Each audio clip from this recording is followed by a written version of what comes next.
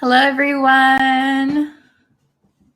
Hello, hello. Are you having a great day so far? I apologize for yesterday. I got really busy. My appointment ran longer than I expected, and I wasn't feeling that well. So I'm so sorry I didn't post a video on YouTube or Facebook. I'm very sorry about that. But today we will have a lesson. Let me move my mic a bit closer. Hello, Golden. Hello, hello. Before we jump into today's lesson, if you haven't yet and you would like to know when I go live, when I post quizzes, when I post new lessons, you can subscribe to me on YouTube, follow me on Facebook, and you can turn on notifications over there. I'm also on TikTok. You can find me over there too. Tatetwin, hello. Are you okay? Yes, I'm okay. If you've been following me for a while, you'll know I got really sick in March, and I still have to go to the hospital for checkups. I had a really nasty virus, not coronavirus, but I had a really nasty virus, and it's still in my system. So it's really easy for me to get sick. So I apologize for that. Okay, so we're going to look at phrasal verbs. I only have a little bit of time, so we're going to jump into it right away. We're going to learn phrasal verbs with off, okay? Very good. So, phrasal verbs with off. Let's take a look. The first one we have is better off. Better off, okay?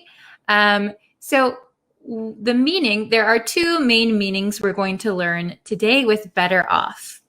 The first meaning is in a more satisfactory situation than you were before. So your situation is better now than before. Okay, very good. The second meaning is having more money and a better level of comfort in your life than you had before or than someone else has, okay? So basically, when we use better off, you are in a better situation than before, okay? So it could be just about your situation, or it could be specifically about money and comfort level, okay? So let's take a look at some examples. Better off. So remember, this is inseparable, okay? We don't separate better off. So here are some examples. I know you loved him, but you're better off without him. Okay? So maybe somebody was in a relationship, boyfriend, girlfriend, husband, wife. I know you loved him, but you're better off without him. Okay? Yes, you can say, I'm better off now. Yes, that is completely correct, Mohammed. Very good. Okay, so even though you loved him, you are in a better situation now without him. Okay, he wasn't good for you. The next one, you're better off not knowing. You're better off not knowing. So this could be about anything, about what somebody said, about gossip, about maybe a diagnosis. You're better off not knowing.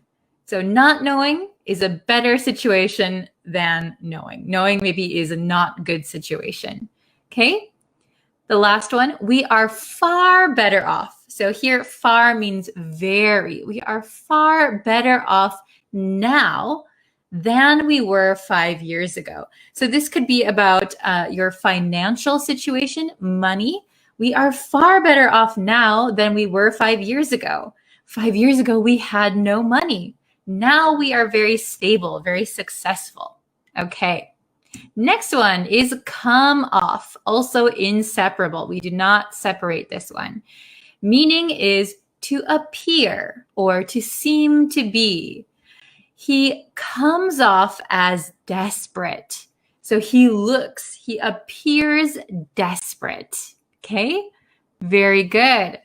The next one, I don't want to come off as rude. I don't want to come off as rude. So I don't want to appear to other people as a rude person. Okay, very good.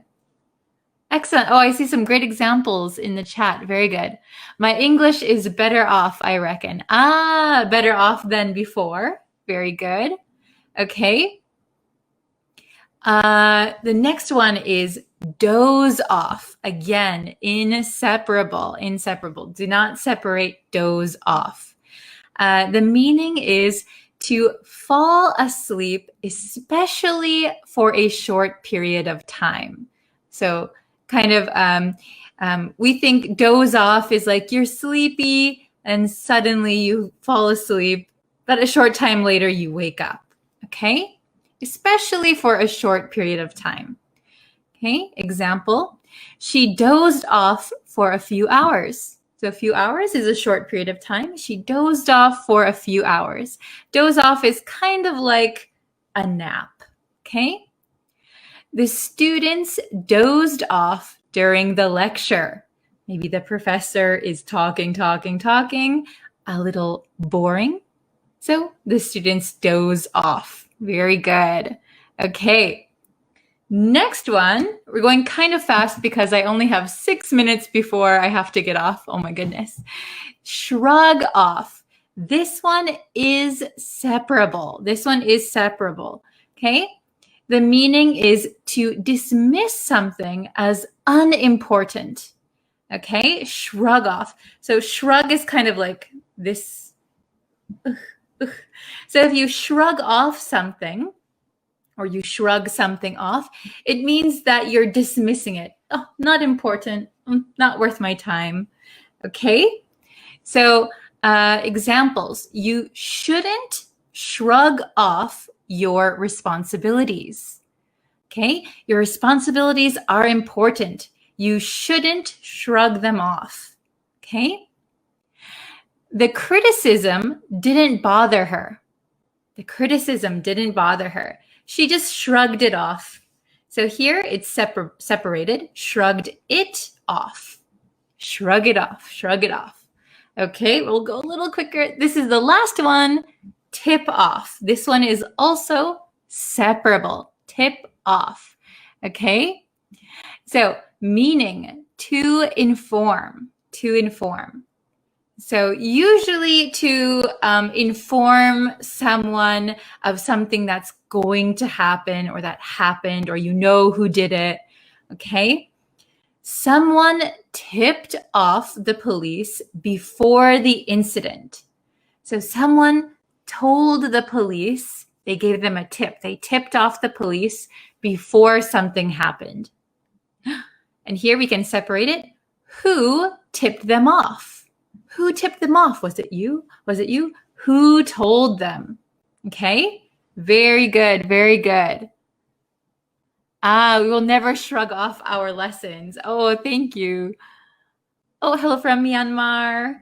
Okay, so let's answer some questions really quick. We have 5 questions and 5 phrasal verbs with off. Better off, come off, doze off, shrug off, tip off. I only have 4 minutes left. Oh my gosh. So my schedule is so packed today. I'm so sorry. So number 1, before setting my alarm clock. When do you set your alarm clock? Probably before you go to sleep, right? So before setting my alarm clock. Oh, Aliawan, perfect. Very good. Okay. Excellent, TF Ran. Good job. So the correct answer for number 1 is dozed off. Very good. I dozed off before setting my alarm clock. Number 2 is separable. If you have back pain, you shouldn't something. Okay? Aliwan, perfect. Oh, Tetetwin, very good. Okay. Number 2, if you have back pain, you shouldn't Shrug it off. Very good. You shouldn't think, oh, it's not important. Maybe you should go to the doctor. Number 3, you'll be something if you study more now instead of going out with friends. Very good. You'll be if you study more now instead of going out with friends. Can you get number 3? Ali, very good. Excellent. Good job, Kat. Marfa. Very good. Okay. You'll be better off if you study more now. You'll be in a better situation. Excellent, excellent. Number 4, because he's shy, he can as arrogant. Because he's shy, he can as arrogant. Oh, very good, very good. Ali, Mohammed, good job. Mohammed again, good job. Okay, very good. Come off. He can appear as arrogant. He looks arrogant, but he's just shy. Okay? Number 5, the last one. The police were about the bank robbery. This one's easy, right? We only have one left. The police were about the bank robbery. Oh, good job. Very good. Okay, the last answer is, so we have were here, so we got to change it. Tipped off. Very good. The police were tipped off about the bank robbery. Excellent. Good job. I hope you got all 5 correct. We went through it kind of quickly today. If you need more help, you can always go back and review this lesson. Maybe you can write down the words that you didn't know. Okay, very good, everyone. So let's see. I will do my best to put up a YouTube video again today. And yes, I'm just so packed with my schedule. I'll do my best. Okay. Thank you, everyone, for watching, and I will see you very, very soon. Thank you again. Take care, everyone. Bye-bye.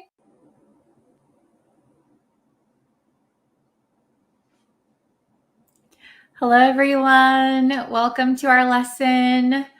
So I'm going to wait for a few people to get in the chat before we start. But if you guys haven't yet, and you want to know when I go live, when I have new lessons, please subscribe to the YouTube channel. The YouTube channel has all of the lessons. So, and they have, the YouTube page has exclusive lessons. I also do live streams on Facebook, but slowly everything will be on YouTube. So don't forget to just subscribe to YouTube, but also like the Facebook page. Yes. Okay. So thank you guys for joining me today. We're going to be having a vocabulary test today. Vocabulary test. Hello, Carlo. Carlo, how do I pronounce your name? Carloe? I hope I pronounced it right. Hello, Ciao. Hello, Welderfield. Hi. How are you? Thank you for joining. Yasumi, hello. Hi, everyone. Hello from Mexico. Nice. Okay, so we're going to have a vocabulary test today. So recently, we've been doing lots of reading comprehension lessons, and there's been a lot of new vocabulary that we've learned. So today, I'm going to test you on those new vocabulary words. So I hope you're ready. I hope you were paying attention in class. Oh, Danielle. Hi, Bree from Venezuela. Long time without joining your sessions. Oh, welcome back. Hello. Hello from Iran. Hi. Hello from India. Okay, so we're going to be looking at vocabulary today. So like I said, we've been learning a lot of new vocabulary through our reading lessons. So today we are going to test you and see how much you remember, how much you were paying attention. Okay, very nice. Okay, so I'm going to share my screen. Okay, everybody can see it all right? So vocabulary test, how much do you remember? Okay, it's a real test. So question number 1. Ta-da! Okay, question number 1. We wandered around the something town for hours. We wandered around the something town for hours. We have A, picturesque, or we have B, panoramic. Which word best suits this sentence? Which one is best suited for the sentence, okay? Oh, I see some people saying A, some people saying B. Okay, this is a little bit tricky. I kind of chose these words on purpose because it is a little tricky. So let's see. We wandered around the... Ta-da. The correct answer for number 1 is picturesque. Picturesque, okay? We wandered around the picturesque town for hours. Okay, so why is picturesque the answer? Picturesque means attractive, beautiful. It's like as beautiful as a picture. So a picturesque town is a very beautiful town. It is picturesque. Panoramic means a wide view. So usually we wouldn't describe a town as being panoramic. We would say a view is panoramic. So for example, if you go to the top of a tall building and you look out and you can see all across the ocean, we would say that is a panoramic view. Okay, you can see all the way around, usually from a high place. So an amazing view. But we wouldn't describe a town really as being panoramic. Okay, the view is panoramic from the town, but the town is picturesque. Okay, that is a really tricky one. That is a really tricky one, but the best one to complete the sentence would be picturesque. Very good, very good. Let's try question number 2. Ooh, okay, some new words we have. The holiday was banned by the royal... Now this is hard. The holiday was banned by the royal lure, or the holiday was banned by the royal edict. Okay, so we learned these words very recently. I think we just learned edict yesterday or 2 days ago. So I hope you remember. Okay. Very good. I see A, I see B, A, B, A, B. Okay, so a little tricky. So the correct answer is edict. Oh, very good. I see Ted Win got it. Muhammad Fahim got it. Very good. Hani got it. Hani Ahmed. Okay, the holiday was banned by the royal edict. So let's take a look. What does lure mean? So we learned lure as a verb. That means to tempt to do something or to go somewhere. So we learned, I think, in the Italian town, wanted to lure, pull people in to their town. So please come to our town. We'll pay you to live here. We're luring you in. So a lure, which is a noun, is when you have a fishing pole and you go fishing. The lure is the thing that the fish bite. So that's why lure as a verb means to tempt people to follow you or to do something, to go somewhere. Okay, so the royal holiday was banned by the royal lure doesn't really make sense. So let's look at B. So edict is an official order or proclamation issued by a person in authority. So a royal edict is an official order from the royal family or the royalty in the country. Okay? So edict is a proclamation, an order, official order by an authority. Okay? Very good. Okay, so number 3. Let's try number 3. We are looking for people to join our department. Ooh, we have tech savvy or long-term basis. We are looking for tech savvy people. We are looking for long-term basis people. To join our department. What do you think is the correct answer for number 3? Oh, I see. English teacher says edict is an ordained. Yeah, like an order. Muhammad Fahim says A. I can't read your name, but I always see you, says A. A, B, B. Okay. Very good. So the correct answer is tech savvy, tech savvy. So this is, again, a really tricky one. I tried to trick you guys. We are looking for tech savvy people to join our department. Now, what does tech savvy mean? So tech savvy means you are proficient.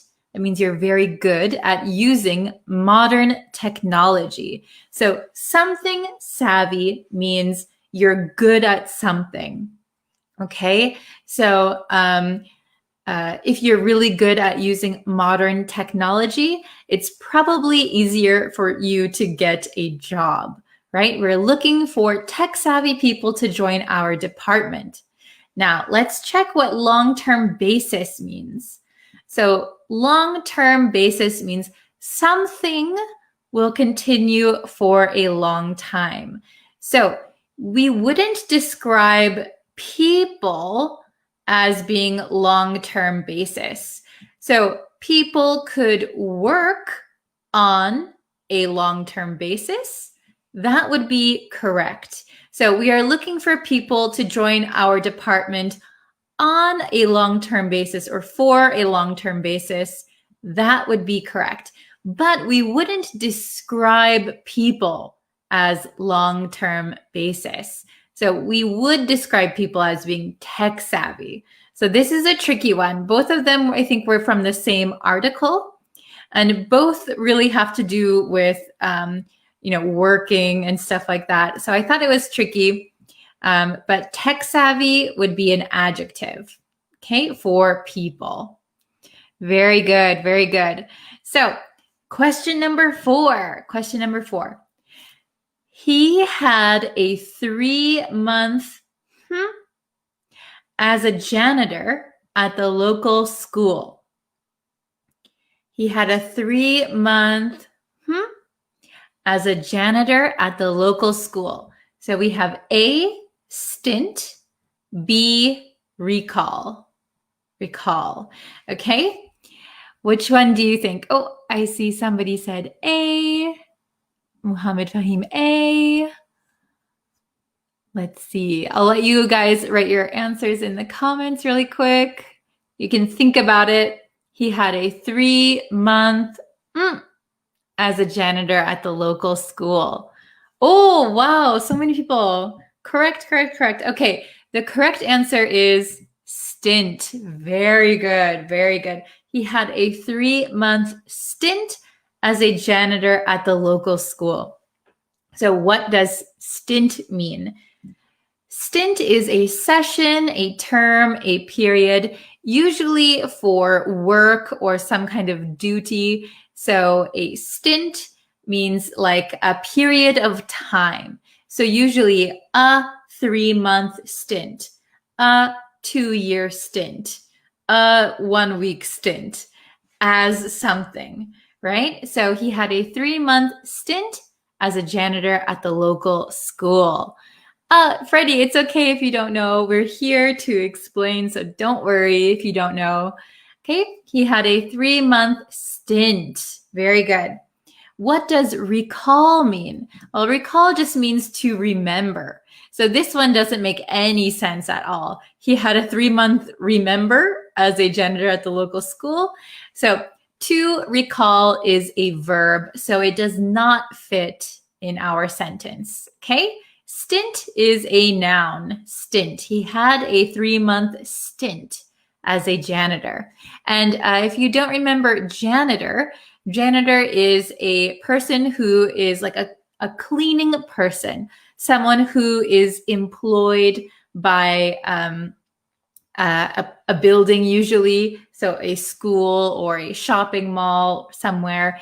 And the janitor is the one who cleans up. They clean the floor, they, organize things. That is a janitor. Okay, very good. Okay, so let us go to the last question. Last question. Let's see if you can get this last one. Ooh, okay. You live in London now, but where do you something? Okay, you live in London now, but where do you? Okay, we have hustle. You live in London now, but where do you hustle? Or you live in London now, but where do you? This is hail from. Okay, is it A, hustle, or B, hail from? Oh, very good. Okay. So I see a lot of people writing the correct answer. Excellent. Okay. So the answer to question 5 is hail from. You live in London now, but where do you hail from? So what does hustle mean? Let's take a look at hustle first. So hustle means work hard or a state of great activity. So for example, I work 9 to 5 at my day job, but I hustle on the weekends. So if you say I hustle on the weekends, maybe you have a side business, your own private business, or like a part-time job. So you work your regular job and then you're hustling, working really hard on the weekend. Or I saw somebody say hustle and bustle in the comments. So we can talk about the hustle and bustle of the city. So the city is very busy. People are rushing around, the hustle and bustle of the city. So it means a state of great activity. There is a lot going on. So in the city, there's a lot of hustle and bustle. In the countryside, it's a lot more calm and peaceful. Okay, so what does hail from mean? Let's recall what hail from means. So hail from means to be from or to come from. So where were you born? Where did you grow up? Okay, you live in London now, but where do you hail from? Where are you originally from? Okay, hail from. Very good. Okay, so I see a good one. Very good. I hail from Kashmir. Excellent. I hope I pronounced it correctly. Very good. Okay, so that was the test. There were 5 questions, 10 vocabulary words. I hope that you were able to get a good score. Let's see.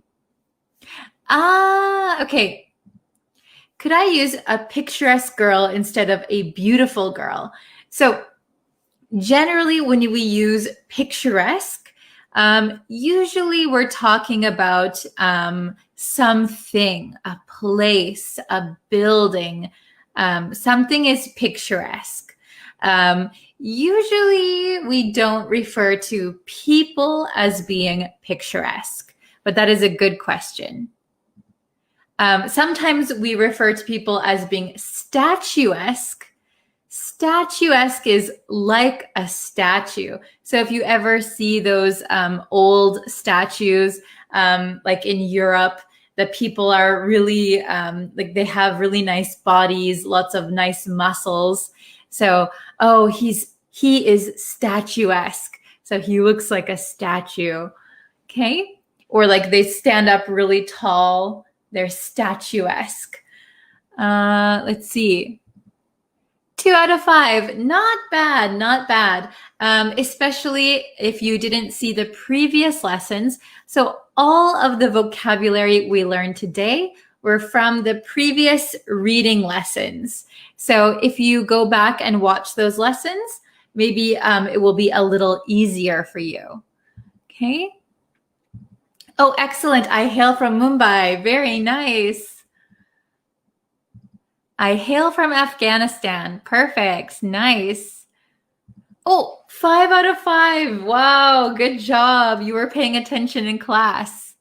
Good. Hustle equals fraud. So yes, hustle has several meanings. And if you hustle someone, that means you are like defrauding someone.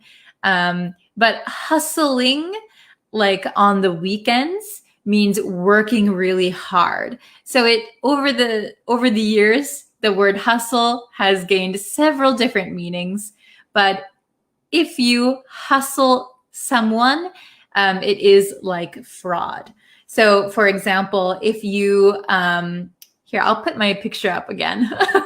So if you, for example, you and your friend go to play pool. Do you know pool?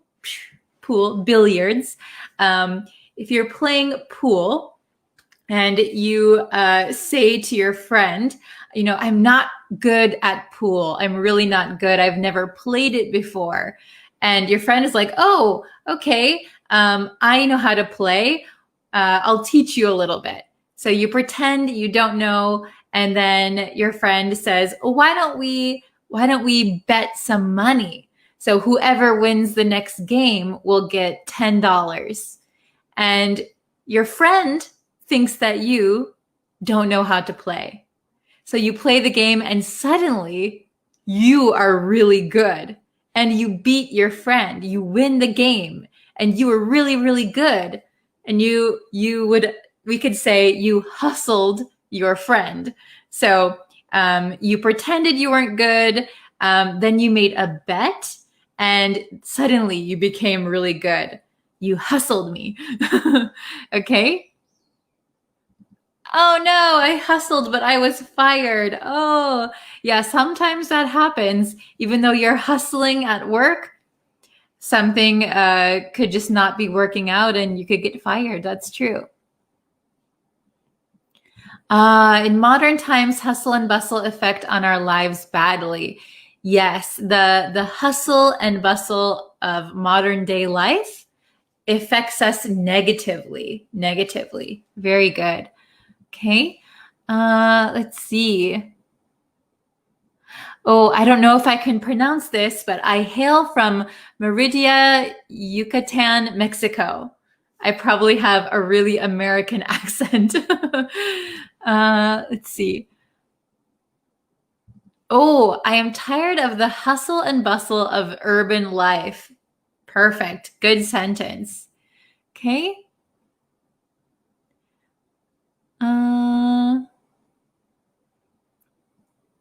Very good.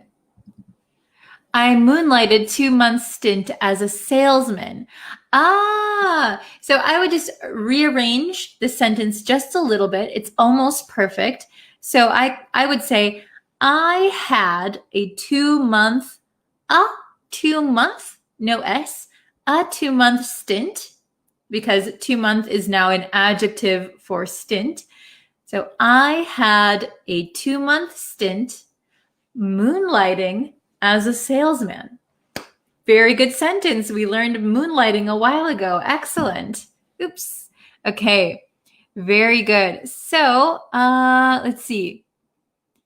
Very good. So, if you guys need more review, go back to the previous reading comprehension lessons, and you will be able to see the words we did today in the articles. Okay. So I hope that you can go and check those out. You can rewatch this lesson anytime. And please subscribe to the YouTube channel, like me on Facebook, and turn on notifications. That really helps me out a lot. Okay, so thank you guys so much for watching. We'll have a lesson again on YouTube later today. All right, thank you everyone. Bye-bye. Hello everyone, welcome to today's lesson. It's going to be a quick one, but I hope you like it and I hope that it's helpful. By the way, if you want to know when I go live and when I post new videos, you can subscribe to the YouTube channel. You can press the little red button down there and turn on the bell notifications. And that way you should get a notification when I go live and when I post new lessons. Okay, I apologize for my voice. I still have a little bit of a raspy voice. I've been having a cold on and off, but I feel okay. So we're going to look at the difference between listen versus hear. Listen versus hear. Do you know the difference? I think some of you might know the difference, but we're just going to go over it for those of us who don't know the difference. So listen and hear are very similar, right? It has to do with noise coming to your ears. However, when we use listen when we intentionally get sound to our ears. So we are paying attention to the sound. We are intentionally listening. So you might listen to this lesson. So you are paying attention, you are concentrating. You might listen to your teacher.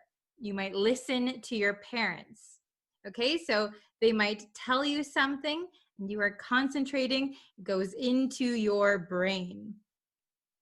Now, here is for noises that we're not paying attention to, and maybe we're not even trying to hear them, right? So we're not trying to make the sound come through our ear and stay in our brain. So when we hear things, it might be things around us. So when I ride the train, I can hear people talking. I'm not paying attention to what they're saying, but I can hear the noises. I know that somebody's talking, but I'm not paying attention. We would use hear. You can wake up and you can hear the birds chirping outside. So it's just kind of in passing. You hear noises, okay? So listen versus hear. When we use listen, there's also one good point to remember. When we use listen requires to. So we listen to something or we listen to someone. With hear, we do not use to. So we don't hear to someone, hear to something. No, that sounds strange. Okay, so we hear someone. We hear something.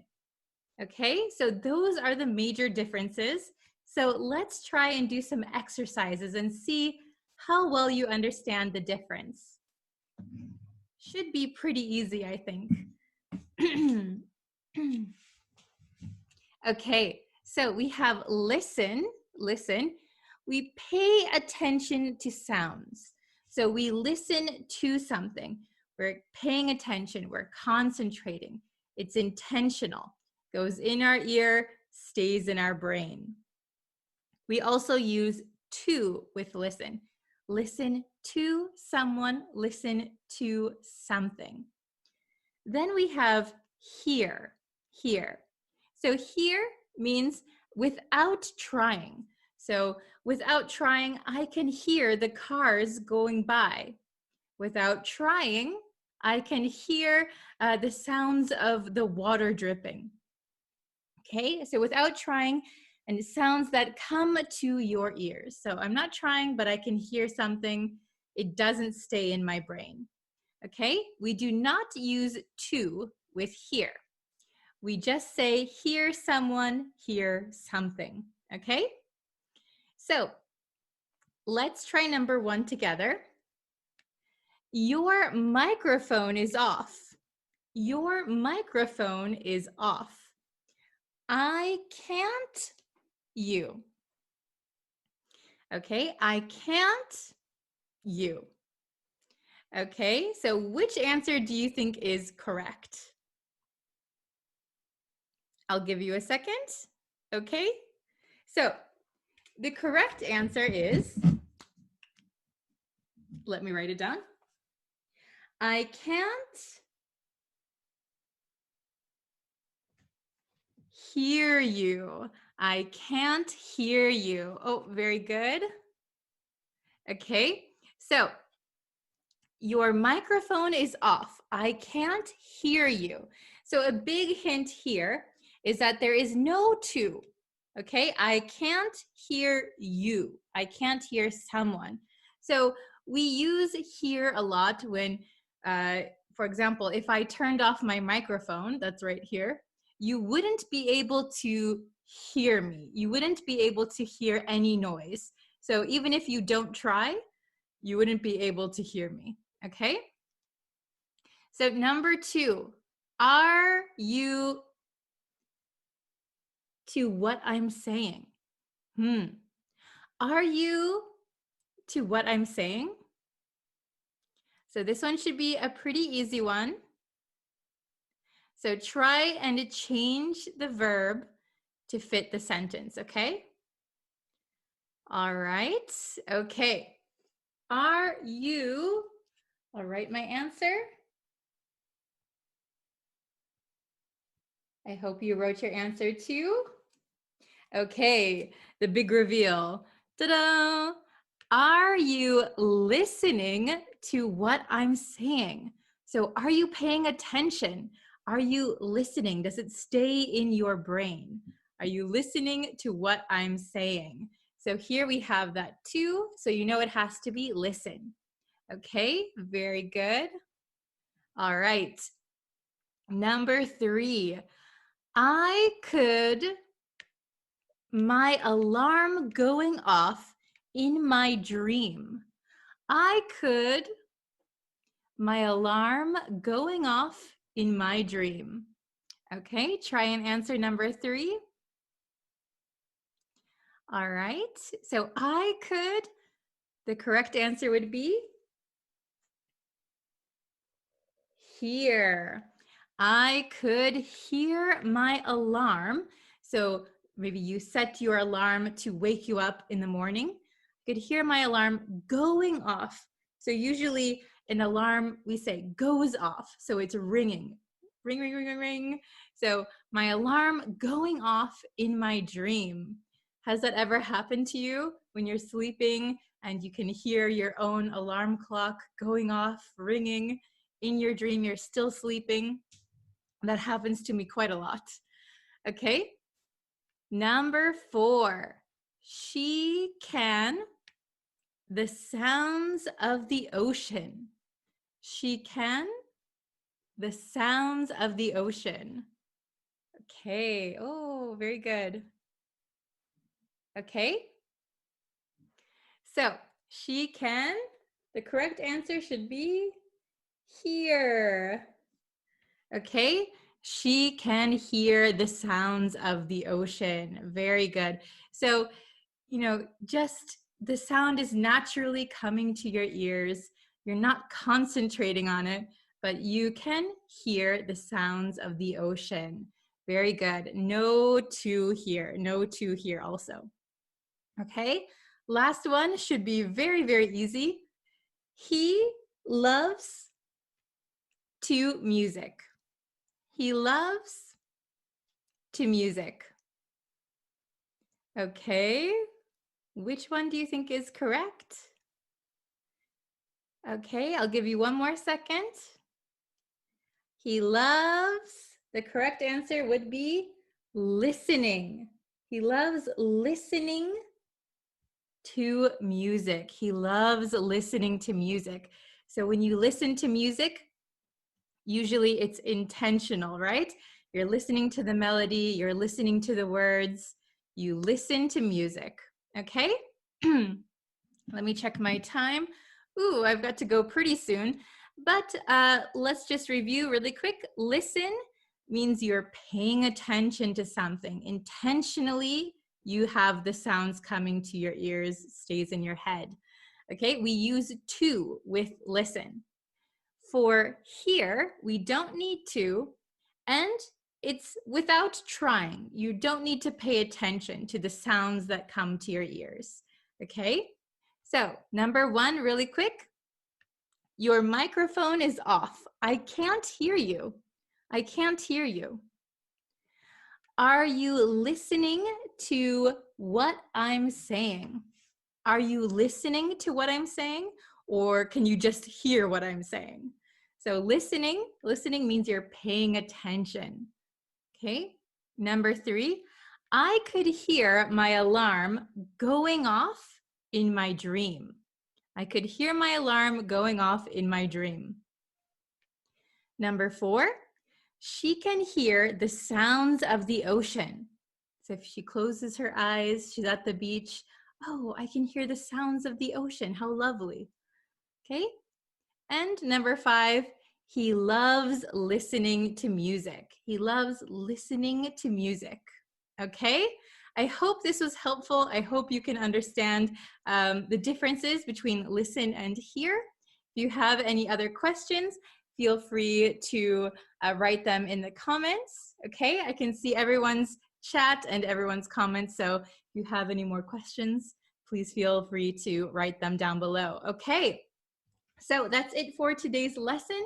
Thank you all for joining me today. I will have another new lesson tomorrow. Every day on YouTube, I have new lessons, so please subscribe so you know when they are coming. All right. Thank you, everyone. I will see you guys tomorrow. Have a wonderful day. Bye, everyone.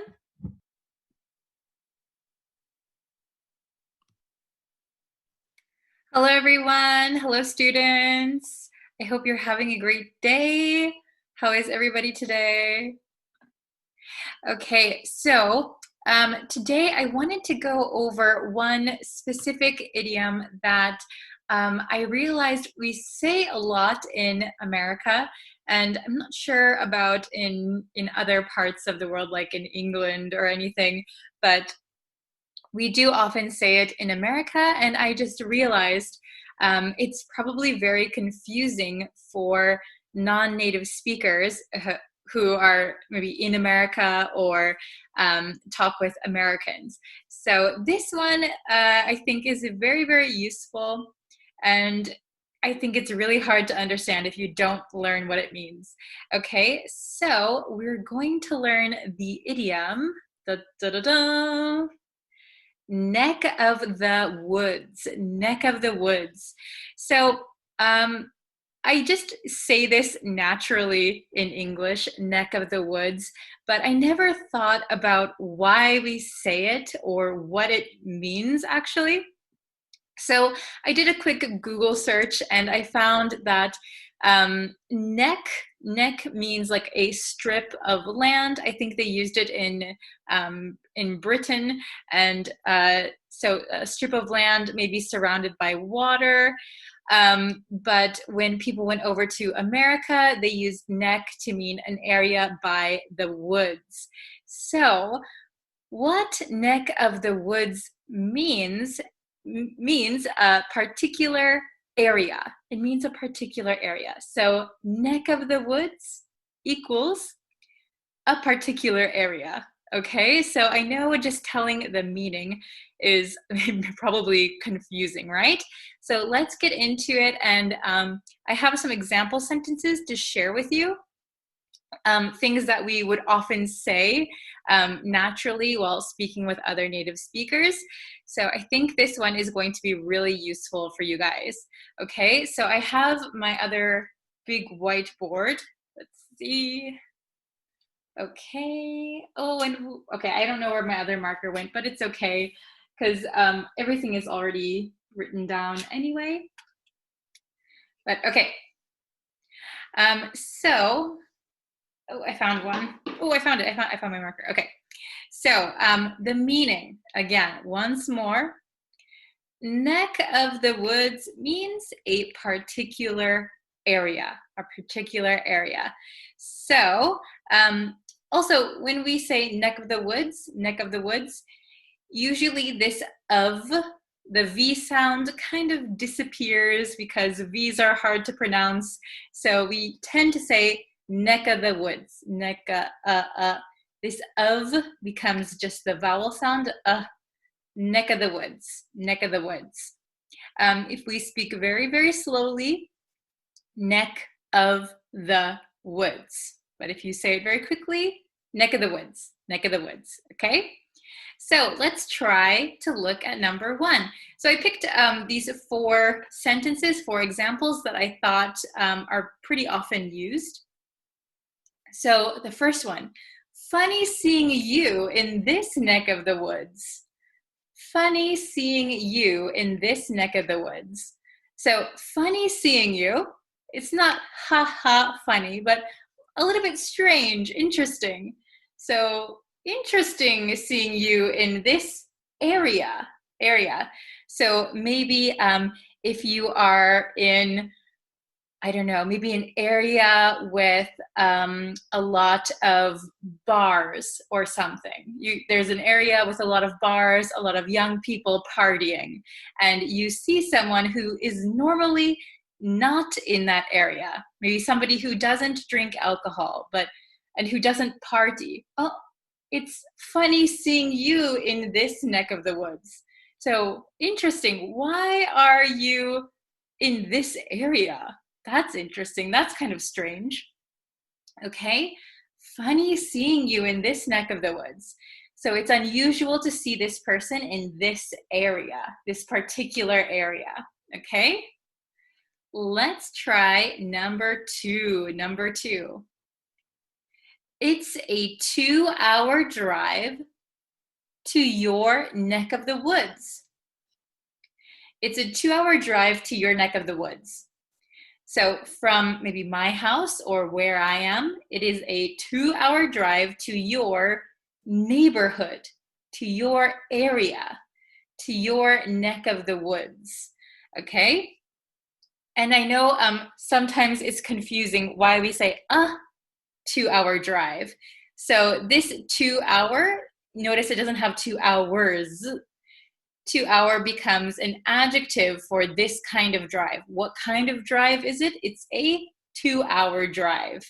Okay, so we're gonna put a and 2-hour with no S. Okay, it's a 2-hour drive to your neck of the woods. So it is a 2-hour drive to your area, to your neighborhood, to your neck of the woods. Okay, are you following me so far? I hope it's a little bit easy. It's a very simple meaning, right? Just a particular area, okay? Let's look at number 3. I'll be near your neck of the woods this weekend.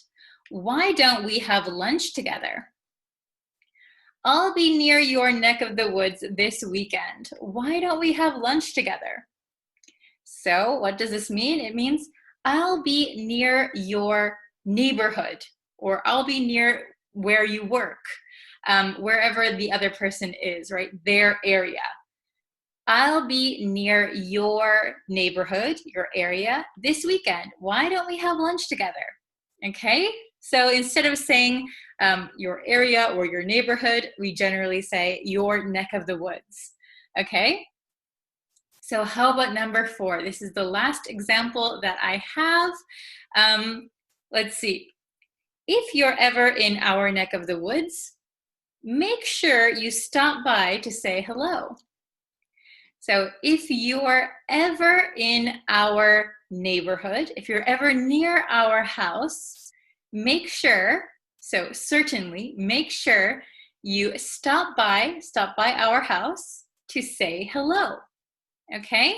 If you're ever in our neck of the woods, make sure to stop by and say hello, okay? Is it understandable so far? If you have any questions, please leave them in the comments. You can always leave them in the comments. I will try and answer as many as I can. Okay, so let's just go over this. Oh, I erased the exclamation point, but it's okay.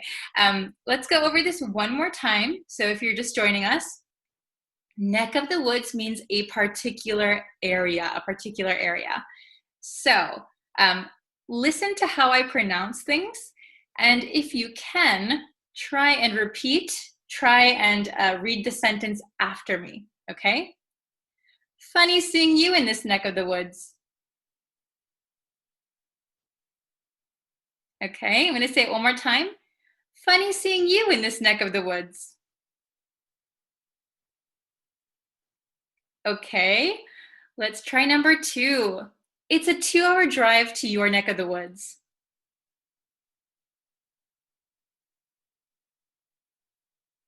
Okay, it's a 2-hour drive to your neck of the woods. Very good. Number 3. I'll be near your neck of the woods this weekend. Why don't we have lunch together?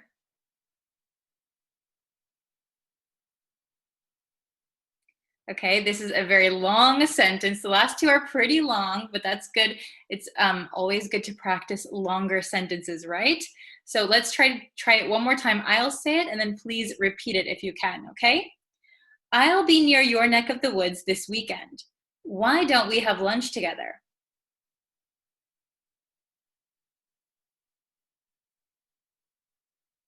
Okay, and the last one, it's also long. Let's try our best. So please listen first. If you're ever in our neck of the woods, make sure you stop by to say hello.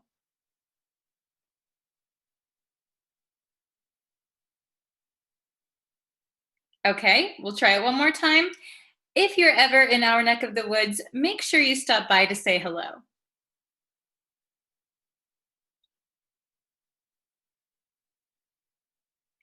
Okay, could you do it? Very good. So I know, especially with the longer sentences, if you're trying to say it, you might stumble over your words. That's okay. This is the first time you're probably hearing this expression. So if you want to master this expression, this idiom, I would suggest saying it over and over, right? Neck of the woods, neck of the woods, neck of the woods, neck of the woods. So the more times you say it, the more your muscle memory will remember how to say it, remember how to form these words. So it will become natural, okay? So remember that practice and repetition are the best ways to mastering a language, okay? So I hope this is helpful, especially those of you who are living abroad. You might often hear people say this, and it might be confusing at first, but I hope this will help you. Okay, so thank you everybody for watching today's lesson. I'll be back probably tomorrow with another lesson. And again, if you have any questions, please leave them in the comments below. Thank you guys so much, and I will see you for our next lesson. Okay, bye.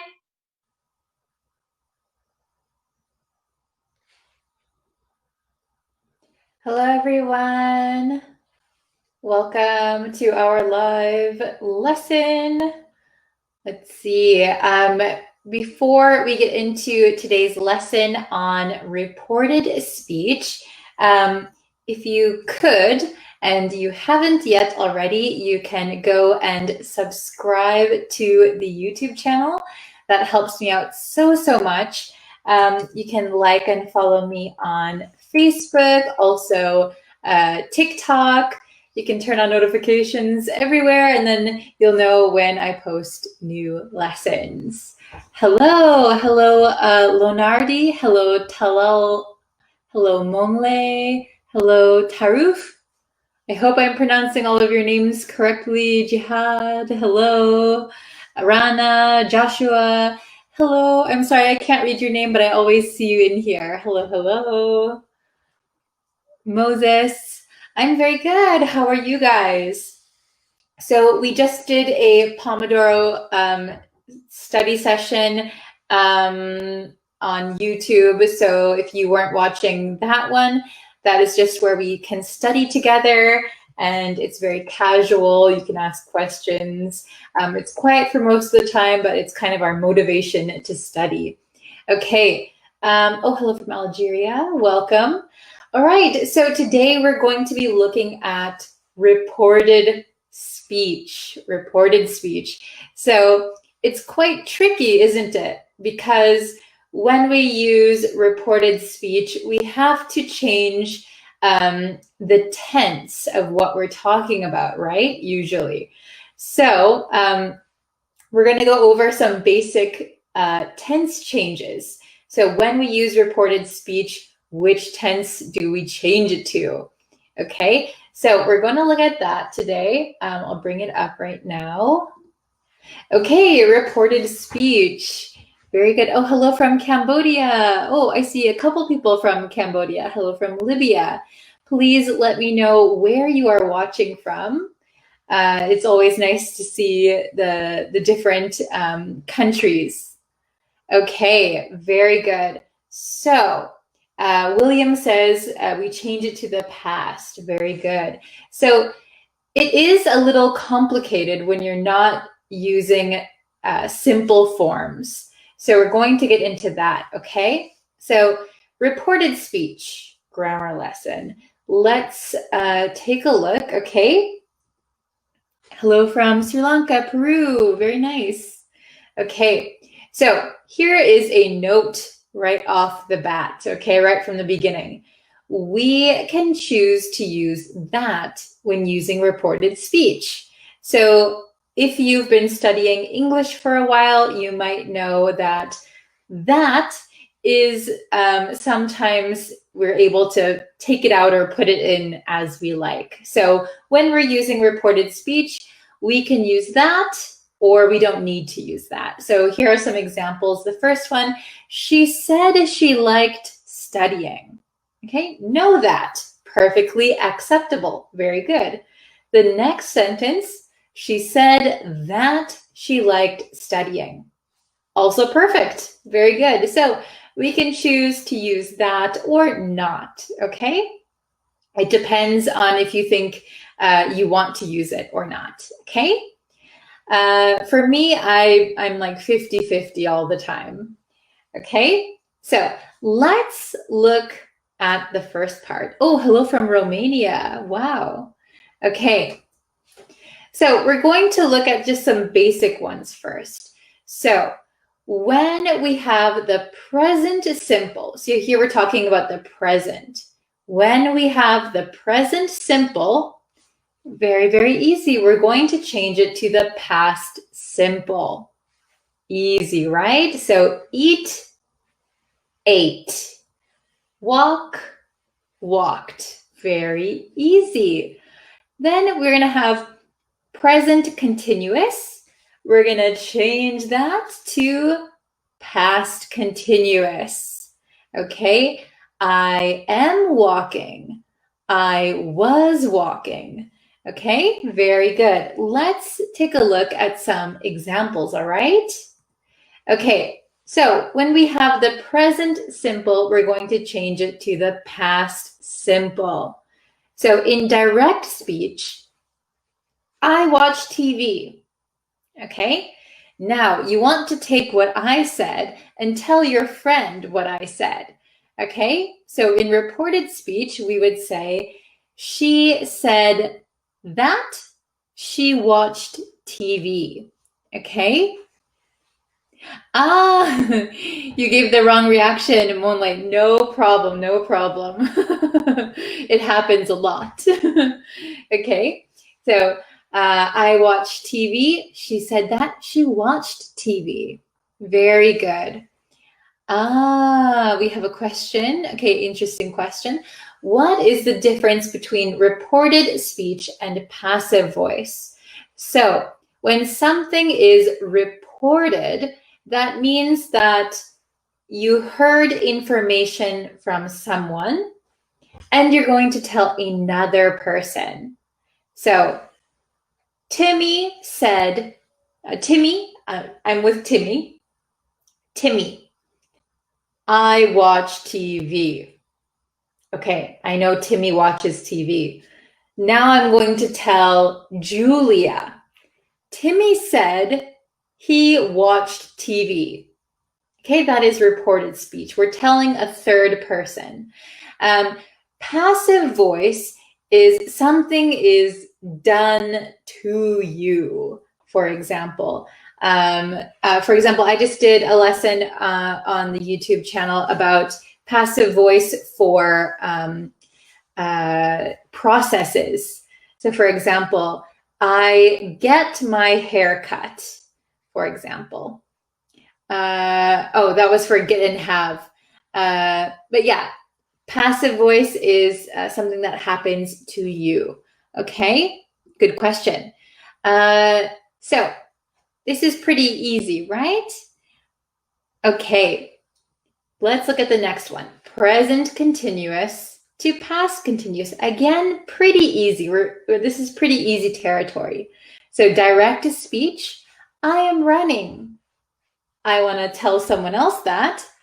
She said that she was running, okay? Past continuous, very good.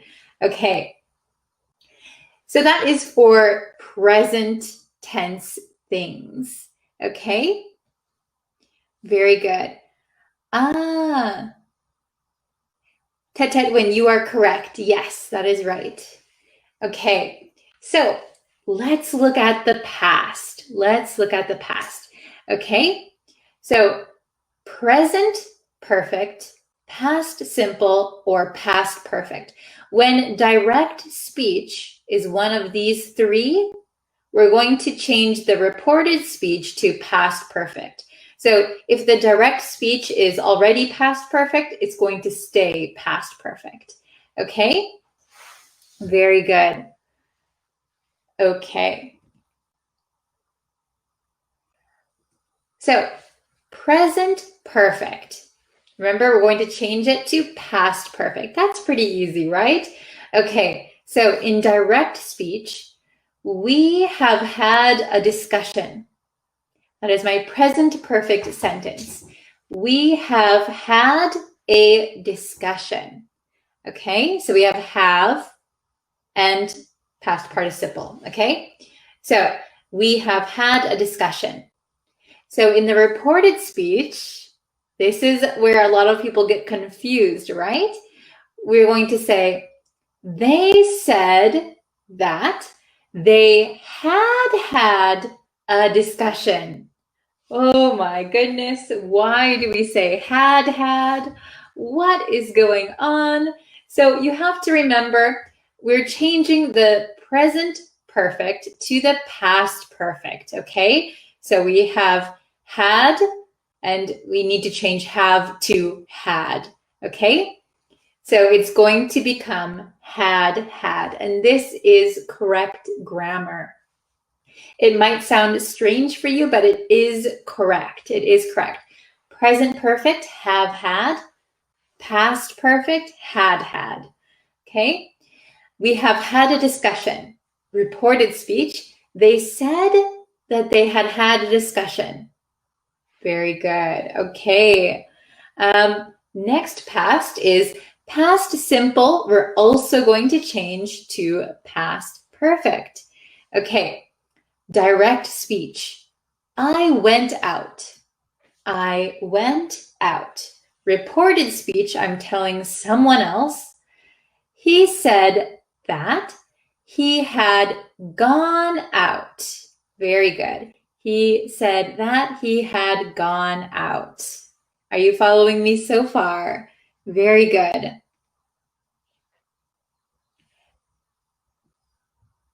Oh, very good, very good. Yes. Okay. Next one, past perfect to past perfect. So already past perfect, so we're just going to keep it in the past perfect. So we have direct speech. I had eaten dinner already. I had eaten dinner already. Reported speech, he said that he had eaten dinner already. Very good. So we're just going to keep it as it is. Had eaten dinner. Had eaten dinner. Had plus the past participle. Awesome. Okay. Very good. Okay. Now let's go to the future. This one should be pretty simple, I think. So if we have will, future will, we're going to change it to would. If we have be going to, we're going to simply change be to was or were. I was, he was, she was, or they were, we were, you were. Okay, very good. So let's look at this one. Future simple will, change to would. Direct speech, I will visit. I will visit. Change to reported speech, she said that she would visit. She said she would visit. She said that she would visit. Okay. Understanding so far? Very good. Excellent, excellent. Okay, future going to. So future going to, we're going to change it to was, were, going to. Direct speech, I am going to watch it. So it could be anything. It could be a movie, a TV show. I'm going to watch it. Reported speech.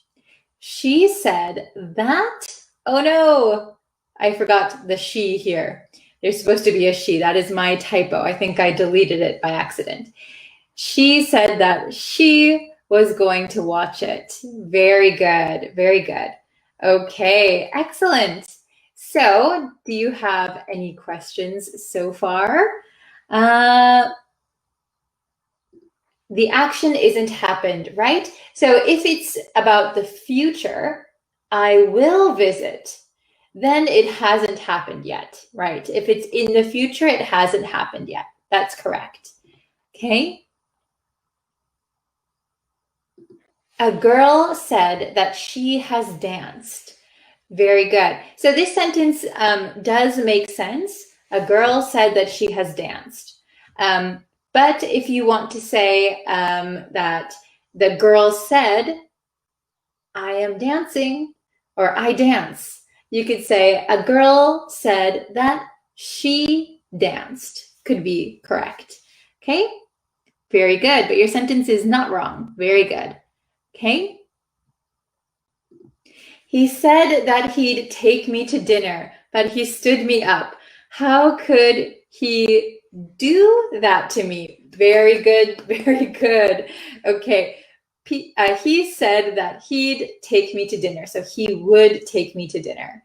Yes, good reported speech, but he stood me up.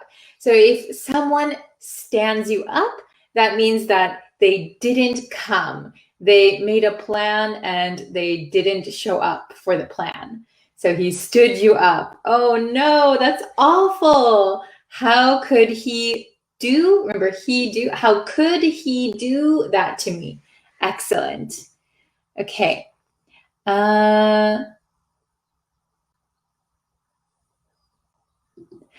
People in Myanmar said they protested the military junta until the end. Very good. Excellent. Excellent. We shouldn't use the present in the reported speech. So basically, yes, we don't use the present tense in the reported speech. However, sometimes native speakers do use the present tense in reported speech. That is when something is a general fact. Okay? So, for example, in the example, let's give the example. I like ice cream. I like ice cream.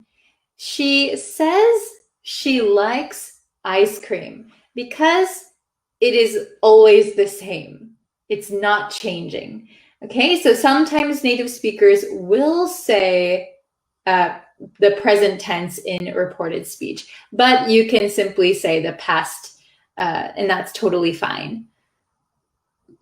Thank you for teaching this topic because I have never known this part of grammar. Oh, I'm so glad that this was useful for you.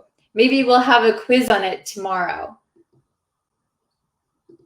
What is the meaning of stood me up? Yes, so if someone stands you up, so he stood me up, means that they made a plan.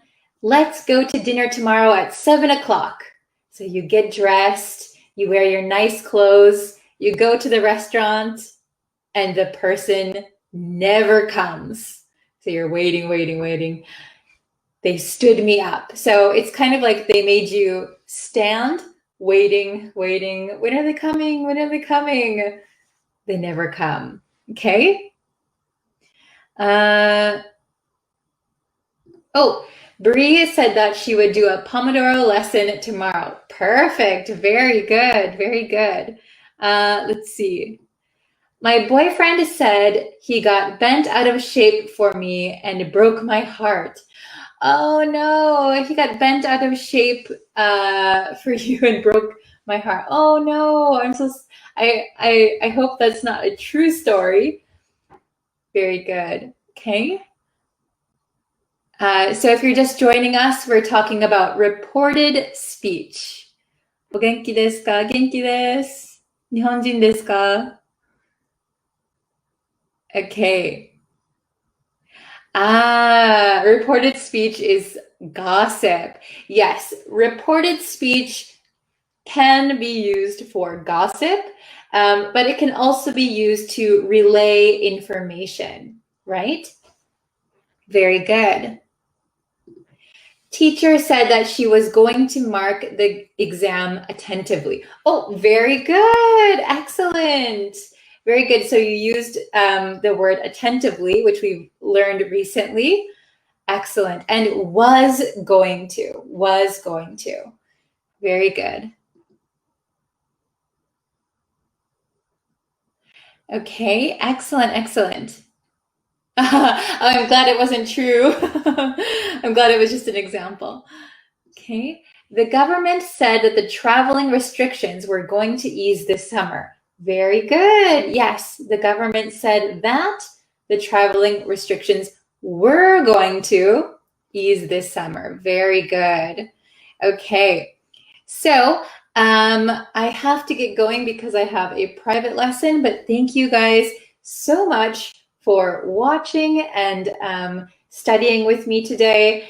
If you could, I would really appreciate it if you would subscribe to the YouTube channel or like me on Facebook or TikTok. You can follow me everywhere. I post all the time, so hopefully you'll get a new lesson every single day.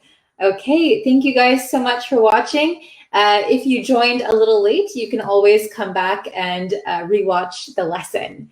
Okay, thank you so much, and I will see you guys again tomorrow. Maybe we'll have a test on this reported speech tomorrow, okay? Very good. Thank you, everyone. Bye. Hi, everybody. Welcome back to another English lesson. If you would like, please hit that red subscribe button, and that way you'll know when new lessons are uploaded.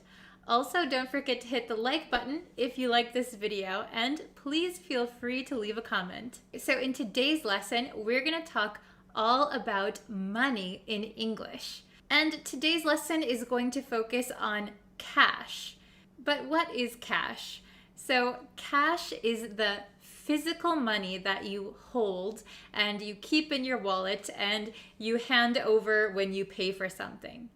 I know a lot of people have started using just credit cards or debit cards, and we're going to get into those in a different lesson. But for today, we're going to focus on cash. let's start with the basics. It's probably the same in your country, but we have bills like these. These are bills, and bills are paper money. Okay, so we have quite a lot of different kinds of bills in the US. Bills are paper money. We can also call these dollars. Then we have smaller change. And in America, we have 4 different types of change, and we call them cents. So dollars and cents. So when you have a price like $5.10, the bigger money before the decimal is called dollars. And after the decimal, we call them cents. So 10 cents, $5. $5.10. Now let's get into the names of each specific coin, because in America we give them names. So just by looking at these coins, which one do you think is worth the least? And which one do you think is worth the most? This can be a little bit tricky because size doesn't necessarily mean value. Okay? Bigger is not always better in this case. Just by looking, you might think the smallest one is worth the least. But actually, it's the second smallest coin that is worth the least. The smallest coin, the 1-cent coin, is called a penny. So here we have a penny. We call this a penny and it is worth 1 cent. Here is the back. Next, we have the nickel, which is worth 5 cents. Then the smallest coin is worth 10 cents, and we call this a dime. It may be the smallest coin, but it's the second highest in value. Then we have the biggest coin, which is worth 25 cents. This is called a quarter. It is called a quarter because it is worth 25 cents, aka 1/4 of a dollar, or otherwise known as a quarter of a dollar. So we call this the quarter. And if you know what quarter means 1/4. So the quarter is 25 cents, which is 1/4 of a dollar. So that name actually makes sense. Okay, so now that you know penny, nickel, dime, and quarter, let's move on to the bills or the paper money. So like I said, we have many different kinds of bills. So for bills, it's actually very simple. We don't really have individual names for each bill, but I will teach you some tricks to sound more native when you're talking about cash. Let's just go over the basics. This is a $1 bill. This is a $5 bill. Unfortunately, I don't have a $10 bill to show you, but it looks pretty much the same as the others. The next one we have is the $20 bill. I also don't have a $50 bill to show you, but I do have a $100 bill. So as you can tell for the bills, they're pretty easy to distinguish. They have the number very big printed on the front. So we just say the $1 bill, a $10 bill, a $20 bill, a $100 bill. Okay, so something dollar bill. We can also just say a 5. Do you have a 5 on you? Now, if you want to impress your friends and sound more like a native speaker when talking about money, instead of saying dollars, you can say bucks. Bucks. I have $5. Could you lend me a buck? My heating bill was $100. Okay, so if you use bucks, you're gonna sound more natural, more like a native speaker who knows what they're talking about. And I'll give you one more pro tip about talking about money. This is a $100 bill, or you could say $100. But if you really want to sound like you know what you're talking about, you could call this a Benjamin. You might think, why are we giving it a name like Benjamin? Well, it's all because of this fella right here. So this is Benjamin Franklin. Benjamin Franklin. You can even see his name, Franklin, written down here. So Benjamin Franklin was a famous scientist, inventor, and he helped forge the Declaration of Independence of America. So that is why he's on the $100 bill. And so we can call this a Benjamin. So if you want to speak very casually, you could say, I dropped a couple of Benjamins on lunch yesterday. That means you spent maybe $200 on lunch, which is a lot. So if you want to sound really American and a little bit casual, you could say a Benjamin. I dropped a Benjamin. That means you spent $100. Got it? So even though a lot of people go cashless today, I think it's still important to know the names of these bills and coins because it's really a part of American vocabulary. And we have a lot of idioms that have to do with money. So I just did a live stream over on Facebook where I taught the idiom a dime a dozen. A dime a dozen. So if you remember, a dime is only 10 cents. It's a very small coin. It's worth 10 cents. And a dozen means 12. So if you get something for a dime a dozen, that means you bought something that was very cheap. So we could say cars like that are a dime a dozen. That means that kind of car is very common and it's not worth a lot of money. That car is a dime a dozen. So thank you for watching this video. I hope you found it helpful and I hope you are a little bit more confident to speak in English about money, especially cash. So please stick around for a short quiz at the end of this video and write your answers in the comments. Thank you so much for watching this lesson and I will see you in the next one. See you later, guys!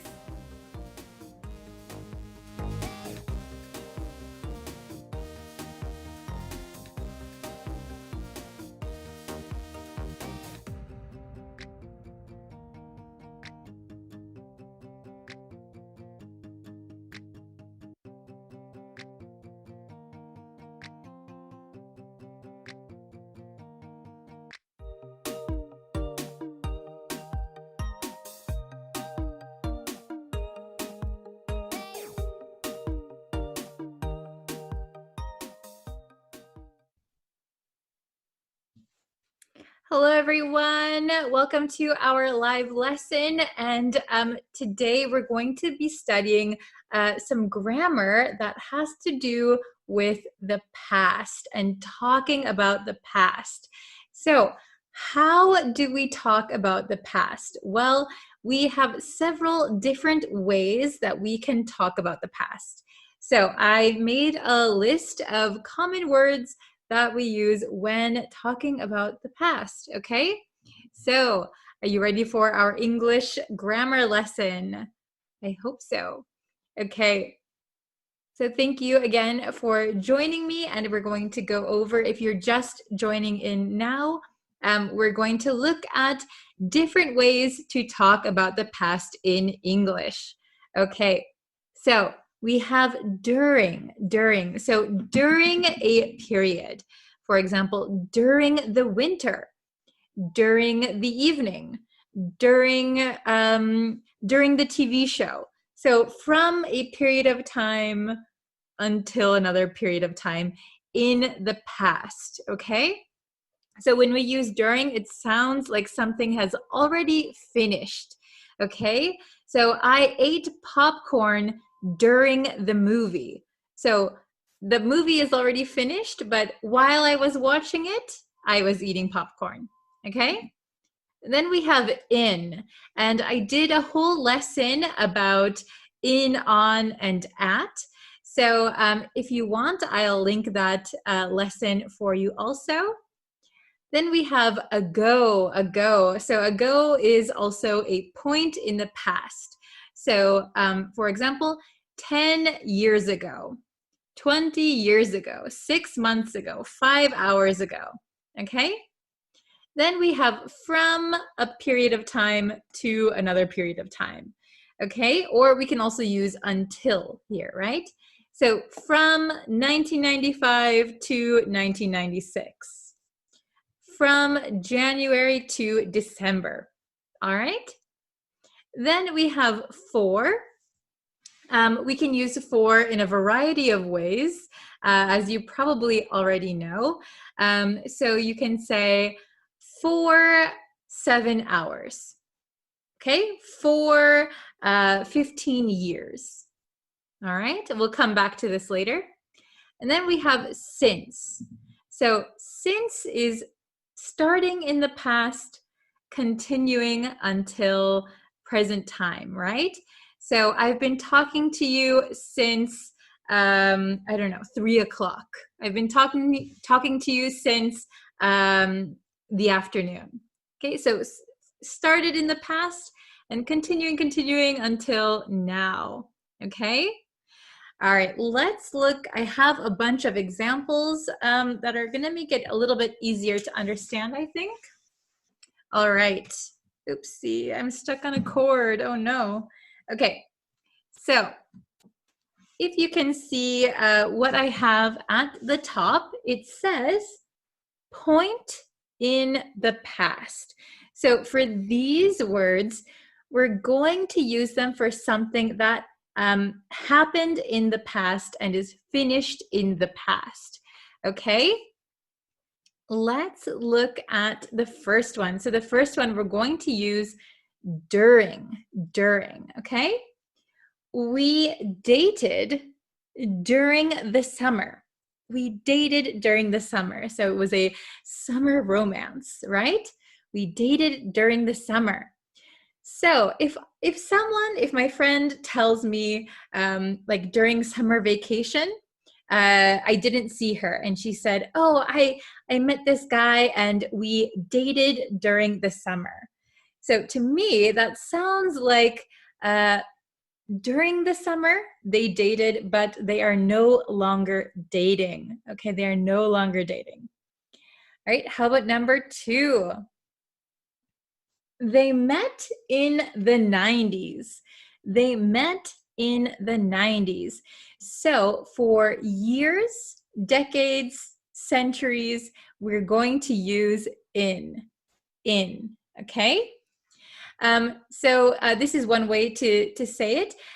If you want to go look at the lesson with in, on, at, I'll link it for you just in case. Okay, they met in the 90s. So usually you don't keep meeting people for the first time, right? So this is a specific point in the past. It's already done. They met in the 90s, okay? Let's look at number 3. I went to the US 6 months ago.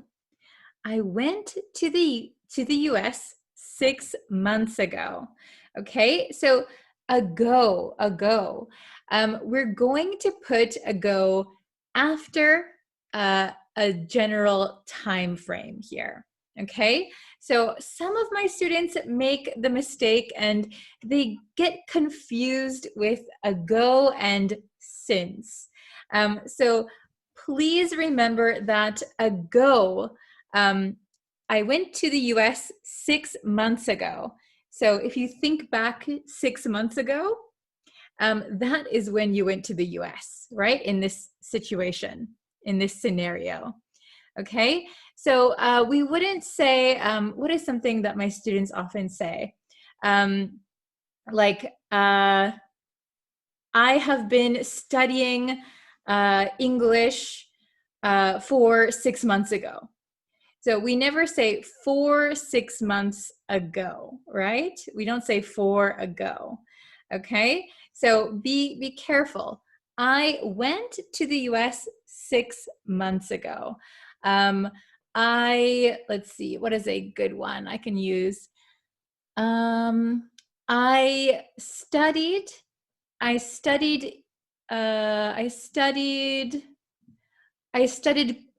cooking. This is true. I studied cooking 1 year ago. I studied cooking 1 year ago. So that means I studied once a year ago. Okay, so it doesn't mean continuing until now. It sounds like it's already finished. I hope that's understandable. Okay, number 4. I was a student from 2010 to 2014. I was a student from 2010 to 2014. Okay, you can also use until. I was a student from 2010 until 2014 is also okay. But this is already finished, right? We have a start and an end, right? From 2010 to 2014. So this time has finished. It is completely in the past. All right, and let's look at number 5. They were married for 15 years. So here we have it in the past tense. They were married for 15 years. That means they're not married anymore, okay? They were married for 15 years. They were married for 15 years, okay? We're talking about the past. All right, now we can look at the next 2 examples. And here I have a period of time that continues into the present. Okay, so it started in the past and is continuing. Okay, so let's look at number 6. He's known her since last year. He's known her since last year. So that means last year they met and they got to know each other and they still know each other. Okay, they still know. So like I said, a lot of students get mixed up with ago and since. Since means something started in the past and continues until now. Ago means it's already in the past. Number 7, I've been studying for the last 30 minutes. I've been studying for the last 30 minutes. So 4, we have up here also, where is it? Here. They were married for 15 years. Here, I've been studying for the last 30 minutes. So I've been studying means I'm still studying. So I started 30 minutes ago, but I'm still studying. I'm continuing to study. Okay? So I'll read these one more time, all right? Number 1, we dated during the summer. We dated during the summer. Sounds like it was a summer fling, all right? Number 2, they met in the 90s. They met in the 90s. So they met for the first time in the 90s. That is in the past. Number 3, I went to the US 6 months ago. I went to the US 6 months ago.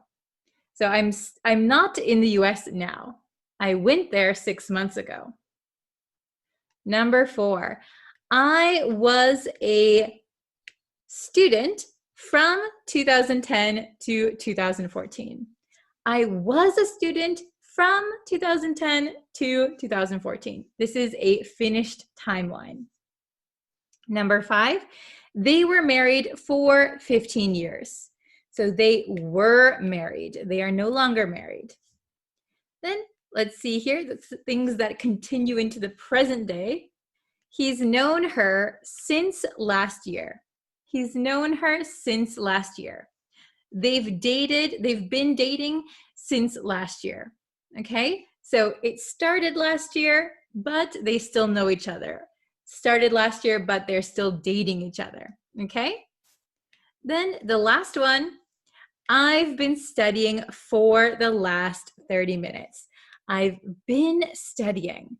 So I'm continuing to study. And we often use like for the last something something, for the last year, for the last 30 minutes, okay? So it sounds like it started 30 minutes ago or last year, continuing until right now. All right, so I hope that was helpful for tips for talking about the past. So I know a lot of the times my students kind of fumble over their words, and they make some mistakes with tenses and also the words that we can use here, right? I think mainly a lot of students mix up since and ago. So just remember to keep those in mind. Ago means something happened in the past and is not currently happening. Okay? Then since means continuing. All right? Okay, I hope this was helpful for you. I hope you learned something new. And I will be back with another new lesson tomorrow. So please subscribe, share with your friends, and I will see you for our next lesson. Have a great day, everybody. See you next time. Bye.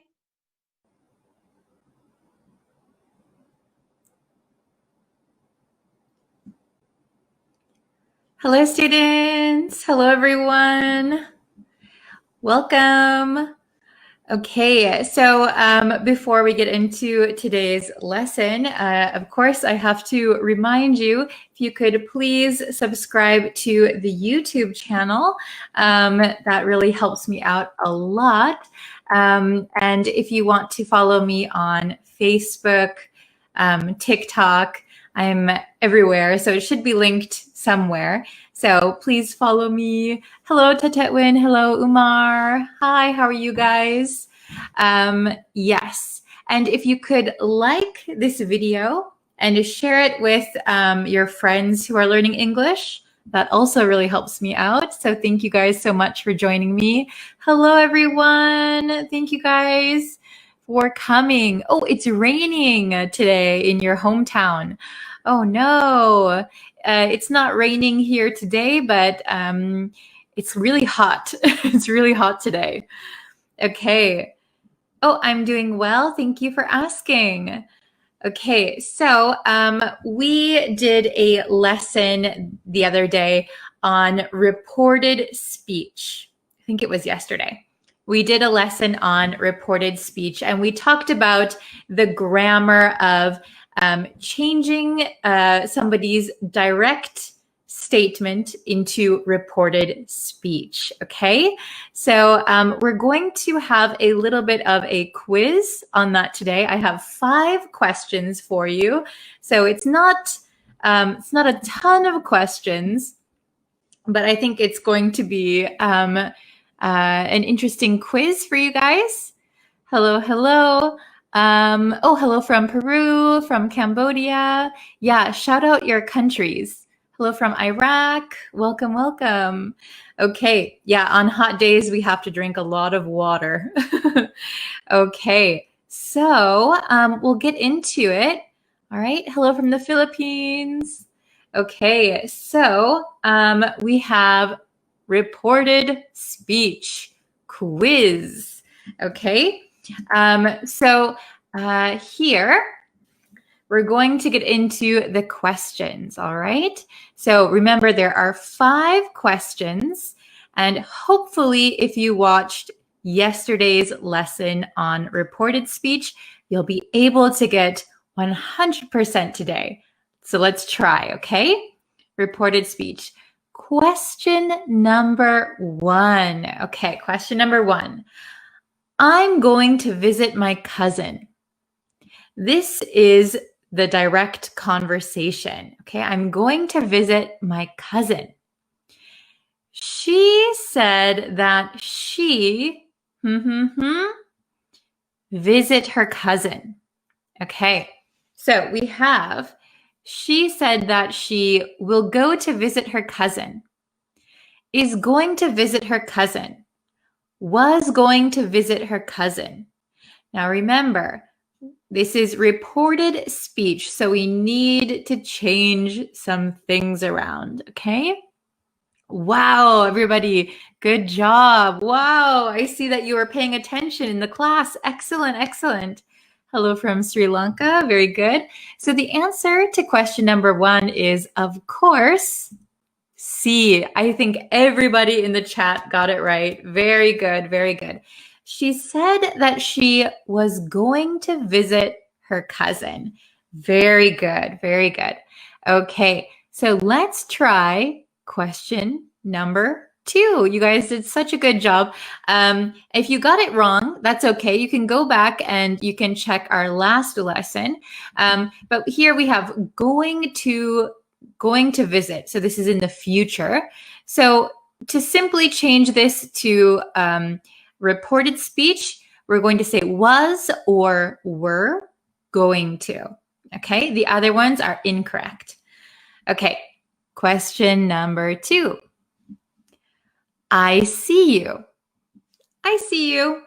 Okay, we're going to change this to reported speech. So, he said that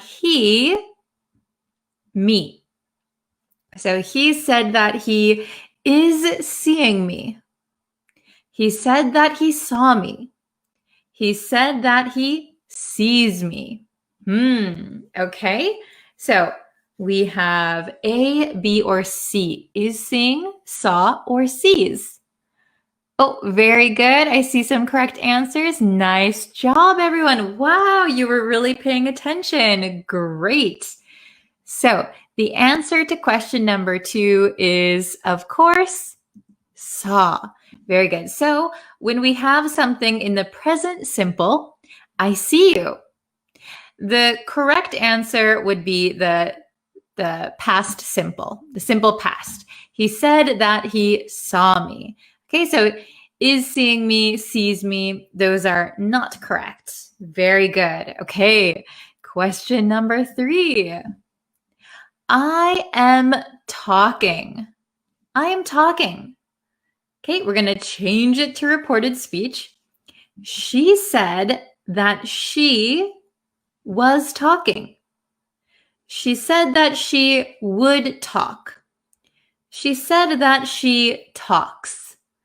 So in the reported speech, I am talking. How do we change this one? How do we change the present continuous? Very good. Oh, excellent, excellent. Okay. You guys are very good. Excellent. Okay, so the answer to question number 3, I think everybody is getting it right. Excellent. She said that she was talking. Very good. We have present continuous, so we're going to change it to was talking, or they were talking. I was talking. She was talking. Very good. Oh, hello from Myanmar and Cambodia. Hello. Excellent. You guys are on a roll. Very good. Okay. Question number 4. There are only 2 questions left. Question number 4. Oh my gosh. I gave away the answer. I didn't mean to tap there. Uh-oh. Okay. Question number 4. I have seen it. I have seen it. Okay, the answer, he said that he something. So he said that he had saw it. He said that he has seen it, or he said that he had seen it. Okay, so I think I gave away the answer. Ugh, silly me, I gave away the answer. But if you're just joining us, maybe you didn't see it. Okay. I'm very klutzy. This is maybe a new word for you. I am a klutz. That means I often make silly mistakes like that, or I drop things. I'm a klutz. So sometimes I reveal the answer before I meant to. Okay, so he said that he, C is correct. Very good, everybody. So he said that he had seen it. Very good. So have seen, we're going to change to had seen it. Okay. He said that he had seen it. If this was a tricky one, go back and review the last lesson on reported speech. I explain everything there in detail. Okay. And we're going to the last question number 5. Okay, if you get this one right, you guys are great. Okay, so the direct speech is, I will meet you there. I will meet you there. Okay, reported speech, she said that she, me there. She said that she would meet me there. She said that she would have met me there. She said that she will have met me there. Is this an easy one or is this a little bit difficult? If you are paying attention to the last class, I think it should be okay. Very good, everybody. Okay, I see so far everyone that I see in the chat has the correct answer. Awesome. I will meet you there. So the correct answer would be would meet. Very good. She said that she would meet me there. Very good. So remember, when we use will in direct speech, I will do something. We're going to change it to would, okay? Can will become could, right? Will, would. Okay? Excellent. Who got 5 answers right? Who got all 5 right? Let me know what kind of score you got. And if you want to practice making some reported speech in the comments, please go ahead and do so.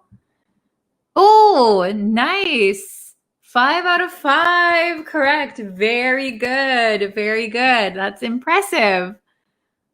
Oh, yay, 5 out of 5. I'm so happy to see that. You are always in the lessons. Thank you for watching every time. 5 out of 5, excellent. I got 5 out of 5 thanks to teacher. Oh, I'm so glad. Okay. Very good, everybody. Wow. Oh, very good. I see 4 out of 5, 5 out of 5, 3 out of 5. Very good. If you have, if you need any more help, you can go back and watch the last lesson on reported speech. There, everything is in detail. Okay.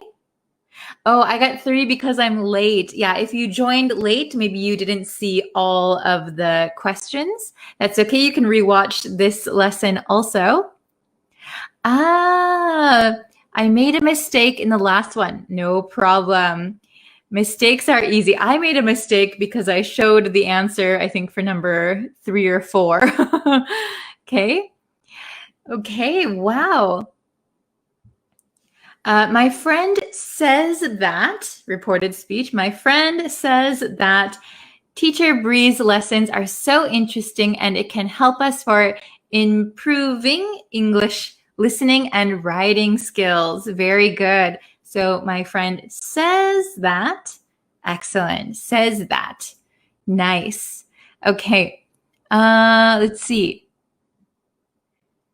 Yes, we would use would for will. That is correct, William. Oh, we have another example. My sister said that she was moody during period time. Yes, yes. Very good. She was moody. So if you don't know what moody means, moody is like your emotions are a little bit unstable. So kind of you could be happy 1 minute, angry the next. That is moody. Moody. Very good. Oh, I got 1 out of 5 because I came late. No problem. You can watch the lesson again anytime. Try and get all 5 right. If you made any mistakes, I would suggest going and reviewing the previous lesson and then come back and try to take it again and see if you get a better score. Okay, awesome. Well, thank you guys so much for watching.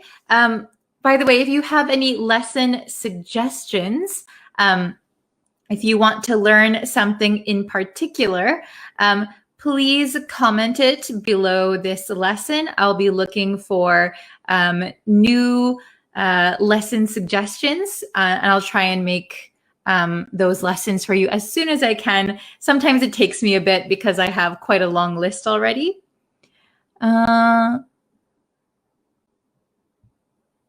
Everyone said that learning a new language, very good. Everyone said that I made a TikTok. If you don't follow me on TikTok, you can find me TikTok BRIS_English. That's my TikTok. So we learned other ways to say easy, right? So it's not rocket science.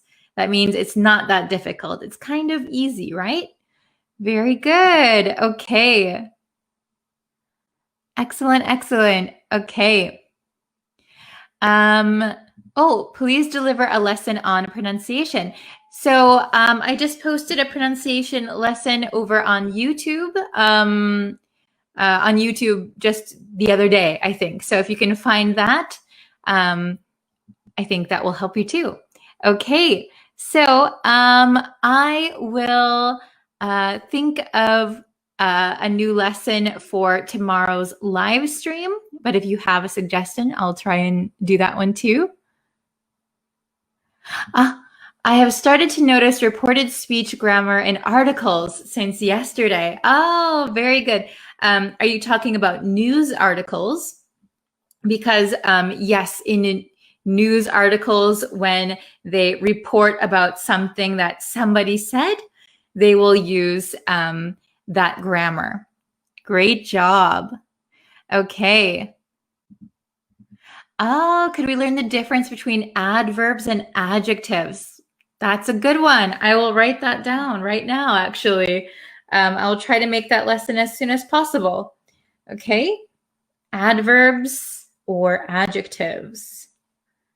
Good thinking. Good idea. Adjectives or adverbs? Okay. Very good. Okay, so I'm going to end the lesson here. Please watch and like and review if you can and share it with your friends. I really, really appreciate it. Okay, thank you guys so much for watching. I will see you again a little bit later on YouTube and again tomorrow on Facebook and also on TikTok. Okay, thank you guys so much for watching and I will see you later. Bye, everyone. Before we begin the story, please note that we will be highlighting some new vocabulary words throughout the text. To discover the meanings and see examples of these words, you can visit breezeenglishstudio.com for a full explanation to aid in your learning. The link will be provided in the description box for your convenience. Once upon a time, in a faraway kingdom, there lived an evil queen. She was known throughout the land for her wicked ways and her insatiable desire for power. Her cruelty knew no bounds, and her subjects lived in constant fear of her wrath. In a humble village nestled at the foot of the queen's imposing castle, there lived a poor boy named Hans. Hans was an orphan, and he had to work tirelessly just to earn a meager living. He was known for his kindness and his unwavering willingness to help those in need, even when he had little to give himself. One fateful day, the queen's guards arrived in the village, demanding that all the village's treasures be sent to the castle. The villagers, already living in poverty, had nothing of value to offer. The evil queen, infuriated by their lack of tribute, declared that if the village couldn't provide her with a treasure, she would take their children as payment instead. Hans, filled with compassion for the terrified parents and children of the village, stepped forward. He offered the only thing he possessed, a small, plain wooden flute. He explained that the flute had been a gift from his parents, and although it had no material value, it was his most treasured possession. The queen, amused by Hans' pitiful offering, accepted the flute and ordered her guards to leave the village. However, she couldn't resist taunting Hans as they departed. "You've given me your flute, boy, but don't expect me to spare your village's children." The queen returned to her castle, where she reveled in her newfound treasure. She ordered her musicians to play the flute, but to her surprise, it produced the most enchanting and soothing melodies. The evil queen, who had never known kindness or happiness, found herself drawn to the beautiful music, and for the first time in her life, she felt a glimmer of peace. Intrigued by this change in the queen's demeanor, her loyal advisor, a wise old woman named Agnes, approached her and said, "Your Majesty, perhaps this flute holds a power greater than any treasure. It has the ability to bring joy and comfort, something you've never known." The queen, torn between her newfound appreciation for the flute and her desire for power, decided to test the flute's magic. She ordered Agnes to find the boy who had given it to her. Agnes journeyed to the village and found Hans. She explained the queen's request and told him that if he agreed to stay at the castle, he could play the flute and bring joy to the queen's life. Hans agreed, not out of fear, but out of his desire to make the world a better place. Hans played the flute for the queen day after day, and as the enchanting melodies filled the castle, the queen's heart slowly began to change. She no longer lusted for power and control. Instead, she yearned for the simple joys that Hans's music brought her. One day, the queen summoned the villagers to the castle to apologize for her past cruelty. She returned their children and treasures, vowing to rule with kindness and compassion. The villagers forgave her, and the kingdom flourished under her benevolent reign. And so, in the end, the evil queen had learned that true power lay not in domination and cruelty, but in the ability to bring happiness and kindness to others.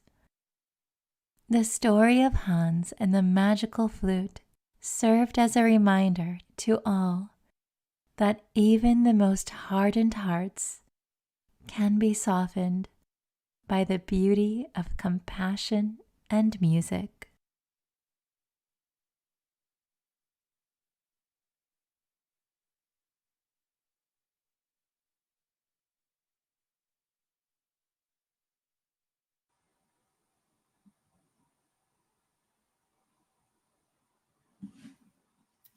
Hello, students. Welcome to our live lesson. How are you guys today? I'm just going to pull up the link for the YouTube channel. So if you are not subscribed to the YouTube channel yet, I would really suggest that you do so. All the lessons can be found there. Yes, I go live on Facebook Monday through Friday, so you can join me over there. So hello, everyone. Welcome. Hello, Ahmed. How are you today? Leave what country you are watching from so we can see how many countries we have here today. Hello, good morning. Hello, hello. Hello from Syria. Welcome. So I hope everyone's having a great day. As you can see, it is pretty rainy outside here in Japan. So kind of bad weather recently for me, but I hope you are all having a beautiful sunny day. How is everyone? Hello from Colombia, Cambodia, Myanmar, hello Pakistan. Okay, so we're going to be having an easy English test today. So it should be pretty easy. There are 5 questions. So if you get 5 out of 5 correct, you pass. If you get less than 5 correct, I would suggest going back and reviewing previous lessons and then come back to this lesson after a bit and try and take it again and see if you can get 100%. Okay? It's so hot in Myanmar. Oh my goodness. Hello from Afghanistan. It's kind of cold today in Japan. In Tokyo, actually. Hello from Sri Lanka. Okay, are you guys ready to take the test? Today is a test day. So let me bring it up. Okay, English test. Can you pass? So remember, there are only 5 questions. So try to get them all correct. So when we do the test, you can leave your answer in the comments. And then you can see if you have passed or not. Okay, so let's look at the first one. Dun. Okay, so I will read the question. Please put your answer in the comments. Okay, question number 1. Excuse me, how much does it to have this bicycle fixed? That'll be $25, ma'am. How much does it to have this bicycle fixed? How much does it give? How much does it pay? How much does it spend? Or how much does it cost to have this bicycle fixed? Okay, should be a pretty easy one. So let's see if you can get this one correct. A, B, C, or D? Okay, very good. I see a lot of correct answers. So the answer to number 1 is D, cost. How much does it cost to do something? So that means how much money do I have to give you for you to do this thing? Okay, so the similar ones, pay and spend. So how much do I have to pay? Could be correct, but how much does it something? So it cost. Okay, very good. I hope you got that one correct. Very good. Okay, let's go on to number 2. Number 2. My mom is going to pick me from baseball practice today. My mom is going to pick me from baseball practice today. So we have pick me out, pick me up, pick me off, or pick me away. A, B, C, or D. Oh, very good. So I see some correct answers and maybe some not correct answers, so that's okay. So the correct answer for number 2 is B, up.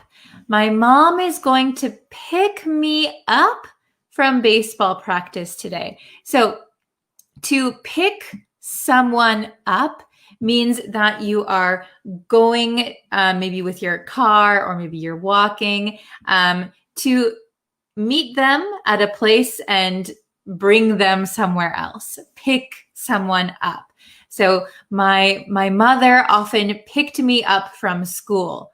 So after school is finished, my mom would come with her car to my school. I would get in the car and we would go home. Pick someone up. So I saw some people saying pick out, pick out. So when you pick something out, usually pick something out, that means you are choosing something. So I opened up my closet and I picked out a dress. So that means I chose a dress, pick out something. Okay? Very good. So let's try question number 3.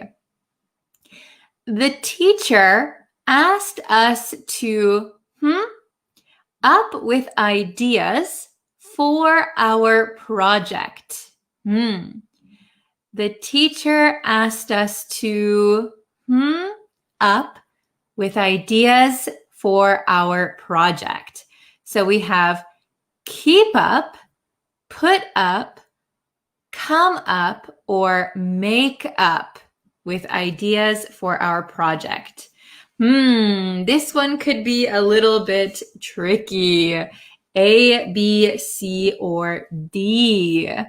Okay? Very good.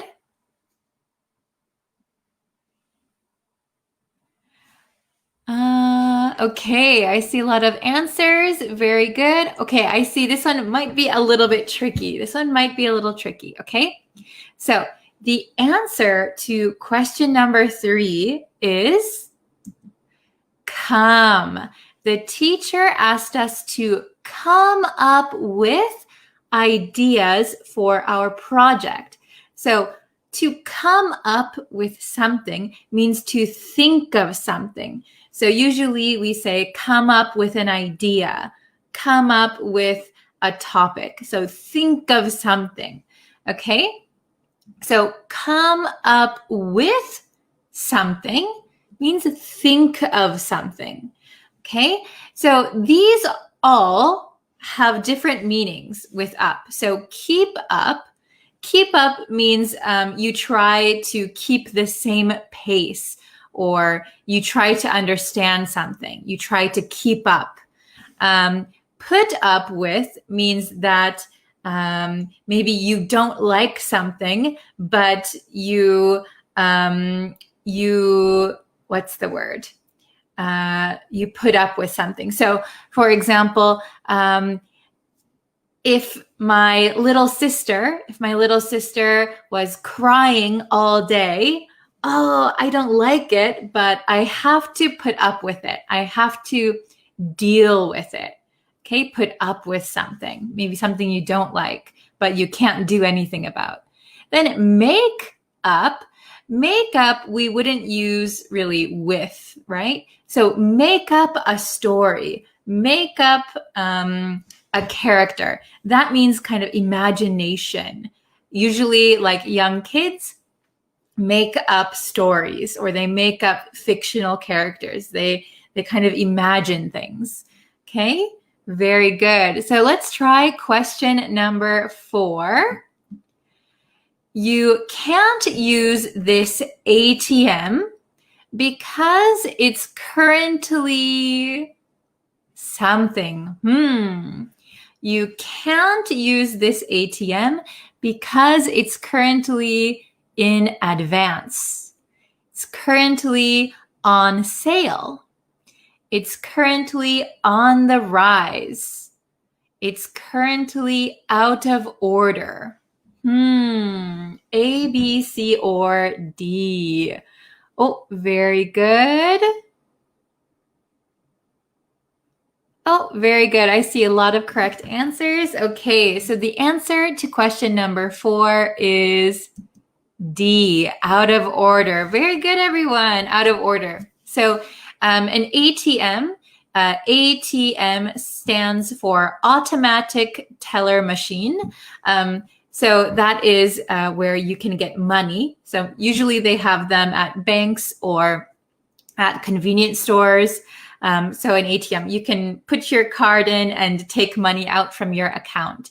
So you can't use this ATM because it's currently out of order. That means it's not working. It's not working correctly, so they have to fix it. Okay, out of order. You might see out of order signs a lot if you go to an English-speaking country. Sometimes the toilet could be out of order, or a vending machine could be out of order. You might see those sometimes. So these other ones don't make any sense with this sentence, okay? So I hope that's understandable. Very good. We have one question left. So do you think you can get it right?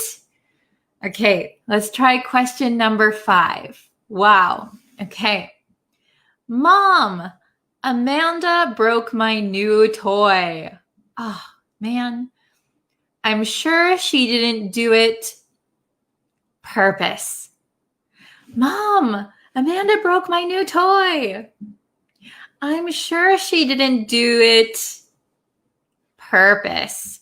So we have do it at purpose, do it on purpose, do it for purpose, or do it to purpose. A, B, C, or D. This one is tricky a little bit. Let's see. Okay, we have on, at, to. Okay, I'm seeing a little bit of different answers. That's okay. So question number 5, the correct answer is, I'm sure she didn't do it on purpose. On purpose, okay? So when we say like someone did or someone didn't do it on purpose, that means that they didn't try to do it. They didn't try to do it, right? So it was an accident. It was an accident. Okay. So, for example, maybe if you have a young baby, a small baby, and the baby maybe has a runny nose, and the nose gets on your favorite outfit. Oh my gosh! Wow, my new shirt is ruined. Of course, the baby didn't do it on purpose. They didn't try to do it. They didn't mean to do it. Okay? But for example, if you're walking down the hallway and the school bully kicks out their leg and you trip, they probably did it on purpose. They meant to do it. They tried to hurt you. So that would be on purpose. Okay? Very good. So, how many did you get right? Please let me know in the comments. So, if you got 5 out of 5, congratulations, you passed. Very, very good. If you got less than 5 correct, please go back and review some of our previous lessons. And then maybe in a few weeks after studying, come back to this lesson, come back to this test, and see if you can get all 5 correct, okay? So you guys did very, very good. All right. So let me just put that down. Okay. So good job, everyone. Oh, I see somebody was a little late. They missed the first question. Oh, 5 out of 5. Let's see. Let's put it on here. 5 out of 5. Very good. Congratulations. 4 to 5. So close. Maybe you can take it one more time. 4. Oh, very close. Oh, 1. That is okay. No problem. You can always take the test again. All 5. Oh, all 6. Wow. Maybe there was an extra hidden question. 4. Pretty good. Pretty good. All 5. Excellent. 3 out of 5. Pretty good. 3 out of 5. Yeah, so if you got less than 5 correct, please take the test again once you've studied a little bit. Let's see. Can I pick you up at 6 p.m. from your company? Sounds like a plan. Wow, very good, very good. So I know Tut Win watches all of the lessons, and pick you up means that I will get you from work, right? And so in our previous lesson, we talked about making schedules or appointments, and we learned sounds like a plan. Sounds like a plan. Very good. Okay. How is different between do I and should I? Okay, so the difference between do I and should I when asking a question. So like, do I do this? Do I do that? And should I do this? Should I do that? Maybe do I you're asking more of what you are supposed to do. So, for example, if you are at work and you are supposed to do A before B, but you forgot. So you ask your coworker, do I do A first or B first? So you're asking something that you already know there is a certain way to do something. Should I generally means you're asking for advice. Should I do A or should I do B? So should I, the nuance is more you're asking for advice, where do I is you're asking for something that there is maybe a specific answer. But sometimes native speakers will use them interchangeably. Very good. Okay. Wow, 5 out of 5. Very good. I got all 5 correct. Awesome. Okay.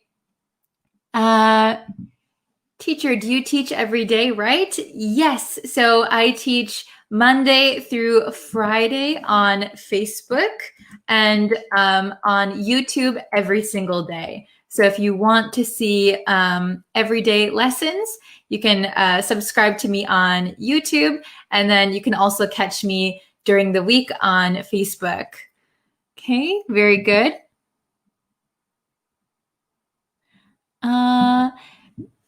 Please, may I know the difference of until and till? So until and till are the same word, but when we speak, we often take off the un, the un. So when we're speaking, oh, I have to work till 5. It's more casual. Until is the proper word.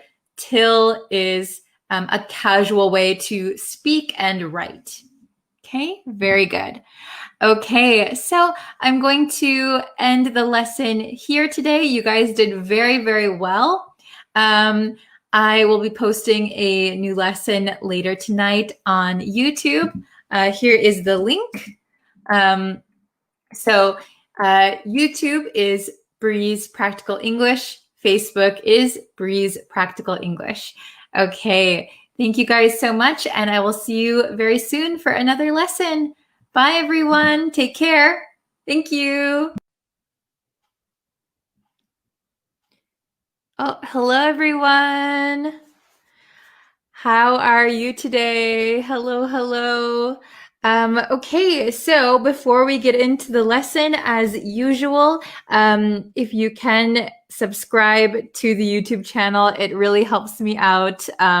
It helps me know that you guys want to see more of my lessons. So I appreciate it a lot. Thank you so much. And yeah, if you can like the Facebook page, this video, share it with your friends. I really, really appreciate it. Hello, Ali Awan. Hello, Jamyan Doug. Oh, I'm sorry if I couldn't say your name. How is everyone? Hello, Santosh. Hello. Welcome to the lesson. We are going to be looking at the difference between ta-da! Say or tell. So this was requested by Ali, actually. Hello from Bangladesh. Hello from Brazil. Nice to see you guys. Okay, so we're going to look at the difference between say and tell. So do you guys know the difference? Oh, watching from South Korea. Hello. Hello from Mexico. I've been to South Korea twice. It's very lovely. Okay, so do you guys know the difference between say and tell? We use both of them with reported speech. So the actual meaning is relatively the same, right? To say or to tell. Okay, so they both mean we are reporting some information, right? Hello from Sudan. Hello from Mexico. Oh, very good. I see some people know the difference. Awesome. Oh, you're welcome, Ali. No problem. My pleasure. And thank you guys for suggesting a bunch of lesson ideas. I will be going through all of the ideas and trying to do as many as I can as quickly as possible. Hello from Peru. Hello from Afghanistan. Oh, hello from Malaysia. Okay, so let's look at a little bit more of the differences. Okay, so, oops. Okay, so I have it all written out here. Let me not. Yes. Okay. Very good. Talk versus speak. I think I just did that lesson yesterday. Didn't I? Now I can't remember because I've been doing so many lessons recently. Talk versus speak. Yeah, I did it yesterday. I'm putting the link in the chat for you. Talk versus speak. It should be the pinned lesson on my Facebook page right now. Talk versus speak. Okay. Hello, Herberto. Hello. Hello from Colombia. Okay. So say. Let's look at when we use say. So this is the easy one, I think. Okay. So we usually say something to someone. Okay. Say something to someone. So say plus a direct object.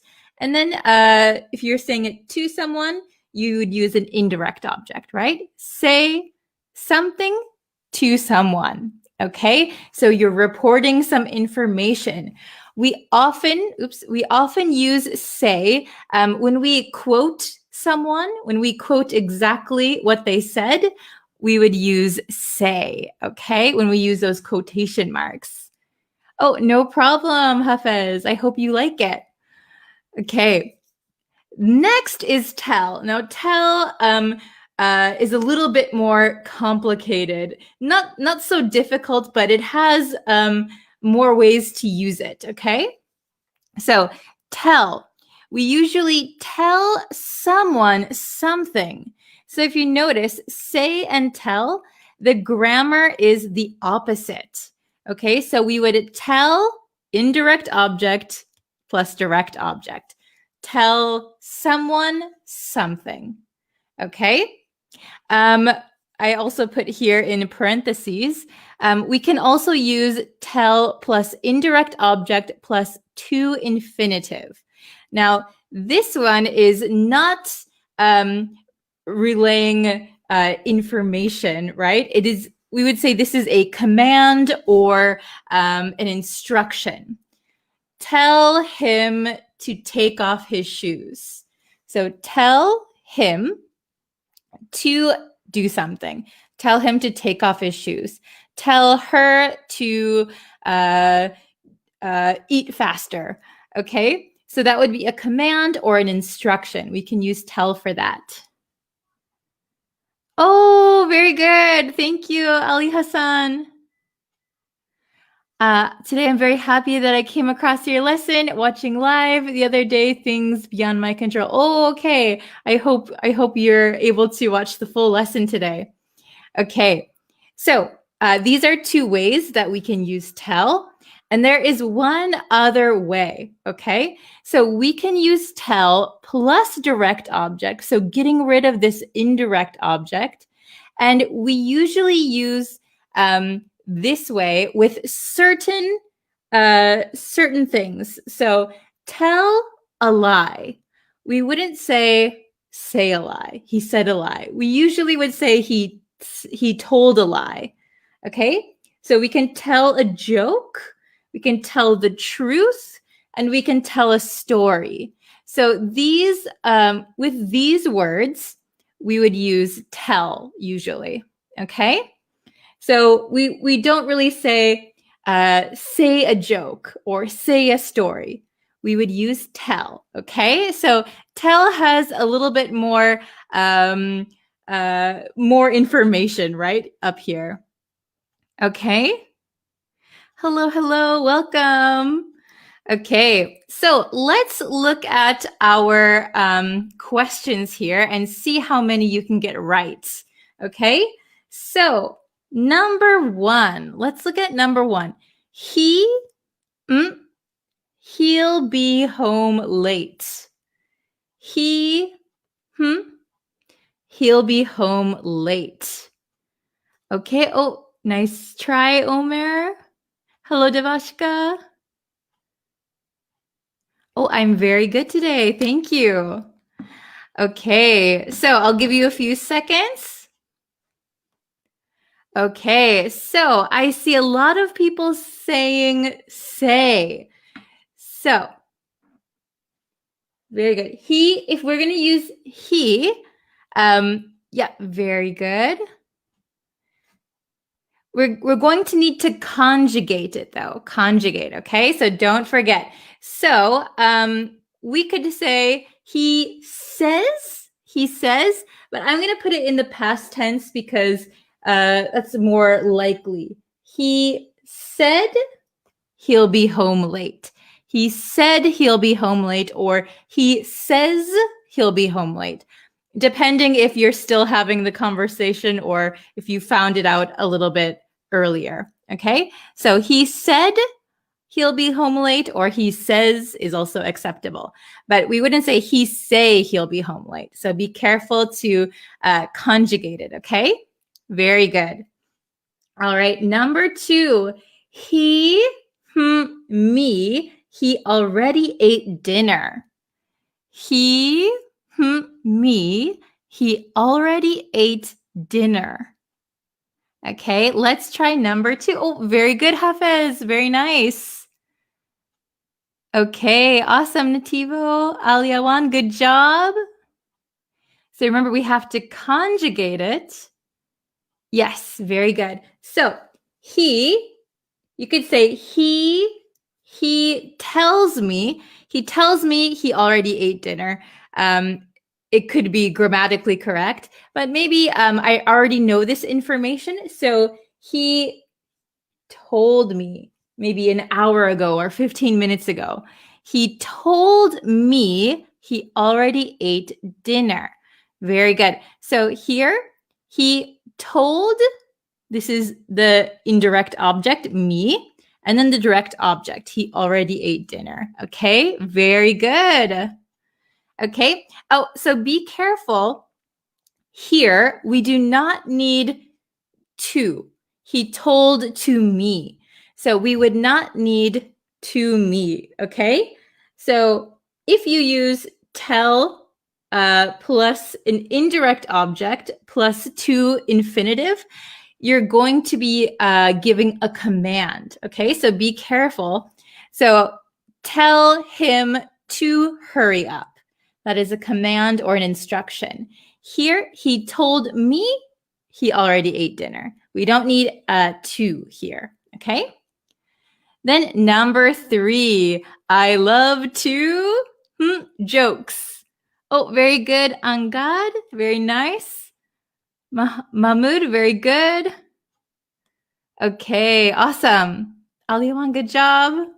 So I love to tell jokes. I love to tell jokes.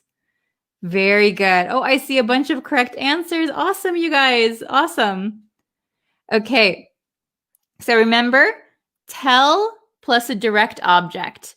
We usually use tell plus a lie, tell a joke, tell the truth, tell a story. So remember those. Those are very common ones. Okay. Oh, if you're late, no worries. We're still only halfway through. Okay. Number 4, she do it later. She do it later. Okay. Very good. So this one, be careful. It is a direct quote. It is a direct quote. Oh, very good. Yes. So here it could be either she says do it later, or she said. Either. It just depends on your sentence, right? She says do it later. or she said do it later. Okay? Number 5, she me to do it later. Okay? She me to do it later. Oh, very good. Number 5. Yes, Angad, very good. Hafez, nice job. Jennifer, Mabel, Nativo, good job. Tima, okay. She, we could say, let's put it in the past tense. She told me to do it later. She told me to do it later. So she told indirect object, me. Okay, she told me to do it later. Okay, she told me to infinitive. Okay, very good. And number 6, the last one. Did they, what time they would finish? Did they, what time they would finish? Let's see if you can get number 6 right. Did they, Oh, Nativo, good job. Hafez, good job. Fazal, okay. Omer, good job. Okay, awesome. You guys are so good. So did they say what time they would finish? Excellent. Did they say what time they would finish? Awesome. Okay, so we're going to quickly review. So say is pretty simple. Say something to someone. Say something to someone. So say plus direct object plus indirect object. Tell has a lot more. Tell is the opposite grammar. So tell someone something. Tell indirect object, direct object.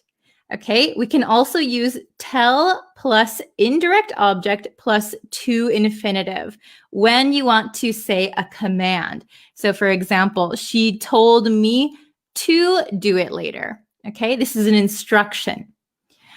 We also commonly use tell plus direct object with these, right? So tell a lie, tell a joke, tell the truth, tell a story. Those are very, very common ones. Okay, awesome. Oh, hello from Nepal. Good job. So could you get all of these correct? How many did you get right? Oh, okay, very good. I'll answer some questions really quickly. Let's see. I'll try to answer as many questions as I can really quickly here.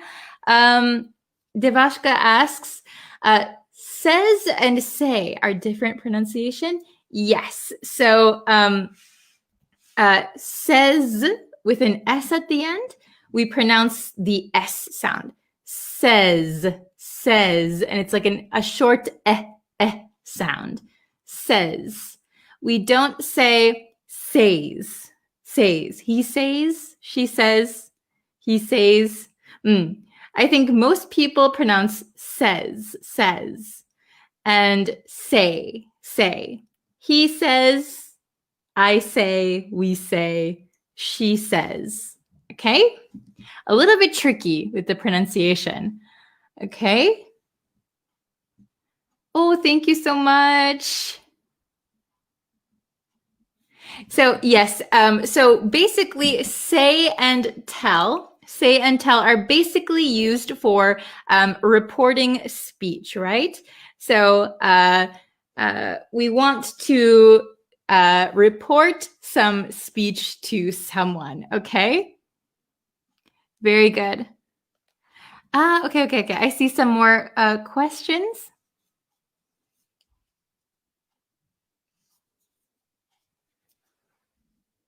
Oh, okay, Aliawan. Shouldn't it be like, he said that he would come home late? Yes, you could say, he said he would come home late, or you could say, he said that he would come home late. You can take out that, and it's the same meaning. So that is optional. Okay. Oh, very good. Okay. So here, he says me to tell true. So I'm going to correct your sentence a little bit. So your first part of the sentence, he says me. So we don't use say plus someone. So we're going to use say direct object. So here, I think what you want to say is an instruction or a command. So he tells me to tell the truth. To tell the truth. Here, the truth. Okay? Very good. Oops, my microphone. Okay. Oh, sorry, my chat is scrolling. Look like and seem. Okay, maybe I will make a lesson about that. Please remind me, okay?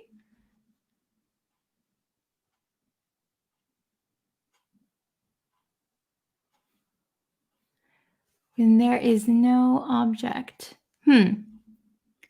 Oops, I was reading a comment and I lost it. Oh no. Okay. Very good.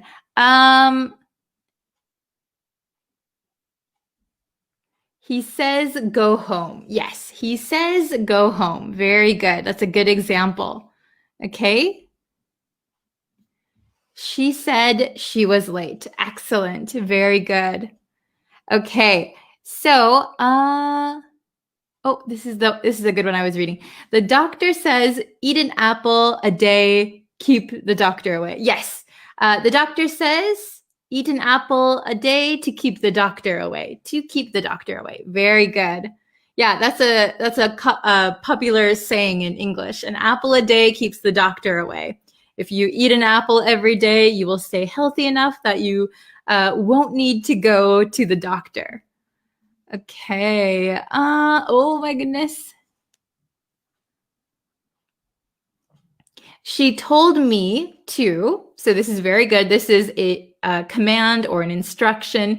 She told me to stay at home during the COVID-19 period. Yes, or you could just say during COVID-19. Very, very good. Hello, everyone. Oops. Hello, everyone. Hello. Welcome. Okay.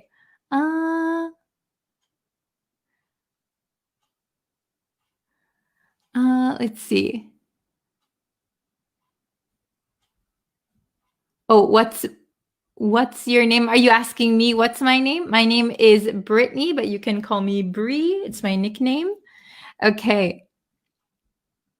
Okay, so I think there are a few questions that I didn't answer yet. I will try to go back into the comments and find them after, but I'm going to end this lesson. Oh, hello from the Philippines.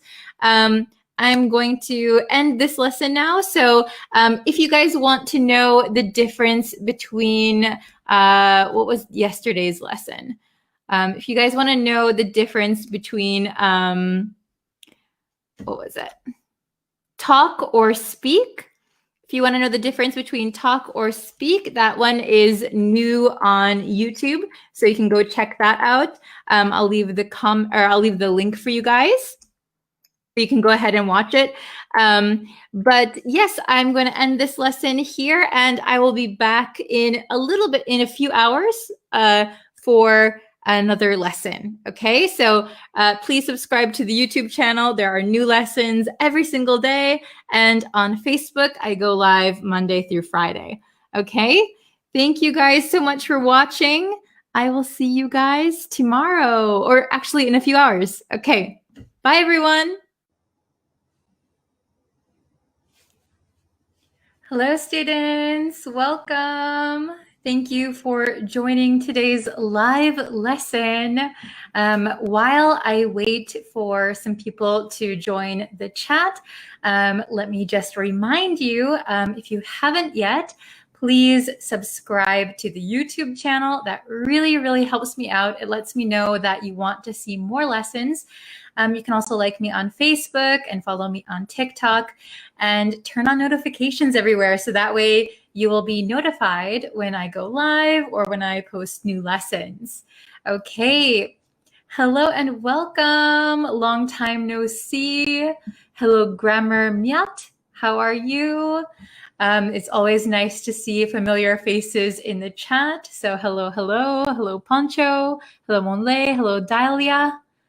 Hello, Bagel. Devashka, hello. Welcome, everyone. Okay. Thank you guys for joining. It looks like we have quite a bit of people in the chat, so we can go ahead and start our lesson. So last live lesson that we did together was about suppose versus supposed to. Okay, so we have a similar but different lesson for you today. Let me put it up on the screen. Ta-da! We have assume, presume, or suppose. What's the difference? Are all three of these the same? Okay, so assume, presume, or suppose. What is the difference? If you know the difference, feel free to put what you think the differences are in the chat. This one is kind of a difficult one. I think if you ask a native speaker, they might have to think about it for a second. What is the difference? Assume, presume, suppose. Okay, so they are very similar. However, I wouldn't say that they are interchangeable from each other, with each other. So before we get into the lesson breakdown, I want you to know that assume and presume come from the same Latin root word. Okay, so they have the same root word. They have the same root in the Latin. That's why they look so similar and mean such a similar thing.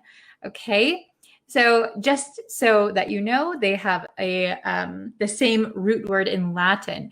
But in the English language, assume and presume are more like brother and sister and less like twins. Okay, they're not exactly the same.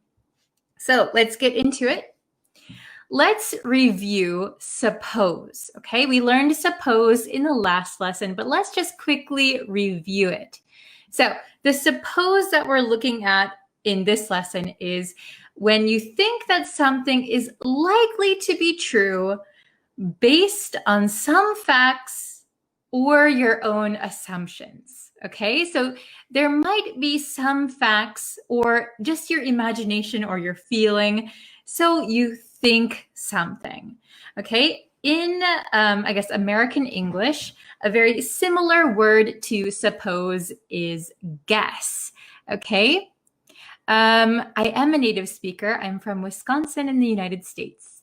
Okay, just FYI, I think some people are new in the chat. I'm from the US, but I live in Japan. Okay, so to think that something is likely to be true based on some facts or your own assumptions. So that means that you have some evidence, okay? Or you have an assumption in your mind. Let's get into the example, okay? So I suppose he's studying for his exam at the moment. So I know he has a test. I know he has a test coming up.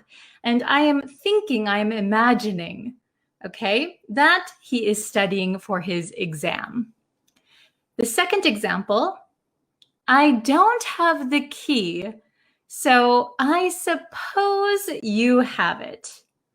Okay, I don't have the key, so I suppose you have it. So me not having the key is a fact, right? So it's not based on all facts. So I don't know 100%. I'm not sure 100%, but I have some facts, so I think something. Okay, very good. So, okay, I suppose he's studying for his exam at the moment. I don't have the key, so I suppose you have it. All right, very good. Okay, so let's go to the next. Assume, okay? So assume is to accept something to be true without question or proof, okay? To accept something to be true without question or proof. So if we look at the difference between suppose and assume, suppose is there is some doubt. You are doubting something, but you think it's true. So very similar to the English guess. I guess something. I suppose something. Assume means you accept something to be true without question or proof. So they're a little bit different. Can you see the difference? Okay. So the first example, we shouldn't assume things about others. We shouldn't assume things about others.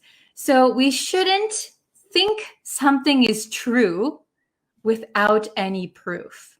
Okay, so assume means you think something is true without any proof. The next one, I assumed that you were coming to class. I assumed that you were coming to class. So that means that although I didn't have proof, you didn't tell me you were coming to class, but I just assumed that to be true. I thought that was a fact. Okay. Hello from Madagascar. Hello from Poland. Welcome. Okay. Now let's look at presume. Presume. So to presume means to suppose that something is the case on the basis of probability.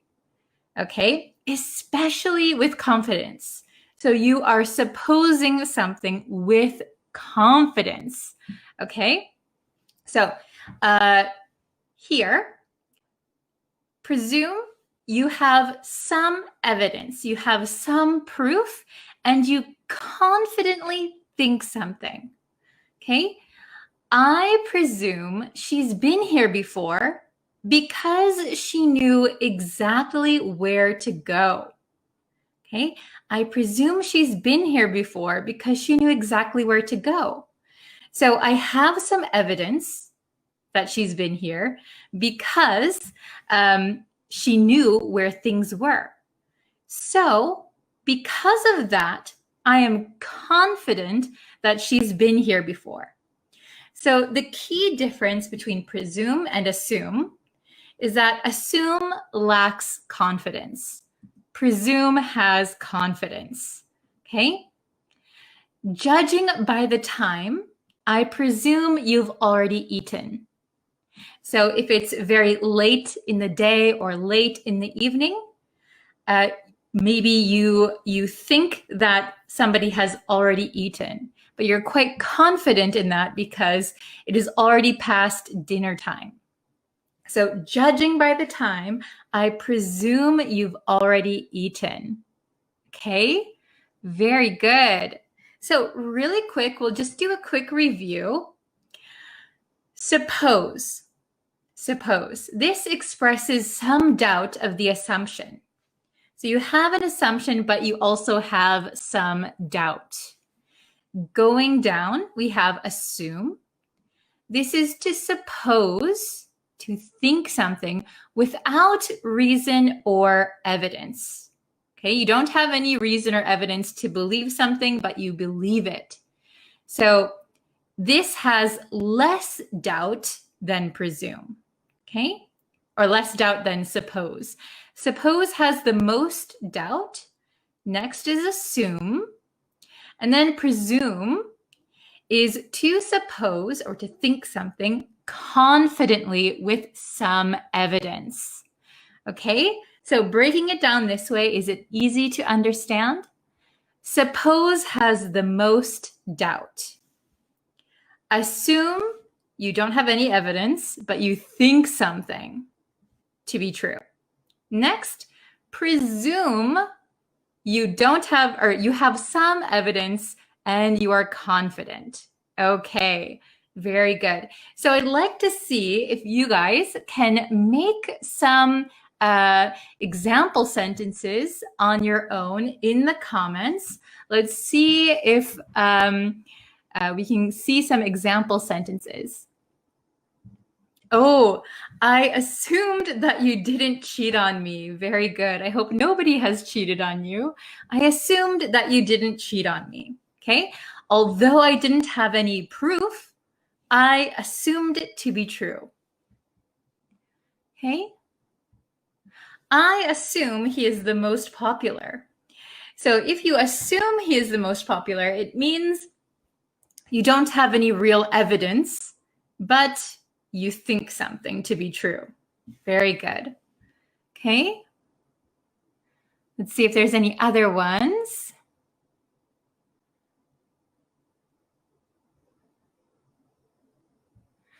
I do not have enough money, but I suppose he will lend me some bucks. Ah, very good. So bucks, we say, could you lend me a few bucks? So instead of some bucks, usually we say a few bucks. But I suppose he will lend me a few bucks. But why do you assume that? I presume that because he is my best friend. Oh, well done. Very good. So I suppose he will lend me a few bucks. So I have some doubt, but I think it will happen. Why do you assume that? I presume that because he is my best friend. Well done. Okay. Ah, very good. I suppose you have learned some Japanese letters. Yes, your guess is true. Very good. I presume that you are a kind-hearted person, teacher. Oh, thank you very much. Good use of presume. I hope I've shown you something to give you some evidence of that. Okay. Lack of confidence leads to assuming things rather than presuming them. Very good. So we have an expression in English that if you assume something, it makes an ass out of you and me. So if you can see, assume has ass, ass. So sometimes we use the word ass meaning like an idiot or a fool. So if you assume something, that makes an ass out of you and me. Okay, so that's a kind of little joke that we have in English, because when you assume something, it means you have no evidence, but you just think something's true. Okay, very good. Oh, hello from Myanmar. Welcome. I assume you will teach us English. Your assumption is correct. Very good. I presume you are an extrovert because you talk very friendly. Oh, thank you very much. Actually, I am, I think, half an introvert and half a extrovert. Very good. Ah, I assume that ups and downs are a part of life. Very good, very good. So life has ups and downs. That's a part of life. Very good. Okay. Ah, very good. I won't presume to disturb you. Oops. I won't presume to disturb you. So maybe you are thinking of another way to use presume. I should mention that assume and presume have other meanings, but we're not looking at them today. We're just looking at the differences of the same meaning, okay? Or of a similar meaning. Okay. Ooh, I love this one. Do not make an assumption about me before you get to know me. Yes, very good and very true. We shouldn't make assumptions about people. Very true. Okay. I assume that next year will be better. Yes, very good.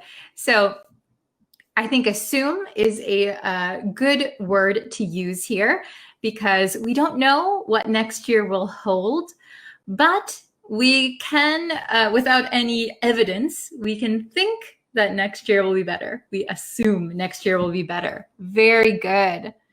Okay. I presume that English learners are enjoying Bree's short lessons. Oh, because she is creative in this regard. Thank you so much. And a very good sentence, very good example sentence. Thank you. Okay, so we'll call it a day here today. I know my schedule has been a little crazy recently. Hopefully that will not be so crazy anymore. I will definitely be back again this week with another live lesson. Thank you guys so much for always sticking around and watching them. And again, if you want to subscribe to the YouTube channel, please do that. You can follow me on Facebook and you can follow me on TikTok. All right. Thank you guys so much for watching. I will see you very, very soon. Bye, everyone.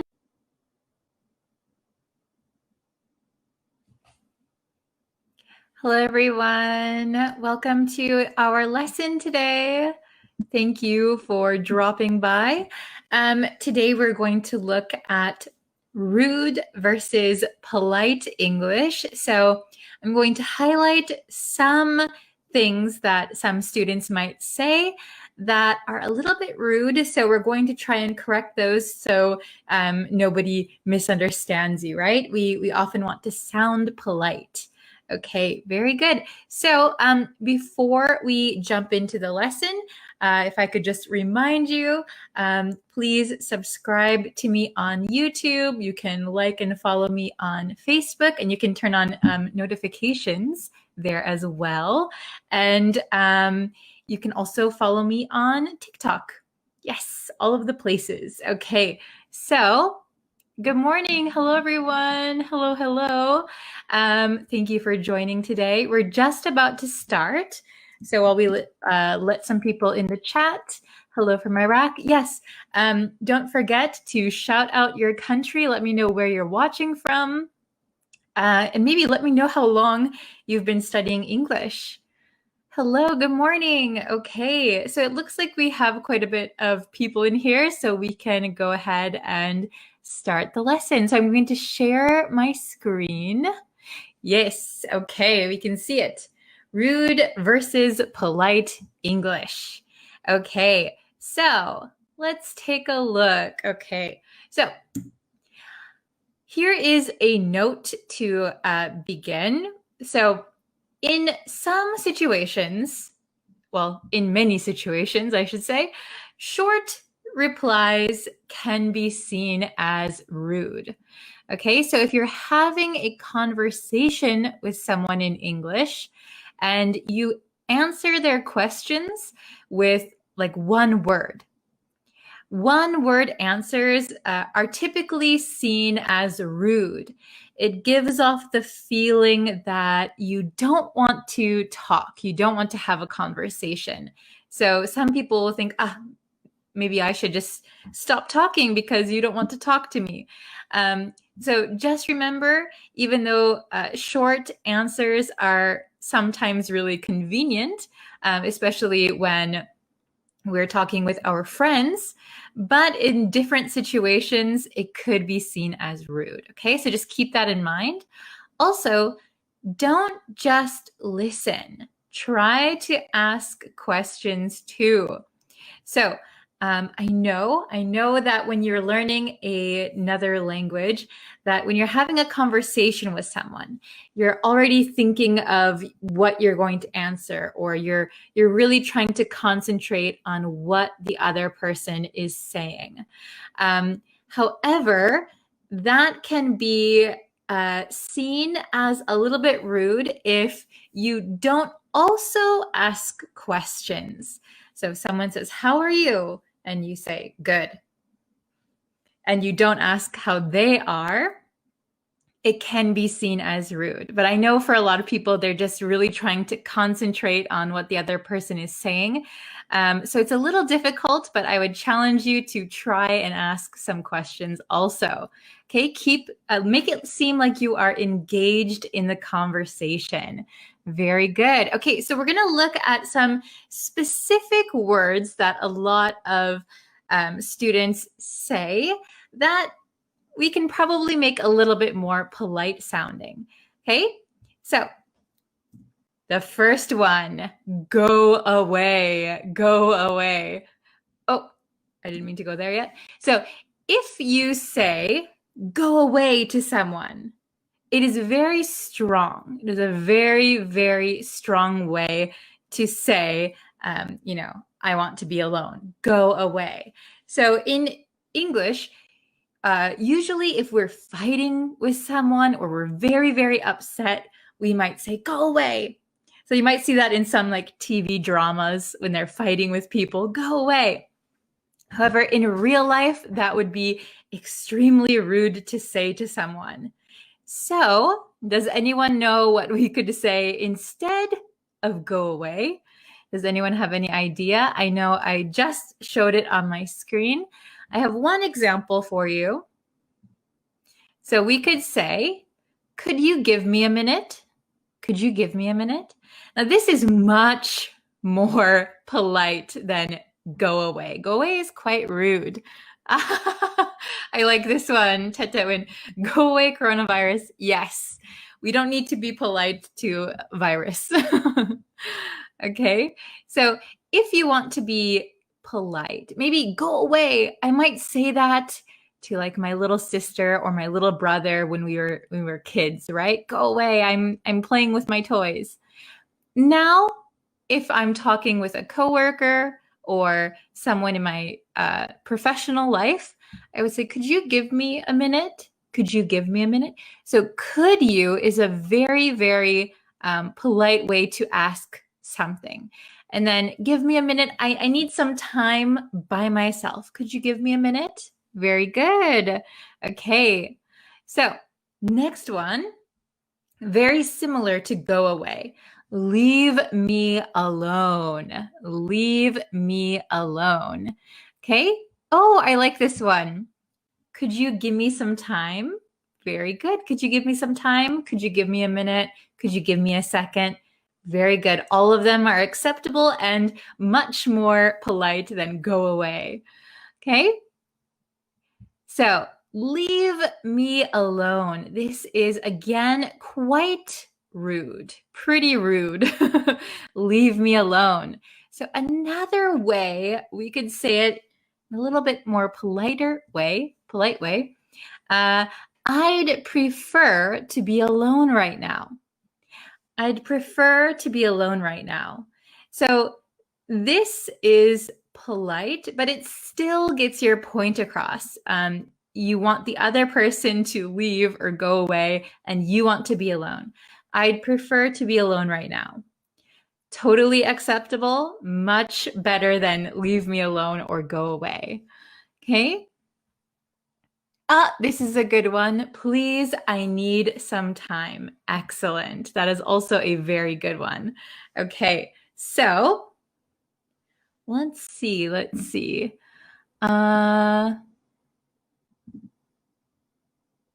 Very good. Leave me alone, guys. Leave me alone would be a little bit rude. Maybe if you're friends with someone, it could be okay. The next one is no. So in some situations, of course, just saying no is okay. But for example, if you're at work, your boss asks you to do something or asks you something, a coworker asks you something, a client asks you something, a teacher asks you something. If you just say no, it could be seen as very rude, okay? So instead of saying no, we could say, I'm afraid I can't. I'm afraid I can't. So here, this afraid does not mean scared. Does not mean scared. So this afraid means sorry. I know English is very strange, right? I'm afraid I can't. So this is the same as saying, I'm sorry I can't. Okay? Another way we could say no is, I'm afraid, I'm sorry, I'm afraid it's not possible. Okay? I'm afraid it's not possible. Very good. Okay? Another one. I'm terribly sorry, but I won't be available. Okay? I'm terribly sorry, but I won't be available. So here we have 3 ways to say no. Maybe it depends on the situation, which one you would like to use. I'm afraid I can't. I'm afraid it's not possible. I'm terribly sorry, but I won't be available. Okay? I'm afraid I can't get it. Very good. I'm afraid I can't get it. Okay, so anytime you want to be polite and you want to decline something, you could always say, I'm afraid I can't. I'm afraid it's not possible. I'm afraid I won't be available. Using I'm afraid before your negative sentence will just make it sound very polite, okay? Oh, this is a good one. I'm afraid it's not suitable. Well done, well done. So, afraid meaning. So, afraid here means sorry. I'm sorry. I'm so sorry. So, it's a very polite way. Oh, hello. So, it's a very polite way to say sorry and reject something. Okay, moving on. Ooh, wait, wait. So wait is a very easy word. We can just say wait. But in some cases, just wait is going to be too direct. So if we're talking with a boss, a client, a teacher, your friend, maybe okay, wait. But if we're talking to someone and we want to be very polite, instead of just saying wait, one word, maybe it's better to say something like, could you hold on a moment, please? Could you hold on a moment, please? Could you wait a moment, please? Could you hold on? Hold on means wait. So could you hold on a moment, please? Very good. Okay. Excellent, excellent. Another one word, move. So for example, if you are watching the fireworks, but you can't see because there is a tall man standing in front of you. If you are very angry or, very irritated, you might say move, but it is very, very rude. So instead, we would say, excuse me, excuse me. That's all you need to say, really. So if you say, excuse me, to someone standing in front of you, usually they will understand and they will move out of your way. Okay? So just saying move by itself could be seen as very rude and it might start a fight with someone. So I would avoid using move by itself. I don't think they're even to my friend, I would never say move. That's kind of if you're fighting, you might say that. Okay, so be very careful with this one word. I've heard some students say it when they mean like, could you please move out of the way? Move. So remember, like when you say it as one word, it almost sounds like a command. Wait, move. So, it's how we talk to dogs also. Like if you have a pet dog, you'd say sit, stay, shake. It is a command. So if you treat a person like that, if you talk to a human being like that, they might think it's very rude. Okay. So when in doubt, use a longer sentence. Very good. Oh, yes, this is a good one. Hang on, please. Very good. Hang on, please. So hang on, hold on. They mean the same as wait. Oh, this is a very good one. Could you give me a minute, please? Excellent, excellent. Okay. Move is polite or rude. So move would be very rude. I would avoid using the word move by itself. Okay, good job. Next, let's look at conversations. So remember at the beginning, I told you that when you're having a conversation with someone, try to ask questions back to them to make it look like you are enjoying the conversation. Okay? Very good. By saying excuse me, the speaker, him or herself, moves away. Isn't it like that? It could be for either. So excuse me, I'm trying to pass through you. But if you tap someone on the shoulder, if you're trying to watch something, you tap someone on the shoulder, excuse me, they would understand that you want to see, so they would probably move. If they didn't understand, you could just say, excuse me, could you please move over? Could you please move over? But usually just saying, excuse me, would be enough. Okay? Very good. So in conversation, so this happens to me a lot since I am an English teacher. I often ask this question to my students. What did you do over the weekend? So I want to know what my students did on the weekend. Did you go to the park? Did you go to a restaurant? Did you watch a movie? But sometimes, especially recently, they're stuck inside the house, so they didn't do anything. However, when they answer my question, what did you do over the weekend? They answer nothing. Oh my goodness. Okay, so nothing could be a correct answer. What did you do over the weekend? Nothing. Okay, but it does sound a little cold. It sounds a little cold, like you're not interested in the conversation. You want to move on. So you gave me a short answer, and it's a one-word answer. So remember, one-word answers in English can sometimes sound rude, okay? So instead of nothing, I would recommend saying something like this. Not much. How was your weekend? Okay, so if you really did nothing interesting, if you really did nothing interesting on the weekend, you could say not much. How was your weekend? So don't forget to ask the other person. Be engaged in the conversation. Somebody asked you, so you can ask another question. Okay. If you did something specific on the weekend, you can say that also. Okay. Yes, we can also say on the weekend. So I used over the weekend. So what did you do over the weekend? We can also say, what did you do on the weekend? Both are okay. All right. So next one. Then, okay. How about this question? What do you want to eat for lunch? Okay.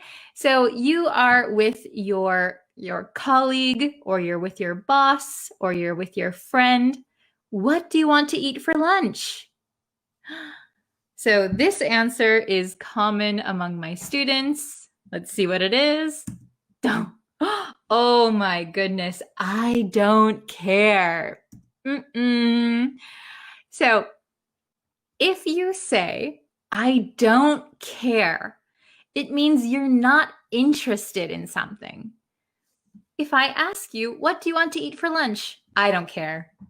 Oh, okay, so do you not want to eat lunch with me?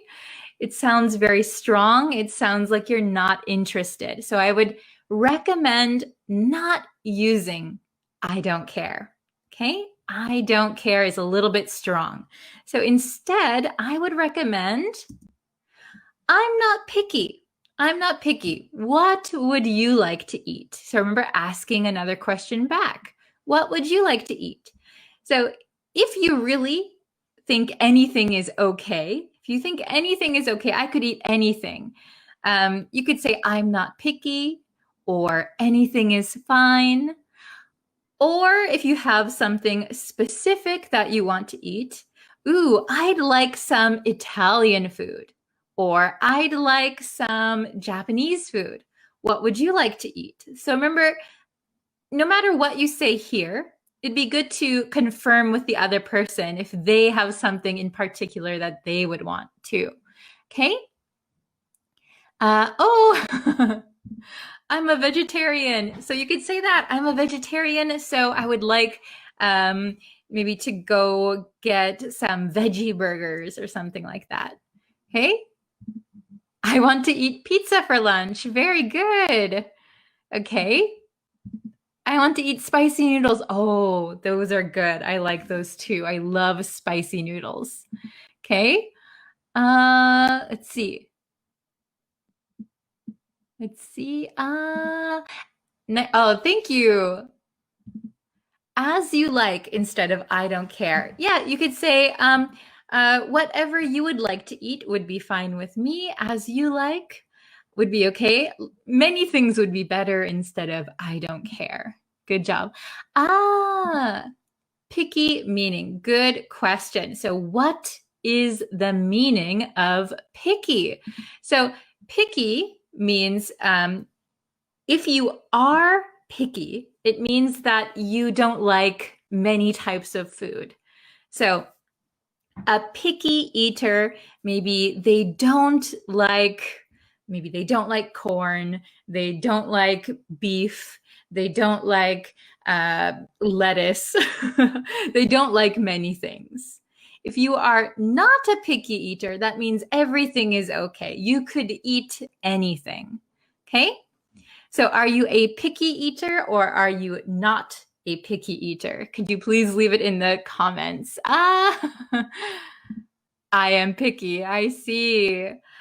I think I am not a picky person, so I am very easy to go to lunch with. Okay? Very good. So, okay, next one. Ooh, what movie should we watch? Okay, so you're with your friend or you're with someone else you know, and they ask you, what movie should we watch? Oh, very good. Not picky. Excellent, excellent. Yes, picky equals choosy. That's right. Very good. Okay. So you're with a friend, you're with somebody that you like, not your enemy, right? What movie should we watch? So lots of people might say, dun, dun, dun, whatever. Oh no. I've heard some of my students saying, whatever. Whatever in English, don't say whatever.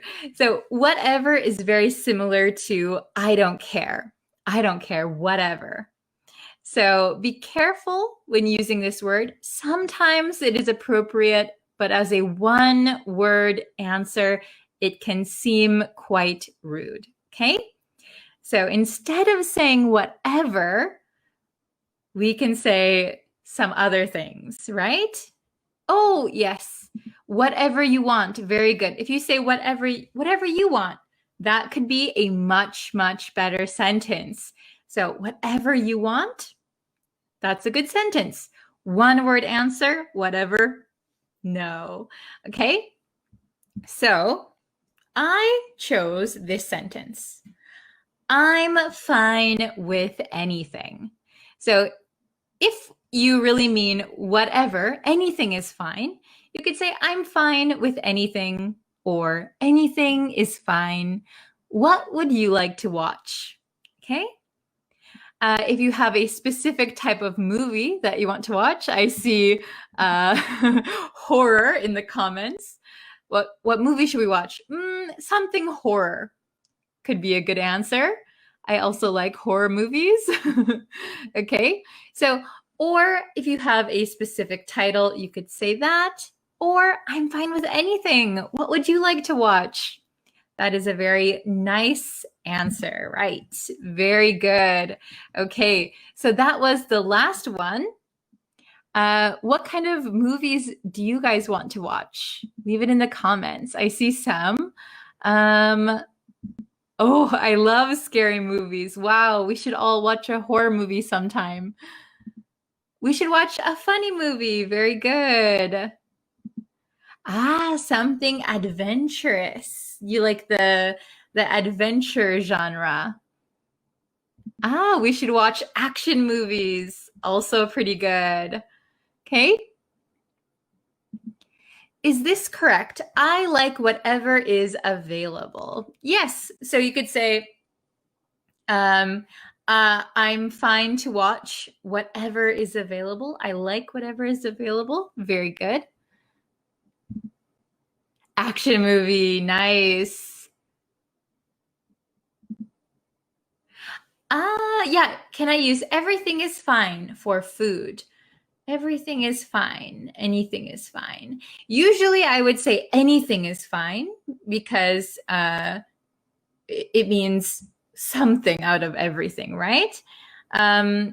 Usually we would say anything. Anything is fine. Okay. Let's see. Normally I watch English movies and Korean series. Very good. I also watch many Korean series. Okay. Oh, thank you very much, Ruth. I'm glad you enjoyed the lesson. Something funny. Yeah, funny movies are really good too. Oh, thank you very much. Thank you for watching. I'm glad you enjoyed it. Let's see.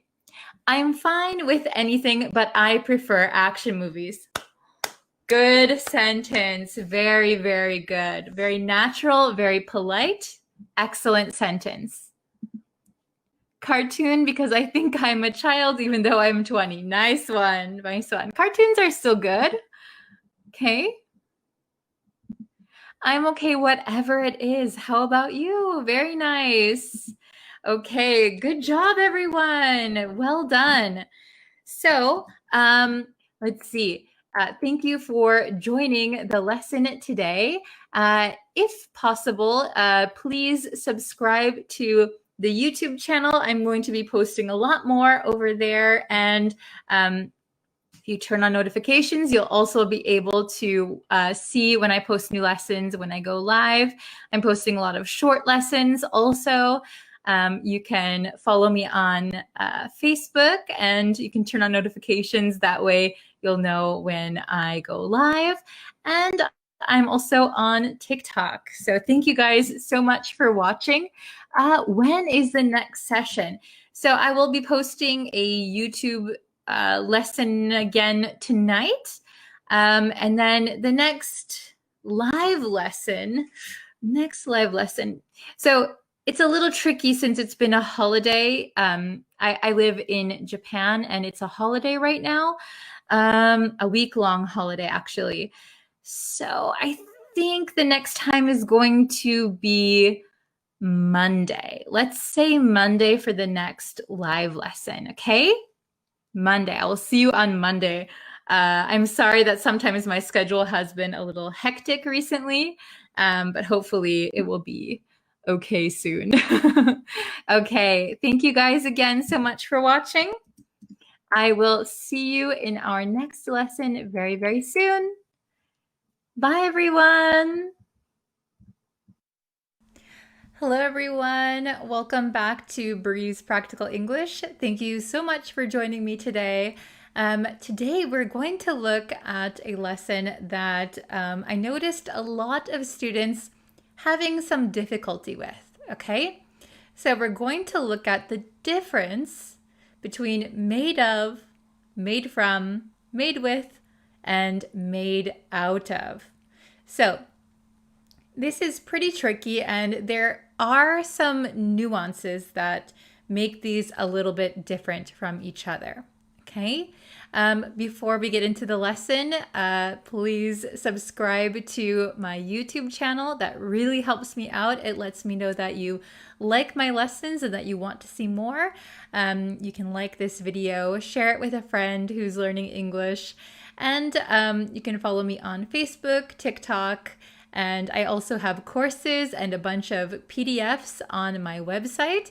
So if you're interested in joining one of my courses, you can go to the link in the description and you can join from there. Okay, so let's hop into the lesson.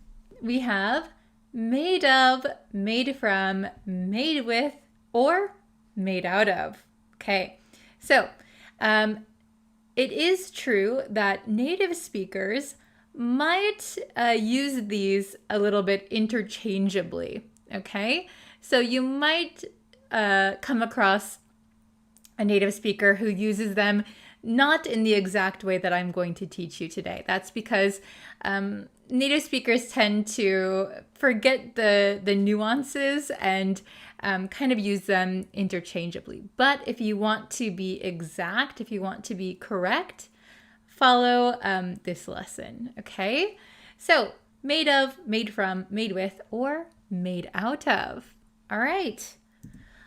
Let's look at the picture here. So it says, look at the picture below. Okay, we have a car here. Is this car made of cardboard, made from cardboard, made with cardboard, or made out of cardboard? Okay, so let's see what the best answers are. Again, some native speakers might use all of them, but there are maybe a few that would be the best answer for this one. Okay, so we have two best answers. So we have this car is made of cardboard, and this car is made out of cardboard. Okay, those would be the two best answers. Okay, now let me explain to you why these are the best answers. Okay, so we use made of when the material being used is still visible. This is key, okay? So I have a picture here, and my example sentence is, this house is made of bricks, okay? So you can see the bricks. So if we look at this brick house, you can see the individual bricks. They haven't been changed in any way. Every single brick is visible. Made of is used especially when the original material hasn't been changed that much. Let's take a look at the next one.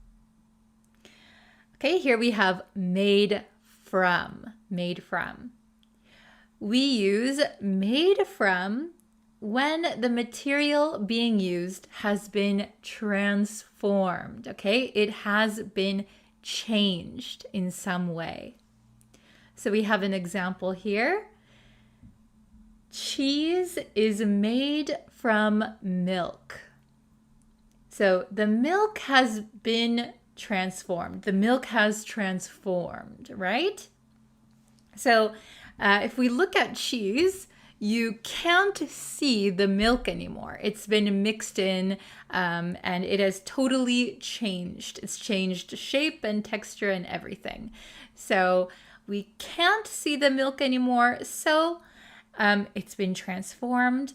The best one to use is made from. Cheese is made from milk. Okay? Are you following? Very good. Let's check out the next one. Here we have made with. Made with. So we use made with especially for ingredients, parts and pieces, or intangible things. So, what are intangible things? Intangible things means things that we cannot physically touch. Okay, so things like knowledge, love, those things. We can't touch them, but they are still things, right? Okay, so use made with for ingredients, parts and pieces, or intangible things. Okay, so we have two examples here. So you can see I have a picture of soup here. So my first example is, this soup is made with chicken, beans, and veggies. So this is a mixture. So multiple things are added and mixed together. So those are the ingredients, okay? So we use made with for ingredients. Then we have, this soup was made with love. This soup was made with love. So we often use made with for intangible things like love. So love is intangible. We can't physically touch it. So we say things like, the soup was made with love. Very good. All right, let's go to the last one. And that is made out of. Made out of. Okay? We use made out of when there is one main material being used. One main material being used. So I have a picture of a remote controller. We also call this just a remote. Okay? So this remote is made out of plastic. This remote is made out of plastic. That means it is mainly plastic. Okay, so this whole thing is plastic. So the best answer, the best way to word it would be, this remote is made out of plastic. Okay? So again, native speakers might use them interchangeably. So some people might say, this remote is made from plastic, which is not wrong. But made out of plastic, that would be the best answer. It is mainly plastic, mostly plastic. Okay? So if we go back to the first one, we have a car. You can see that this car is cardboard. Cardboard was used to make this entire car. So we could say this car is made of cardboard. So you can see the actual cardboard that was used. It hasn't really transformed into anything else. It hasn't changed. We can still see the actual cardboard. So this car is made of cardboard. We can also say this car is made out of cardboard because it is mainly cardboard. I think they only used cardboard. So this car is made out of cardboard. We have two best answers. All right, how was it? Was it understandable? Did it get a little bit easier for you? Let me know in the comments. And I always recommend trying to use what we learned in our lesson and writing example sentences. So that's your homework. Write some example sentences in the comments, okay? Let's see if you can make some good sentences. All right, so if you want to join any of my courses, I have a bunch of PDFs. I have a really good pronunciation course up on my website right now. And I also have blogs that correspond with my lessons. So if you're interested in any of that, you can check out my website. The link will be in the description and probably the pinned comment.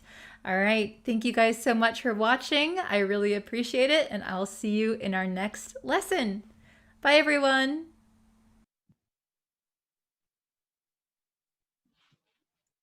Hello, everyone. Hello, students. How are you today? I hope you are ready for today's lesson.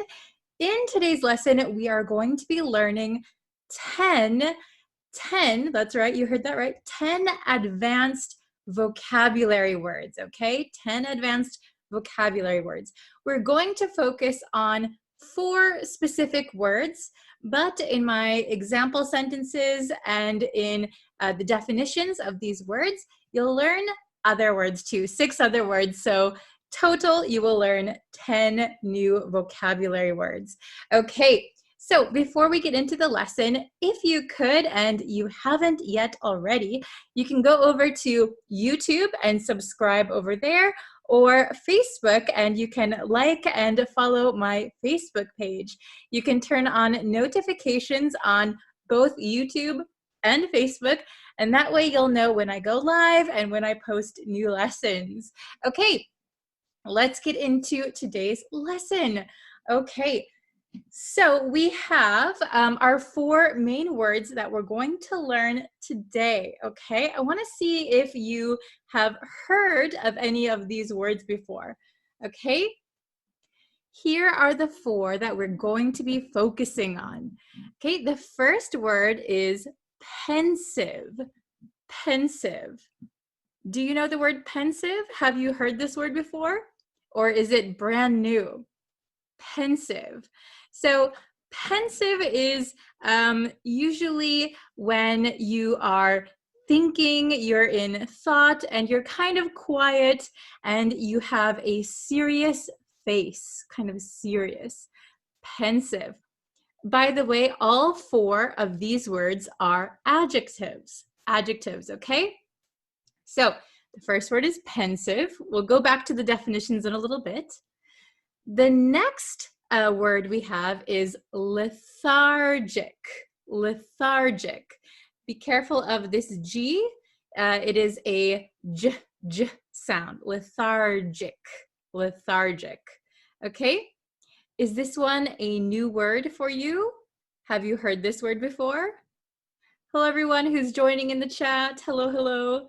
Lethargic. So lethargic means that you don't have a lot of energy. You're kind of slow moving. Maybe you feel very tired. You don't really want to do anything. You are lethargic. Very good. The next word here is eloquent. Eloquent. Eloquent. Have you heard this word before? Eloquent. So if it is a new word for you, eloquent describes someone who is very good at talking.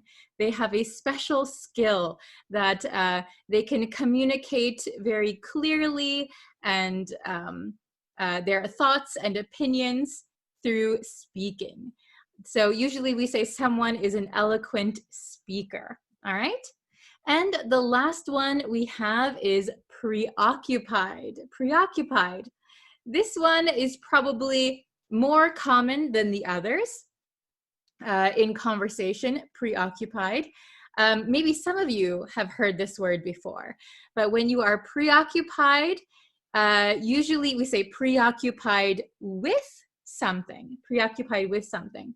So if you are preoccupied, that means even though you are, for example, you are studying English, you're watching my lesson, but maybe your mind is somewhere else. You are worried or thinking too much about something else, okay? Very good, preoccupied. All right, let's look at the definitions a little bit more in depth, okay? So here they are. Okay, so I had to write really small because there's lots of words that we're learning today. Okay, so the first definition we're going to look at is pensive. Pensive. So remember, pensive means thinking in a quiet way, often with a serious expression on your face. Okay, pensive.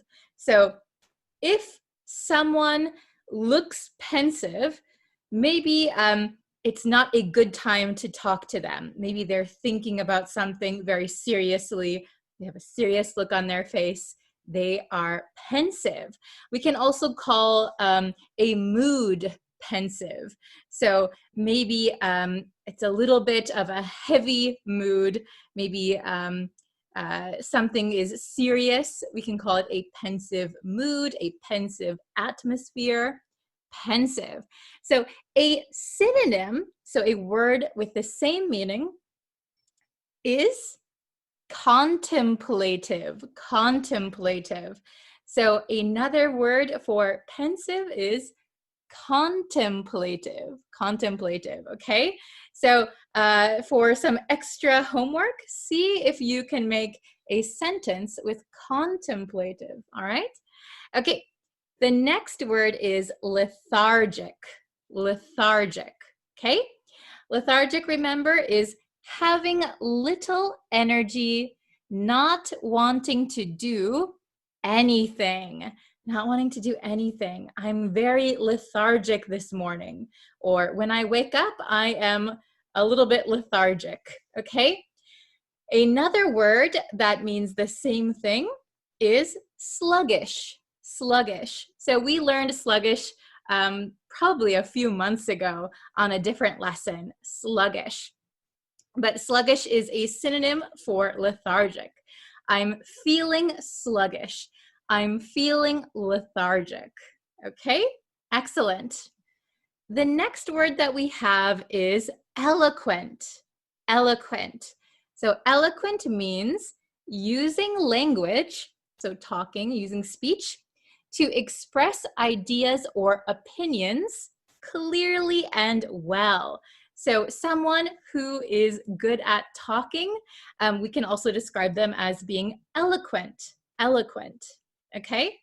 A synonym for eloquent is articulate. Articulate. Okay? Very good. Articulate. Okay. Eloquent, articulate. Very good. She is eloquent. He is articulate. Very good. Okay. And I hope you can see this one. Preoccupied. Preoccupied. Sorry, my marker is a little bit running out of ink. Okay. When you are preoccupied, when we use preoccupied, usually we say preoccupied with something. So remember that, preoccupied with something. It means thinking or worrying about something too much. Thinking, worrying about something too much. I'm preoccupied with my homework. I'm preoccupied with my upcoming test. I can't stop thinking about it. Okay? Can't stop thinking. All right? So another word that is similar is distracted. I'm distracted by my homework. I can't enjoy the camping trip because I am distracted by my homework. I'm preoccupied with my homework, worrying, thinking too much. Okay, so let me just check my time.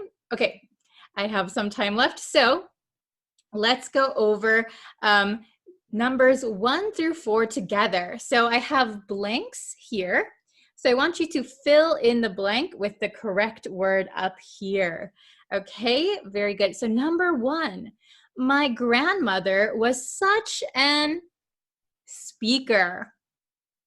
My grandmother was such an speaker. Please write your answer in the comments. We have these 4 words to choose from: pensive, lethargic, eloquent, preoccupied. All right, which one makes the most sense? Okay, did you write your answers? Oh, very good. Okay, awesome. So I'm going to write the answer. I hope you got it right. I see lots of answers in the comments. My grandmother was such an... We'll get the answer for you. All right. My grandmother was such an eloquent speaker. Very good if you got that one right. This one should have been easy because, well, we have a big giveaway here that we use an. So the next letter needs to be a vowel.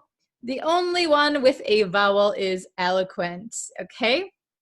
So that should have been a dead giveaway. An, eloquent, and then speaker. Oops, speaker. Okay, so remember that when we say someone is eloquent, it means they're good at speaking. All right, very good. Let's try number 2. The patient feels weak and something. The patient feels weak and something. Okay, so patient here means a person who is at the hospital or seeing a doctor because they don't feel well. That is a patient. The patient feels weak and something. All right. Okay, let's see the answer. Oh, you guys are writing down your answer? Very good. The patient feels weak and can you pronounce this word? Lethargic. Remember, this is a j sound. Lethargic. Okay? The patient feels weak and lethargic. They have no energy. They feel very weak. Okay? Excellent.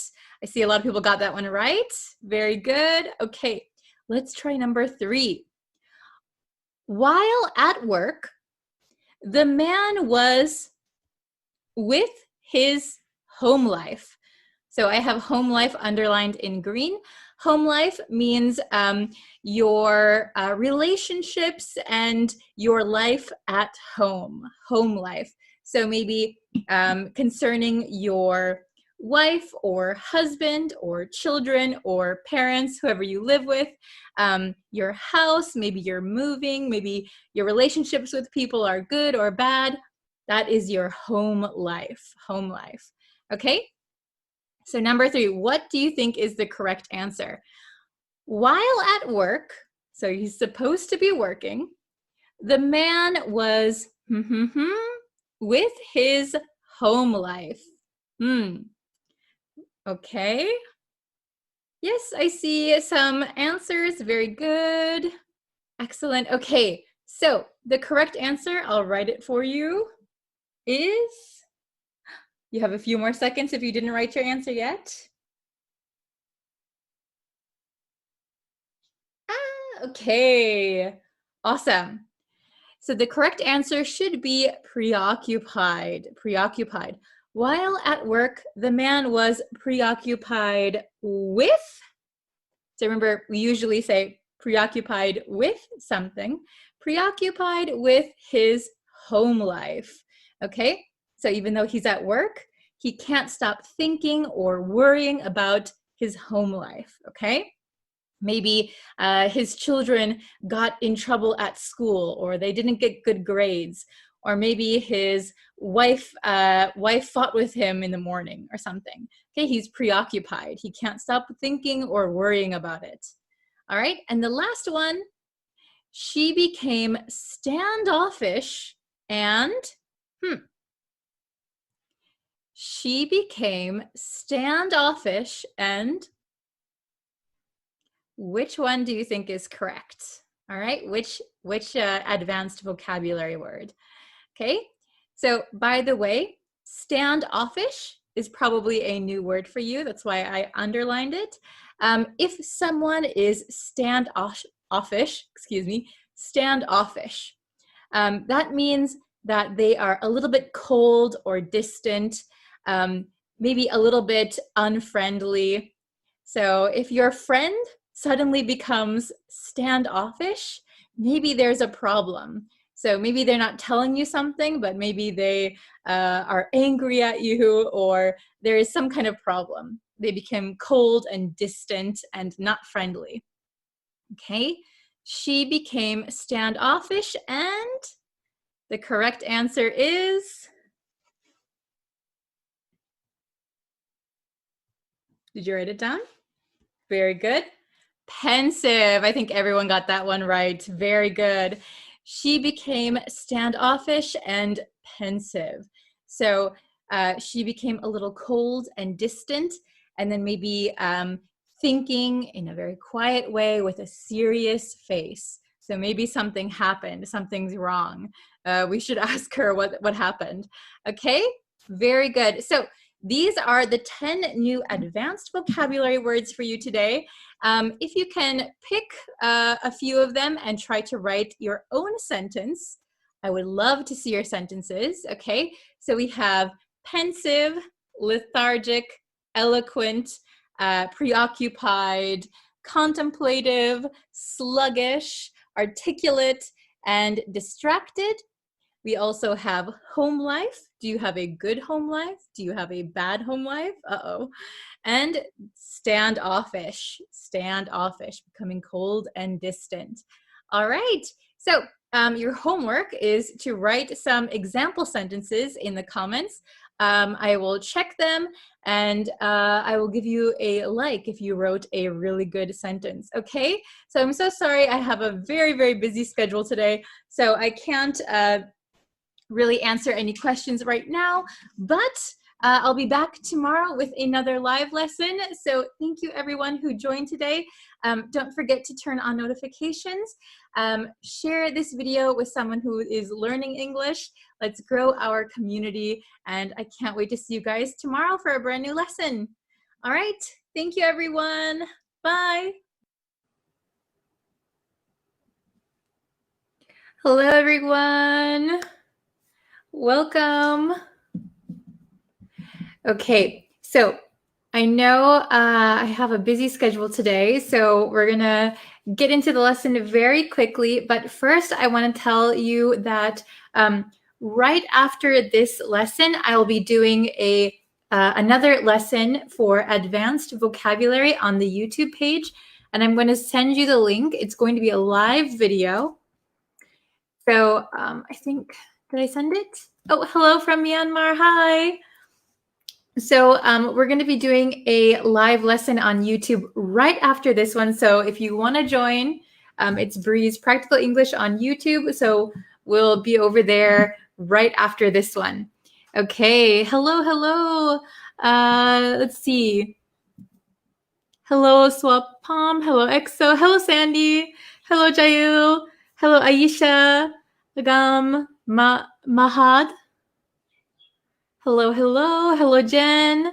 Okay, I hope everyone is doing well today. Let me adjust my seat a little bit. Okay, so today we're going to learn about something that a lot of you have been asking me about, okay? So, which is very exciting, right? Because I'll answer your questions today. So a lot of students have been requesting to know about stative verbs, however you want to pronounce it, stative verbs. Hello from Bangladesh. Hello. Hello, Nguyen. Hello, Fwazi. How is everybody doing today? Are you guys ready to learn about stative verbs? I know they are very, very tricky. So all this week, really, we've been doing kind of grammar lessons. So if you've missed any of the live streams from earlier this week, you can always go back and check them. Oh, hello from Bangladesh. Wow. Very good. Okay, I see a lot of familiar faces. Hello from Cambodia. Hi. Okay, so does anybody know what stative verbs are? What stative verbs are? Hello from Afghanistan. Okay. By the way, if you'd like to share this video with your friends, please do so. That really helps grow our community. Okay. So stative verbs. Stative verbs are really part of our everyday grammar, right? And I'm sure you've learned about it if you've taken an English class before. So we're going to jump into the lesson, okay? So stative verbs. Let's see. Okay, so I have a whole explanation written out for you all, so we can look at it together. Okay, so let's look at what I have written here. Okay, so stative verbs describe a state of being. That's why you can remember it as a stative verb. It's a state of being. Okay. Stative verbs, they describe situations that are unchanging. So that is the biggest factor here. It's a state of unchanging. Okay. So here are some typical categories. So for example, feelings, thoughts, senses, possession. Okay. Is everybody following me so far? Hi, Adib. Hello, Rubel. Hello, Mahadi. Okay, so let's see. Okay, so remember, we're not looking at them today, but if you know the opposite of stative verbs, we have dynamic verbs, which are also called like action verbs, right? So, oh, it's 3 p.m. in China. What time is it here? It is 3:38 here too in Japan. Okay. So, dynamic verbs are the opposite of stative verbs. Okay. So dynamic verbs, usually there is some change with those verbs.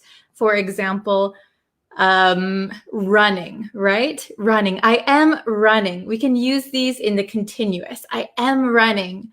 Okay. However, stative verbs, the big difference here is that we usually don't use them in the continuous. Okay.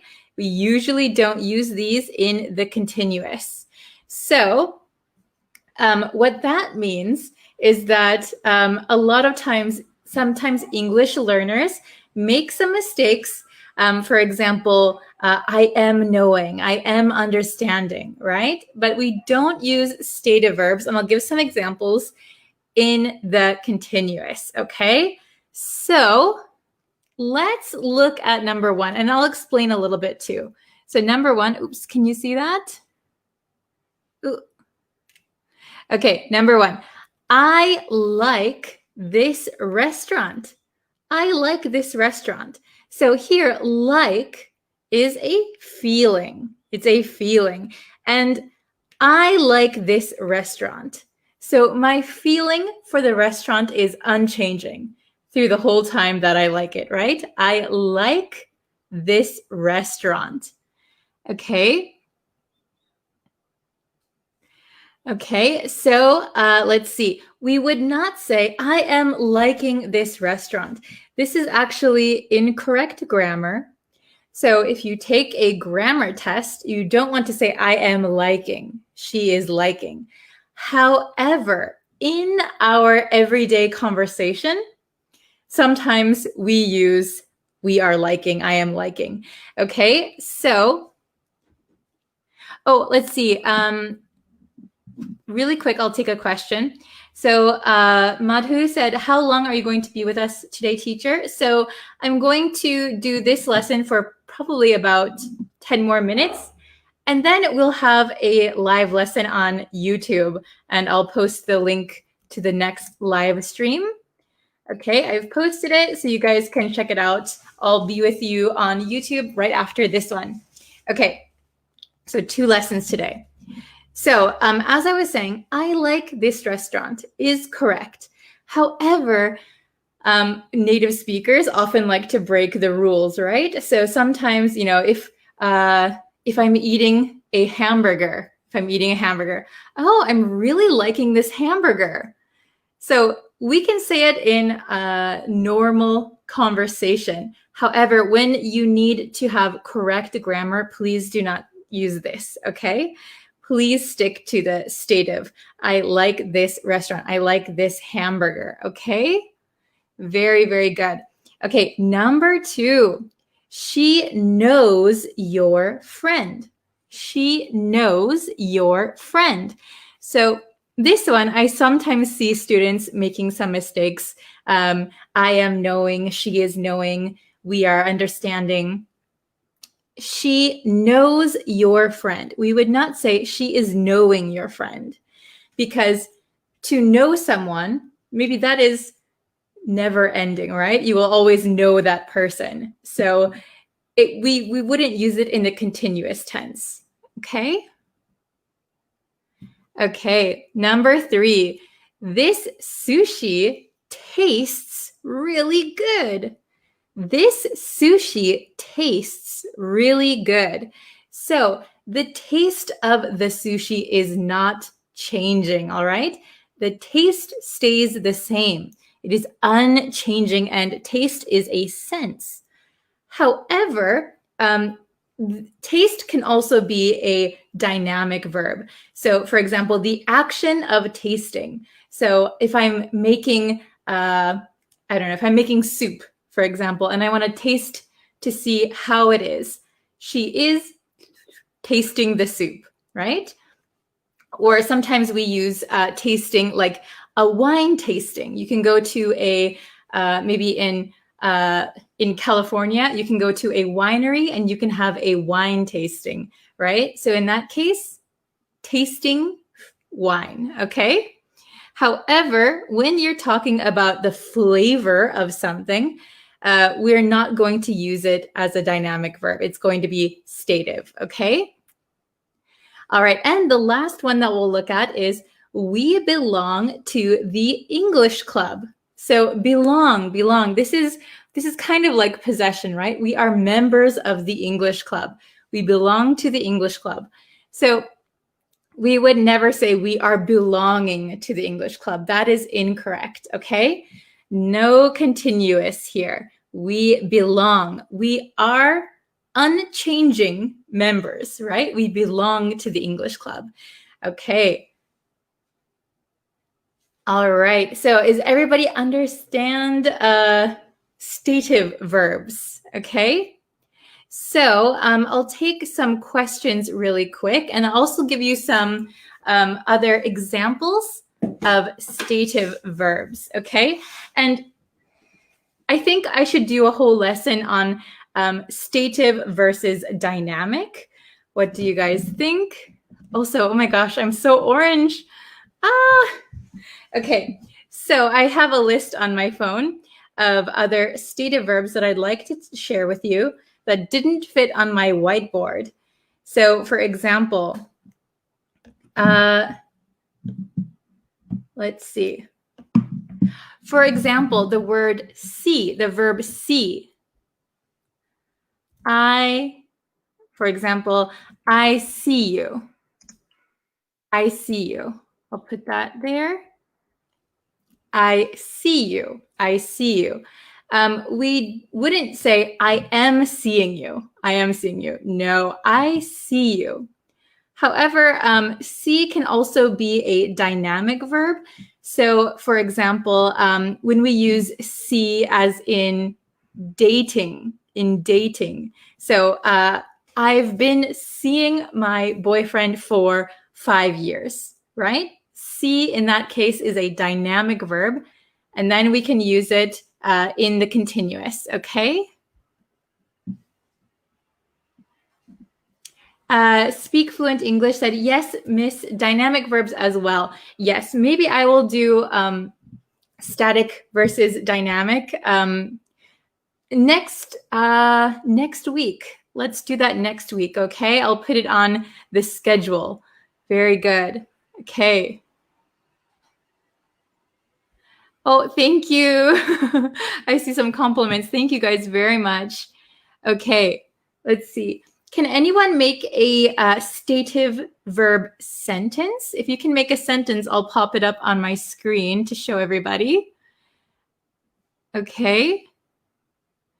For example, another one is have. For example, I have a banana. I have a banana, right? So I actually do have a banana. This is going to be my breakfast tomorrow. I have a banana. So we wouldn't say I am having a banana when you mean that we are holding it, right? If you use have in a dynamic verb way, like I'm having lunch, that means eating, right? So sometimes you have to be careful because the meaning of the verb could change, right? Like with see. See as a stative verb means I see you or I understand, for example. However, I'm seeing my boyfriend means dating. I'm seeing my girlfriend. I have a banana. I have a banana means I have one, right? I'm holding one. I'm having a banana would mean I'm eating a banana, okay? So be careful if you accidentally use with a dynamic verb, it could change the meaning of your sentence. So just be careful of that. Okay.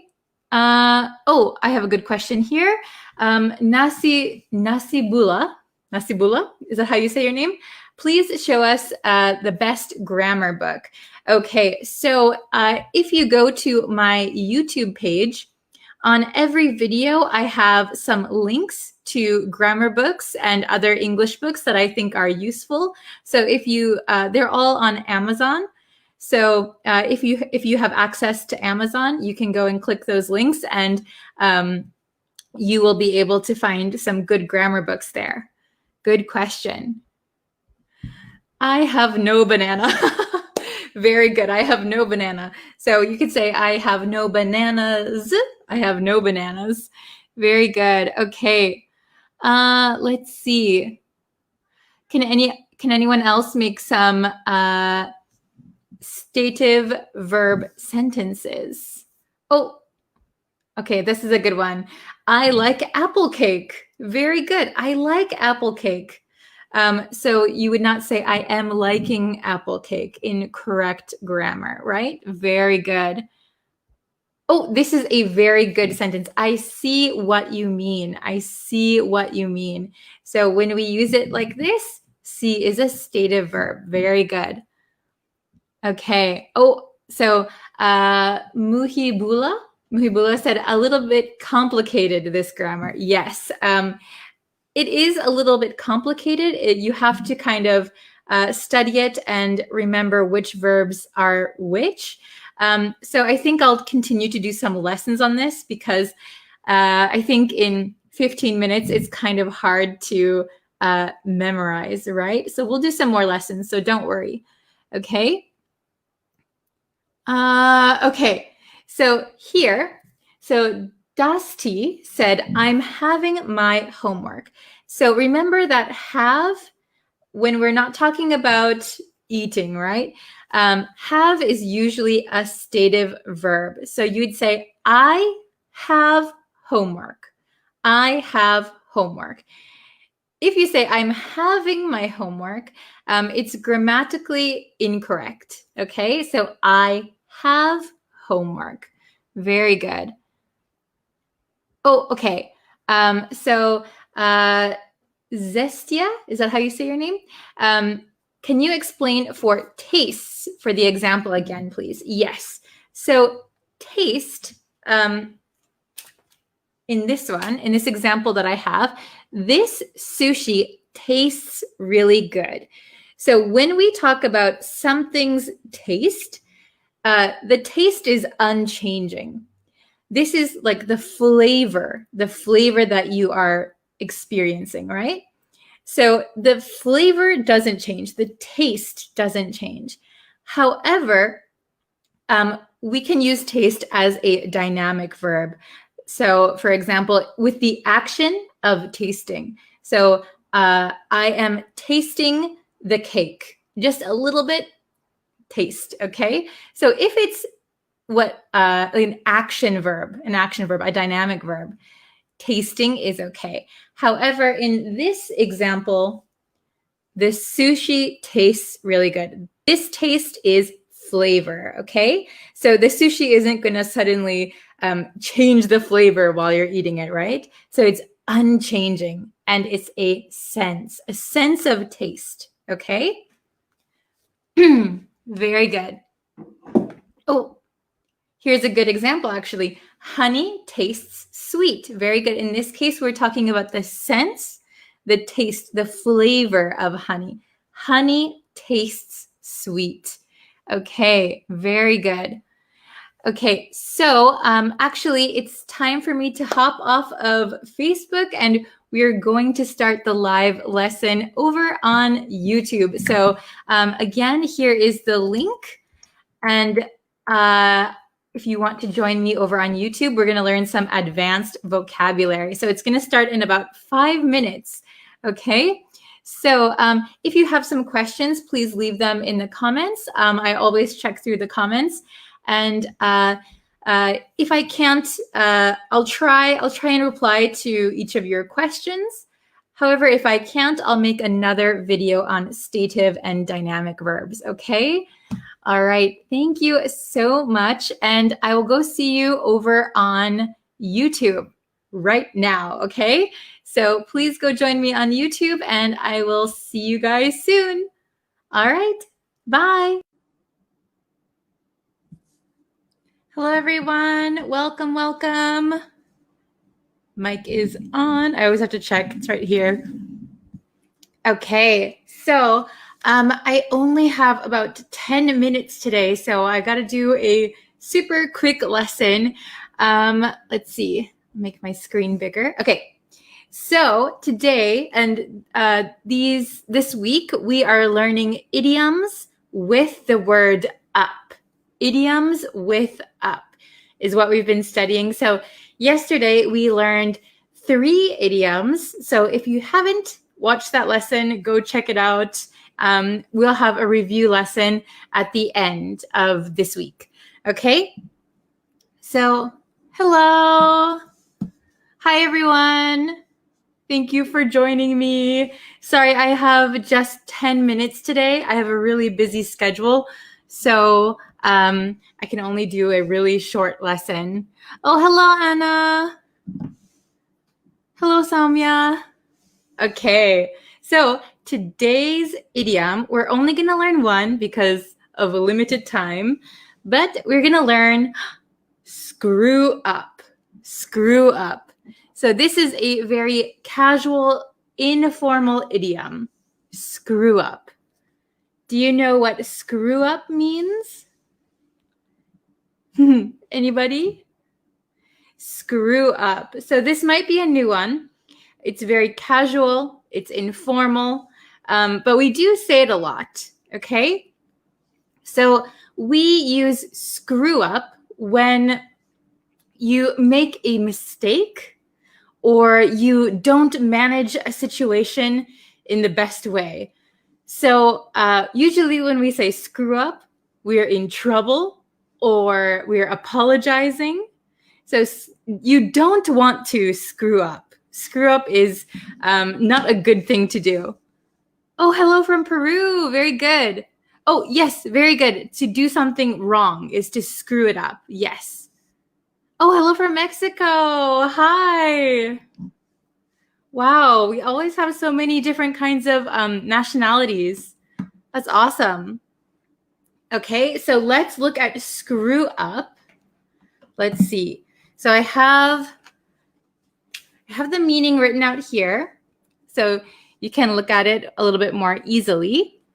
So screw up means to completely mismanage or mishandle a situation.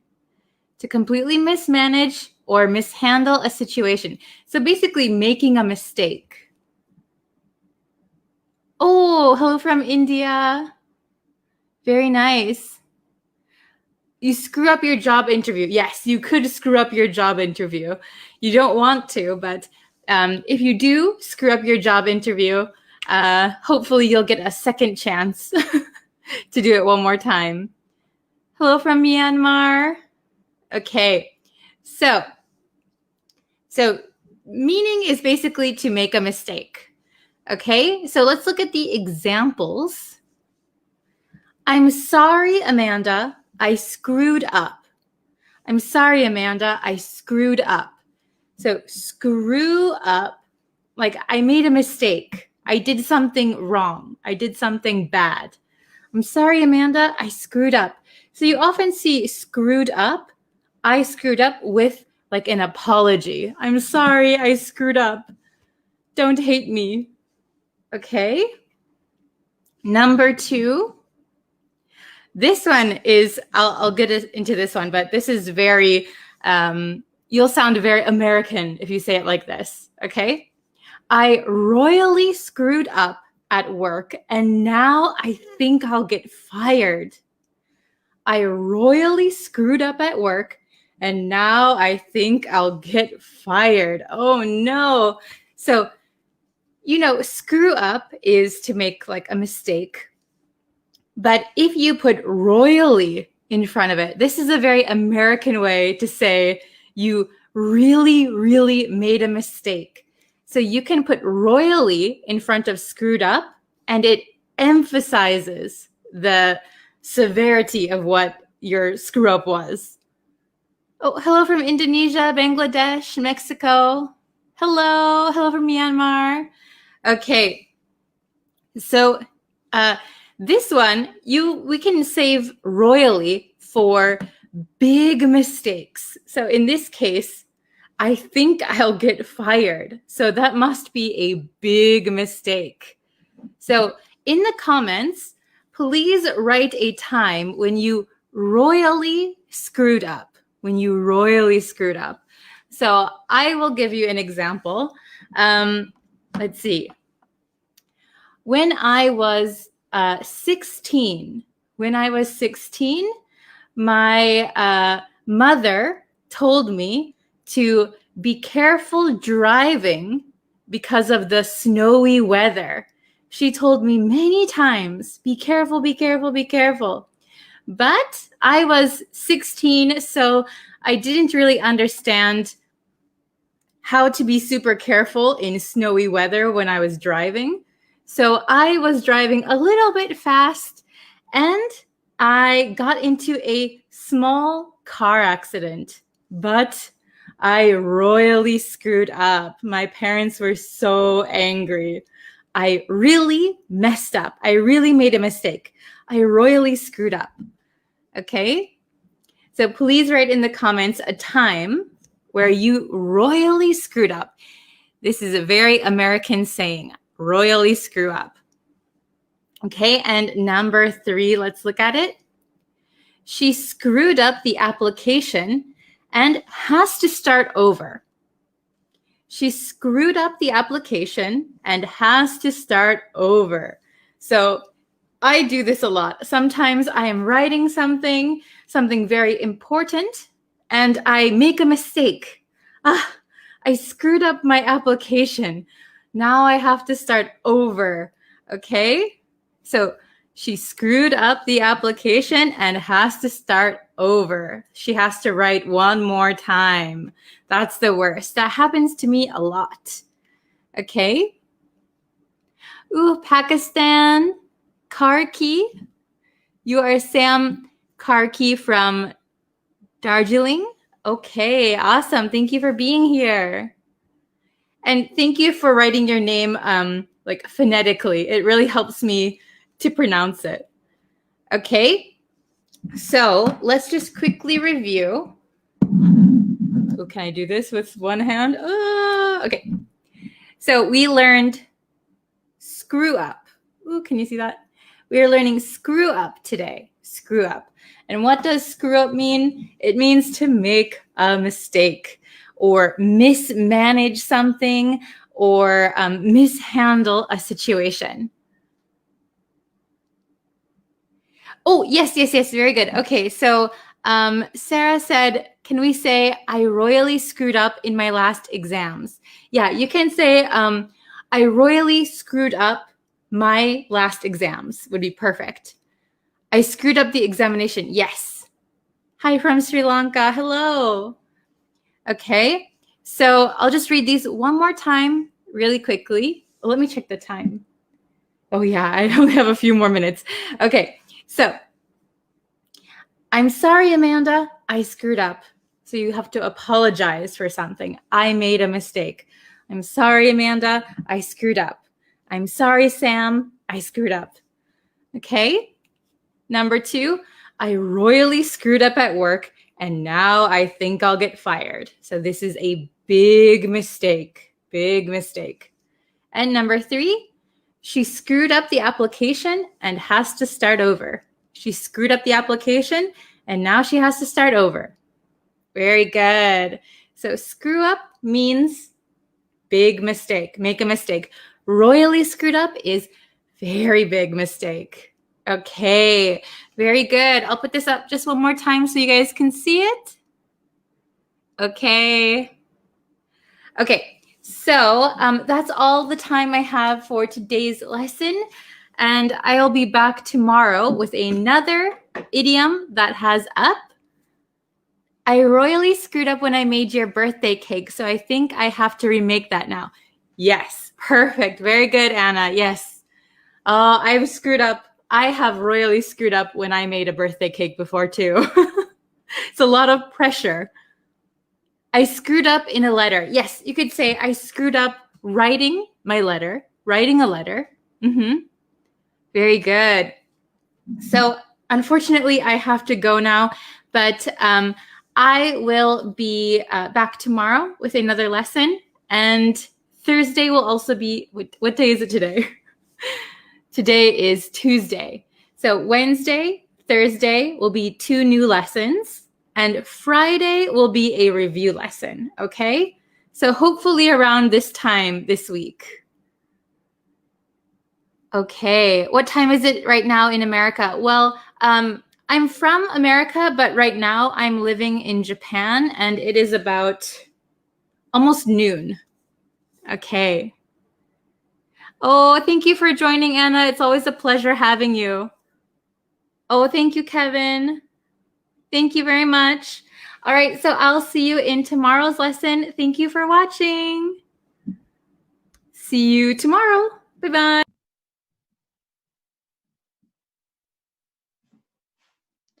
Hello, everyone. Hello, students. How are you today?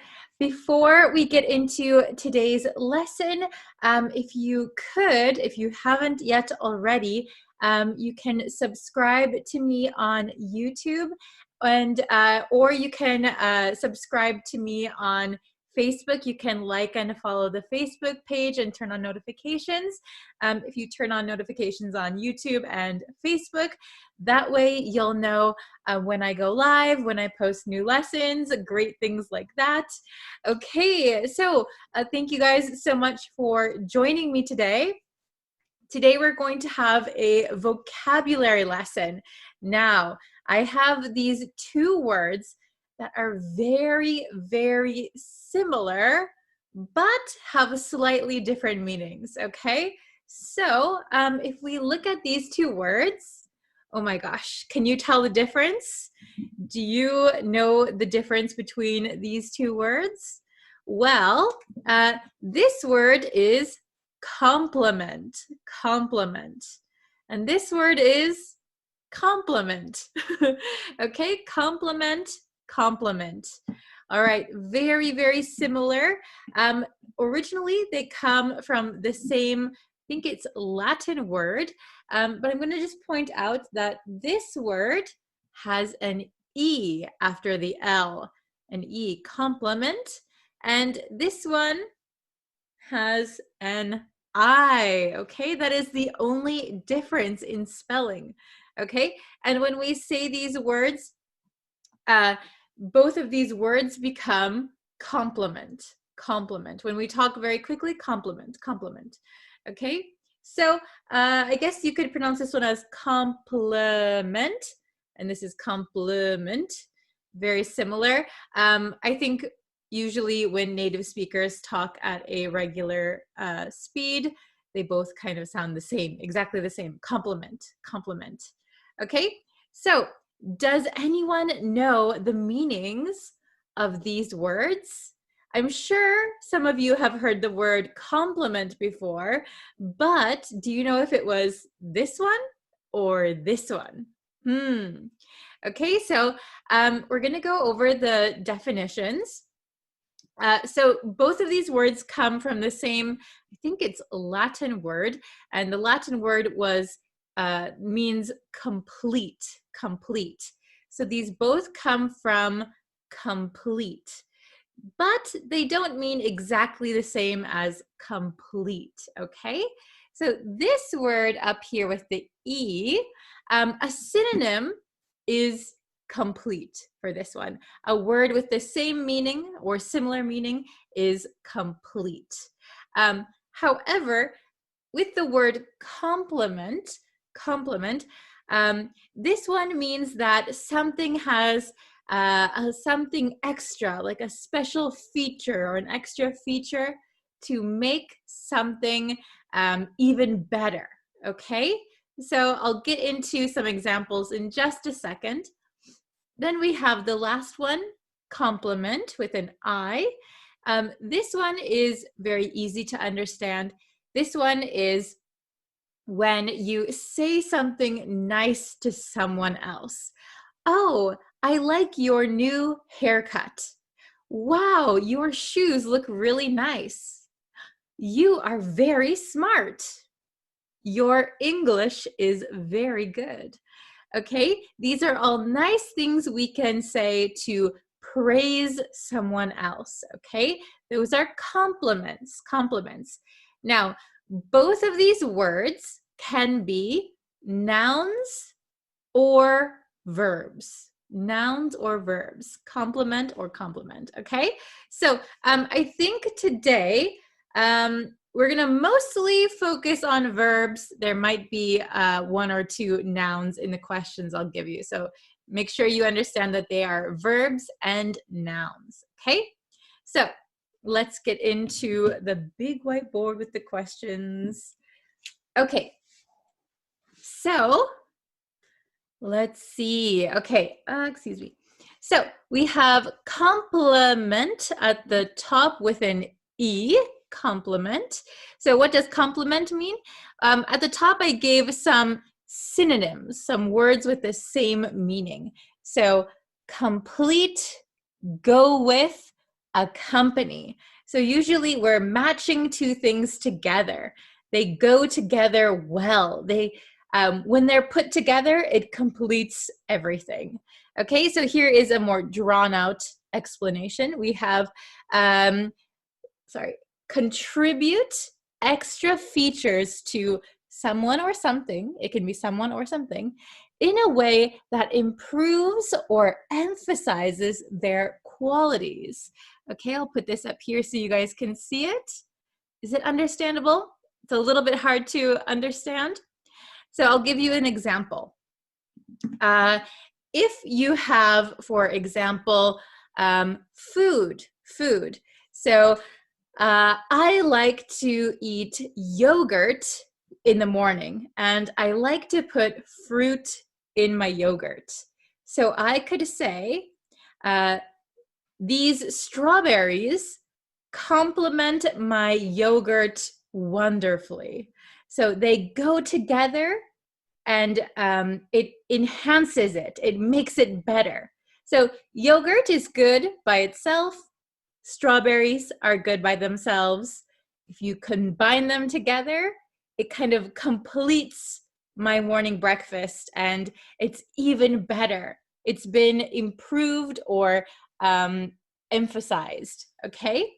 So complement means two things come together to complete something in a very good way that's better than separately, okay?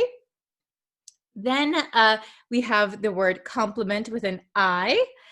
This means a polite expression of praise or admiration. Wow, you're so beautiful. Oh my gosh, he's so handsome. These are compliments, okay? So remember that both compliment and compliment can be nouns and verbs. All right, are you following me so far? Okay, if you have any questions, please put them in the comments. Also, let me know what country you are in and what country you're watching this from. I would love to see. I know we have lots of students from all over, so it's great to see what countries you're all from. Okay, so let's do these 4 questions together, okay? So let's try number 1 together. Number 1, everyone, Jane on her new dress. Everyone, Jane on her new dress. Now, I'm going to say, let's put this in the past tense, okay? Let's try to put this in the past tense. So whichever one you pick, you know it's going to be a verb. We're going to use the verb, and we're going to put it in the past, okay? Everyone, Jane on her new dress, okay? Did you write down your answers? Oh, very good. Okay, awesome. Awesome job. Okay, so everyone, we're going to put it in the past. We know the pronunciation, complement.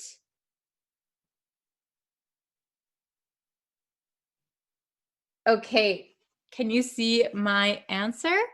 I wrote everyone complimented Jane on her new dress. So it has an I, and I put ed because we'll just put it in the past tense. You could also say everyone compliments Jane on her new dress if it is happening in the present, but we just put this in the past. Okay, everyone complimented Jane on her new dress. So this compliment with the I is a polite expression to say, wow, you look great. Wow, that dress looks so good on you. Okay, everyone complimented her. All right, number 2. Those shoes really your outfit. Those shoes really your outfit. Okay? Compliment or compliment? Let's see who can get it right. For this one, let's put it in the present tense, okay? Those shoes really your outfit. And if you don't know what outfit means your clothes as one set, okay? So if you're wearing a t-shirt and jeans, that is your outfit. If you're wearing a dress, that is your outfit, okay? All right, does everyone have their answers? Okay, those shoes really, you have time to write it while I write? Oops. Did you write your answer? Okay, the correct answer is compliment. Those shoes really complement, sorry for my handwriting, so this has an E here, your outfit. Those shoes really complement your outfit. They really go together well. The shoes complete your outfit in a very good way. Okay, is it understandable? Excellent, very good. Number 3. I'm not good at receiving something. I'm not good at receiving something. Which one do you think it is? This one or this one? This is a little bit tricky. Do you know the answer? You can write it in the comments. Very good. You guys are so smart. That is not just a compliment. I really think so. Okay. I'm not good at receiving. I'll write the answer for you. So write down your answer in the comments. Okay. Are you ready? Da, da, da, da. Oh, what? Okay. Not that shocking, probably. I'm not good at receiving compliments. Compliments. So we have I here, compliments, compliments. This means receiving praise, receiving nice words from people. So what this means, by the way, this is a noun here. We're using the noun compliment, compliments, many compliments. I'm not good at receiving many or any compliments, okay? So this sentence means that when someone says something nice to me, like, wow, you're so smart. Wow, you're really good at that. It's embarrassing and I don't know what to say. Okay? Do you feel like that sometimes when someone gives you a compliment? Do you feel like you don't know what to say? Thank you. Or you feel a little bit shy or embarrassed? Sometimes in English, we say, I'm not good at receiving compliments, or I'm not good at taking compliments. I don't really believe them. I think they're just being nice. Okay? So sometimes we say this. All right. Last one, number 4. We have chocolate. Ooh, chocolate. I like chocolate. Chocolate and vanilla each other perfectly. Chocolate and vanilla each other perfectly. Okay, which one? Complement with an E or complement with an I? Which one do you think is correct? All right, write your answer in the comments. You have a few more seconds. Okay, very good, everyone. Nice job. Okay, so I'm going to write the answer. You have a few more seconds to write your answer down if you didn't do it yet. Okay, chocolate and vanilla.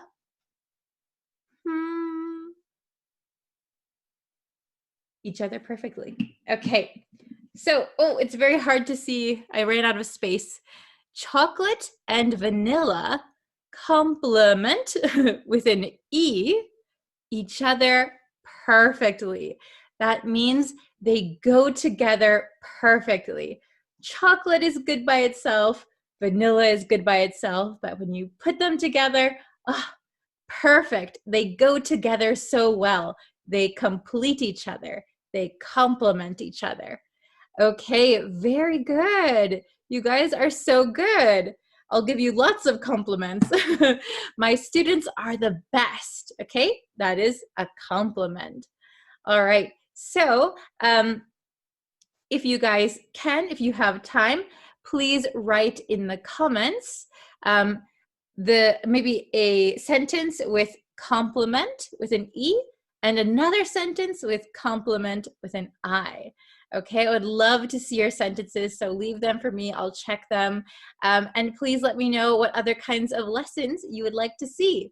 All right, thank you guys so much for watching. I'll be back again tomorrow with another lesson, brand new lesson.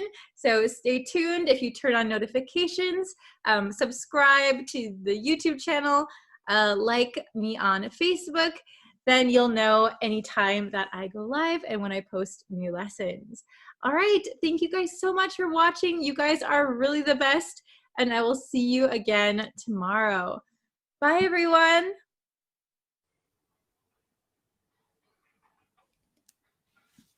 Hello, everyone. Welcome to our lesson. How is everybody doing today? Let's see. Okay, I'm going to wait for some people to get in the chat and then we're going to start. Hello. How is everybody? How are you? I hope you all are having a good day. We're going to learn 2 new idioms today. Hello, Anna. Hello. Yeah, so we're going to learn 2 new idioms today, and we're still going with the book theme. If you have any suggestions or requests for lessons, please leave them in the comments, okay? Oh, Jalil, is your home okay in the Philippines? You're having a typhoon right now? Hello from El Salvador. Hello from Sudan. Hello from Thailand. Hello. Hello from Bangladesh. Okay. So I hope everybody is safe and healthy and doing well today. Hello from Boston. Wow. Oh, yes, I've been watching the news, Anna, all day I've been watching the news. But it's time to take a little bit of a break and have a lesson with you guys. And then right after this, I'll be back to watching the news. Hello from Iraq. Hello. Okay, so we've got a bunch of people in here now, which is awesome. Thank you guys for sharing this live stream with your friends. So it really helps to grow our community, and then we can help each other, which is awesome. So thank you so much for doing that. Oh, hello from Duvi. Hello from where? Bangladesh, India. Hello, Guatemala. Wow. Okay, awesome. So we are going to start. So okay, I have my marker. So we're learning 2 new book-related idioms today, okay? So all this week, book-related idioms. So we have these 2 idioms. Does anybody know these? Have you heard these before? So we have book smart, and read someone like a book. Book smart and read someone like a book.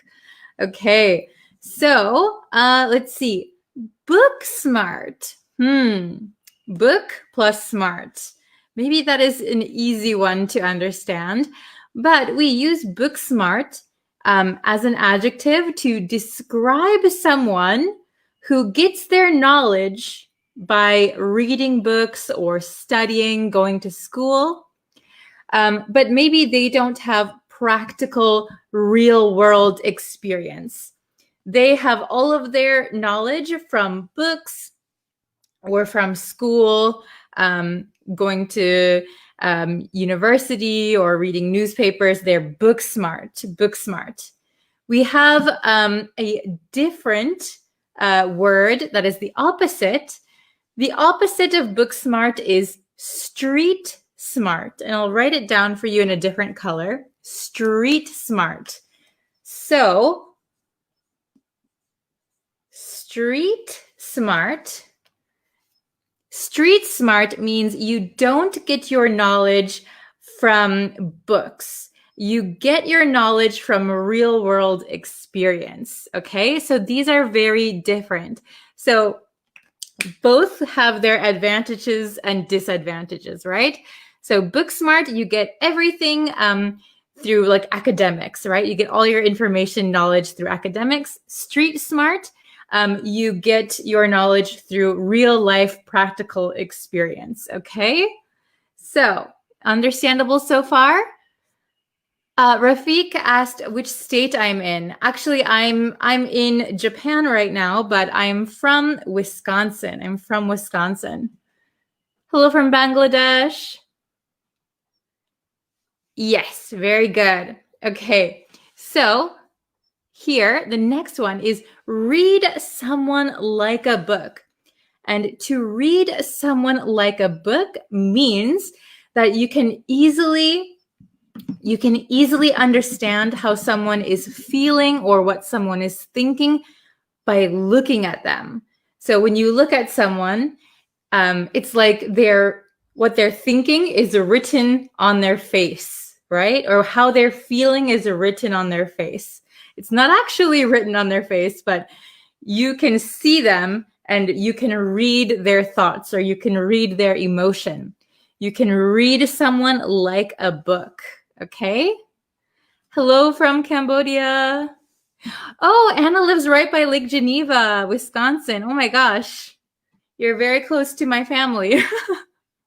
Hello from Peru. Hello from Indonesia. That's so crazy that Anna is so close to Wisconsin. Wow. Okay. Hello, Gerardo. So does everybody understand these 2? Book smart, get your information, knowledge through academic learning. Street smart is the opposite. You get your education or knowledge from the street, right? From practical experience. The second one, read someone like a book, means that you can look at someone and you can understand how they're feeling. You can totally understand their emotion, what they're thinking. Okay, so let's try some examples together, okay? Oh, you drive around Lake Geneva every day. Wow. Hello from Madagascar. Maybe you'll run into my family one day. We look very similar. Okay. So let's see. Okay, I'll go over here. So, okay. So I wrote the meanings out here. I'll use this marker. So book smart, someone who is knowledgeable because of book learning opposed to experience. So maybe they don't have any experience, but they get their information through book learning. Okay? Yeah, I hope America will be okay too. Okay, the next one is read someone like a book. Read someone like a book. To easily understand the true thoughts and feelings of someone by looking at them. So just by looking at them, you can easily understand their true thoughts and feelings. Okay? So let's do these together, okay? So how about number 1? Okay, number 1 says, although he is, he doesn't have any real experience. This one should be pretty easy, I think. Although he is, he doesn't have any real experience. Oh, very good. I see everybody. Abdul, Anna, very good. Okay, so the first one, although he is book smart.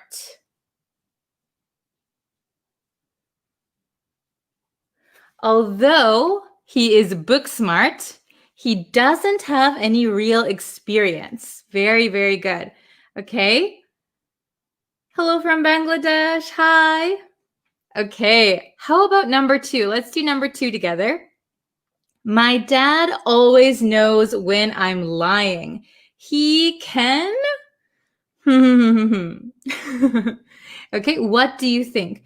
My dad always knows when I'm lying. He can. Oh, very good, Anna. Very good. Hello from Palestine. Okay, I think, was Anna the first one to get number 2? I think Abdo is already on number 3. Okay, Mong doesn't understand. So we're learning these 2 words. We have book smart and read someone like a book. Book smart means that you get your information by reading, not experience. Read someone like a book means you can easily understand someone by looking at them. Okay, very good. Very, very good. Read me. So my dad always know when I'm lying. He can read. So read someone, right? Read me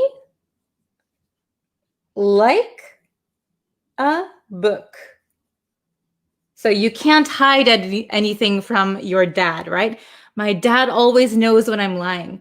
So if he looks at me, he can see my true thoughts, my true feelings. My dad always knows when I'm lying. He can read me like a book. Okay, very good. How about number 3? I can, and I can tell that something is wrong. I can tell that something is wrong. Oh, very good. I see a lot of correct answers. Anna, Kihin, very good. Mong, I hope you can understand it now. Gerardo, very good. Ashraf, very good. Abdul, very good.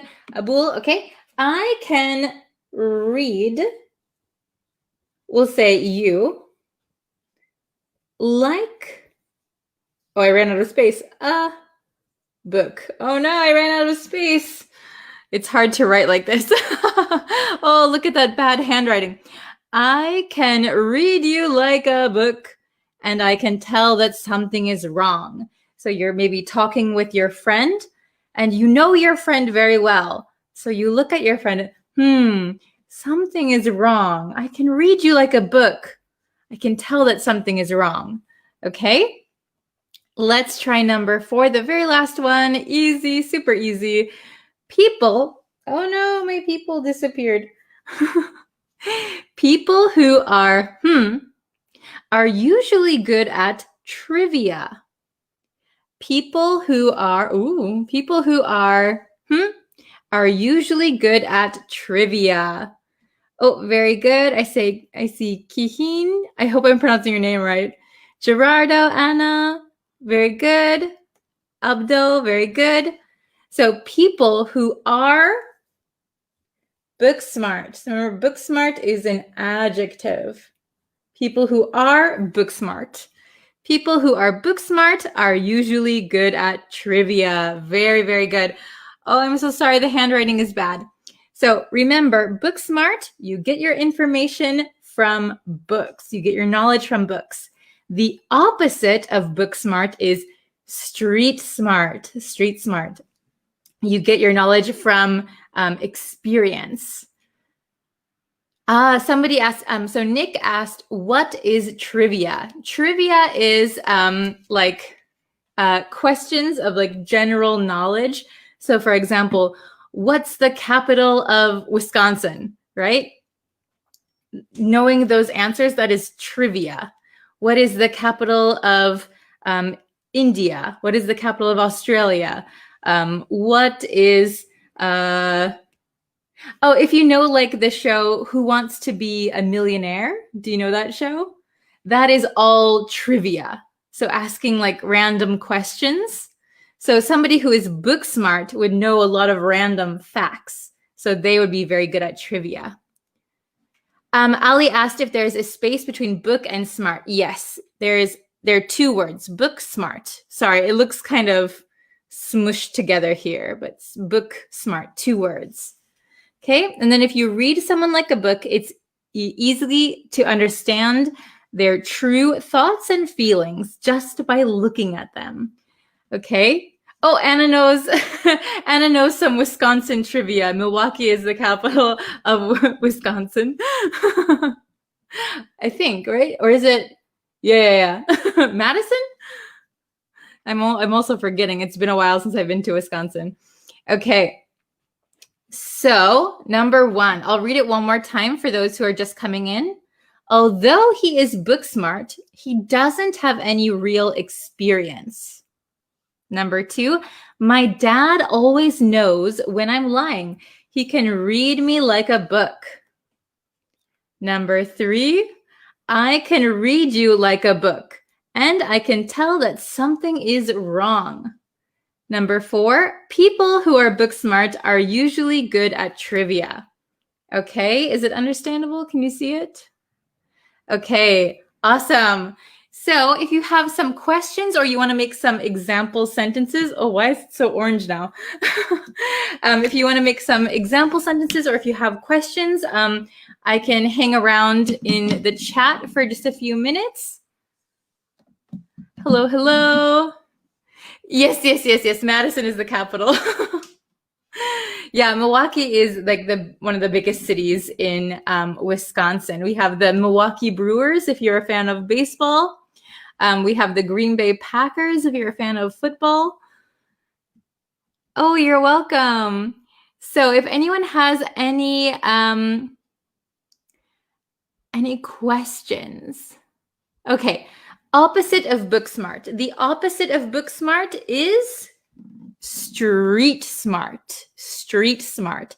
So if you are street smart, it means that you get your knowledge from real experience. You're on the streets, you're doing, maybe you're doing work, or you just know how people are, right? So you get your knowledge through experience if you're street smart. Book smart is the opposite.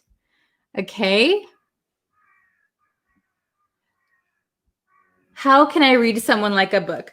So the expression read someone like a book means that if you look at someone, it's like their emotion or their thoughts are written on their face.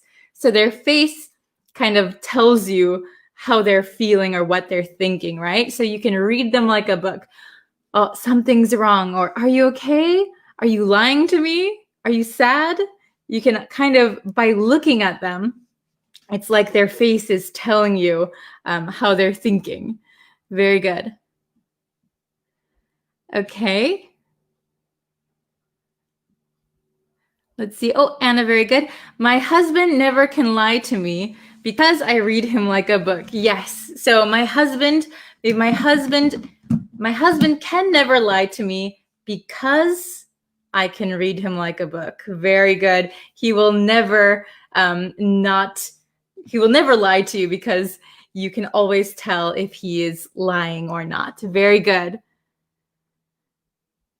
Oh, so if you missed the lesson and you're just coming in, no worries. The lesson will still be up. I'm still here in the chat. So if you're just joining us, yeah, you can feel free to ask some questions. Yes, imagination, right? Nothing is actually written on their face, but it's as if their emotions were on their face. You can easily tell. So yeah, it's kind of just your imagination.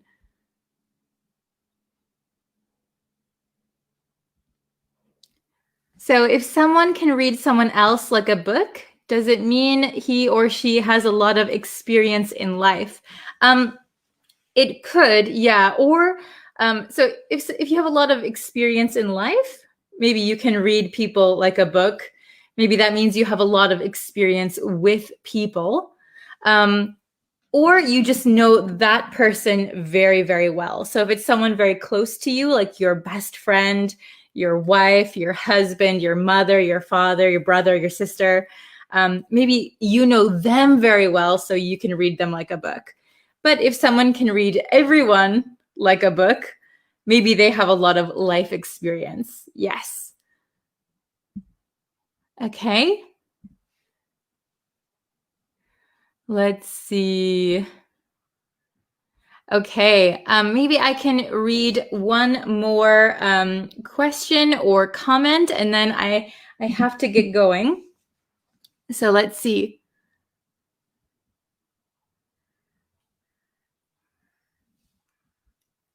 Can you give me another example of the idiom book smart? Sure. So for example, let's see. For example, I'm making up, this is not a true story, I'll just make it up. But for example, my sister is very book smart. She loves to read and she went to university. She's very book smart. My brother, on the other hand, didn't go to university. He started working right away and he is street smart. So this is just an example, not a true story. So book smart, someone maybe who loves learning, who loves reading, who's very intelligent academically. Okay. Okay. So I have to go now, so I'm very sorry. Thank you guys so much for watching today's lesson. If you could like the Facebook page, like this video, subscribe to the YouTube channel. I really appreciate it. And thank you for always sharing my lessons with your friends. Okay, so thank you so much. And I will try to answer as many questions and comments as possible later. So thank you very, very much. And I will see you guys next time tomorrow for our new lesson. Bye.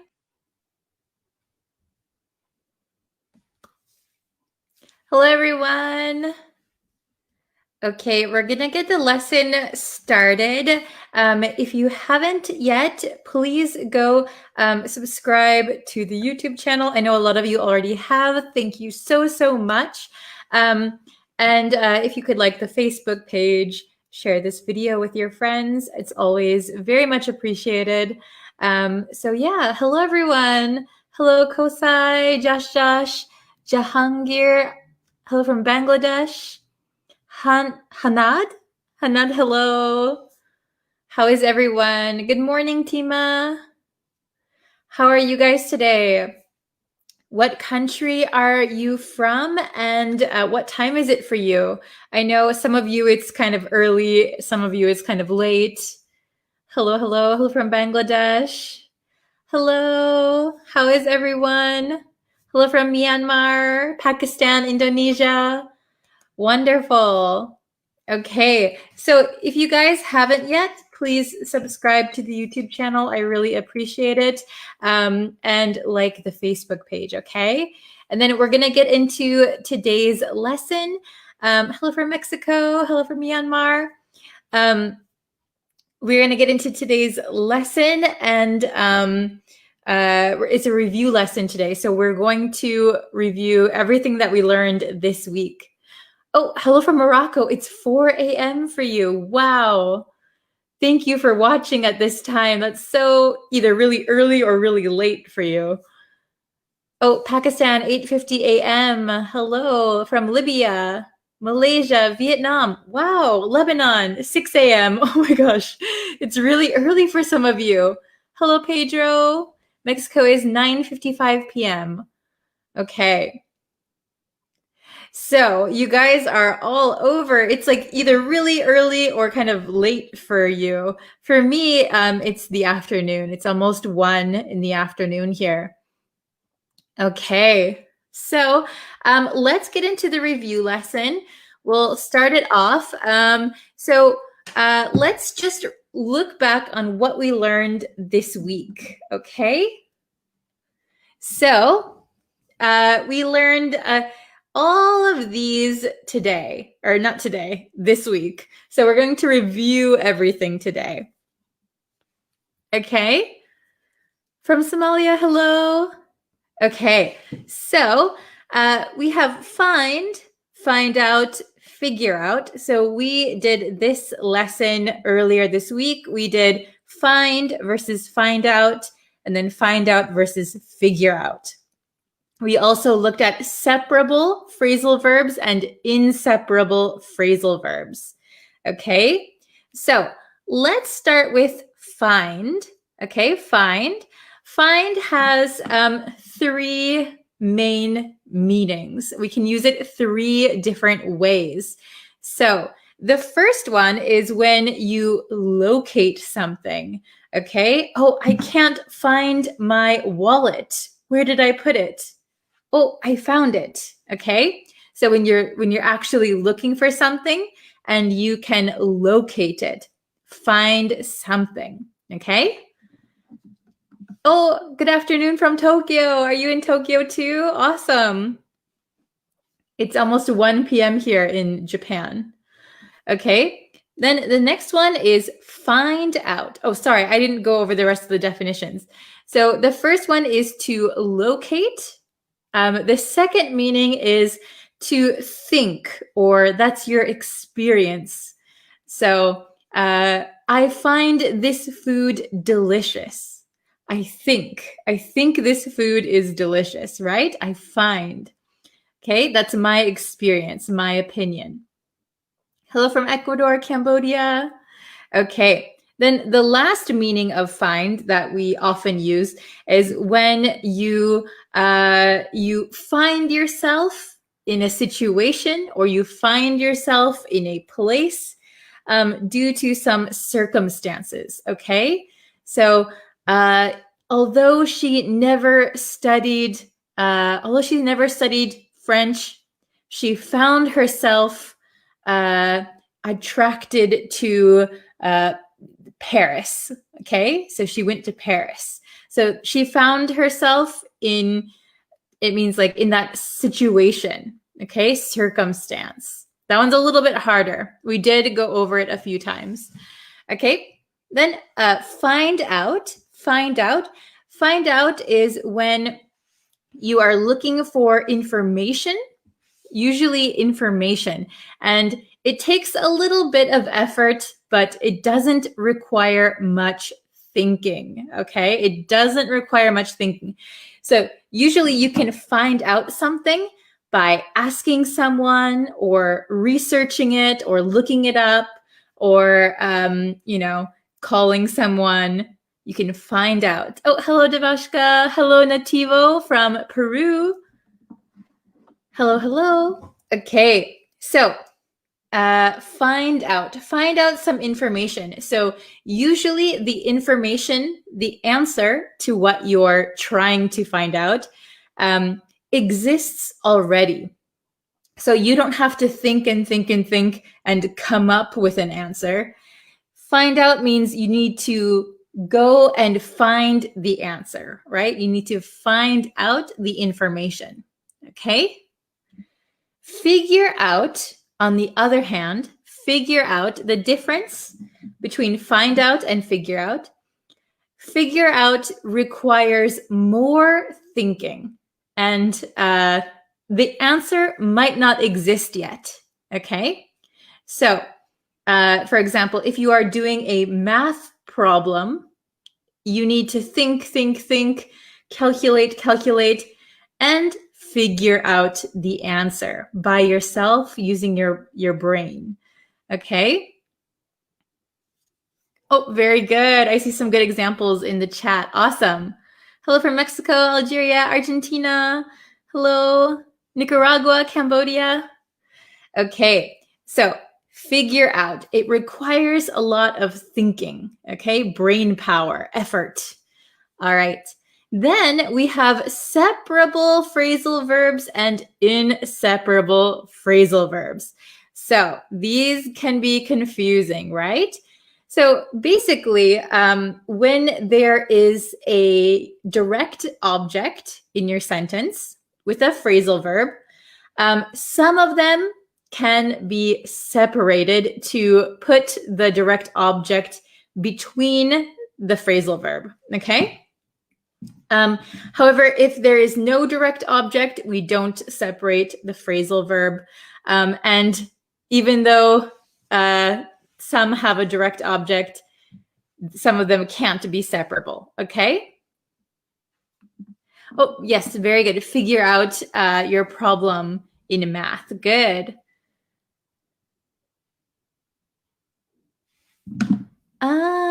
Okay. So Devashka has a question. What is the difference between ask and ask for? Maybe this will be a good lesson that I could do in the future. Ask means you can ask a question, you can ask for information, ask for something, okay? Or just ask a person, ask someone, okay? Ask for something, ask someone, okay? I'll probably do a lesson on that later, maybe next week, okay? Yes, ask for is to request, like ask for a favor or something, okay? So separable phrasal verbs, inseparable phrasal verbs, you kind of just have to memorize or get used to which ones are separable and which ones are inseparable. The best way to do this is by listening to native speakers and then repeating after them. So if you hear that a phrasal verb is usually separated when there's a direct object, kind of get into the feeling of that. Oh, Anna's here. Hello. It's freezing today. Uh-oh. Must be so cold. Yeah. Glad to see you here. Okay. So we are reviewing all of these today. So let's go and look at our questions. Okay. Our questions. So, ta-da! We have our questions here. Pretty easy, I think. Maybe there's one or two tricky ones. But we have find out, figure out, wake up, write down. Okay. And we have 6 questions, but only 5 answers. So one of them we'll use twice. Okay. All right. So let's do number 1 together. Okay. Number 1, I somehow, my way home. I somehow, my way home. Oh, very good. I see. Oh, Alex said so easy. Okay. So I see a lot of people. Oh, very good. Okay, so for this one, it could be two different answers could be correct, okay? So number 1, 2 answers are correct, but they have maybe similar meanings. So I somehow my way home. So maybe I was lost. I was lost and I had to think and I had to get home, right? So there are two that are correct here. We could say I'm going to put this in the past tense. I somehow found my way home would be correct. I somehow found my way home. Or we could also say, I somehow figured out my way home. So both of these could be correct. I wouldn't say find out because find out sounds like you were able to get the information where your house is from someone. Okay, so I somehow found my way home. So I just walking. Oh, I found my home. Oh my gosh, I somehow found my way home, or I somehow figured out my way home. So thinking, oh, if I go this way, if I go that way, okay, I got it. So both of these could be correct. I somehow found my way home. I somehow figured out my way home. Okay, a little bit of a different meanings. Okay. Why do we use past tense? I just decided to use past tense here. You could say I somehow find my way home. I somehow figure out my way home. But it sounds like you're doing it all the time. Maybe in this case, past tense sounds like it happened one time. Okay, you got lost and then you found your way home, or you figured out your way home. Okay, very good. Number 2, is your brother still sleeping? Is your brother still sleeping? Please. And then we're going to add an extra word in here. We're going to add an extra word. So number 2. Oh, very good. Oh, very good, Anna. Very good, Guadis, Nativo, Ricardo. Very good. Okay. Is your brother still sleeping? So we have your brother, right? We're going to talk about your brother. Please. I see a lot of you got it. Wake him up. Please wake him up. So this is a separable phrasal verb. Separable. Can you see that? Please wake him up. Okay? We wouldn't say, please wake up him, right? We would put the object in between. Please wake him up, or please wake up your brother. Could be correct. All right? How about number 3? Number 3. Every morning, so we're talking about yourself this time. I didn't put it here, but every morning I'm talking about myself. Something at 8 a.m. Oh, very good. Awesome. Good job, Anna. Good job, Carlo, Nativo, Haider. Okay, awesome. Marcial, good job. Okay, so every morning I wake up at 8 a.m. I wake up at 8 a.m.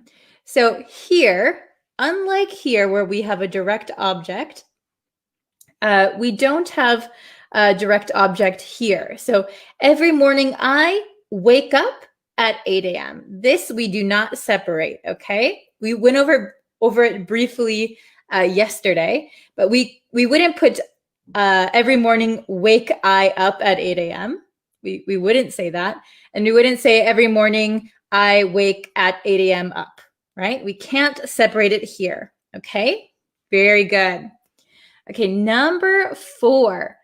If you have a pen, please something. What is the difference between get up and wake up? So they both mean the same thing, but get up kind of implies that you get out of bed. You could be in bed and wake up and go back to sleep without getting out of your bed. But very similar. Oh, good job, everybody. If you have a pen, please. We have find, find out, figure out, wake up, write down. Oh, good job. Very good. Okay, so here I see a lot of correct answers. If you have a pen, please, we could say write it down, or write this down, or write that down. Okay? So here we have a separable phrasal verb. If you have a pen, please write it down, or please write this down, write that down. Okay? So this is separable. Okay? We have the direct object here in between. Okay? Very good. Number 5. Something, this TV show, very interesting. This TV show, very interesting. Oh, okay. I see some answers. This one's a little bit tricky if you didn't watch the previous lessons. Okay. Very good. So here, I find this TV show very interesting. I find this TV show very interesting. So if you didn't watch the other lessons, find means that it also means like you think something. I find this TV show very interesting. So I think this TV show is very interesting. We could also say like, I find math very difficult. I find English very fun to learn. So I think, I find. So this is a good one if you haven't ever used the word find like this. It's a good one to practice. Okay. How about the last one? Number 6. I called my friend to something. What time the party starts? Oh, very good. Reginald, very good.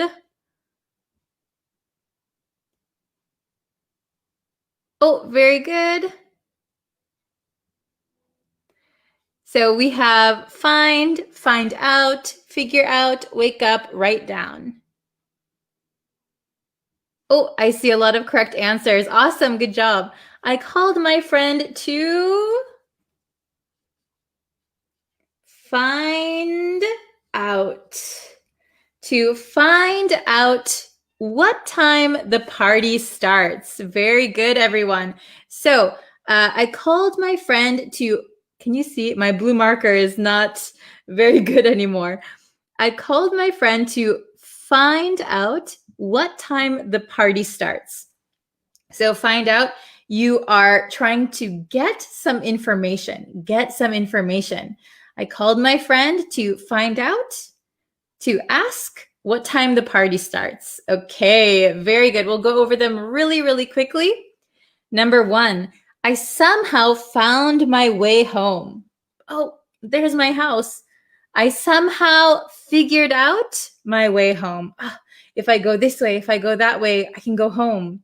Okay, maybe I was lost. Number 2, is your brother still sleeping? Please wake him up. Please wake him up. Every morning, I wake up at 8 a.m. We do not separate it here. I wake up. Number 4, if you have a pen, please write it down. Write it down. Number 5, I find this TV show very interesting. I think this TV show is very interesting. Number 6, I called my friend to find out what time the party starts. Okay, everybody got it? Good job. Okay, I'm going to put this down. It's a little bit heavy. All right. So, do you guys have any questions? Let's see. Ooh. Okay, or if you want to make some example sentences, could be, let's see.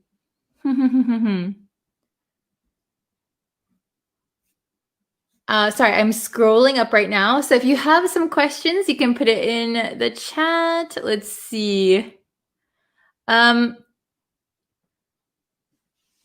Oh, I'm late. Oh no, it's okay. Don't worry. We reviewed everything that we learned this week. Find out, figure out separable phrasal verbs, inseparable phrasal verbs. Okay, so if you have a question on any of those, I can answer them for you. Okay, so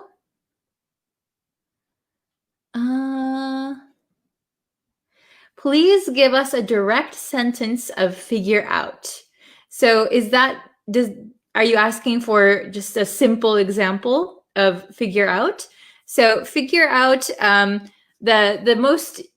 easiest sentence I could think of is like if you have a problem, I have to figure out my problem. Figure out a problem. Figure out how to do something. It means you have to think and do something.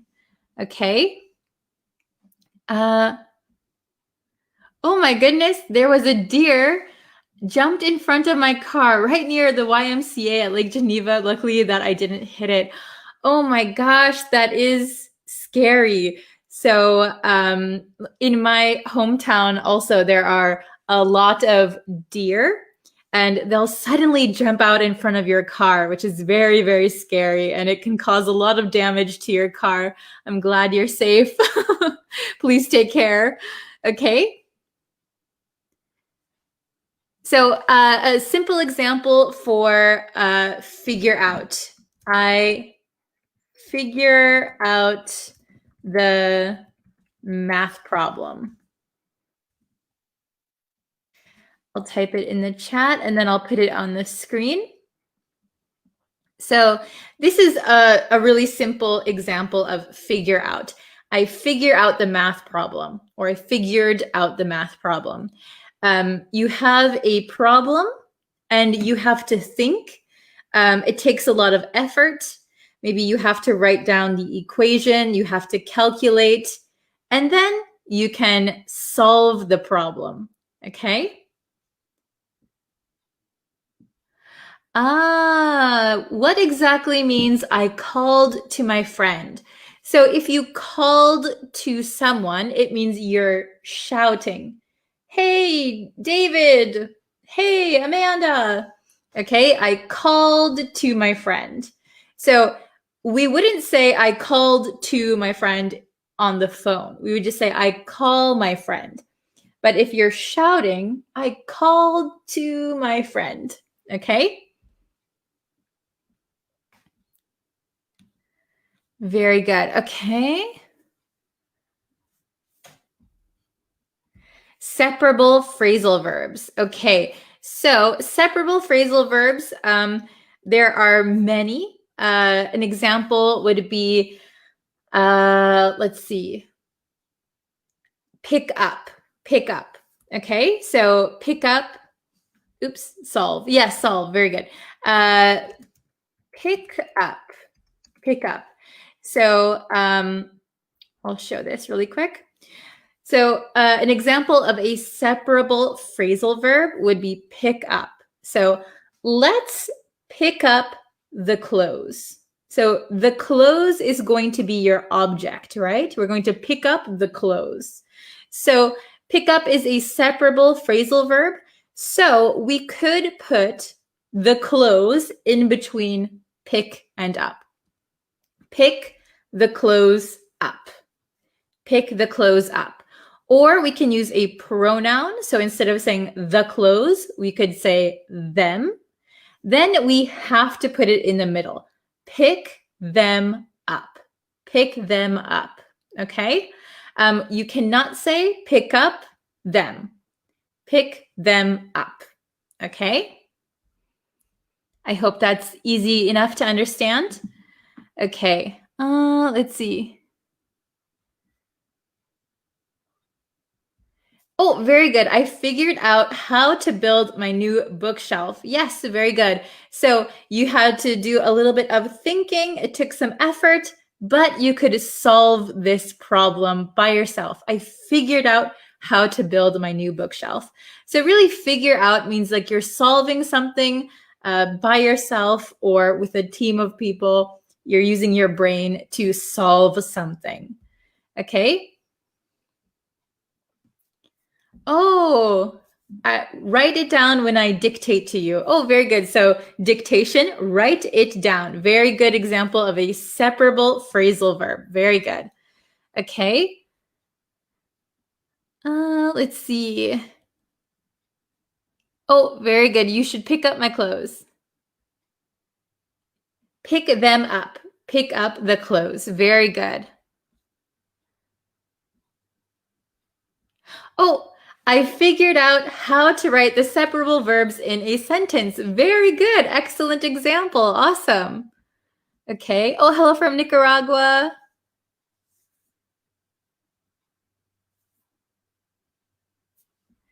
Okay. I want to find out how you moved to Tokyo from the States. Very good. Find out. So get that information. Find out. So actually, I came to Japan when I was a teenager. I was a little small teenager. I came here for school originally. That's a good way to ask a question and use the vocabulary. Awesome. Okay. I'll do one or two more if you guys have a question. Okay. Oops. I need to figure out how to get a visa. Yes, figure out. That means solve your problem. How can I get a visa? Okay. To figure somebody or someone out. Okay, so this is a good one. So we can say, I figured him out. So that means you have a person, right? And maybe you're not sure of that person's personality. You don't know that person very well. They're kind of mysterious. But by observing them, and kind of thinking, you're able to understand that person. So we could say, I figured you out. I figured him out. That means by observing someone, you can understand them and you understand everything about them. Okay? Very good. Okay, we'll do maybe just one last one.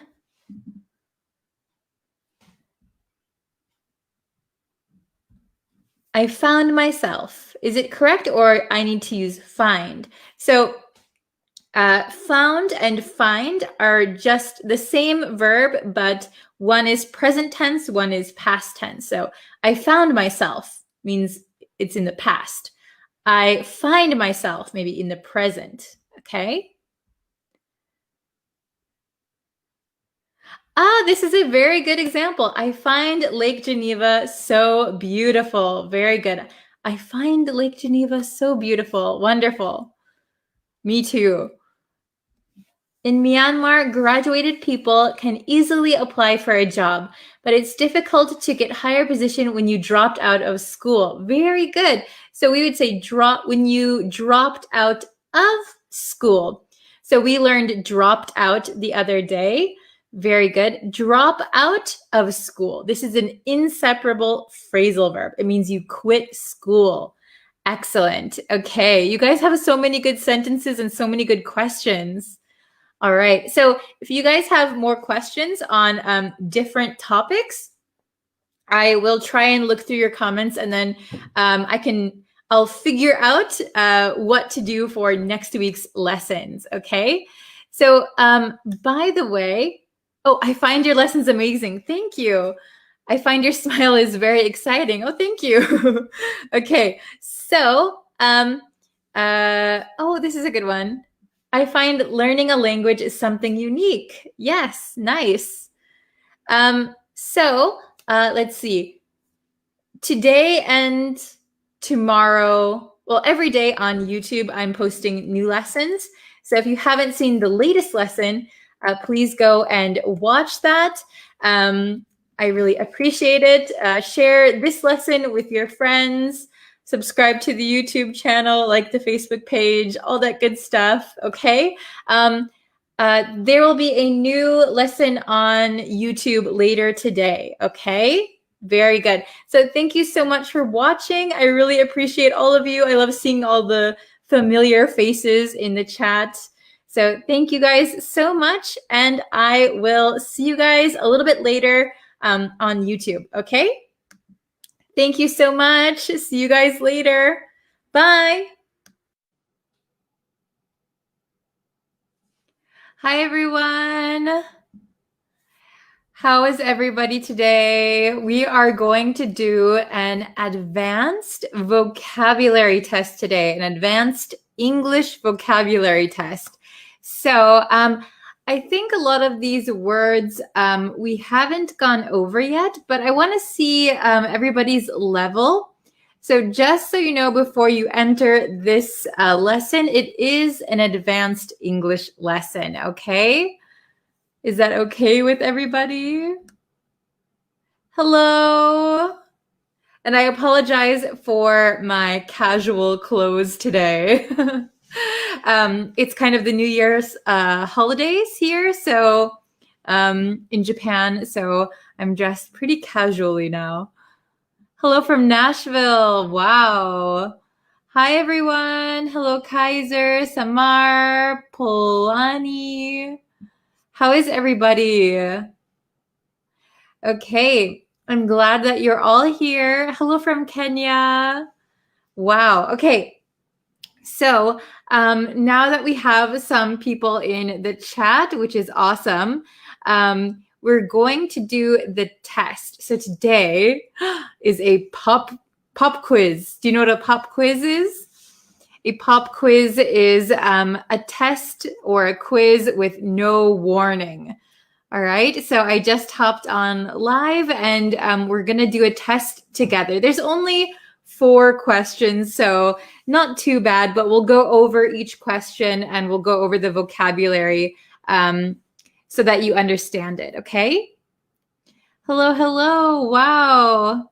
So many different countries. Yeah, don't forget to let me know what country you are in, because that is always really interesting to see. Hello, hello. Okay, so shall we get into the test then? Okay, so let's see. I think before, some students said it was, so I'm not going to use my whiteboard today. I'm going to do it a little bit of a different way. Konbanwa. We're going to do it a little bit of a different way. So we are going to, I have the test on my computer. So if I do this, are you able to see it all right? Can you see it pretty well? Or do you want it bigger? I can also do this way. I guess it doesn't change that much, does it? Okay, maybe this is fine. Can everyone see the test okay? Hello from Myanmar, Pakistan, Bangladesh, Morocco. Wow, hello, hello. Okay, so Sunho says they can see it. Hello from Malaysia. Okay, awesome. Hello from Tokyo. Wow. We are both in Japan then. Okay, so we're going to do an advanced vocabulary test. So don't worry if the words are difficult. That's okay. That's why it's advanced, right? So let's try question number 1. Okay. Ooh, very simple, right? Very, very simple. So question 1 is, the door was left something. Okay. And we have just 2 choices. The door was left afar. Or the door was left ajar. They kind of rhyme, right? So A is afar. B is ajar. Does anyone know the correct answer? Hello from Guatemala, Jordan, Philippines. Hello. Okay, I see some answers. I see afar, afar, ajar. Okay, yeah, it's okay to guess. Juan says ajar. Suhana says ajar. Okay, some people are saying afar. Okay, so let's look at the correct answer. So the door was left. The correct answer is ajar. Excuse me, my voice. Ajar, ajar. The door was left ajar. So let's go back and look at why A is wrong. Afar. What does afar mean? So afar means from a distance, from a distance. So for example, he loved her from afar. So she didn't know he loved her. He is at a distance loving her. He loved her from afar. Okay? What does ajar mean then? So ajar means slightly open. Okay, so that word makes the most sense in this sentence, right? The door was left ajar, slightly open. Okay, is it understandable? Yes, so Amusha said like a crush. Yes, so loving someone from a distance, loving someone from afar means like a crush. Very good. So I don't know in your country if you drive cars very often, but I know whenever I drive my car and I don't close the door strongly enough, there will be a beeping sound to let me know that my car door is ajar. So it means slightly open. So you might even see it in a car, like on a dashboard. So there might be a sound and a blinking icon, door ajar, door ajar. So that means you left your door slightly open. Okay? Oh, good. I'm glad you learned a new word. Okay, very good. So you can leave something slightly ajar means you left it slightly open. Okay? Like, oh, my refrigerator was left ajar and everything went bad, right? Okay, let's look at question number 2. Ooh, okay. His words left her something. So we have befall. A is befall and B is bewildered, bewildered. His words left her befall, bewildered. Okay, very good. Oh, I see a lot of people saying B. Okay. And Sunho Lee asked how often do we use it? I think you're talking about the word ajar. Ajar we use quite often in English when you leave something accidentally slightly open. Okay. Oh, very good. I see a lot of correct answers. So the correct answer is his words left her bewildered, bewildered. Now, we sometimes use the word bewildered, right? But let's look at why A is not correct. What does A mean? So befall, befall is actually a verb. And it means something bad usually happens to someone. So for example, tragedy, so something sad, tragedy befell her. So tragedy is something bad, happened to, befell her. Okay, so this one actually doesn't work at all with this sentence, right? Because this is a verb. His words left her befall. We wouldn't say that. The correct answer, bewildered, means confused. So this is an adjective, and this works perfectly in this sentence. His words left her bewildered. His words left her confused. Okay? Very, very good. Oh, yes, very good. Okay, so I'm trying to catch up with your comments. Tragedy befell her. Yes, tragedy befell her. So something bad happened to her. A car accident befell the boy. Yes. Okay, so something bad happened to someone. Okay, so in this case, bewildered would be the correct answer because bewildered means confused. All right, so we can use this bewildered in like everyday conversation also. Befall, I think sometimes is more, it's very dramatic, right? It's very dramatic. So you'll often see it in books or maybe in the newspaper maybe, when something's very dramatic, right? Okay. Hello, hello. Good morning, everyone. Okay, let's try question number 3. Ooh, okay. She told Anne about work. She told an anecdote about work, or she told an agitate about work. Okay, so the first word is anecdote. Second word is agitate. Do you think A or B is correct? Which one? Oh, a lot of people saying A. Hello from Beirut. Hello. Sometimes some words bewilder us. Very good. Yes, that is a good example of bewilder. Very good. Oh, okay. I think lots of people are saying A, anecdote, and you are all correct. Very good. She told an anecdote about work. An anecdote. So what is an anecdote? An anecdote is a short, interesting story, right? Usually a true story. An anecdote. Okay? So what does agitate mean? Agitate. Agitate means to disturb someone. Okay? So you'll notice that anecdote is a noun. So this works very good. She told an anecdote about work. She told a story about work. Interesting story.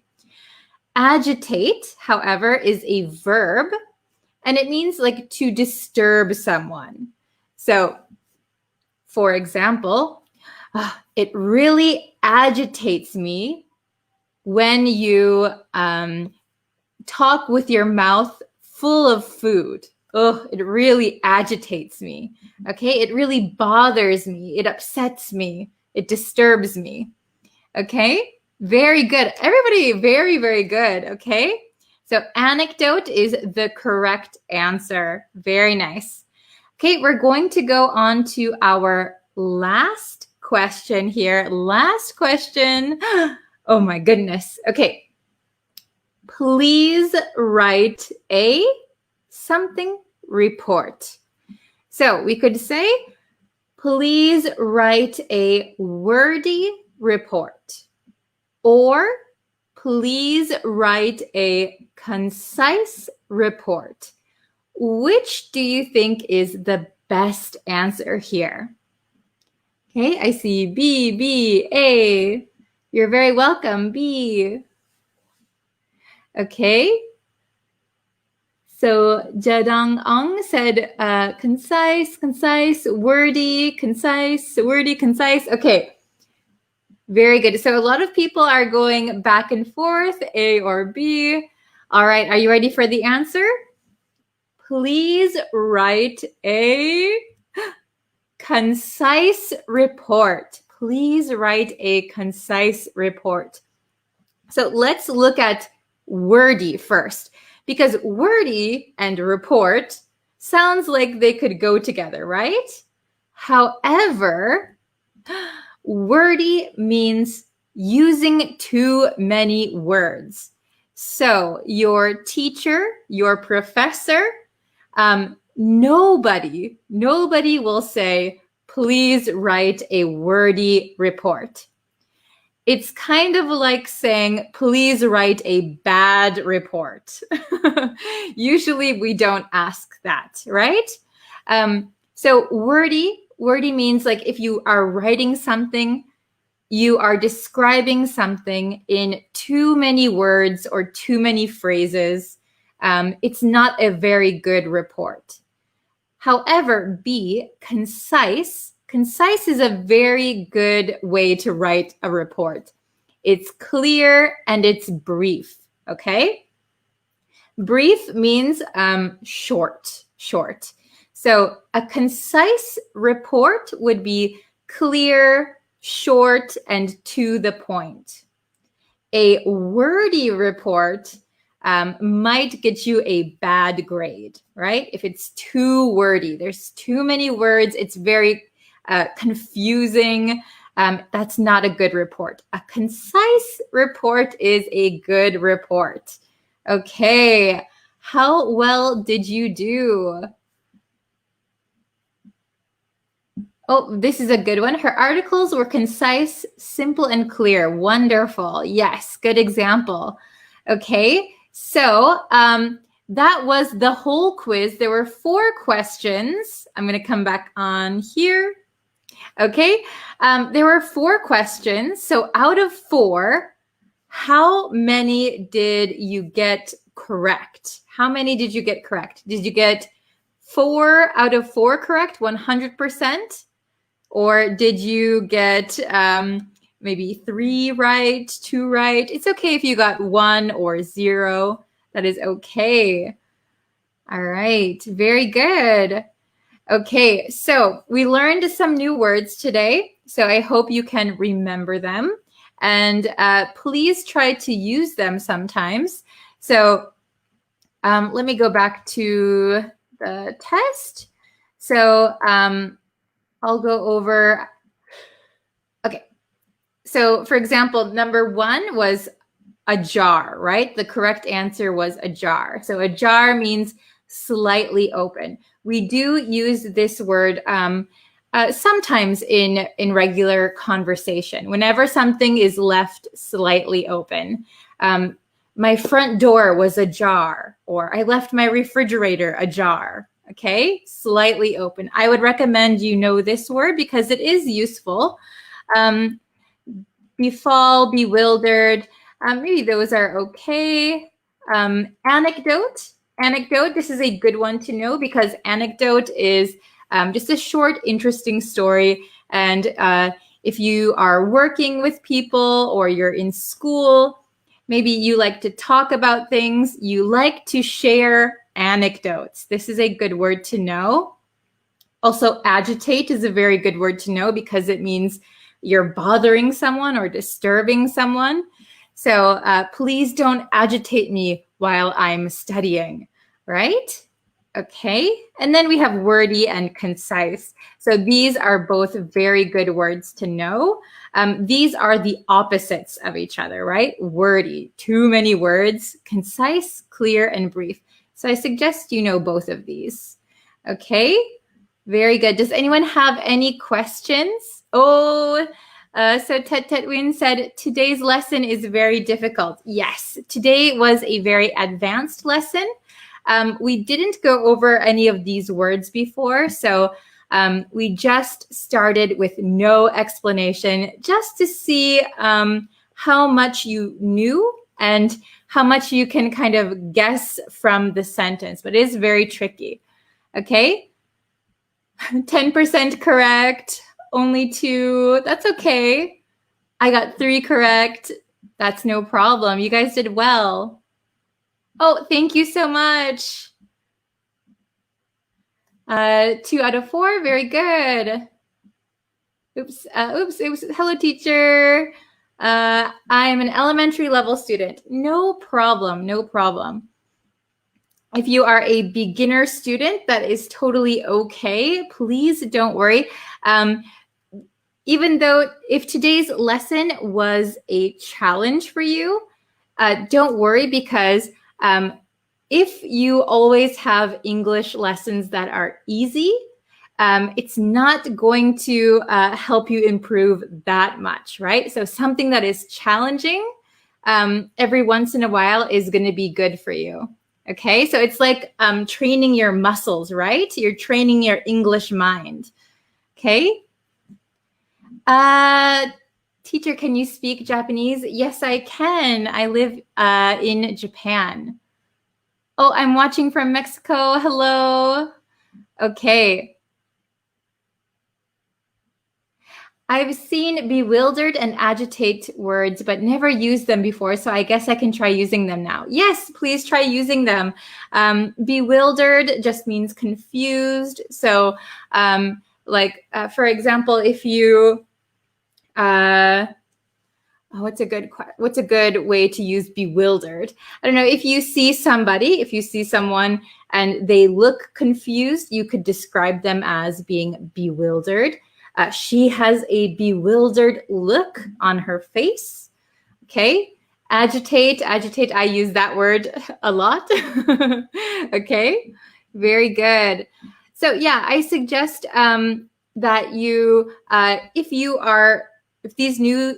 these words are new for you, I suggest trying to use them either in writing or try to make your own sentences. And yeah, I think that is a good way to improve. Okay. All right. Thank you guys so much for watching. I have to go now, but I will be back probably tomorrow. There is a new lesson on the YouTube channel. Oh, let me get the YouTube lesson link for you guys. So there'll be a new lesson on YouTube tomorrow and a new Facebook Live lesson also tomorrow. So that is very, very good, right? You guys get a lot of lessons. I hope I'm not overwhelming you with lessons, though. Oh, my goodness. Okay, so I'm going to share the link so you can go over and watch the newest lesson. Okay, if you missed it. Okay, there's the newest lesson for you. Okay, so thank you very much, and I will see you guys tomorrow, all right? Thank you. Bye, everyone.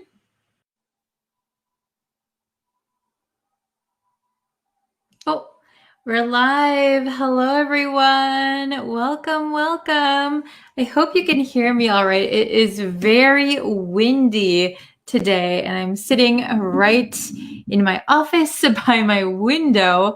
So I hope you can hear me over the noise out there. So hello, everyone. Welcome. How are you today? Thank you so much for joining today's live stream, today's live English lesson. Hello, Christian. Hello. Okay, so we're going to get into today's lesson. Let's see. We have two new expressions that we will be learning today. Okay. Hello, everyone. Oh, from Costa Rica. Hello. Yeah, let me know which country you are from or which country you are in at the moment. Hello, hello. Don't forget to shout out your country. Okay, so I look very orange in here. Okay, anyway, we have two new expressions that we're going to learn today, okay? So we have, ta-da-da, to pull an all-nighter. That's the first one. To pull an all-nighter. And then we also have to burn the midnight oil. We have two new expressions. Hopefully they're new for you that we're going to learn today. Wow, we have so many countries. I see India, Sri Lanka, Madagascar, Nepal, Mongolia. Wow, Sri Lanka, Mexico, Turkey, Somalia, Morocco, Singapore, Philippines, Mexico. Oh my gosh, hello everyone. Okay, is anyone in the chat right now familiar with either of these expressions? to pull an all-nighter. So also be careful of my American accent. I'm from the United States, so I have a US accent. So to pull an all-nighter, this T becomes a flap T. Nighter, nighter. Sounds kind of like a D sound. To pull an all-nighter. So you'll notice we have the theme night, midnight. So maybe you can kind of guess that they have to do with the night. Oh, I see somebody has the right idea. Okay. Oh, I only understand the second one. Okay, very good. Let's see. Yeah, they mean to stay up all night. Very, very good. Okay, so to pull an all-nighter means that you stay awake, you stay up all night. You stay awake all night for some reason. So you could pull an all-nighter because you were studying, or you could pull an all-nighter because you were partying with your friends. Okay, so to pull an all-nighter just means that you stayed awake all night. When was the last time you stayed awake all night? I can't remember the last time I did that. Okay, then we have to burn the midnight oil. Can you see that? To burn the midnight oil. This one means that you stay up late at night, maybe not all night, but you stay awake very late because you're either working or studying. Working or studying. So this one, to burn the midnight oil, means that you are working hard at something, so you stay awake late. To pull an all-nighter doesn't necessarily have to be because you're working hard. It could be because you're partying with your friends. Okay, very good. So also I want to point out why we say to burn the midnight oil. Long time ago, before we had lights like these, people used to use candles, right? And they used to have like oil candles. So burning the midnight oil meant you were staying up very late and you had to keep burning the oil candles so that you could see what you were doing. Okay, so that's kind of where this expression comes from. That is how I interpret it anyway. Okay, so let's look at some examples, and then I want to hear some sentences from you guys too, okay? Let's see. Very good. So, oh my gosh, so big. Okay, can you see this? Maybe I need to move my microphone. Can you hear me? If it's like over here. Okay, I'll go over here. So we have to pull an all-nighter at the top. To pull an all-nighter means to stay up all night. Stay up all night. You could be doing anything. You could be playing video games or you could be studying English. Okay, there you go. Next one, to burn the midnight oil means to stay awake late at night to work or study. Work or study. That is the main difference between these, okay? And if you'll notice, it says informal here. Both of these are informal expressions, informal idioms. But what does informal mean in English? Basically, you wouldn't find these in formal writing, but definitely in conversation. In conversation with your teacher or your boss, it is perfectly fine to use these. So they're more conversational expressions. Okay, so I have 4 examples. So we can just listen to them and maybe you'll understand a little bit how to use them.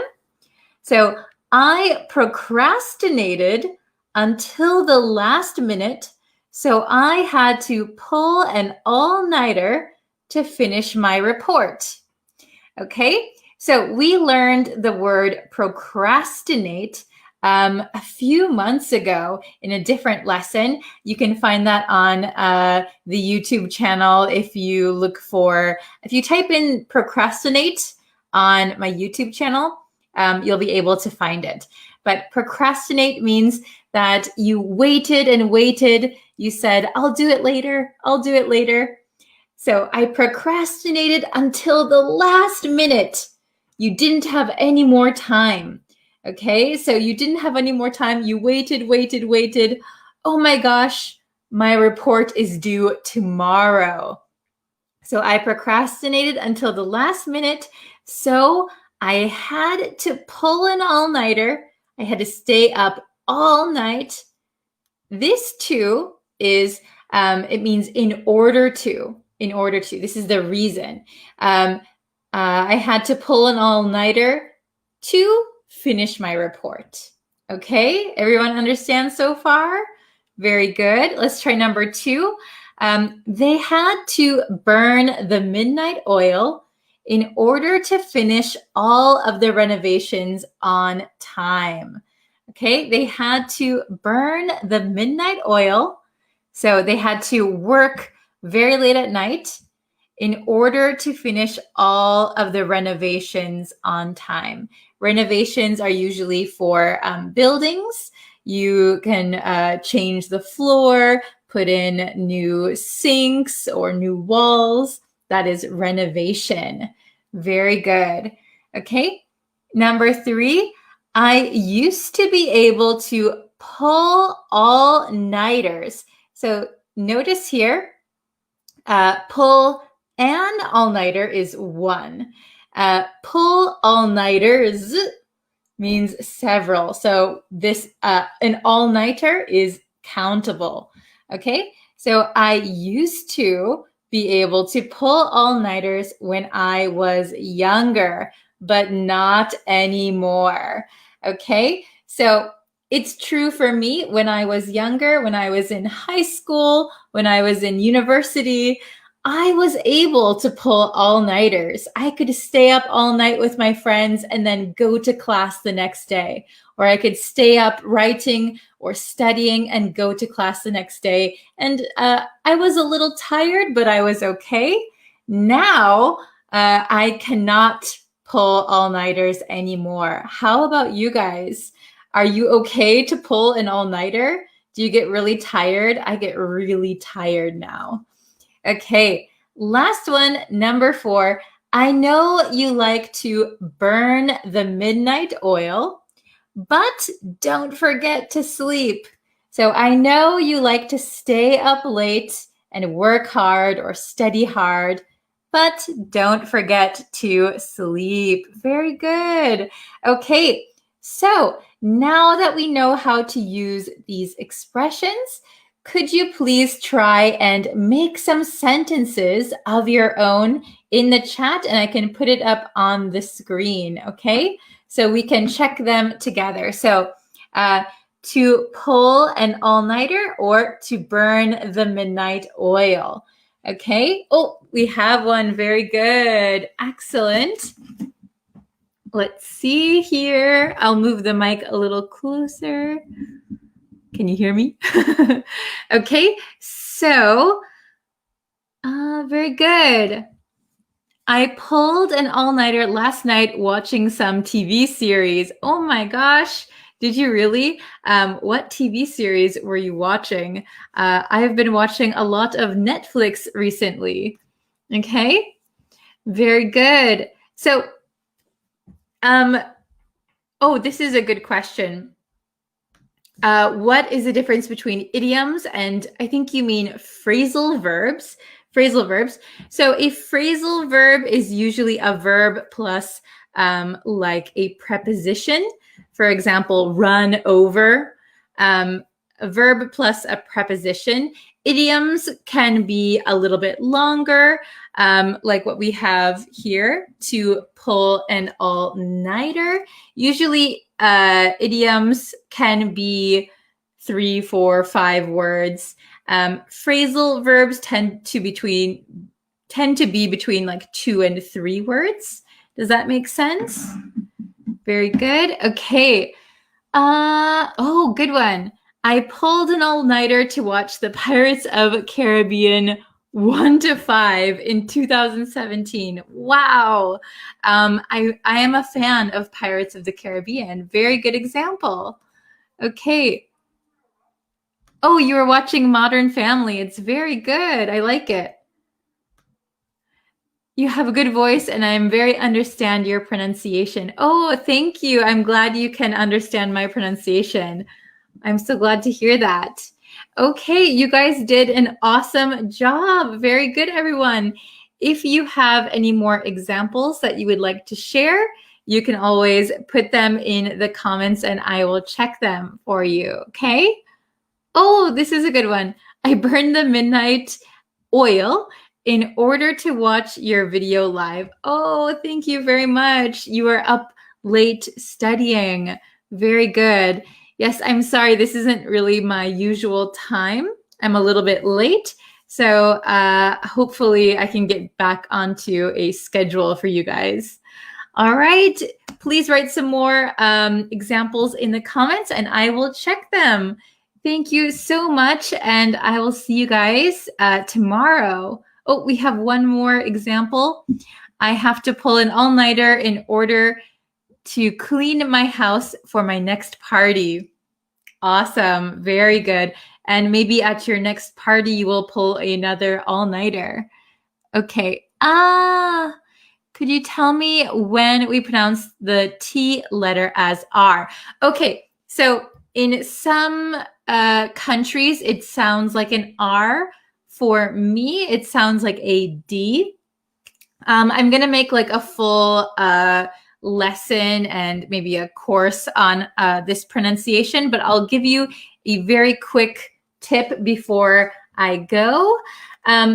When the T comes between two vowel sounds, so vowel A, E, I, O, U, it becomes a flap T. So it makes a D sound. So here we have night.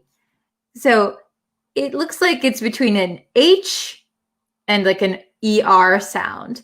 But if we pay attention to this sound, night, this sounds like the vowel I, night, night-er. So instead of saying nighter, we tend to say nighter.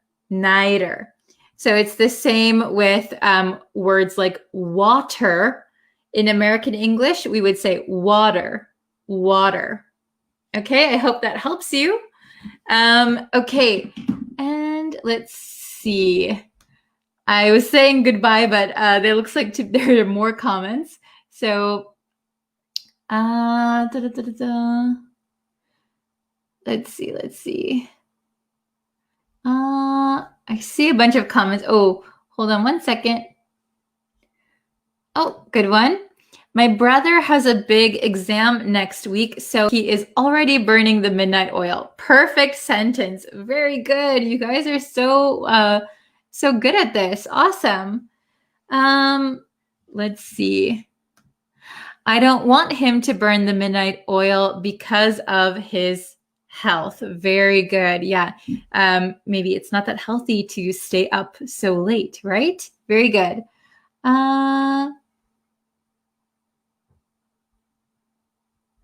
Let's see. Okay, very good. Oh, okay, Yvonne, please take care. Be safe. I hope you have a good day. All right. Thank you so much, you guys, and I will see you in our next lesson, which will probably be tomorrow, so stay tuned. All right, thank you, everyone. Bye. Hello, students. Welcome to today's lesson. Before we get into today's lesson, if you could and you haven't yet already, please consider subscribing to the YouTube channel. That way you'll know when I post new lessons and when I go live so you can participate. All right, so today's lesson is about the difference between every every day and every day. Okay, so did you know that there's actually two ways to write every day? And they have different meanings. Okay, so when we write every day with a space, every day, this means each day. So when we say every month, every hour, every week, every day, we need to include that space, okay? Every day. Every day I meet my friend for lunch, okay? Next, we have every day. Every day as a compound word. There is no space here. So when we write every day this way, it is an adjective and it means typical or ordinary, not so special or rare, like very usual, okay? So, for example, I go to the movies every day means each day. And then we could say it was just an everyday occasion. It was an everyday occasion. So it was a typical occasion that I do each day. It was very typical, okay? Not special. Okay, so maybe going to the movies for some people is an everyday occasion, not so special. For some people, it might be special, right? Okay, so let's look at the big whiteboard to see if we can correctly answer each question. So, oh no, I made a mistake by erasing some of the word here, but that's okay. So we have every day with a space. That means each day. Then every day means ordinary, typical. And this is, it's a little bit erased, but it says adjective, adjective. Okay, so that should be a big hint for you. So when you are writing in English, please be aware of these differences, okay? So let's try and answer number 1 together, okay? So you can write your answers in the comments, all right? I take a shower every day. So which is it? Does it have a space or no space? Write your answers in the comments and I will write the correct answer for you, okay? Did everyone write their answer? All right. I take a shower every space day. So each day. I take a shower every day, each day. Okay, very good. How about number 2? I want to learn every day English expressions. I want to learn everyday English expressions. Is there a space or no space? Write your answers in the comments, okay? All right, the correct answer is every no space day. Okay, so this is an adjective, everyday English expression. So usual, typical, ordinary English expressions. Okay, let's try number 3. Number 3. She took an everyday dress and added some lace to make it special for the occasion. She took an everyday dress and added some lace to make it special for the occasion. All right? Does it have a space or no space? Write your comments. Oh, sorry, write your answers in the comments. All right. Okay, so the correct answer here is every day with no space. This is an adjective. She took an everyday dress, so an ordinary, usual dress, and added some lace to make it special for the occasion. Okay, so maybe she's going somewhere special. Maybe it's her birthday or an anniversary. So she took her everyday dress and added something to make it a little bit special. Okay, how about the number 4, not the last one, number 4. He orders takeout every day. He orders takeout every day. What is your answer for this one? Number 4. Okay, hopefully you got it right. He orders takeout every space day. Each day. So this is maybe not the healthiest way, but he orders takeout every day. Okay, do you order takeout every day? How often do you order takeout? So takeout is when you call up a restaurant or usually fast food restaurant, and they will deliver food to your house. Order takeout.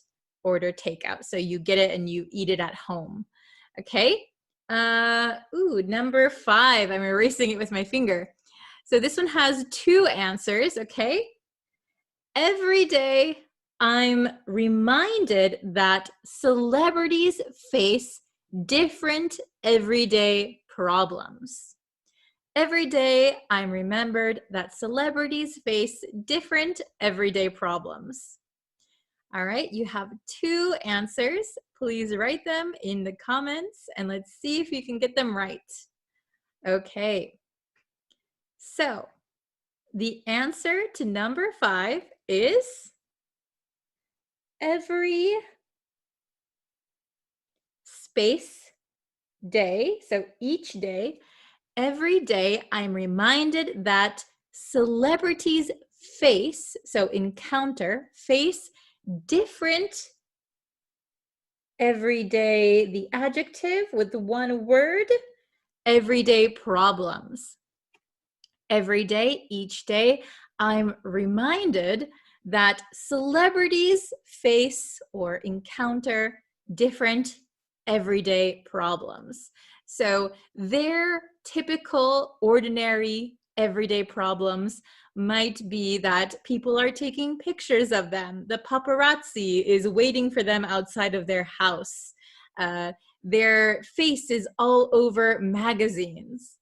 Those are different everyday problems from regular people. So we don't face those kinds of everyday problems. Maybe our everyday problem is, oh, I missed the train, I missed the bus, I forgot my wallet. Those are our everyday problems. Okay, so I hope that it's very clear when to use every day and when to use every day. Okay, thank you guys so much for watching. If you would like to see more lessons, I post every single day here on YouTube. So if you want, you can subscribe and then you'll know when I post new lessons. Okay. Thank you all very much for watching. I will see you again tomorrow with a brand new lesson. Thank you so much. Bye, everyone.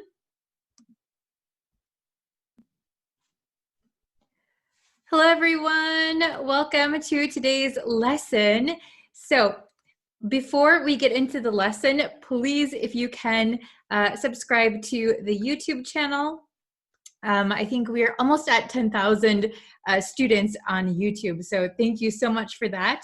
You can also like this video, share it with someone who's also learning English. And yeah, it helps grow our community so that we can all help each other when we have questions. Okay, so let's get into today's lesson.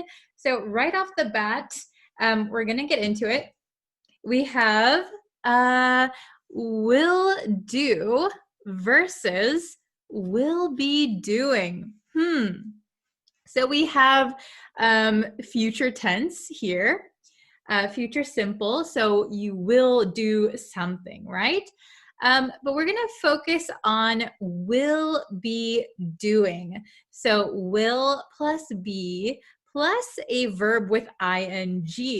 Okay, so this was actually a question from one of my students on Facebook. So thank you so much for asking this question. So when do we use will be doing? So you might not hear it that often, but we do use it. And I actually used it recently on a post on Facebook, and that's where this question came from.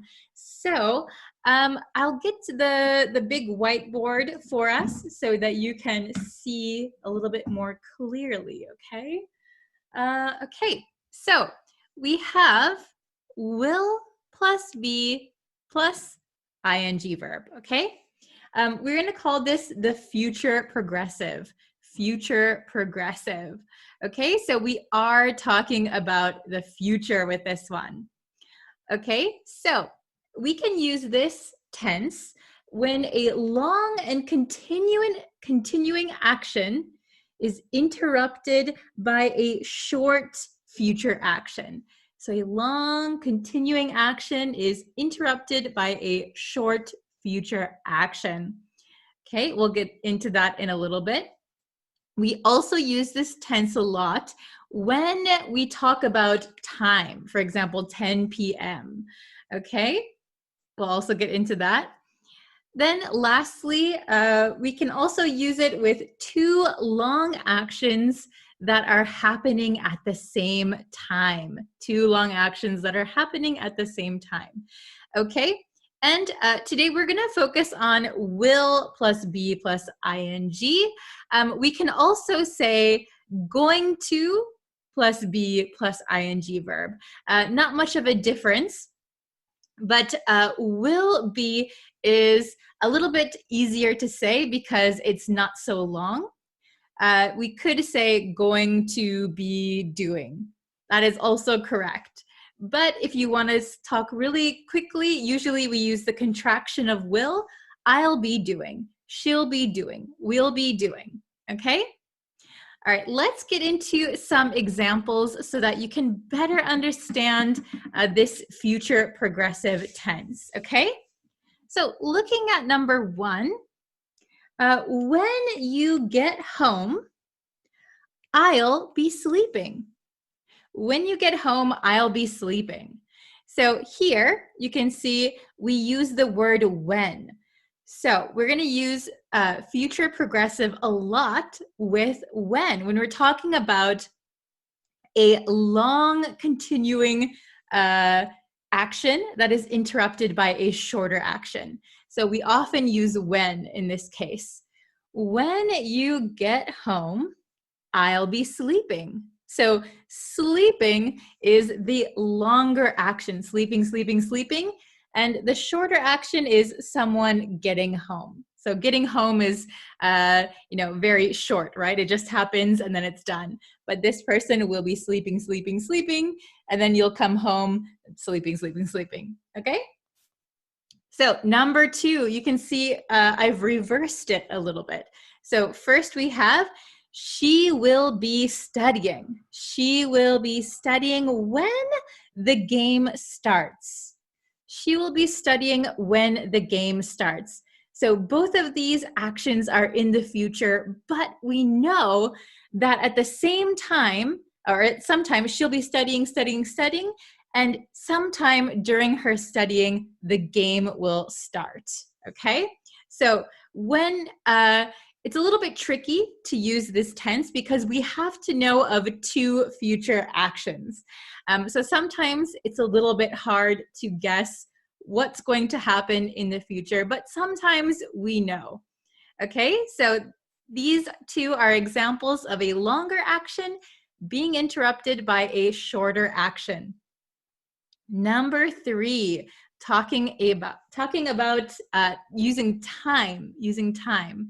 Okay, so the question somebody asked is, what will you be doing at 5 o'clock? So you can see we have a time here. So we can also use will be plus ing. Or we could say, what are you going to be doing at 5 o'clock?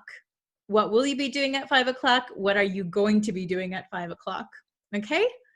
Then the answer, I will be driving home. Oh, at 5 o'clock, I'll be driving home. So in here, in this answer, they don't mention the time because the time was just mentioned, but you could put it in parentheses, right? At 5 o'clock, I will be driving home, or I will be driving home at 5 o'clock. Okay? Number four, while you eat, he'll be cleaning the garage. While you eat, he'll be cleaning the garage. So these are two future actions. They are both going to be happening at the same time, and they are both longer actions. So while you eat, he'll be cleaning the garage. Okay, so at the same time. Number five. Let's take a look at this one. Can you guys come to the party? So this is very casual. Can you guys come to the party? Sorry, she'll be preparing for her exams. She'll be preparing for her exams, and I'll be visiting my grandma. She'll be preparing for her exams, and I'll be visiting my grandma. So we have two in this sentence, right? She'll be preparing. I'll be visiting.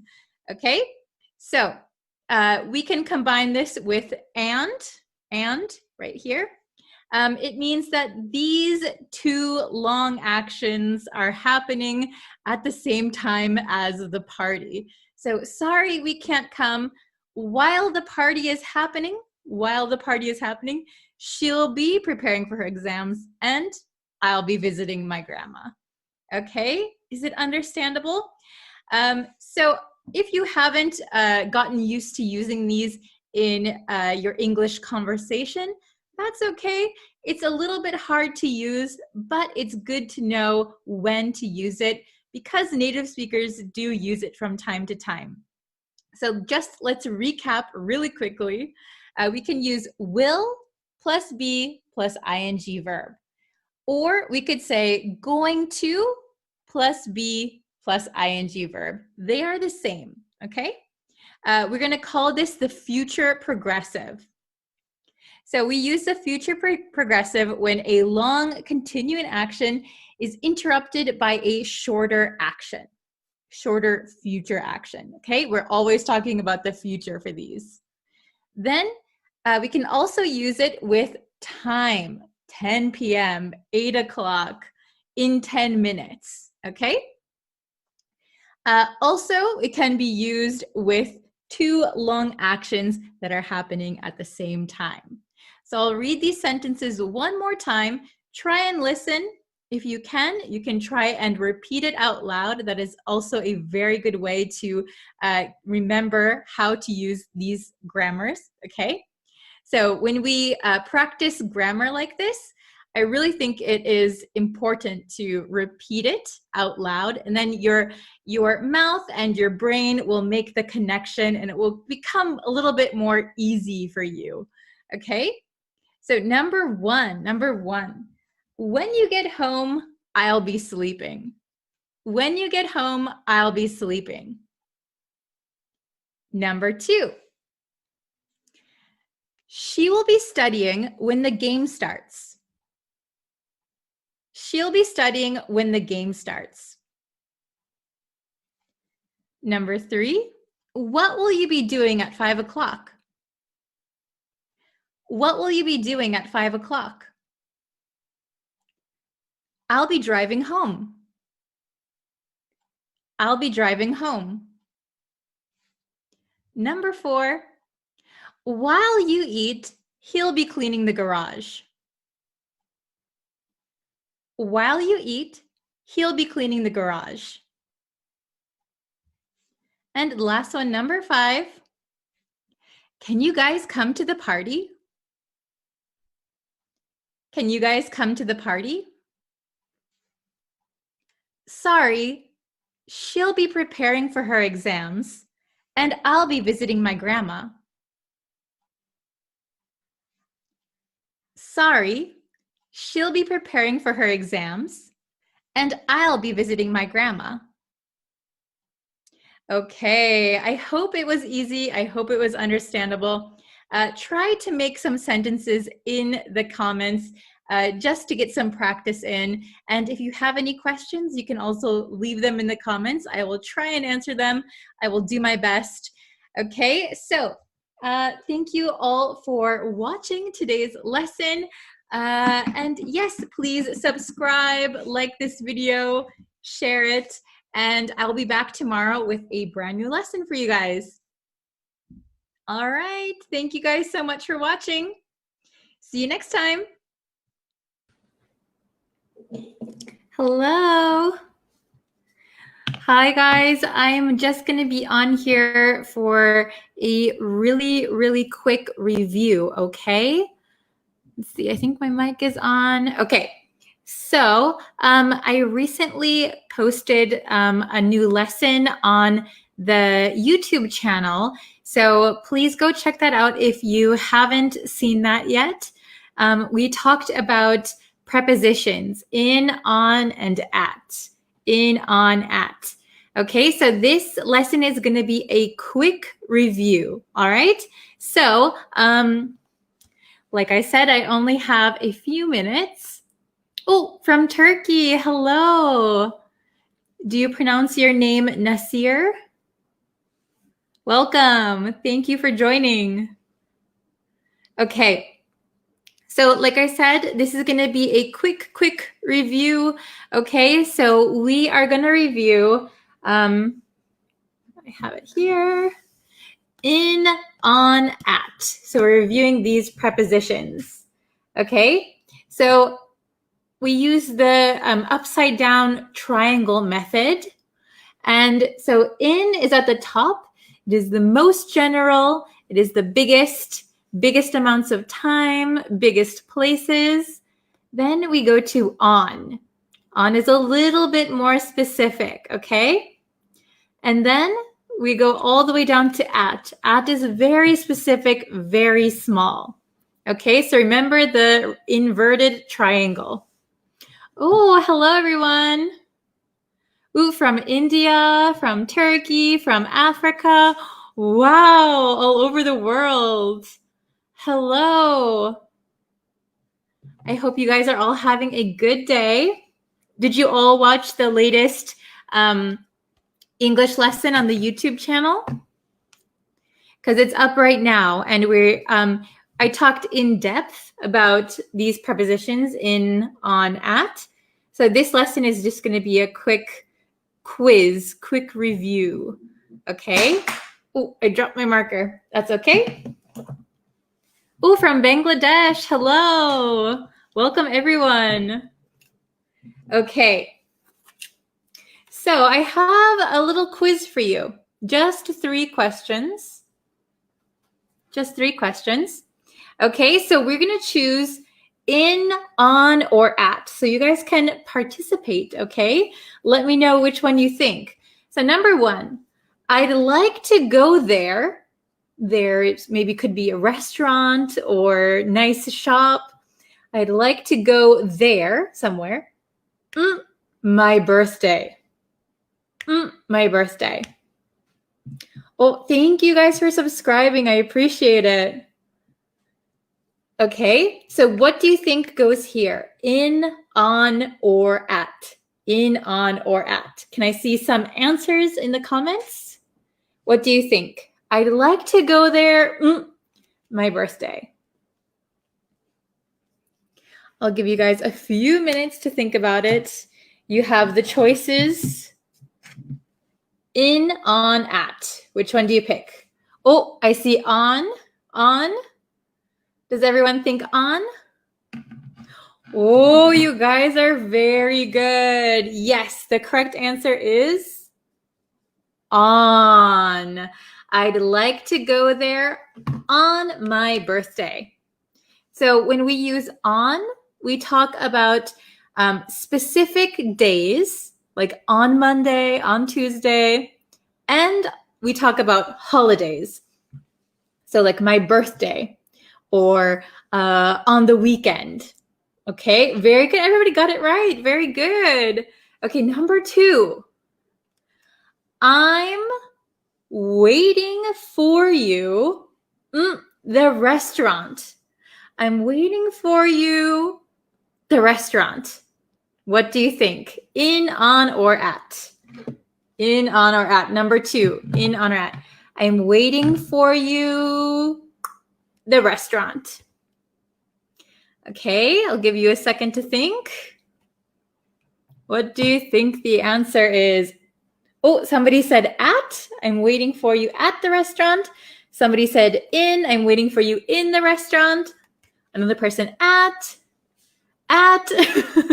Very good. So this one's a little bit tricky, a little bit flexible. So I would say I'm waiting for you at the restaurant. I think this is the most natural.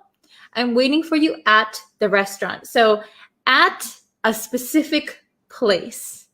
But if you want to say like I'm inside the restaurant, you could say I'm in the restaurant as an enclosed space.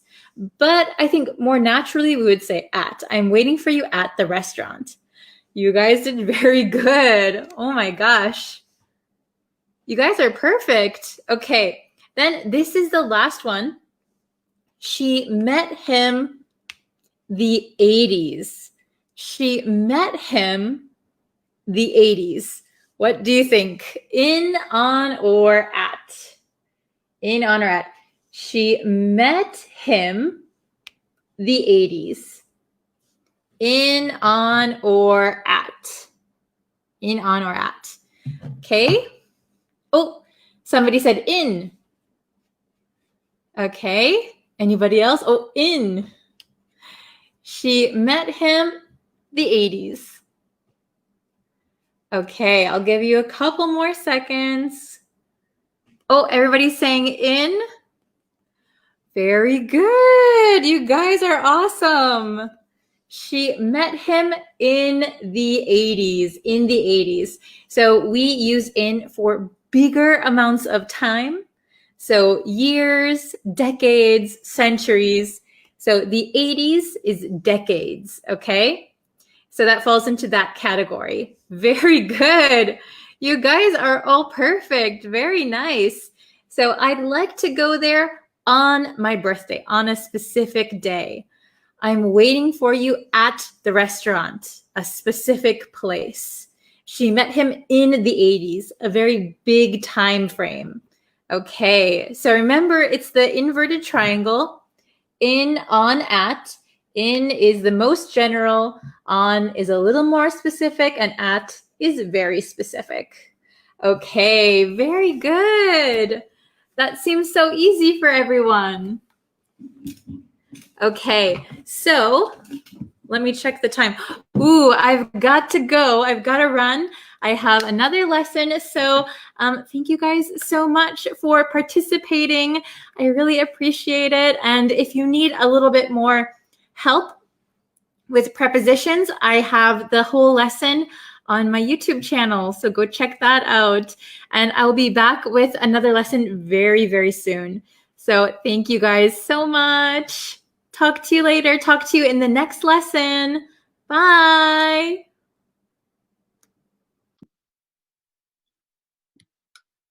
Oh, hello. Hello, everyone.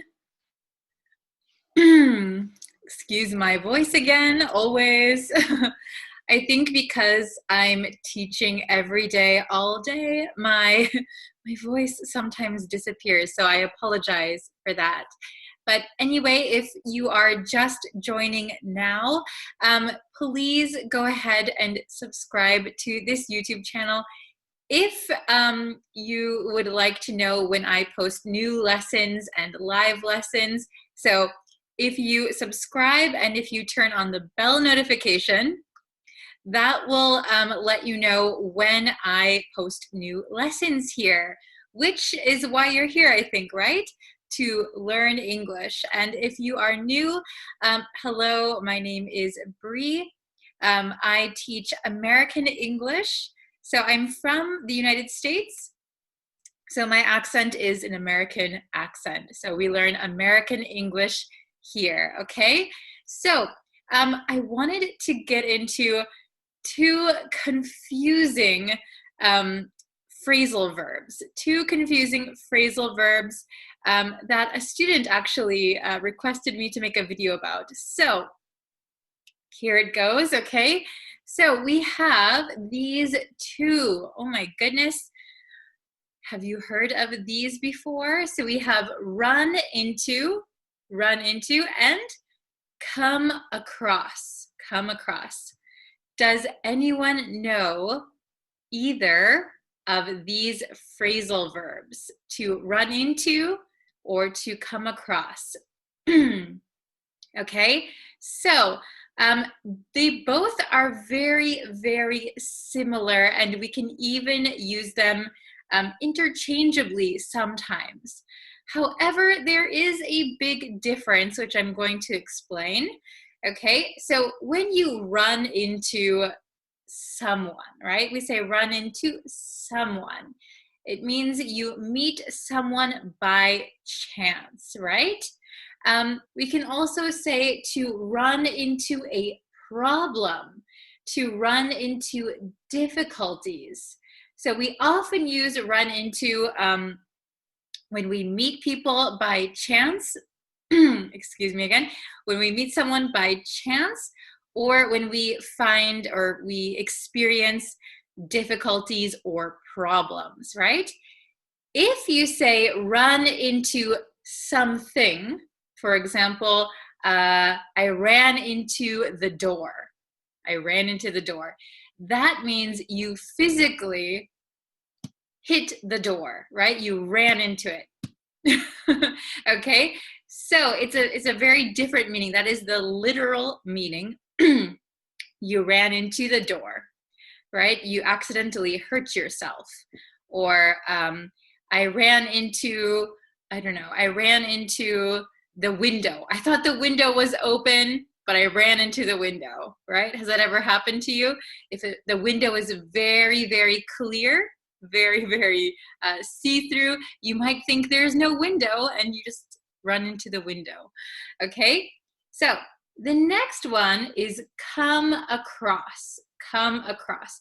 So come across can mean the same thing as run into. So we can come across a person, we can come across people. You could say, I came across a problem today. I came across a problem at work. The same as I ran into a problem at work, right? However, excuse me, however, you can also use come across something, okay? That means you found something by chance. So I was reading a magazine and I came across your picture. I didn't know you were a model, right? I came across your picture. I would not say I ran into your picture. That sounds like you physically hit someone's picture, right? I ran into your picture. So come across something means to find something by chance. We cannot use it for run into, right? Run into a person by chance or run into a problem. We can come across a person, we can come across a problem, and we can come across something by chance, okay? Are you following me? Okay, let's look at my bigger whiteboard. Oops, oops, oops, oops. Excuse me. Okay, I don't know why I was singing just now. It's a long day. Okay. Oh, wow, we have a lot. Okay, I'll scooch over here. So run into, run into. Run into means meet someone by chance, or it could mean experience a problem or difficulty. Okay, Does everyone understand so far? Okay, good. Then we have come across. So come across means meet or find someone or something by chance, a little bit different, and appear or sound in a specified way, give a specified impression. Okay, so this one I haven't explained yet. So come across could mean to meet someone or find someone or something by chance, right? But we can also use come across for when someone appears or sounds in a specified way, or someone gives a specified impression. For example, when I saw him, he came across drunk, right? So he appeared to be drunk. He sounded drunk, right? That was my impression. Okay, he came across as very intelligent. He came across very intelligent. That means he appeared to be, or he sounded like he was very, very smart, very, very intelligent. Okay, so let's keep those differences in mind while we look at these examples, okay? So I have 5 examples for you.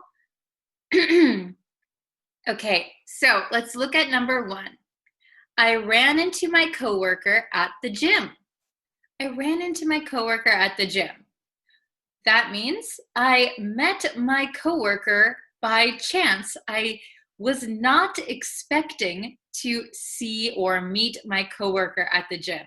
So it was a coincidence. I ran into my coworker at the gym. Okay, let's look at number 2. He came across as a decent person. He came across as a decent person. So that means he looked like, or he sounded like, a decent person. So a decent person maybe is a kind, normal person, okay?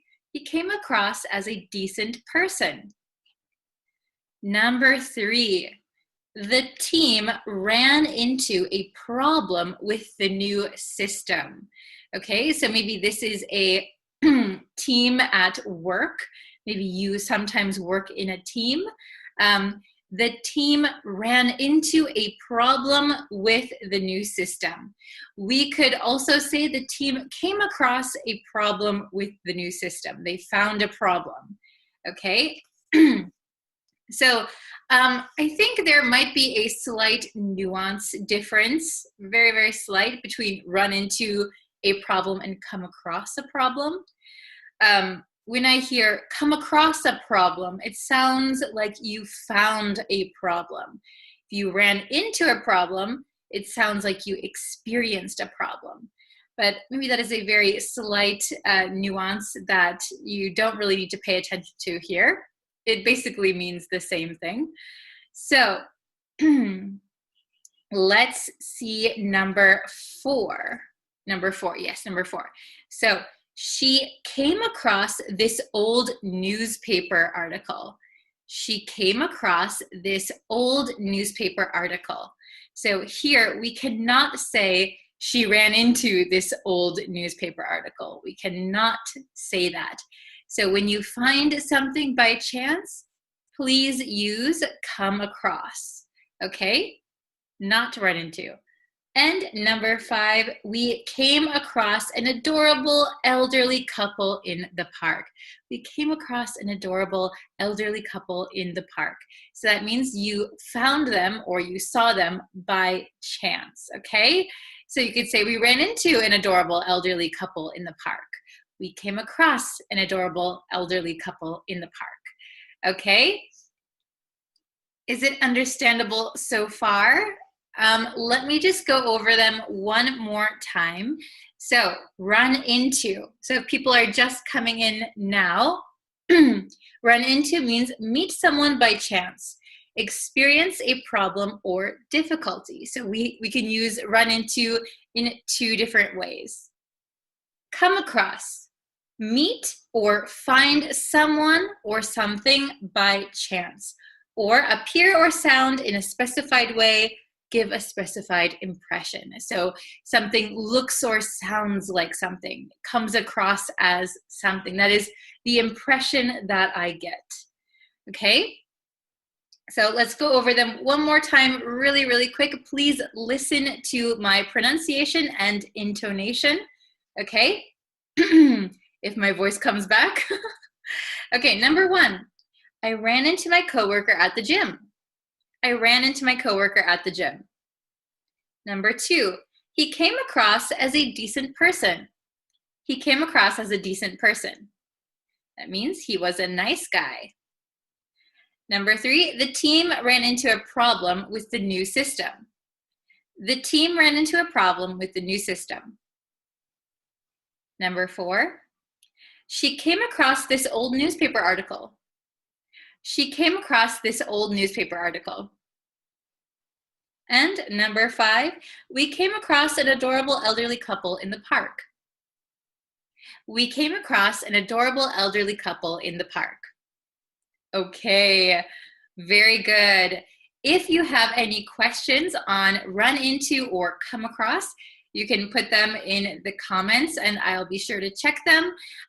Also, if you want to make some example sentences using run into or come across, please do so. I love to see your examples, and it's really helpful for the other students as well. So please, it's your homework. Write an example for each one in the comments below, okay? So just remember that come across can mean find something by chance. We cannot do the same with run into. And come across in another meaning can also mean appear or sound. You get some kind of impression, okay? So thank you guys for watching. Again, really quick, I'll announce it here. So all of December, all of next month, if you're watching this when it's posted, right now is November. And for next month, I will be posting every single day on this YouTube channel, okay? I will be posting every single day. So if you want to see a new English lesson every day, please subscribe to my YouTube channel.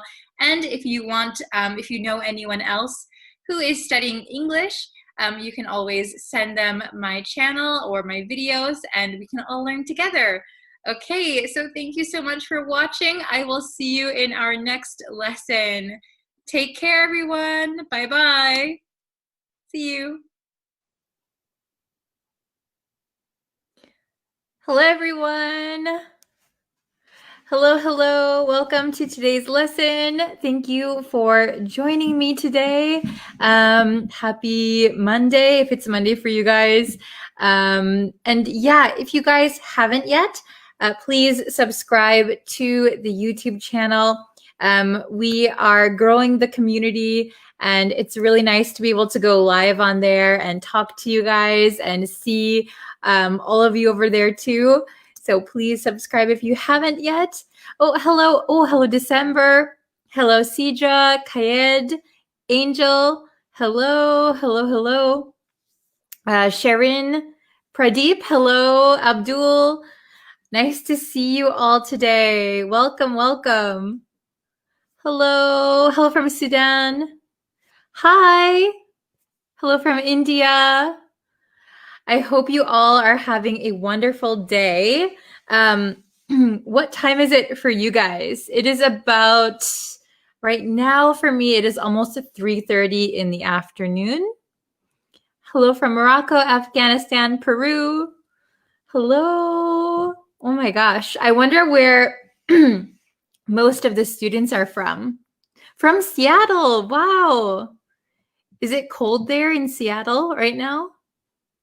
Hi from Egypt, Vietnam, Myanmar. Hello. Okay. Excuse me while I clear my voice. Okay, so we are going to be talking about changes in conditions and situations, right? Oh, very good. So when a situation or a condition changes, maybe you are familiar with the words improve or decline, get better, get worse. But today we're going to learn 3 different expressions that you can use to talk about these changing situations, conditions, and it's going to sound a little bit more advanced, okay? So if you're used to saying like good, bad, improve, decline, we're going to try and expand your vocabulary, and we're going to learn those expressions today, okay? Hello. Oh, don't worry if you're late. We are just starting now. We haven't even looked at the expressions yet. Hello from Bangladesh. Hello from Afghanistan.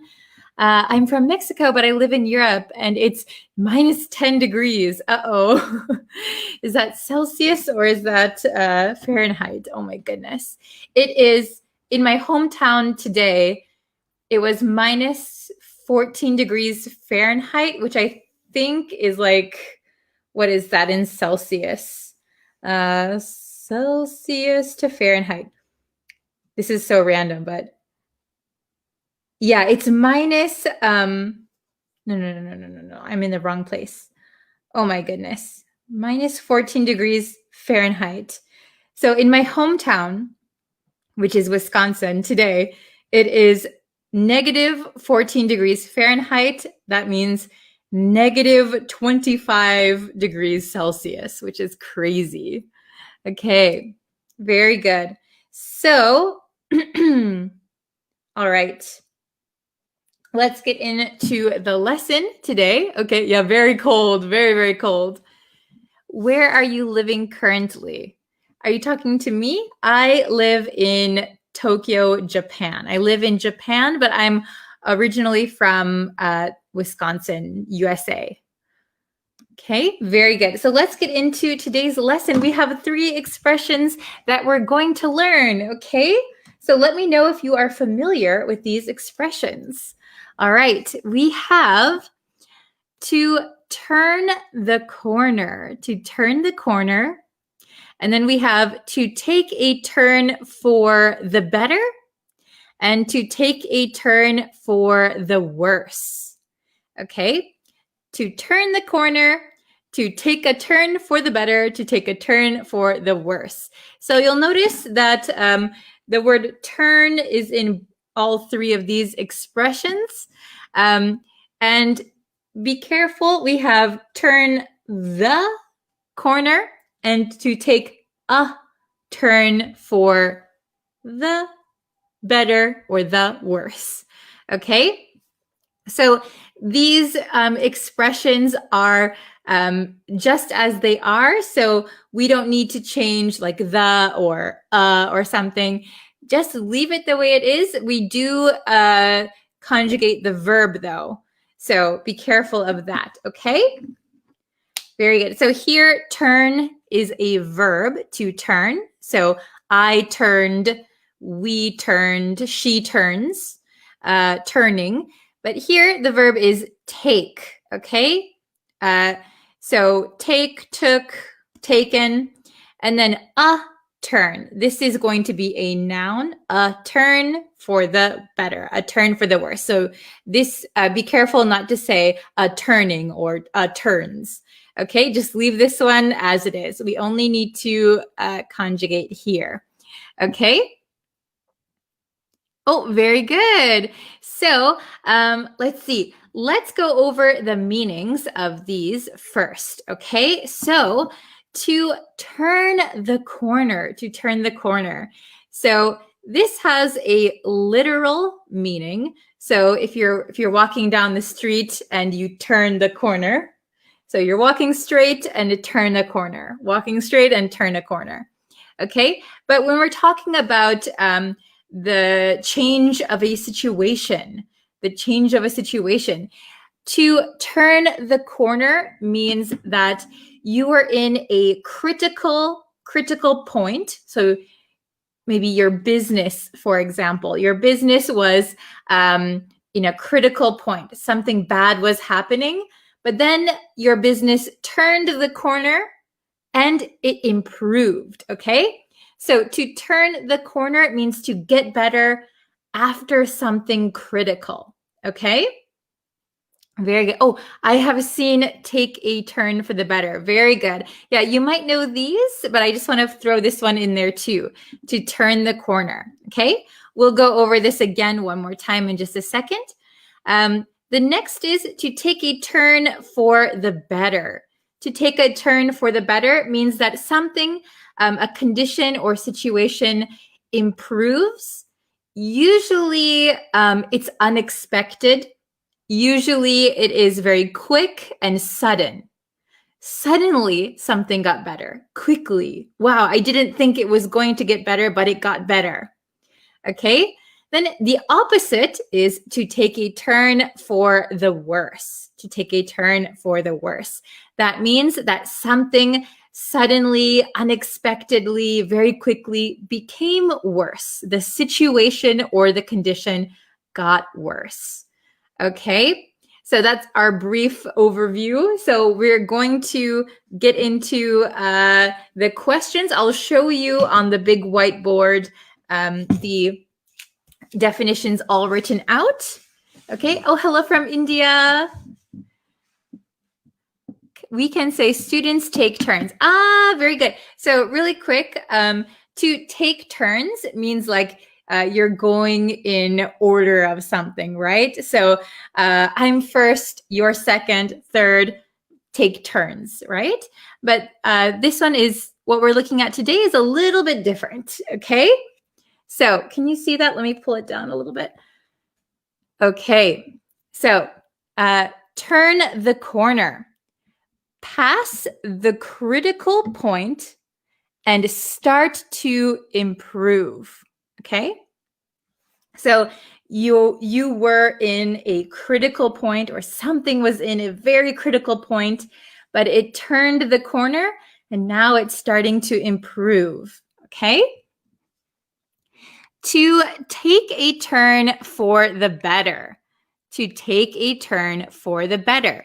That means to improve in condition or situation, and usually quickly or suddenly. Quickly or suddenly. So it's usually unexpected.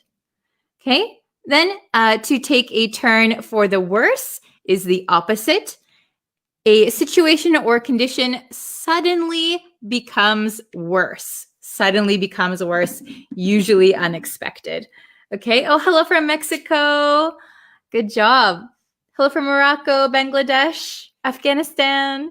Okay, so let's take a look. We have just 3 questions today because I didn't have a lot of space. But let's try and put the correct answer. We have these 3 choices. Let's try and put them in here. So we're only going to use each one once. There's only 3 questions. Oh, Afar, I came late. It's okay, don't worry. The lessons are up forever, always. And you can always subscribe to the YouTube channel. I'll post the link again. Subscribe to the YouTube channel and you'll know when I go live, okay? Hello from Libya. Okay, so let's see. We're going to use each one once. The definition is up here so you can see it. So number 1, my day, after I found out that I passed my test. Yes, that was great, unexpected. I'm so happy. My day, after I found out that I passed my test.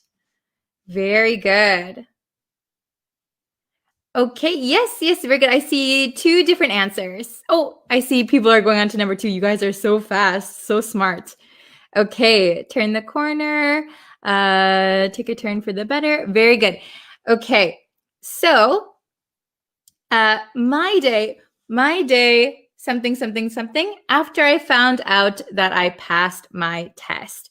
So you could say, My day turned the corner after I found out that I passed my test. It's okay. But I think the best answer, because maybe I just had an average day. It was okay. It wasn't that great. To turn the corner maybe means there was something worse that was happening. Something really bad was happening. It was very critical. But, oh, lucky, very unexpected. My day took a turn for the better. Yeah, that is the best answer to put in here. My day took a turn for the better after I found out that I passed my test. So I found out that I passed my test. So my situation, my condition, today's condition, suddenly and quickly changed. Wow, it suddenly improved. What a great day. I had an average day. It was okay, but it suddenly improved. It took a turn for the better. Very good. Number 2, the company was in the red last year, but it claims to have and will be profitable soon. Okay, so if you don't know what in the red means, the company was in the red last year. When a company or a person is in the red, it means they don't have any money. They don't have any money. Maybe they owe money. They are in the red, negative amount. Okay? In the black would be the opposite. In the black means you have money. In the red means you don't have any money. So the company was in the red last year, but it claims to have and will be profitable soon. It will make money soon. Oh, very good. Turn the corner, turn the corner. Okay, you guys are so good. It claims to have turned the corner. Excellent. Turned the corner and will be profitable soon. Very good. So you can see the company was in the red. That is a critical point. Very, very critical for the company. But it is past that point, and now it seems to be improving. Very good. So it turned the corner. Excellent. Okay. And number 3, the very last one. There's only one more left, so pretty easy. Her illness has, and the doctors can't do anything for her. Very, very sad. Her illness has, and the doctor can't do anything for her. Oh, very good. I see some correct answers. Yes, don't forget we need to change the verb a little bit because of the sentence. Her illness has, it's a big hint, her illness has, and the doctors can't do anything for her. Oh, very good. Okay, her illness has taken a turn for the worse, which is very sad. Oh, I can't fit it. Okay. Her illness has taken a turn for the worse, and the doctors can't do anything for her. So her condition suddenly declined. It suddenly got worse. Okay. And then for this sentence, her illness has taken. Her illness has taken a turn for the worse, and the doctors can't do anything for her. Very good, everyone. Okay, do you understand each of these expressions now? I hope that you can use them when you talk about conditions or situations in English. So sometimes it's okay to say just improve, decline, get better, get worse. But if you want to sound a little bit more fluent, if you want to sound a little bit more natural, I would recommend trying to put these into your speech. Okay? All right. So if you guys have any questions, please leave them in the comments. And if you want to make some example sentences, I can correct them for you, okay? Or we can put them up on the screen. All right? Okay, awesome. So do you guys have any example sentences or some questions I can answer for you? I'll do my best. I have just a few more minutes. Okay. Yes, very good. Taking a turn for the worse. Yeah, usually, what is illness? That's a good question. What is illness? So in the last question, we said her illness has taken a turn for the worse. So an illness is a sickness. So usually illness is a little bit more severe than being sick, right? Oh, I'm sick. We have a word ill. I'm ill, but we don't use it so much, at least in America. We would usually just say I'm sick. But if someone has an illness, it could be like a long illness or more serious.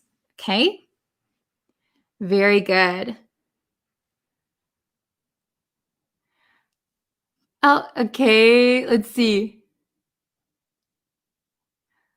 Oh, I see some good examples. Okay.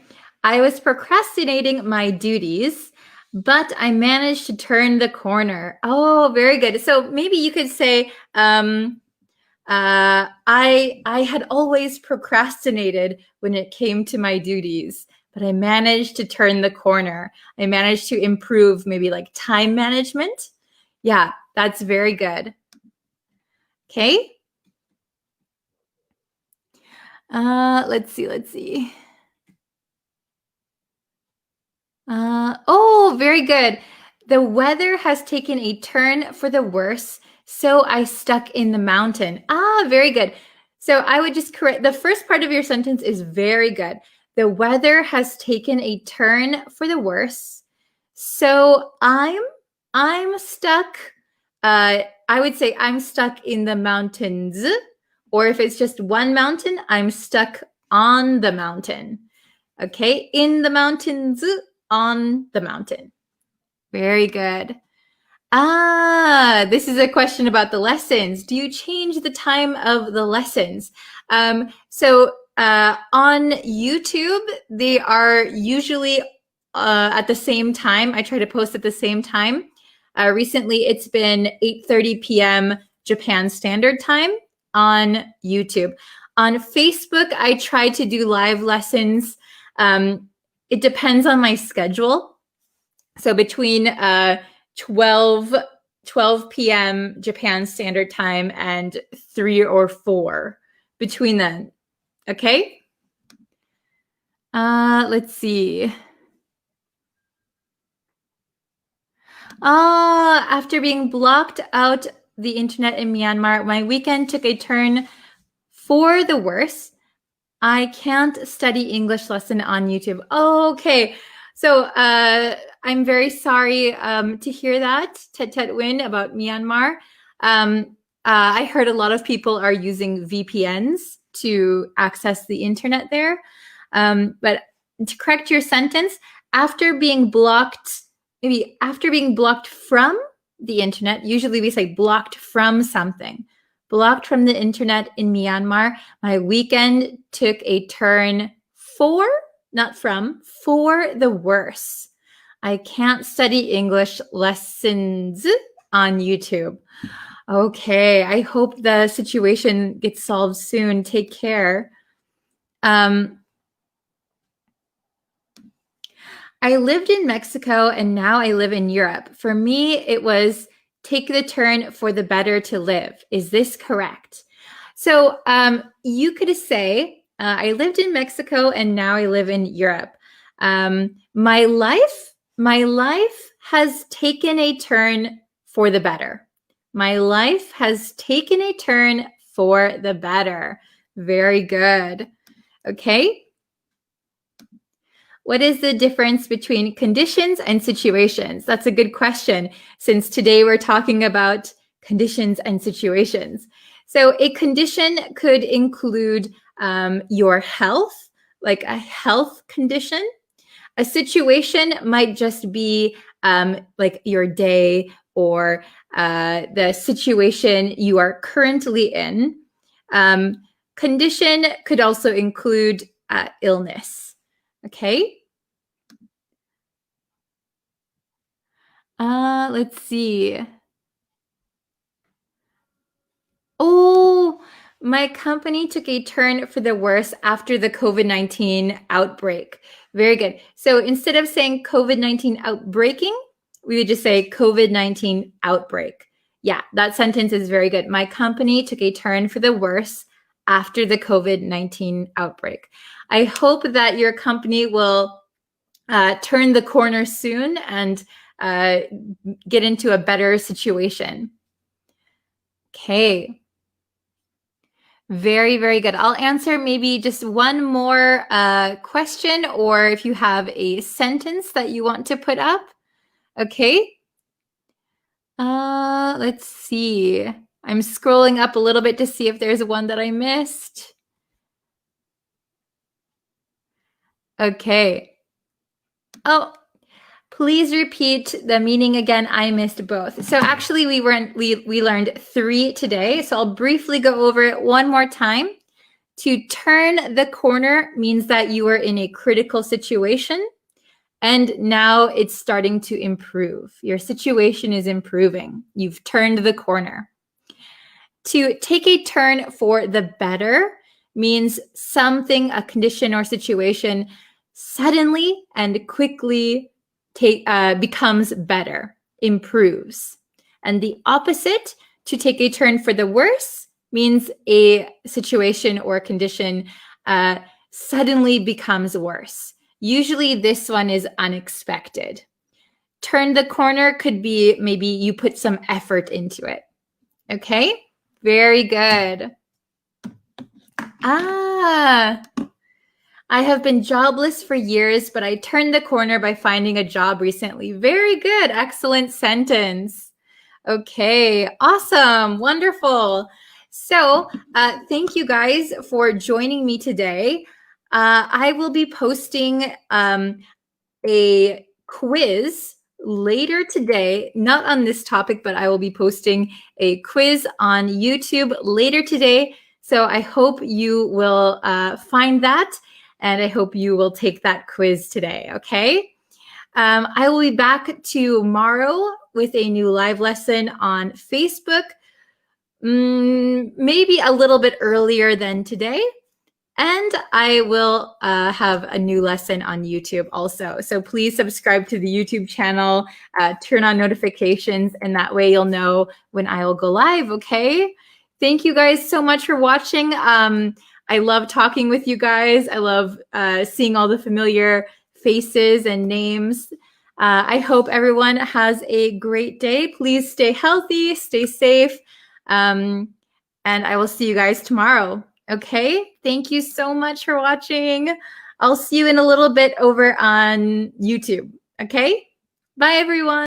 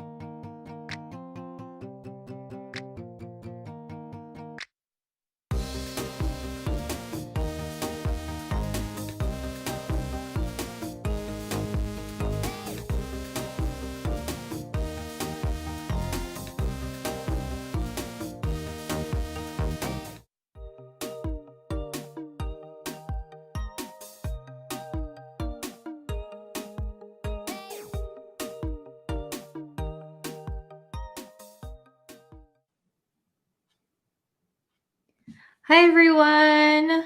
Hello, hello. Oh, let me check if my mic is on. Yeah, I think so. Hi, everyone. How are you? Again, before we get into today's lesson, if you could go and subscribe to the YouTube channel. New lessons are coming out every single day. Thank you so much for those of you who are watching all of the YouTube videos. I really, really appreciate it. And of course, like this video, share it with your friends. Hello, how are you? Hello from India.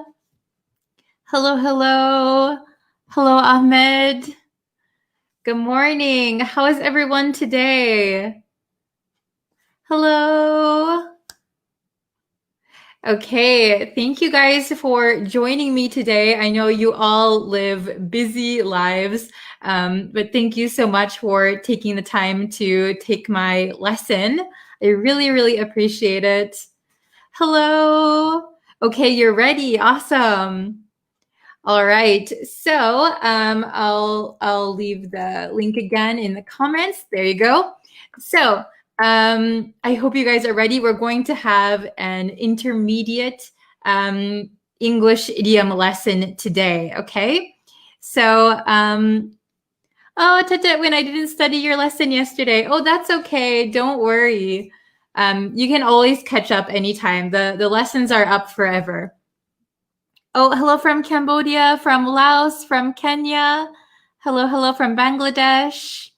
How is everyone? Good morning. Hello. Hello, Irini. Hello. Okay, so we're going to learn intermediate level idioms today. We're going to learn two that are connected. So let's take a look. Okay, we have two idioms. Wow, color change. Okay, so we have the first one, kick the bucket. Kick the bucket. And the next one is bucket list. Have you heard either of these idioms today? Have you ever heard, before today, have you ever heard any of these? Hello from Myanmar. I hope things are getting better. Hello from Afghanistan. Okay, so kick the bucket, and bucket list. Okay, these two, we can see the similarities, right? They both have the word bucket. But what does bucket mean in these? Kick the bucket list. So if you don't know, a bucket is like, I'll try to draw a picture of a bucket. Usually it's kind of metal. You can put water inside or anything really. That's a bucket. Oh, sorry, my drawing is terrible. But if you haven't heard either of these, it might be confusing to hear kick the bucket, and bucket list. Okay, so I'm going to tell you what bucket means. Okay, so bucket refers to dying. Okay, it's a little bit grim, it's a little bit sad, but to kick the bucket means to die, okay? Death. So it's a little bit sad or a little bit grim to think about, but we use kick the bucket to mean someone died. And it is a very informal, very casual way to say that someone died. So I would not use this if someone very close to you or a loved one, or if you're having a serious conversation, don't use kick the bucket. Kick the bucket is very, very informal, okay? So the origin, I looked it up, and the origin of kick the bucket is also very, very grim. So when people wanted to kill themselves, it's very sad. You can put a rope around your neck, and they would stand on a bucket. And when they were ready to die, they would kick the bucket, and they would die. Okay, so it's very, very grim. I'm sorry to bring it up, but that is the one of the origin stories for kick the bucket. So kick the bucket just became an idiom for die. Okay, so kick the bucket means to die, and bucket list. This means a list of things that you want to do before you die. Okay, so kick the bucket, very, very informal. Bucket list, we hear a lot more. It just means a list of things that you want to do before you die. Oh, very good. Yes, awesome. Okay, so let's look at some examples, okay? And then we can talk about it a little bit. Oops. Okay, I'm got to go over here a little bit more. Okay. We'll go like this. Can you see all right? Okay, so kick the bucket means to die. It's informal, so be careful when you use it. I think you don't really need to use it, but it's good to know in case someone says it, right? So you know what it means. Okay, sometimes it comes up in movies or dramas, TV dramas. Okay, and then we have bucket list, and that means a list of things you want to do before you die. So they both have the word bucket here. Bucket list is more commonly used than kick the bucket. Okay. Oh, how is your health now? Yeah, I'm feeling much better. Thank you for asking. Okay, it's okay if you're late. We're just starting, okay? So number one, here are some examples, right? Number one, when my old man kicks the bucket, I'll take over the family business. Okay, so maybe this is a very casual conversation with your friends. Maybe you're not worried about your father's health. By the way, old man is also a very casual, informal way to say my father, my dad, my old man. So very, very casual, informal. When my old man kicks the bucket, I'll take over the family business. Okay. Bucket list. This is a good question. Does bucket list equal will? So a will is something that you write. So after you die, your family can get your possessions, right? So after I die, my house will go to my children. All of my money will go to my parents, something like that. Bucket list is not a will. It is a list of things you want to do before you die.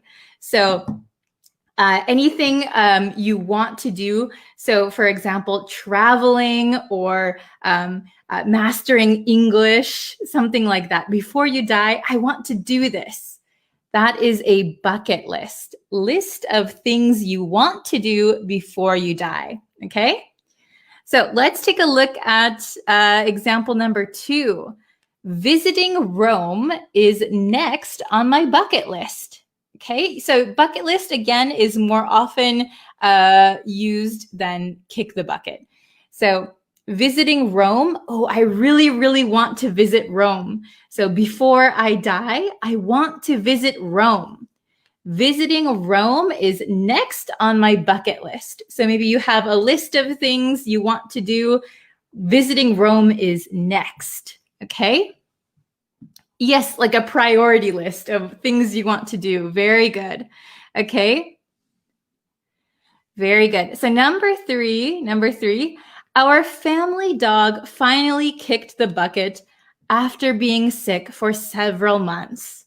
Our family dog finally kicked the bucket after being sick for several months. Okay, again, kick the bucket is very, very casual, very informal. So be careful when you use it, if you use it.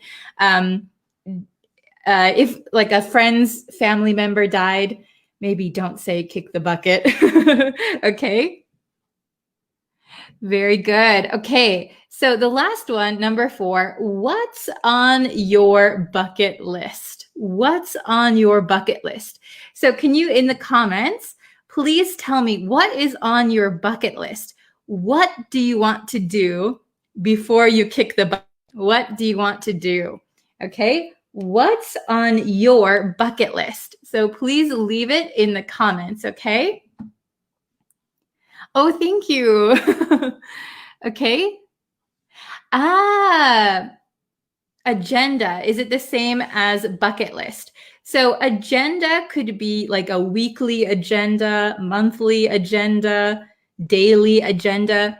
Agenda you can use in many different situations, so like business, things like that. Bucket list is specifically things that you want to do, usually for fun before you die. Okay. Oh, visiting France. Visiting France is on your bucket list. Very good. I'll write it down. Let's write down everyone's bucket list. Visiting France. I went to Paris to visit my friend. It was very, very lovely. I really enjoyed France. Okay. Oh, visiting America. Visiting America. Awesome. Visiting America. America. Very nice. I recommend it if you can. Maybe once we are able to travel again. Okay.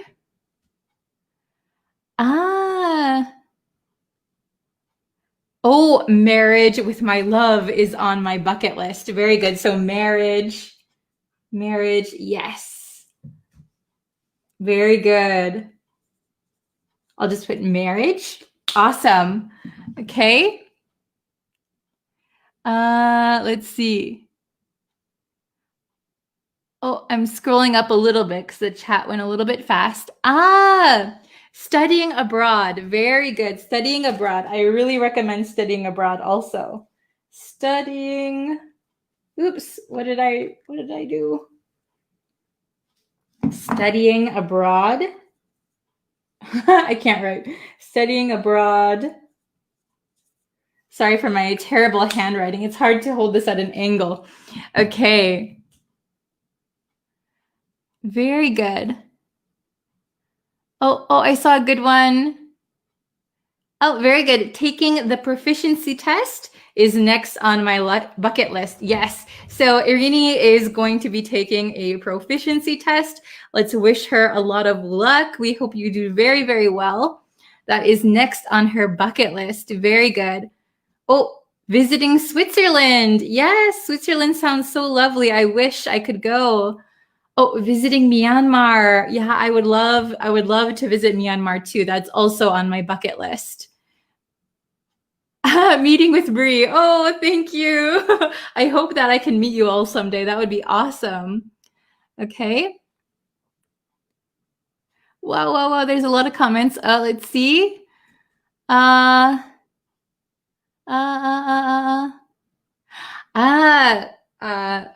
Maybe learning English is one priority on my bucket list. Very good. Learning English. Awesome. Okay. Let's see. I'm going to put this down, I guess. I don't need to keep holding it. Let's see. Oh, this is awesome. I want to cycle around the world before I bucket list. So remember, so you can say, I want to cycle around the world before I kick the bucket. Oops, I keep bumping my table. Kick the bucket means to die. So before I die, before I kick the bucket. And you could say, I want to cycle around the world, cycling around the world is on my bucket list. On my bucket list before I kick the bucket. Okay, very good. Let's see. Oh my gosh. Oh, you want to shake hands with Joe Biden. Oh, I hope you are able to someday. Okay. Ooh. Kicking the bucket, the military coup is on my bucket list. Oh my gosh, yeah. So right now, as I'm live right now, there is a coup that happened in Myanmar. We wish Myanmar the best. I hope you guys are all safe and okay. Oh, traveling to Japan. Very good. Yes, traveling to Japan. I recommend it. Japan is a very lovely country, lots of nice people and great culture. Traveling Japan, I recommend it on everyone's bucket list. Okay.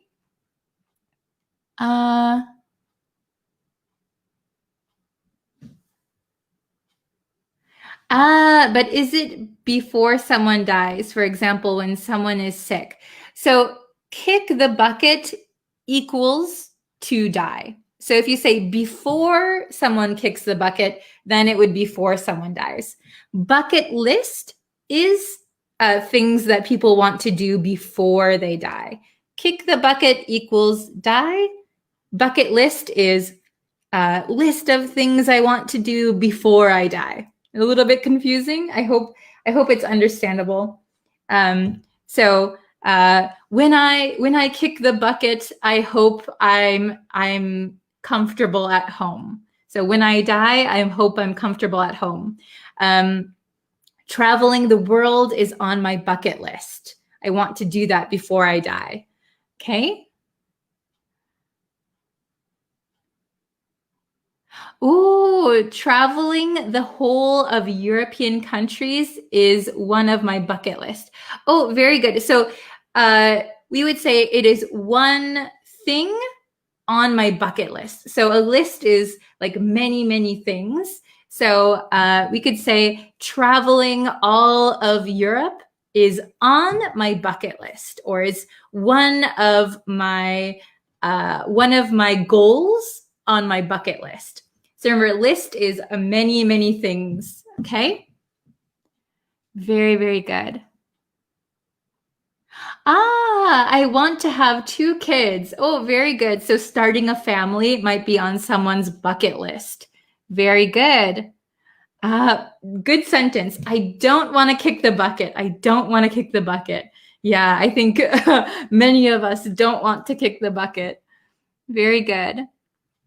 Okay. Oh, sorry, I am new here. Please, if you start again. Okay, so if you're just coming in, we learned kick the bucket and bucket list. I'll quickly just show you. You can always watch this lesson again, but kick the bucket is a very informal way to say to die.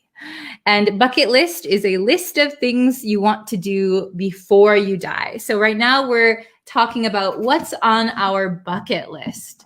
Okay, let's see. Oh, my bucket list is to study your lesson in Japan. Oh, thank you, Tetsuwin. Oh, I hope that we can meet someday. I would love to meet you. Okay, oops. Oh, hello from Afghanistan. Oh, I want to travel America and eat everything. Food is my bucket list. Okay, very good. So I would maybe correct your sentence a little bit and say, traveling to America and eating everything, eating all the food is on my bucket list. Usually we say something is on my bucket list. Okay, very good. Okay.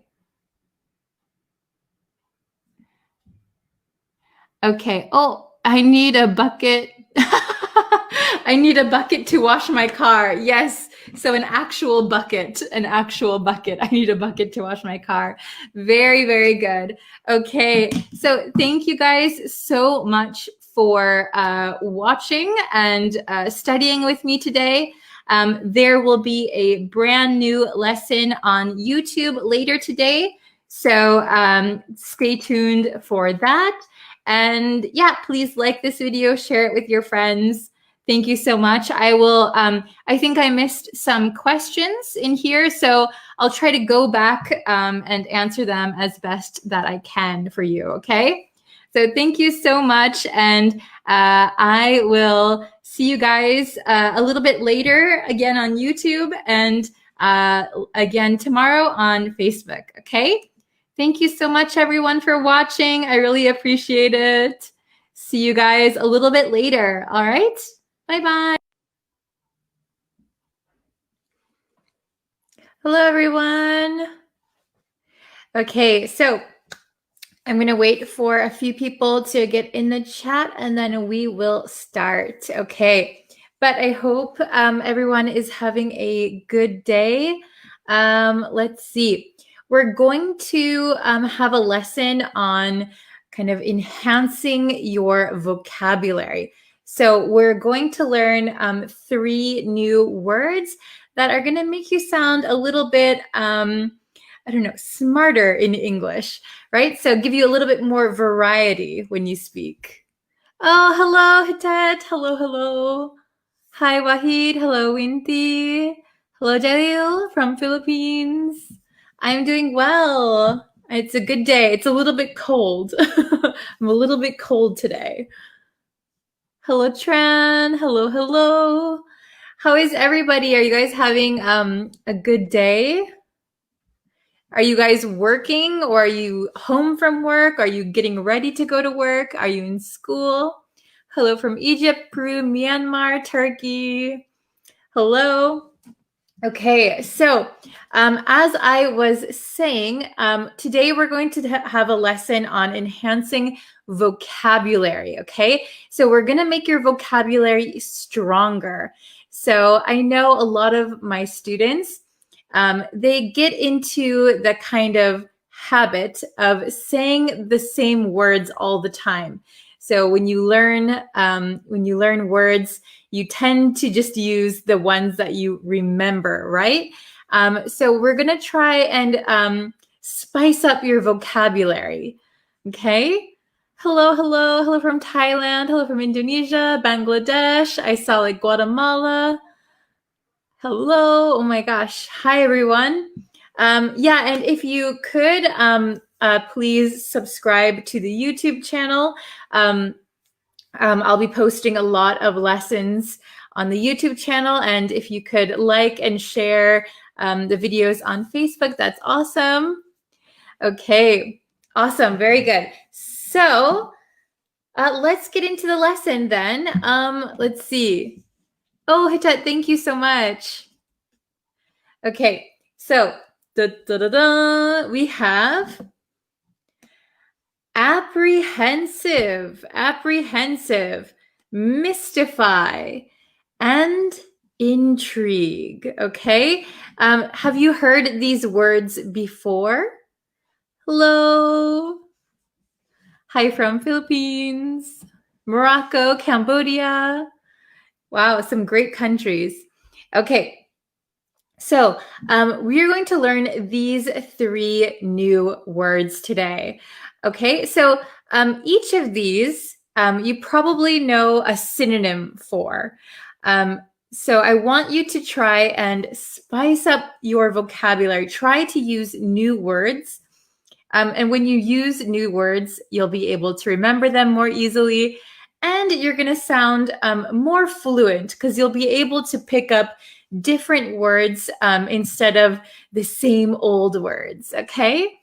Okay, so some of these words are new for everyone. Okay, that's great. Okay, so we'll look at the first one. Apprehensive, apprehensive. Okay, so it's, I think, maybe pretty easy to pronounce, to catch. Apprehensive, apprehensive. Okay, so apprehensive means that you are anxious or nervous. You feel something bad might happen. You are apprehensive. Okay, so for example, if you're walking down the street and someone says, hey, give me $100. Maybe you would be a little bit apprehensive to give them money, right? You might think, well, will I get my money back? What are you going to do? I don't think it's a good idea. That is apprehensive. You feel anxious. You feel maybe a little bit worried.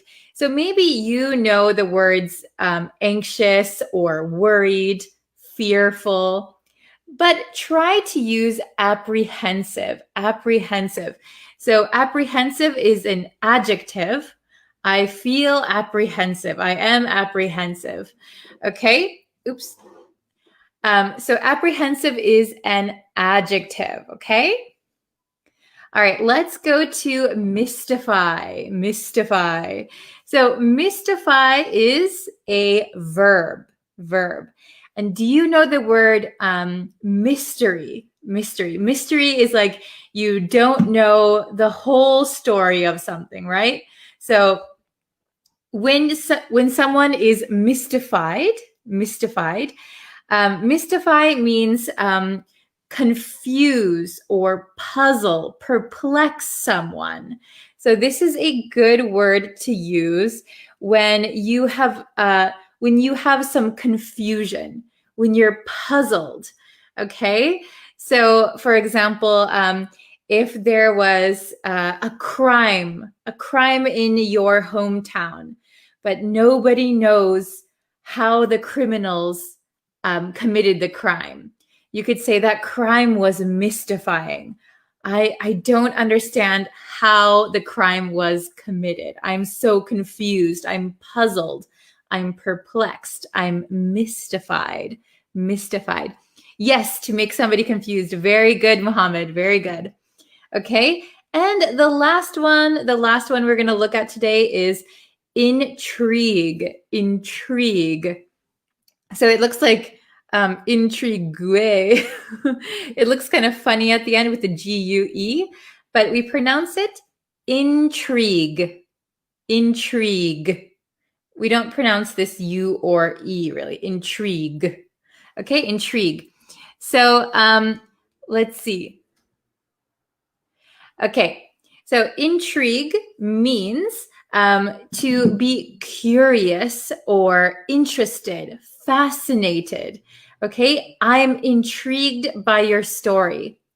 The book was intriguing. Okay, so we're going to use intrigue today as a verb, to intrigue. It can also be used as a noun, but we're not going to look at the noun version today. We're just going to look at the verb today. So apprehensive is an adjective, and then mystify and intrigue are verbs. Very good. Oh, let's see this one. I am apprehensive because there is a big snake near my house. Uh-oh. Yes, so you might be apprehensive about going home. So if you hear there is a big snake in front of your house, you might be apprehensive about going home. You might say, "Oh, maybe I shouldn't go home today." Very good. Okay. Yes, Muhammad, very good. Intrigue, to make somebody very interested in something. Very good. Okay, so very good. So we have apprehensive, mystify, and intrigue. Okay, intrigue. Intrigue means interest, fascinate. Okay, let's look at, I have the definitions for you. So if you didn't understand my explanation, don't worry. Okay, oops, I'll hold it over here. Okay. Let's see. Oh, yes, Ted, very good. Is mystify the same meaning as stumped? It can be, yes.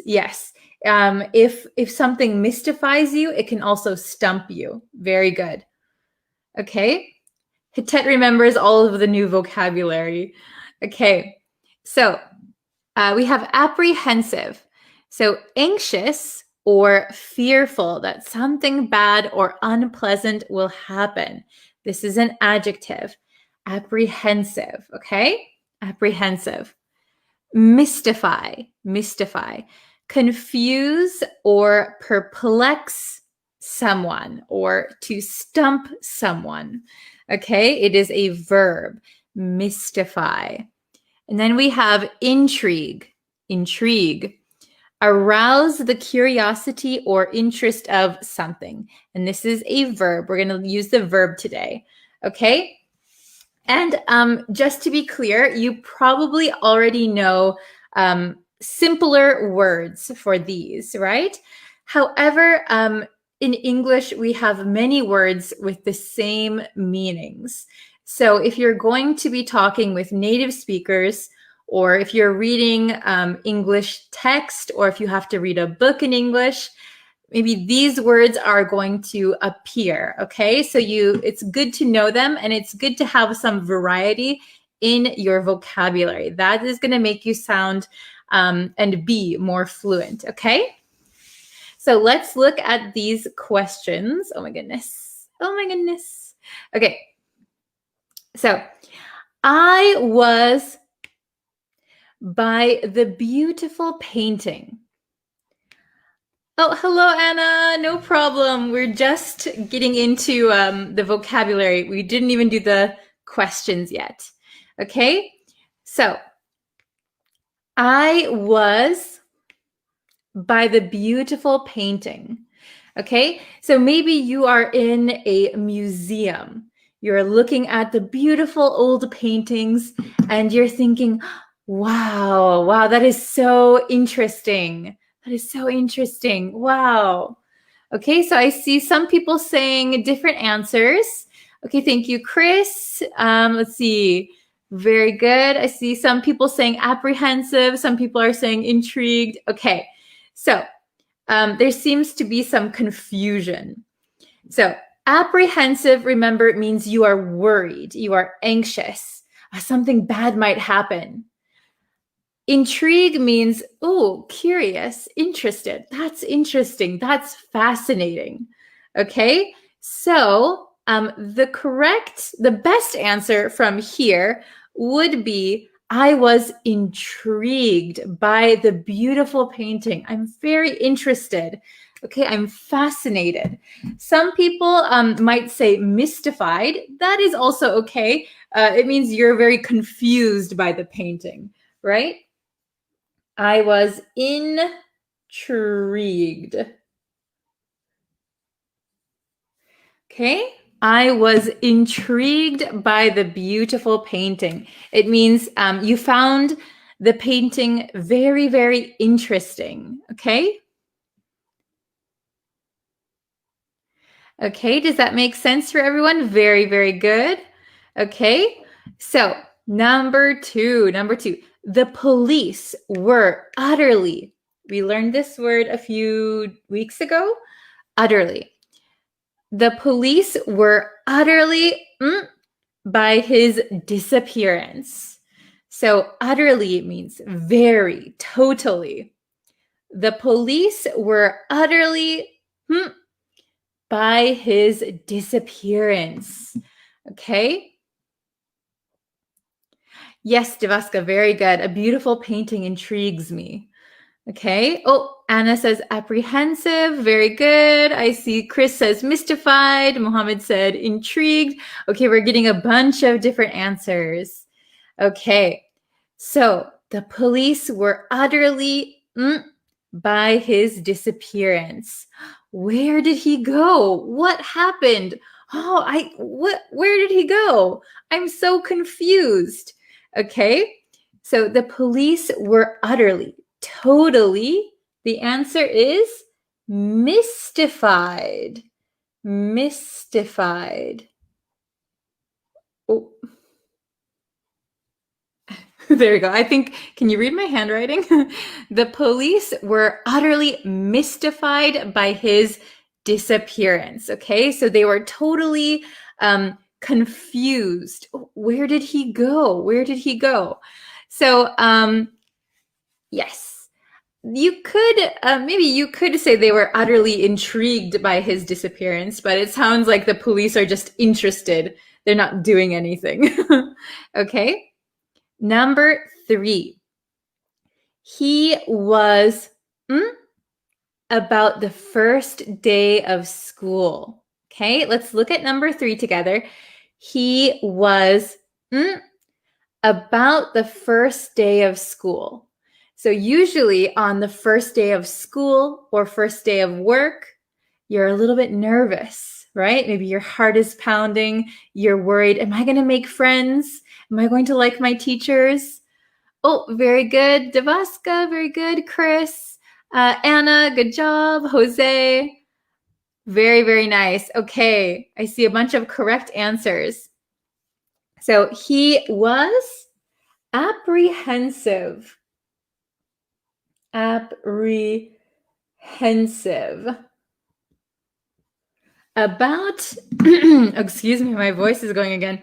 He was apprehensive about the first day of school. Very good. So he was nervous. He was anxious. So maybe this is a really good example for the word apprehensive. So like the first day of school, you don't know what's going to happen, right? You feel very nervous. Okay. Number 4, your story is, tell me more. Your story is, tell me more. So number 4, I'm listening to your story. Oh, please tell me more. Tell me more. Oh, very good, Anna. Very good. I'm going to try and say your name. Oh, maybe just Rakesh. Very good. Devaska, very good. Chris, Mung, very good. Your story is, the answer is, your story is intriguing.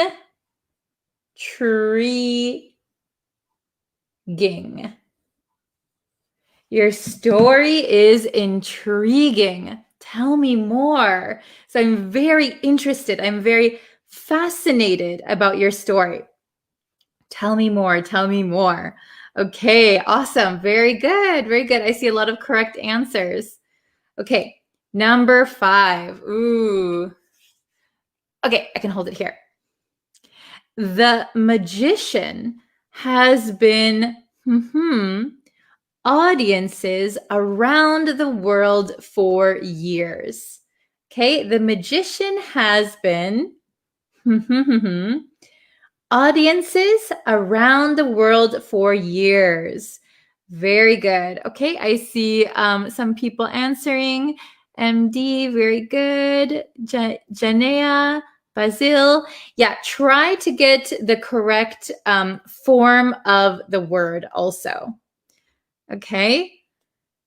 The magician has been audiences around the world for years. Now, there are 2 possible answers. There was one that I was thinking of when I made the sentence, but there's another possible correct answer. Okay, very good. So the answer that I think is the best answer is the magician has been mystifying.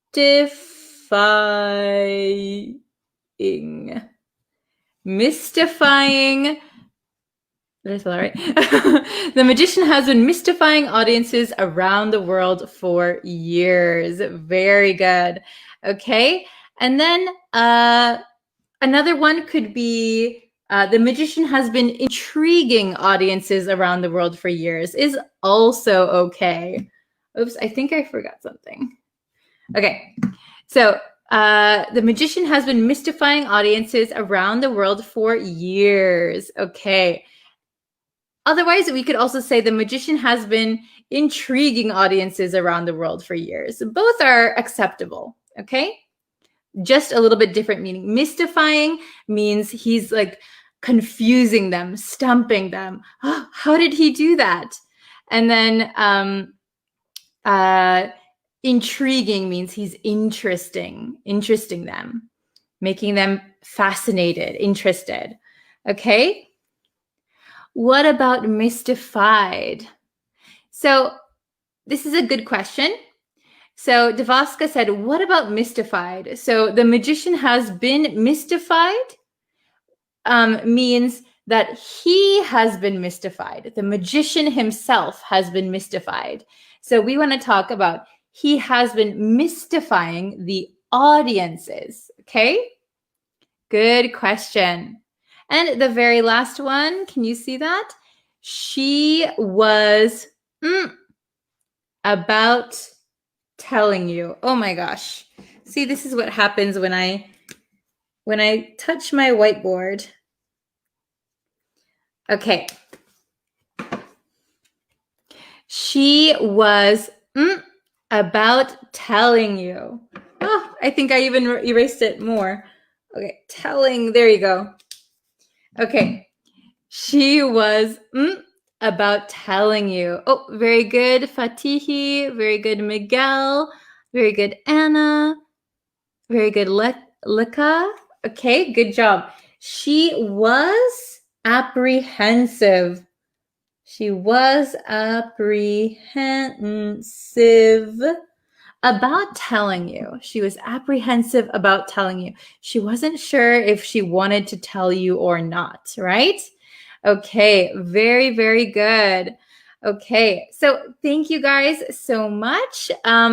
Just remember, apprehensive means anxious, fearful, something bad might happen, mystify, confuse, or perplex someone.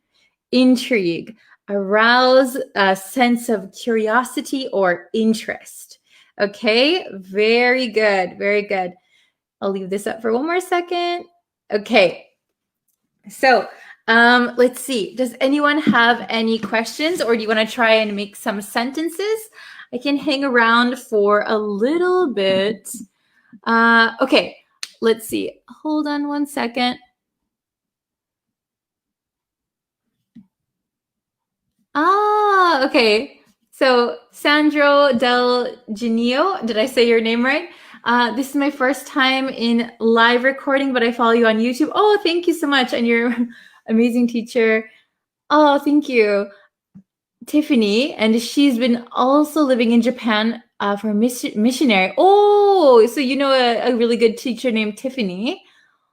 Good morning from Germany, and see you soon. Oh, thank you for the nice message. Okay, Tiffany sounds like a great teacher. Let's see. This is a good question.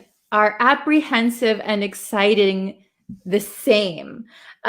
So apprehensive is not the same as excited. Apprehensive is like nervous or anxious or worried. It's kind of excited is usually like a positive word. I'm excited for the concert tomorrow. I'm excited to meet my friend. Apprehensive is I'm very worried. So if I said I'm apprehensive to meet my friend, that sounds like I think something bad will happen. Like, oh, maybe my friend is mad at me, or maybe we will have an argument. I'm really apprehensive to meet my friend. So they are kind of opposites in a way. Okay, let's see. Oh, where was it? Let's see. Can you explain apprehensive clearly? I just joined now. Yes. Okay. So maybe I just did it actually. Apprehensive means worried or anxious. You think something bad is going to happen. So, for example, if you check the weather on the TV, and it says it's going to be a really strong typhoon, or there's going to be a snowstorm or a sandstorm, the weather will be really bad. You could say, the weather looks bad. I'm apprehensive about leaving my house today. I'm worried. I'm anxious. Okay, good job. Let's see. I was apprehensive when a strange man was looking at me on the street. Yeah, very good, Hitet. Very good. You were a little bit anxious, nervous. What is he doing? Why is he looking at me? Let's see.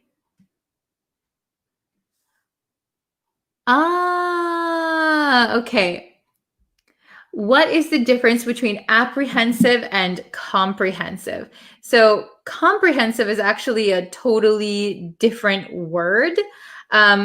Apprehensive, like I said, means you're anxious or worried. Comprehensive, on the other hand, means like including everything. So, for example, I have a comprehensive list of all of my lessons. That means it contains all of my lessons. It's a comprehensive list. So they're very different. They might sound the same with the like hensive part, ehensive. But apprehensive is scared, nervous almost. And then comprehensive is like an entire something. Like I have a comprehensive, I have a comprehensive list of all of my students. It contains everybody's name. Okay, let's see. Oh, just joined. Can I really first time joined it? Yeah, hello, welcome. We just did all of the questions and everything. Today we learned apprehensive, mystify, and intrigue. Okay, let's see. Oh, this is a good one. I was apprehensive to speak English when I was in school. You don't need ing. When I was in school. Very good. Okay. Very, very nice.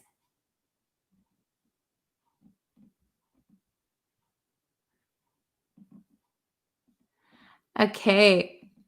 Oh, good morning from Switzerland, Frederick. Hello, nice to have you here.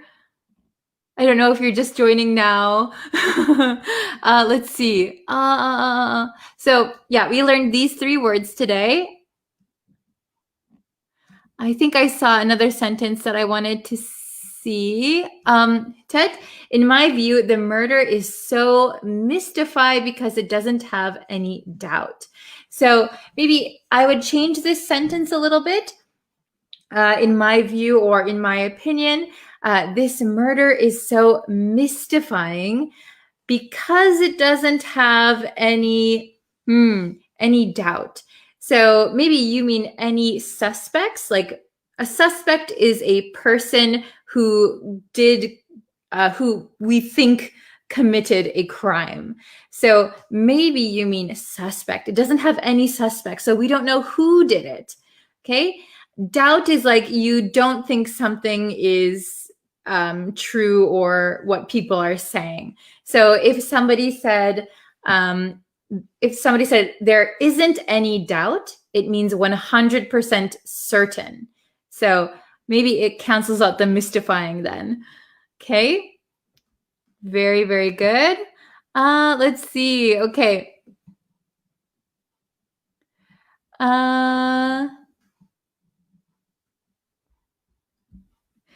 So teacher, can we use this apprehensive word always for negative things? So usually apprehensive is used for something that makes you nervous or a little bit anxious. So usually those things are negative, but it could be, for example, like I was apprehensive about dating her, but it was actually a really good decision. So at first, maybe something made you nervous or uncomfortable, but then later you're not apprehensive anymore. So, but apprehensive is kind of a negative feeling always. Okay, very, very good. Okay. Okay, so I see a lot of people asking about apprehensive, but I think I explained it a few times. So if you haven't understood it yet, please go back and watch this lesson again. Oh, this is a good one, Ted. Although this movie intrigues, the protagonist is a little lackluster. Wow, very good. So although this movie intrigues, so it intrigues people, the protagonist is a little lackluster. We learned lackluster before too. Very good. Okay. The key to learning new vocabulary is to use them. And Hitet is a very good example because Hitet is always using our words that we've learned previously to try and make new sentences. That is a very good way of studying. So I recommend everybody try and do it. Okay. All right. So I'm going to end today's lesson. Wow, we've almost been going for 30 minutes. Wow, time flies. Okay. So thank you guys for all of the good sentences. Thank you for watching this video and sharing it with your friends. I really appreciate it. And don't forget to subscribe to the YouTube channel. We're going to have a lot of lessons coming up over there. Okay, so thank you so much for watching. And yeah, I will see you tomorrow for another lesson. And yeah, there's currently now there is a new lesson on the YouTube channel. So please go and watch that if you haven't. Okay, so thank you so much for watching, and I will see you next time. Bye. Thank you. Hello, everyone. Welcome back to Bree's Practical English, my English learning channel. Today, I want to teach you about the difference between by and until. So by and until are very common words. They are both prepositions of time. And a lot of students mix them up or don't know which one is the correct one to use. But today we are going to master the difference between by and until, and you're not going to have that problem again. Also, don't forget to stay until the very end of this video because there will be homework at the end, and I want you to write your answers in the comments down below, okay? Great, let's start. Let's start with the word by. By. By means on or before a deadline. So usually we say by plus a time. So by Wednesday, by next year, by this evening. Okay? Are you with me so far? Let's look at a few examples. If you are working and your boss says, I need this project by next Monday, by next Monday, that means the project has to be finished, has to be ready on Monday or before Monday. So for example, if today is Wednesday, that means I have to finish the project before or on next Monday. So that means if I work very efficiently, I could have it done by tomorrow or in 2 days or the day before the deadline. Anytime on or before the deadline, okay? Let's try an example that is not related to business. I have to wake up early tomorrow. So I want to go to bed tonight by 10 o'clock. That means I want to be in bed and asleep at 10 o'clock or before. At 10 o'clock or before. I want to go to bed by 10 o'clock. I don't want to stay up until 10:30 or 11. I want to go to bed by 10 o'clock. Okay, so 10:30 is too late for me. By 10 o'clock. Let's look at one more example. I have to go grocery shopping. I know that the store closes at 9 o'clock. That means if I want to go grocery shopping, I have to go to the store and finish my grocery shopping by 9 o'clock. By 9 o'clock. So if I go to the store at 9:30, it's going to be too late. The store will already be closed. So I need to go to the store by 9 o'clock. 9 o'clock is the deadline, is the last time I will be able to go to the store. Do you think you understand by now? Let's look at until, okay? Until. So until is also a preposition of time. Until means up to, but not after a specific time.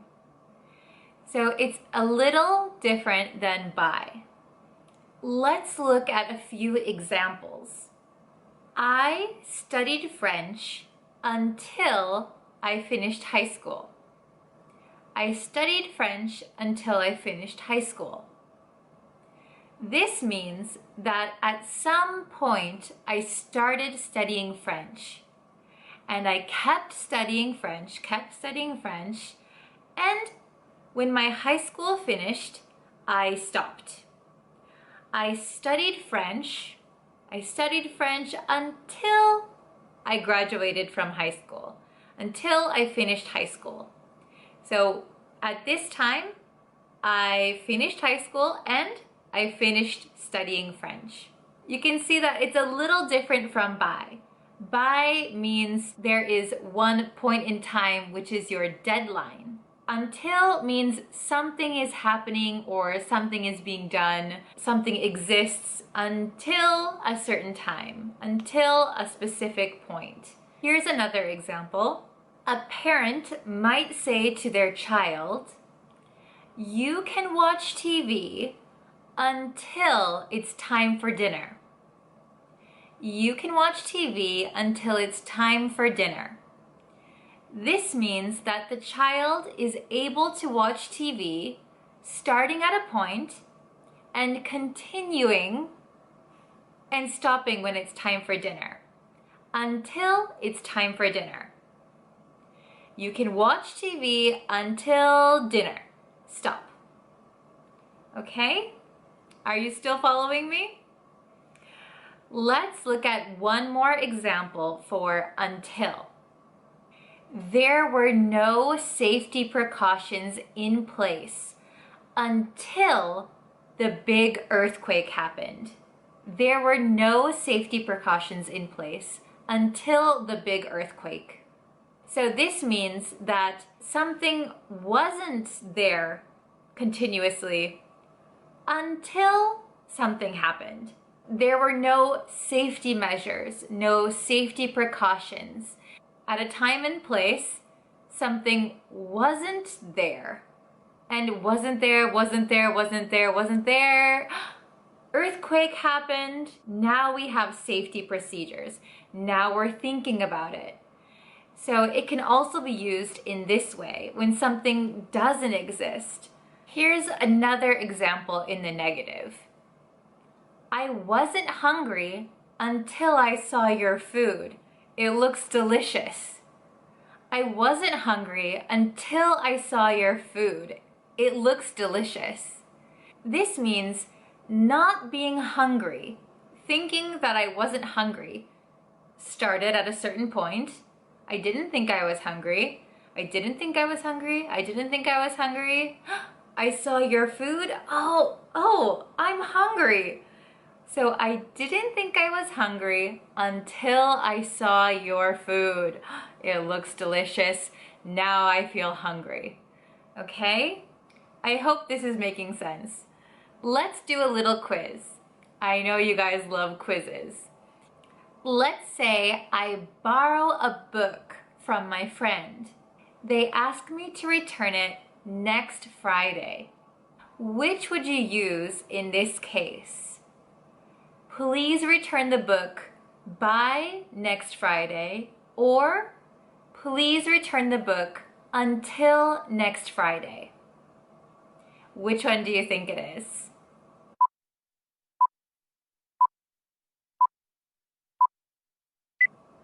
Okay, did you think about it? The correct answer is, please return the book by next Friday. By next Friday. If you say until next Friday, it sounds like you will keep returning the book until next Friday. That doesn't really make sense now, does it? Let's try another question. Let's say you have a roommate. You and your roommate make a rule about coming home at a certain time every night. You don't want to stay out too late. You agree that you will come home at a certain time every night. You agree that you will be home before or at the very latest 11 p.m. Which would you use in this sentence? By or until? Please come home by 11 o'clock. Or please come home until 11 o'clock. I'll give you a moment to think about it.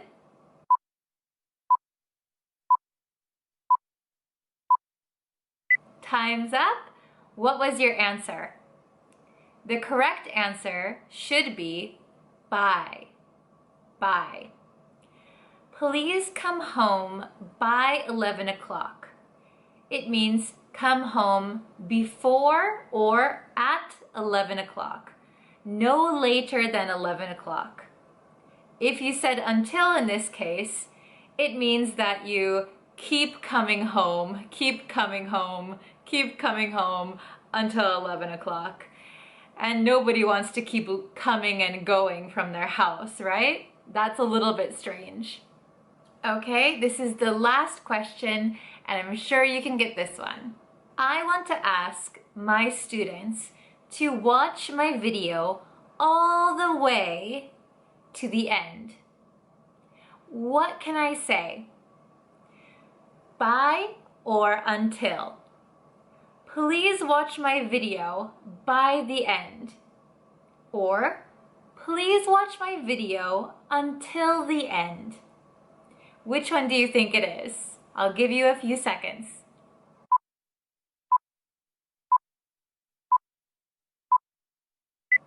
Okay, time's up. The correct answer is until. Until. I hope you watch my video until the end. Please watch my video until the end. So it means you keep watching it, keep watching it, keep watching it, and it's finished. Until the end. I hope this video was helpful for you. I hope that you have mastered the difference between by and until. Please stay tuned for the homework. It'll be coming right up after this video, and I will see you in our next lesson. Bye!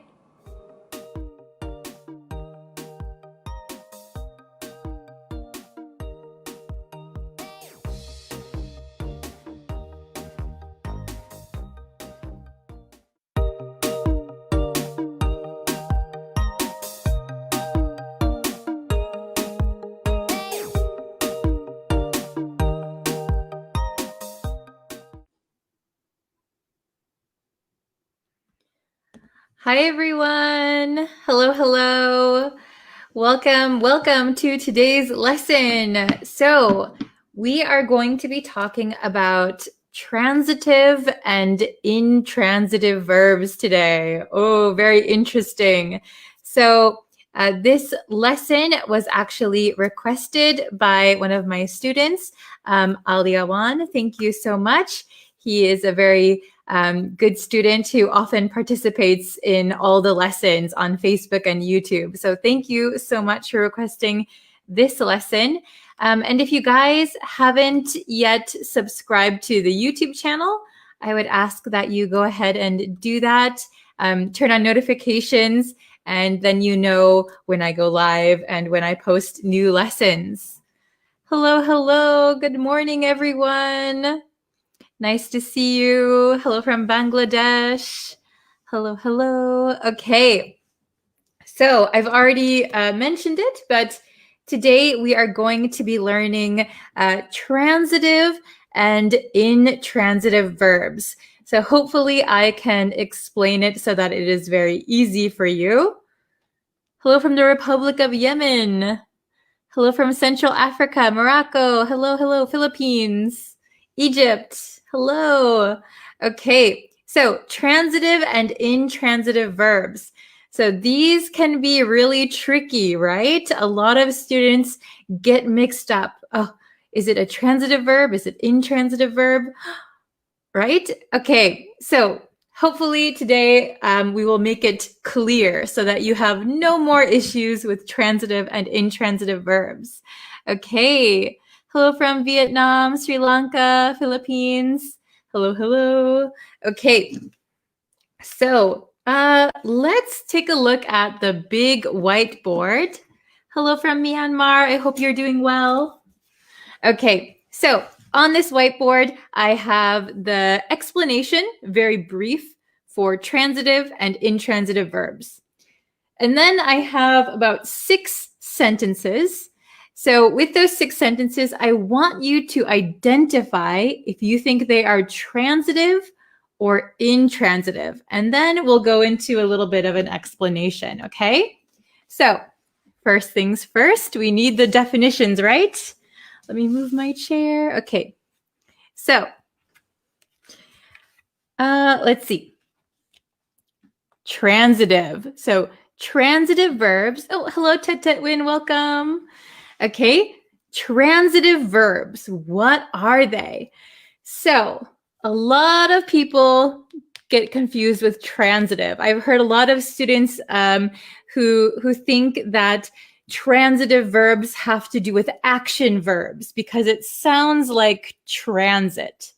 However, that's not the case. When you hear transitive, do not think about transit. Don't think about action verbs. Think about instead transfer, this word transfer. So a transitive verb transfers its action to an object. Okay, so transfers its action to an object. A good example is eat, right? I eat a hot dog. I eat a hot dog. So I am doing the action to the hot dog, okay? So I eat a hot dog. I eat a hamburger. I eat pizza, very American foods. Eat in that sentence would be transitive. Okay, we are transferring the action to the object. However, intransitive verbs do not require an object to act upon. So when we use intransitive verbs, we don't need an object. Okay, that is a big, big hint for these sentences, okay? So I hope that is understandable. One more thing that I would like to let you know is that transitive verbs can be used in the passive voice. Transitive verbs can be used in the passive. However, intransitive verbs cannot be used in the passive, okay? So keep that in mind. So if you know that a sentence can be changed to the passive voice, then you know that it's got to be a transitive verb. If it can't be changed to passive voice, it's going to be intransitive. Okay, very good. So let's look at these sentences. All right, so the first one, number 1, I love you. I love you. What a great sentence. Okay, I love you. Do you think this is transitive or intransitive? Is love transitive or intransitive? Oh, very good, Ismail. Good job. So, very good. Number 1. Oh, very good. Number 1, I'm just going to put T or I. So number 1 is transitive. Transitive. Oh, that is a terrible looking T. Let me fix that. It's hard when you're on a whiteboard and live at the same time. T. Okay, so the first one is transitive. So I am doing the action. I am loving who? You, right? So if we just said, I love, maybe you would wait for the rest of the sentence, right? I love what? You love ice cream. You love me. You love the favorite TV show that you've been watching recently. What do you love? So I love you. This is transitive. So you is the object. Okay, so we're transferring the action to you. Okay. Number 2, she ran. She ran. Is this transitive or intransitive? Oh, you guys are so quick. Very good. Okay, good, Cheryl. Nice job. Okay, she ran. Number 2. Very good. I'm going to write I. This is intransitive. She ran. We don't have an object here. She ran. So she just ran. We don't need an object. She ran who? She ran what? We don't need it. She ran. Okay, so she is doing the action. All right, not to anything. All right, number 3. I wonder if I can get you guys. We walked to school. We walked to school. Oh, Tadewin, it's okay. The internet connection is poor. Uh-oh. I hope everyone else can see me. Is it okay? All right. So we walk to school. Is that transitive or intransitive? Very, very difficult one. Okay. So, okay. Number 3. This is very tricky. So if you got it wrong, it's okay. We walked. We walked. This is actually intransitive. This is intransitive because we could say, oops, I lost my eraser. We could say, we walked. We walked. This is intransitive. To school is not the object that we are putting the action on. Okay? So we walk to school. This to school is a prepositional phrase. We are walking in that direction. We are walking in that direction. This is not the object that we are putting the action onto. So this one is tricky. We walked to school. So if you tried to change this to the passive voice, it wouldn't work, right? To school, we were walked. No, we were walked to school. So this one is intransitive. We walked to school. Okay? Understandable? Let's try number 4. They bought a house. They bought a house. Okay? Is this transitive or intransitive? Is this intransitive or transitive? Number 4. Okay, very good. I see some answers. They bought a house. They bought a house. This one is transitive. Transitive. Because if we just had they bought, well, what did they buy? What did they buy? They bought a house. So they did the action to the house. Okay? They bought a house. They bought a house. All right. Number 5. Hopefully this one's easy. Maria fainted. Maria fainted. So if you don't know what faint means, okay. Oh my goodness. Maria fainted. Maria fainted. Is that transitive or intransitive? Oh, very good. So this one is intransitive because we don't need an object here. Maria fainted. Okay? That doesn't mean we don't need to ask Maria fainted who? Maria fainted what? Maria was fainted? We can't say that. So it's intransitive. Okay? Very good. And the last one, this is a little bit tricky. I'm trying to trick you guys again. She runs a hotel. So we have ran up here. She ran.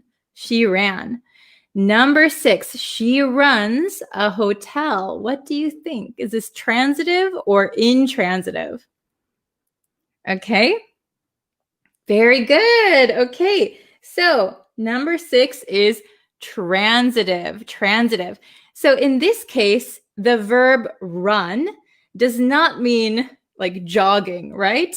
This means operating a business, to operate, to run something. So she runs a hotel. We could also say she operates a hotel. So she is doing the action. What is she doing? She's running. What is she running? What is she operating? She's operating or she's running a hotel. Very good. Okay. So we can make this transitive. A hotel was run, right? Very simple. So if you can make it a passive sentence, you know it's transitive. Intransitive cannot be passive. All right, very good. So just a really quick review. Transitive transfers its action to an object. So think of transitive as transfer. Transfer. We need an object to transfer it to. Then we have intransitive. We do not require an object for intransitive verbs. Okay? Very good. So, I love you. This is transitive because we have an object. She ran, intransitive, no object. We walk to school. This you have to be careful because this is not an object that is being acted upon. This is a prepositional phrase. This is where we're going. We walked to school. Okay? Then they bought a house. Transitive. They bought. What did they buy? Please finish your sentence. They bought a house. Okay, Maria fainted. Oh, she fainted. We don't need an object. Intransitive. She runs a hotel. This is transitive because run in this sentence means to operate. So some verbs can be both. Some can be transitive and some can also be intransitive. So you have to be careful and really look at the sentence, okay? Very good. Well, I hope this lesson was helpful. Let's see. I don't have that much time to stick around, but if you guys have like an example sentence of transitive or intransitive, very good. Oh, yes. The hall is being cleaned now. Very good. The hall is being cleaned. Very good. So you can put it in passive voice. So clean. I'm cleaning something, right? Oops. Okay.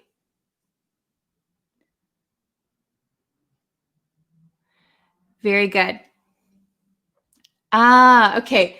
How is in passive? I walked to school. So we have here, we walk to school. So because walk is an intransitive verb, we wouldn't put this in the passive tense. So remember, intransitive does not become passive voice, okay? Only transitive, okay? This is an interesting question.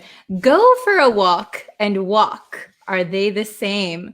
So walk, if you just say walk, walk is just this action, okay? So you can walk to the supermarket, you can walk to school, you can walk to the train station. Go for a walk, on the other hand, means for like recreation, for fun, or for exercise. Let's go for a walk. Let's go for a walk. So if we were sitting together at home and I said, oh, let's go for a walk, that means kind of an enjoyable walk, maybe around the park or something. If I just said, hey, let's walk, it might sound a little bit unnatural, okay? So be careful of that. So usually I walk somewhere. We walk somewhere. Let's go for a walk. That means for fun, okay? Or for exercise. Very good. Okay. Let's see. Okay, so if you guys have some questions, please feel free to leave them in the comments and I'll try and answer them as soon as I can. I have another lesson that I have to go to, so I'm so sorry I can't stick around longer. Okay, let's see. Is somebody here from Texas? Texas is getting a lot of unusual snow right now. Please stay safe and warm. Okay. All right. So if you guys have more questions, I will try and answer them as soon as I can, going back into the comments. All right. Very, very good. So thank you everyone so much for watching. There will be another lesson over on YouTube in probably about 5 or 6 hours. So if you're still awake or if you're around, you can go check that out. All right. Thank you guys so much for watching. I will see you again very, very soon. Hello, everyone. Hello, students. Thank you for joining today's lesson. Before we get into today's lesson, if you could take a moment and hit the subscribe button if you haven't yet already. That would help me out a lot, and it will let you know when new lessons are available. Okay, we also have a Facebook page by the same name as the YouTube channel. If you want to like it and turn on notifications there, you can see when I go live also. Okay, so today's lesson was requested by one of my students, so thank you very much, Ali. Today, we're going to go over 3 really confusing words that I know a lot of students have difficulty with, okay? So we're going to look at already, yet, and still. Are these confusing words for you? If they are, you're in the right place. We're going to make it easily understandable today in today's lesson. So let's jump into the lesson. We have a lot to go over. So let's take a look at our big whiteboard. Okay, so the writing might be a little small, so I'll put it close so you guys can see. All right, so already. When do we use already? Okay, so we use already when something has happened or may have happened. So the speaker thinks that something has already happened or it may have happened, okay? Here is an important point. Sometimes we use already when we want to express surprise. So we think something has already happened or it might have happened, and sometimes we are surprised by that. We didn't think it would happen so soon. We're a little bit surprised, okay? Already, okay? The next one is yet, okay? So when we use yet, we use it for things which haven't happened yet. I used yet here. Haven't happened already. Haven't happened, okay? So already, something has already happened, yet something has not happened, okay? So something has not happened, or people think something hasn't happened yet. People think it hasn't happened yet, okay? Things that haven't happened yet, or people think haven't happened yet, okay? We usually see yet in questions and in negative sentences. I haven't done something yet, negative. I haven't done it yet. Have you done it yet? So that is the places that we see yet the most, in negative sentences and in questions, okay? Then moving on to still. We use still for a continued situation. Something has stayed the same, okay? When we use it in the negative form, It means that the situation should have changed, but it has not. Okay? In a positive sentence, there is a continued situation. Okay? They are still married. They are still married. So the situation, being married, has stayed the same. Okay? Then if I were to say in the negative, what can I say? In the negative, they still haven't gotten married. They still haven't gotten married. So if I said they still haven't gotten married, that means that I think the situation should have changed. They should have gotten married, but the situation has not changed, okay? So they are still not married. All right. So here's a good note for us to pay attention to. Usually, this is usually, yet comes after the main verb. Yet comes after the main verb, whereas still comes after the subject. Still comes after the subject. This is usually, okay?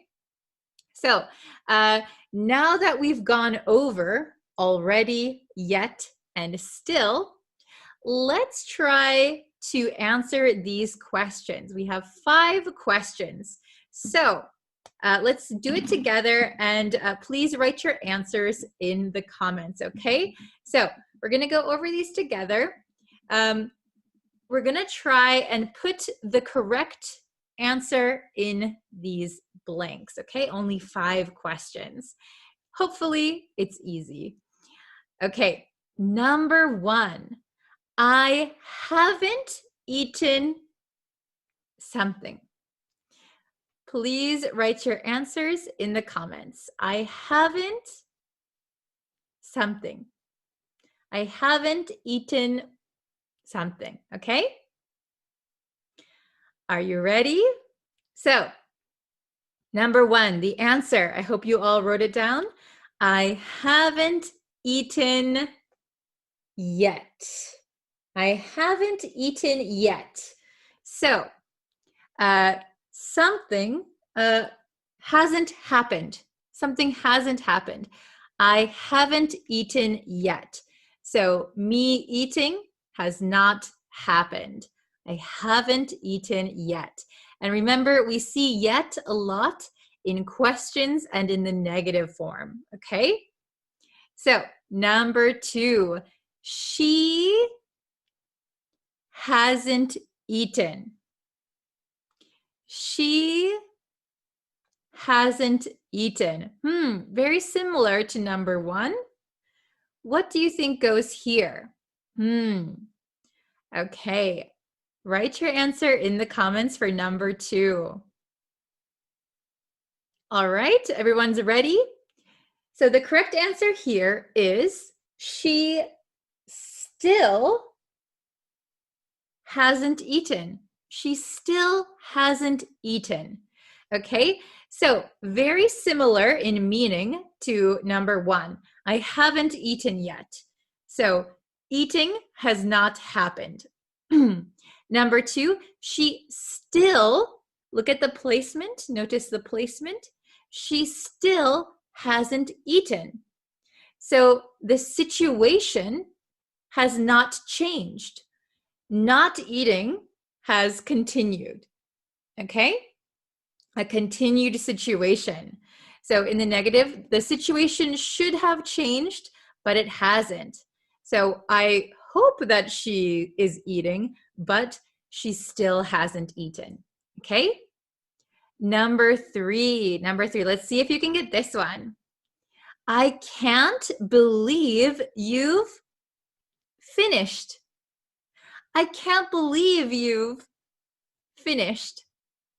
Hopefully this is an easy one. Write your answer in the comments. Okay, everybody wrote your answers? So, I can't believe you've already finished. I can't believe you've already finished. So we're using already. That means something has happened. And in this sentence in particular, I'm expressing a little bit of surprise. Surprise. I can't believe you've already finished. Wow, that was so quick. You're already done. Okay? Number 4. Let's see if you can get number 4. Are you on vacation? We have already, yet, still. Are you on vacation? Write your answers down in the comments. Okay, so this one, we could say, are you already on vacation? Are you already on vacation? So, already means it's already happened. Something has happened. So you've gone on vacation. This has happened. But maybe I'm a little bit surprised. I didn't think you were on vacation now. I thought your vacation started a little bit later. So, are you already on vacation? I didn't know that. Okay? We could also say, for a different meaning, are you still on vacation? Are you still on vacation? So if we use still, I know you are on vacation. But in this question, are you still on vacation? I know that you took a vacation, but maybe I'm not sure if your vacation ended or you are still on vacation. Okay, so if you are still on vacation, that means the situation is continuing. Your vacation is continuing. Okay, are you still on vacation? But notice the difference in meaning. Are you already on vacation? I didn't know you were on vacation. Wow, I thought it was a little bit later. But it's already happening. You are already on vacation. Are you still on vacation? I know you took a vacation, but I'm wondering if the situation is still the same. Okay, I hope that's understandable. Last one, number 5. I haven't spoken to him something. I haven't spoken to him something. Okay, write your answers in the comments for the last one. I haven't spoken to him. All right, the answer for number 5 is I haven't spoken to him yet. Okay, I haven't spoken to him yet. So something which hasn't happened. It hasn't happened. Speaking to him has not happened. And again, remember that we use yet a lot of the times in questions and in negative sentences. So I haven't, this is negative, I haven't spoken to him yet. Okay, is it understandable? If you have any questions, please leave them in the comments below. I will do my best to answer them as soon as I can. And if you can, if you have time, please try and write some sentences with already, yet, and still. Please be careful of the placement, especially of yet and still. They usually follow this pattern, usually, okay? All right, so that's it for today's lesson. Thank you so much for participating in the lesson today. I really appreciate it, and I hope you enjoyed this lesson. Thank you again to Ali, who recommended I teach this lesson. Thank you so much. If you have some lessons that you would like to see, feel free to leave them in the comments down below. I'll do my best. I have a little bit of a busy schedule coming up, but I'll try my best to answer your questions and create lessons for you guys. All right, please don't forget to subscribe, and I will see you all for our next lesson tomorrow. Okay, thank you everyone. Bye.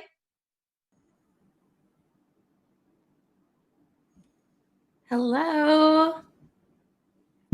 Hi everyone. Oh, I have a little bit of a cold, maybe. Let's see. Who's going to join us today? Oh, okay. I'm going to wait a little bit again. Oh, I hope you can hear me. I think the mic's on. Oh, okay. We have some people in the chat. Hello. Is everybody ready for a new lesson? Hi. Welcome. What country are you from? Please let me know what country you're from, because last time we had a bunch of different countries. And we're just starting the lesson. Oh, hello from Laos. Wow. Hi. I have some friends who are from Laos. Okay. What other countries are here? Last time we had Afghanistan, India. Oh, Morocco. Very nice. Okay, we have a few different countries here. That's wonderful. Okay, so we're just starting the lesson. Nice to see you again too, Kevin. Oh, from Myanmar. Hello. I have friends from Myanmar too. I don't have any friends from Morocco yet. I'll have to make some. Oh, from Iran. Hi. Okay. So today I'm going to teach you guys a new idiom, okay? Yesterday I taught you an idiom too. If you haven't watched that one, go watch it. But today we're going to learn hold your horses. Hold your horses. Oh, I see somebody from Ecuador. Wow. Okay, we're very international again today. Oh, I have never been to Laos, but I'd like to try and go there. I love traveling. Okay, so does anyone know what hold your horses means? Hold your horses. Have you heard this expression before? So actually, it doesn't have anything to do with horses. So lots of idioms don't sound, they don't mean what they sound like, right? So hold your horses doesn't mean holding or carrying horses, right? Hold your horses actually means to wait a moment. It's a very informal or casual way to say, hold on, wait a second. And the origin is, it dates back a long time. So the origin is, I think we don't actually know the origin, but many people say it is because people used to travel by riding horses. And when you wanted your horse to wait, you had to hold your horse, like the reins of your horse, you had to hold it, and then your horse would wait.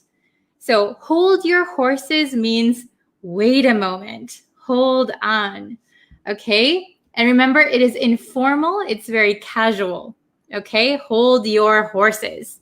Okay, now I have some examples. So remember, meaning is wait a moment. It's informal. Okay, let's look at these examples. I have 3 examples for you today. So the first one, I know you're excited, but hold your horses. I know you're excited, but hold your horses. Oh, Ali said slow down. Yes, it means slow down. Okay, so this is a sentence my parents often told me when I was a child. So if my parents said, we're going to visit your cousins, I would get very excited. But they would say, I know you're excited, but hold your horses. We're not going anywhere yet. We'll leave tomorrow. Okay? Calm down, slow down. Okay. Number 2, hold your horses. So this one, we're just saying it as its own sentence. Hold your horses. We'll leave in a minute. So you can use this when someone is very anxious to go, anxious to leave. So maybe you have dinner plans and you're running a little bit late and someone says, come on, we have to hurry up. We're going to be late. You can say, hold your horses. We'll leave in a minute. Calm down, slow down. Okay? And number 3, he wants to buy a new car, but I think he should hold his horses. So, buying a new car is a very big decision. They're very expensive. So you should take your time and you should think about it. So he wants to buy a new car, but I think he should hold his horses. So as you can see, hold your horses. We can change this your to any pronoun. So hold his horses. Okay. So I'll just go through these one more time, a little bit faster, okay? Number 1, I know you're excited, but hold your horses. Number 2, hold your horses. We'll leave in a minute. And number 3, he wants to buy a new car, but I think he should hold his horses. Okay, very good. So I'll give you some other examples. Can you guys think of some examples and write them in the comments? So hold your horses. So for example, if you've ever played sports, you're on a sports team, and maybe you are winning. Your team is winning, but you still have the rest of the match left. But you feel excited. Oh, we are 10 points ahead. We're going to win. Maybe your coach might say, hold your horses. We haven't won yet. Hold your horses. We haven't won yet. Okay? Hold your horses. So, like I said, this is informal. It's a little bit casual. So I wouldn't, if you're at work and your boss says, hey, I want to see you in my office in 5 minutes. If you say, hold your horses to your boss might get a little bit angry, okay? So I would use this expression with friends or family or whoever you have kind of a casual relationship with. Hold your horses. Oh, Kevin made a good one. You still have time, hold your horses. That's a perfect example. Very good. So, hey, don't worry. You still have time. Hold your horses. Hold your horses. Where are you going? Yes, that is a good one too. Hey, wait a second. Where are you going? Hold your horses. Very good. So this one, I think we often say it in America. I'm not sure about other countries like the UK or Australia, but in America, we often use this one. So you might hear it if you watch American TV shows or American movies. You might hear, hold your horses. And you might think, what horses? So just remember this expression, this idiom. Wait a second. Very good. Okay. So let's see. I'll think of one more example for you. Oh, I know. Does anyone celebrate what's the next holiday that's coming up? Does anyone celebrate Halloween? I don't know if all countries celebrate Halloween, but in America, for example, right now it is August. But if I decided, okay, I want to go get a princess costume for Halloween, maybe my friends might say, hold your horses. It's not even October yet. Hold your horses. Okay? Very good. Okay, I think everyone did a very good job. Thank you guys for watching this lesson. And if you have any ideas for new idioms or new expressions you want to learn, please let me know. You can always leave suggestions. And let's see, what else? I'll try to come live again. I'm trying to do a live lesson every day, so I'll do my best. I know for some people, they want to stop and review. So you can always go back to my older lessons and review them and then go on to the next one. Okay, thank you guys so much for watching and for participating. I really enjoyed it. And I will see you in tomorrow's lesson. Okay, thanks so much. See you next time. Bye-bye.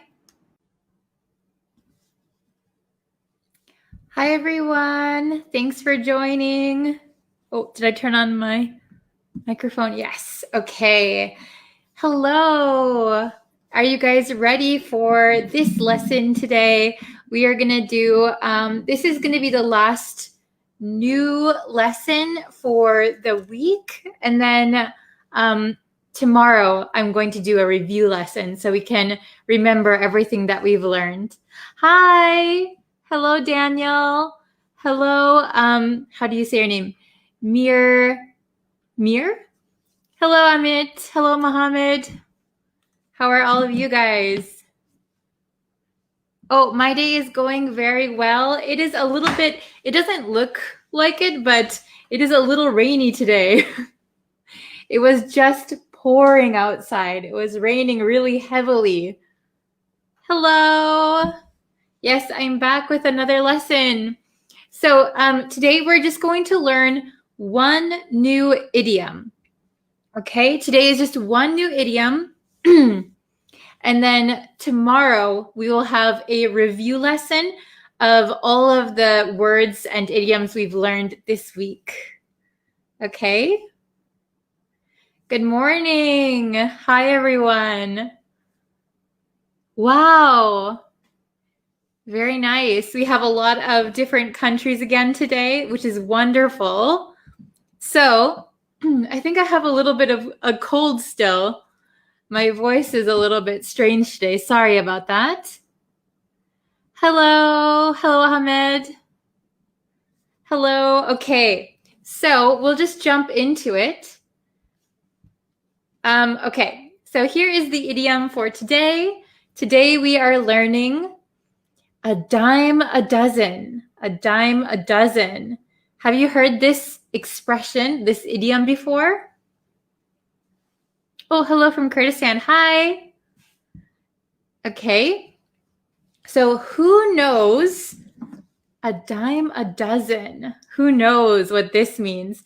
Well, first of all, we have two maybe new words if you don't know. So let's look at a dime. Dime. So a dime is an American 10-cent coin. American 10 cents is called a dime.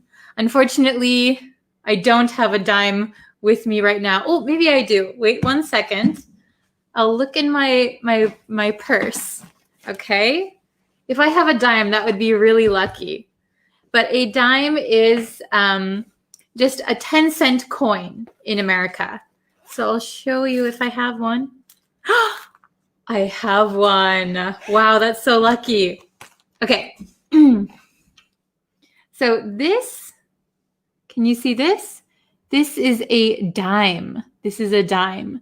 This is a 10-cent coin in America. Let's see. I think it says dime on it somewhere. Yeah, right here. Can you see the word dime at the bottom here?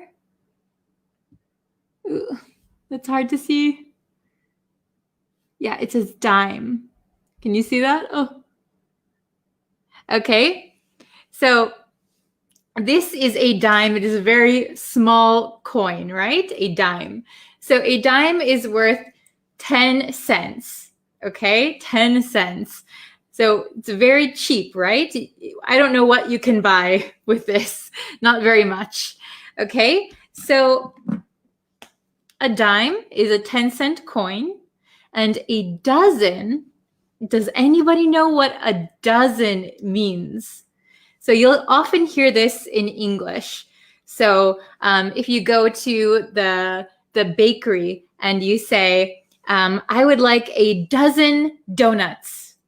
So a dozen means 12. A dozen means 12. Oh, do you want to see the dime again? Okay. Somebody's asking to see the dime. It has, ooh, this is a dime, and on the back, on the bottom, it says dime. Can you see that? Maybe it's a little bit blurry, but this is a dime. Yes, Yes, very good. So a dozen means 12. So if you think about a dime a dozen, so if you can buy 12 things with this one little coin, that means the thing that you're buying is very, very cheap and maybe very common, right? So if you can buy something for a dime, already it's cheap. If you can buy 12 of something for a dime, very, very cheap, okay? So a dime a dozen, what does this mean as an idiom? So it doesn't actually mean that you're buying something with a dime. It means that something or a person or anything is very common, very, very common, and of little value. So as an idiom, a dime a dozen means something that is very common and of little value, almost worthless. Okay, so if you say this about somebody, like for example, if you were to say, English teachers are a dime a dozen, maybe I would be a little bit sad if you said that. It sounds like they're common and kind of worthless. So a dime a dozen. Be careful how you use it, okay? So let's get into the examples. So I wrote some examples for you. Okay. So the meaning is at the very top. So a dime a dozen means very common and of little value. So remember that, very common and of little value. Okay, so let's look at the first sentence. So examples. In Japan, convenience stores are a dime a dozen. I'll put that a little bit closer. In Japan, convenience stores are a dime a dozen. So I live in Japan, and there are convenience stores everywhere. So I think walking from my closest station to my house, I pass 3 or 4 convenience stores. So that means they are very common. So in Japan, convenience stores are a dime a dozen. Okay, let's look at number 2. Opinions are a dime a dozen. Opinions are a dime a dozen. Okay, so that means that everyone has an opinion. Everyone has an opinion. So sometimes, even if somebody doesn't know what they're talking about, or somebody's not an expert, not a professional, but everyone has an opinion. So that sometimes means opinions are common and maybe of little value. If you don't know what you're talking about, your opinion could be of little value. Opinions are a dime a dozen. So as you can see, number 1, convenience stores. This is like a physical thing. But here, opinions. An opinion is not a physical thing. So you can use this idiom for non-tangible things also. Okay? And let's look at number 3. Oh, you took a screenshot of the example. That's great. Yeah, you can take a screenshot. Number 3. He thinks he'll be famous someday. But aspiring actors are a dime a dozen. He thinks he'll be famous someday. So maybe he's dreaming of becoming famous.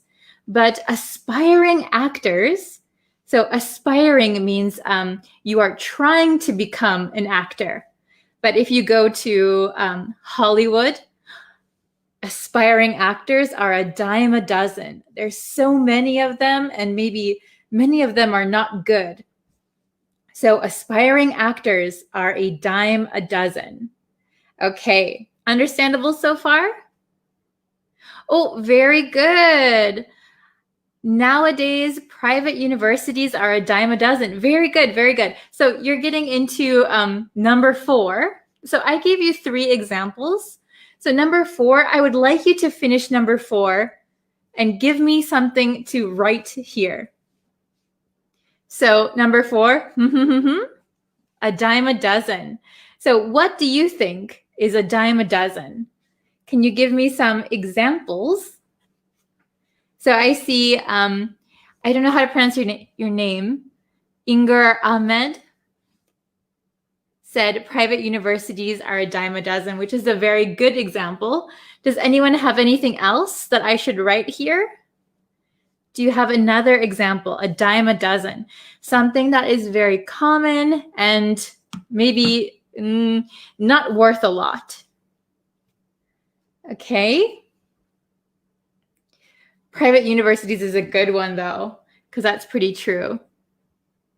Yeah, this will help you with your speaking because in America, at least, we often say this when we want to talk about something that's like really common. Okay, who has an example? A dime a dozen. Please write it in the comments so I can see it. And if you have a really good one, I'll write it here. Okay. A dime a dozen. Who can give me something that's very common? So we talked about physical things like convenience stores, opinions, or people. People, aspiring actors are a dime a dozen. Oh, hello, welcome. Brother says, my words are sometimes a dime a dozen. Oh, that's a very good one. Yeah, so you could say, if somebody talks a lot, you could say, oh, your words are worth a dime a dozen. It's very cheap to get your words out because you talk all the time. Okay, can anyone else give me a good example? Something, a dime a dozen. What do you think is very, very common and of little value? Oh, you're welcome. Okay, maybe we'll go with, here, I'll write it down here. Okay. Let's see. Oh, hello. Is your name Shayam? I'm very bad at pronouncing different names. Sorry if I pronounce your name wrong. I'm not trying to insult you. Okay, so I'm gonna put, let's see. How about we could say, oh, very good. Political issues are a dime a dozen. Yes, that is a very good one. I'm going to write that one down. Political issues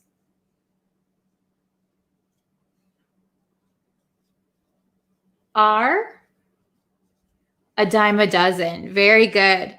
Political issues are a dime a dozen. That is very true. There's so many political issues in the world, right? Okay, that is a great one. Okay, so I'm going to read them one more time. So please listen. And if you'd like, at home, you can repeat out loud, and that will help you with your pronunciation. So the idiom is a dime a dozen, a dime a dozen, a dime a dozen. Okay? So number 1, in Japan, convenience stores are a dime a dozen. In Japan, convenience stores are a dime a dozen. Number 2, opinions are a dime a dozen. Opinions are a dime a dozen. Number 3, he thinks he'll be famous someday, but aspiring actors are a dime a dozen. He thinks he'll be famous someday, but aspiring actors are a dime a dozen. Okay, and then the last one that you guys helped me with, political issues are a dime a dozen. Political issues are a dime a dozen. Okay, so get used to hearing a dime a dozen, and try saying it out loud. Okay, so once you get used to using it, You're going to sound a lot more fluent. You're going to sound like an American speaker. It's going to be great. Oh, hello, Frederick. Frederick from Switzerland. Hello. Oh, very good. I'm glad you remembered a dime a dozen now. That's excellent. So please practice it. And tomorrow, like I said before, tomorrow is going to be a review lesson. We're going to review all of the idioms that we've learned this week. So from Monday to today, we're going to review all of the idioms that we learned. So please go back and study those lessons and then join tomorrow's lesson, and I'll give you some excellent exercises. Oh, from Afghanistan, hi. Okay, so I think that's it for this video. Oh, wow, we've already been going for almost 16 minutes. Oh my gosh, thanks for staying around. Thanks for sticking around. Okay, very good. So just remember, this is a dime, very, very small 10-cent coin. And if you can buy many things with this, if you can buy a dozen of something, that means that it's very common and probably not worth a lot. Okay. Oh, thank you, Frederick. Yeah, you can review the lesson anytime. I leave them up on the Facebook page. I might start uploading them to the YouTube channel also, because I think not everybody watches both. So I'll do that too. The exact time for tomorrow. Okay, so I didn't decide yet, but I should probably decide. Okay, I'll decide right now so that you guys can have time to. Okay, how about, So I live in Japan. So I live in Japan Standard Time, JST. So if I say tomorrow's lesson will be at 12 o'clock JST. So maybe 3 hours earlier than today's lesson. Is that okay? Oh, okay. So if you're just joining us, a dime a dozen is what we studied today. So a dime, this is a dime, a 10-cent coin to buy many of something. So a dime a dozen means that something is very common and not worth a lot. Okay? So my time right now is 3:24 in the afternoon. So 3 hours earlier than today is when the review lesson will be. Okay? Okay, thank you. All right, so I will see you for tomorrow's lesson. I'm looking forward to it. Please go and review the past week's lessons. Okay. Thank you very much, and I will see you in the next lesson. See you tomorrow. Bye-bye.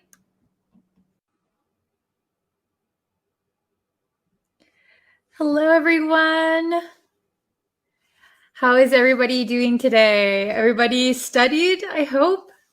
So we're going to have a review lesson today. We learned 9 vocabulary words this week.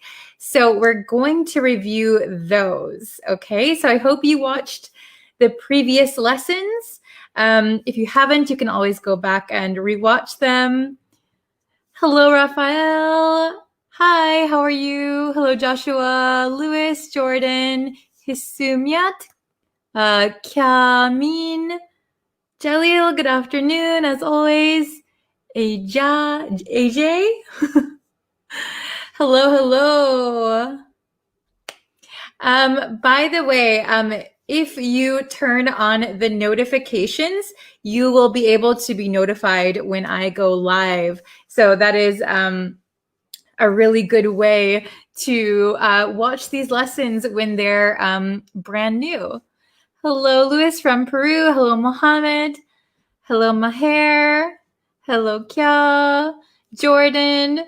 And thank you for subscribing to the YouTube channel and liking my Facebook page and sharing these videos with your friends. It really helps grow our community, so thank you very much. Hello, Claudia. I'm well. How are you? Hello, Angel from India. Okay, so we are going to be reviewing our 9 vocabulary words that we learned this week. Do you remember all of the words that we learned? There's 9 of them this time. There's 9. Hello. Okay. So, my marker is here. So I wrote out the 9 vocabulary words. So I hope you remember them. Let's just quickly review and then we'll get into the exercises, okay? So let's see. Oh, thank you, Aland. I'm glad you like the lessons. Hello from Costa Rica. Hello, Jordan.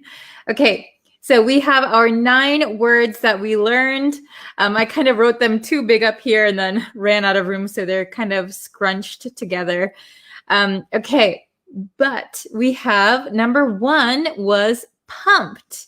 Pumped. This is a very casual way to say excited, excited. So I'm pumped for the holidays. I'm pumped that 2020 is almost over. Yep, okay, good. I'm glad you are. Oh, we have a new student. Hello. Sorry, the chat was just going crazy. Okay. So if you have questions, I'm going to wait to the end to answer them. So if you have questions, please comment them again near the end of this lesson. Okay, so we're just going to go through these first. So pumped means very, very excited. Okay, then we have number 2, stumped. Stumped, or you could say to stump, right? Stump is a verb. So if you stump someone, that means that you confuse them or you puzzle them. If you are stumped, that means you are confused, you are puzzled. Okay, so the math problem stumped me. The math problem stumped me. Okay, number 3, we have irk. Irk, I-R-K, looks like a very funny word, right? So if something irks you, that means something annoys you. Annoy. So irk means annoy. Okay, to irk someone means to annoy someone. Okay, very, very good. Number 4, we have the word apprehensive. Apprehensive. So if you are apprehensive, that means you are worried or nervous. Maybe you think something bad might happen. So for example, if you didn't study for a test, you did not study, and then you get your test back, you might be a little bit apprehensive to check your score. I don't want to look. I don't want to check. Maybe that means you are apprehensive. You are nervous. You are worried. You are a little bit fearful of your score. Okay? Then we have number 5, mystify. So mystify is a synonym for stumped. It means that you are confused, puzzled, bewildered. Okay? So for example, the police were mystified by the man's sudden disappearance. So they were totally confused, bewildered. Where did he go? I have no idea. Okay, you don't know the answer to something. Okay, then we have the word intrigue. Intrigue. Intrigue means that you are interested in something or something is interesting. Okay, very, very good. So intrigue. So the story intrigues me. The TV show intrigues its audience. So something interests you. Okay. Oh, we have a good example here. I am apprehensive to meet a native speaker. So apprehensive, a little bit worried, fearful. Maybe you are afraid you might make a mistake, but please don't be apprehensive. I hope that you feel pumped to use your English. Okay? Very good. Okay. So next one is unbearable. Unbearable. So unbearable means that something is, let's see, what is another way to put it? If you know the word bear, to bear something, unbearable means not able to bear. So that something is really, really difficult or really, really hard. You can't stand something. You can't tolerate something. So the sadness was unbearable, or the fear was unbearable. It was too much for me. Okay. Very, very good. And then unfazed. Unfazed means like no reaction. So no, not surprised, not worried, unfazed. So for example, if I suddenly heard a very big noise, maybe I would get scared, but another person would be unfazed, no reaction. Okay. And the very last one is unwind. Unwind. So unwind has two meanings. I think I showed last time. So you can, for example, if you have a cord, like I do, a cable, you can wind it around your finger and then you can unwind it, right? Wind. Oops, wind. I can't wind it. Wind. Unwind. However, we often use unwind to mean relaxed, relaxed. So I like to unwind with my favorite book. I like to unwind by talking with my friends. I like to relax by doing these things. Okay, very, very good. So, oh, this is a good one. Let's see. The silence of my crush was unbearable. Oh, that is a very good sentence. So if you don't know, if you have a crush, so your crush means the person that you like, the person that you're in love with. So maybe you confess your feelings to your crush, but if they are silent, oh, that's unbearable. Maybe you become very, very nervous, right? Okay. Oh, this is a good one. I love to unwind by listening to jazz music. Very good. I love to unwind. And remember that unwind is one word. Sorry, it looks like there's a space here, but it's one word. I love to unwind by listening to jazz music. Very good. Okay. Let's see. Let's see if there's one more example that we can work. Oh, yes, very good. The bird was unfazed by the noise. Very good. The bird was unfazed by the noise. So it means the bird had no reaction. It just sat there, maybe. Okay, very good. Okay, so let's see. Okay, let's go to the examples, or the questions, I should say. They're not really examples. This is kind of like your test. Okay, so I didn't write any definitions because you should have studied them already. But if you don't know the meaning, it's okay. You can always go back and watch the previous lessons. Okay. So we have pumped, stumped, irk, apprehensive, mystify, intrigue, unbearable, unfazed, and unwind. Okay? So let's see. We're going to use each word just one time. Okay? We're going to use each word just one time. Okay? So let's do the first one together. The earthquake startled me. Oh, what's going on?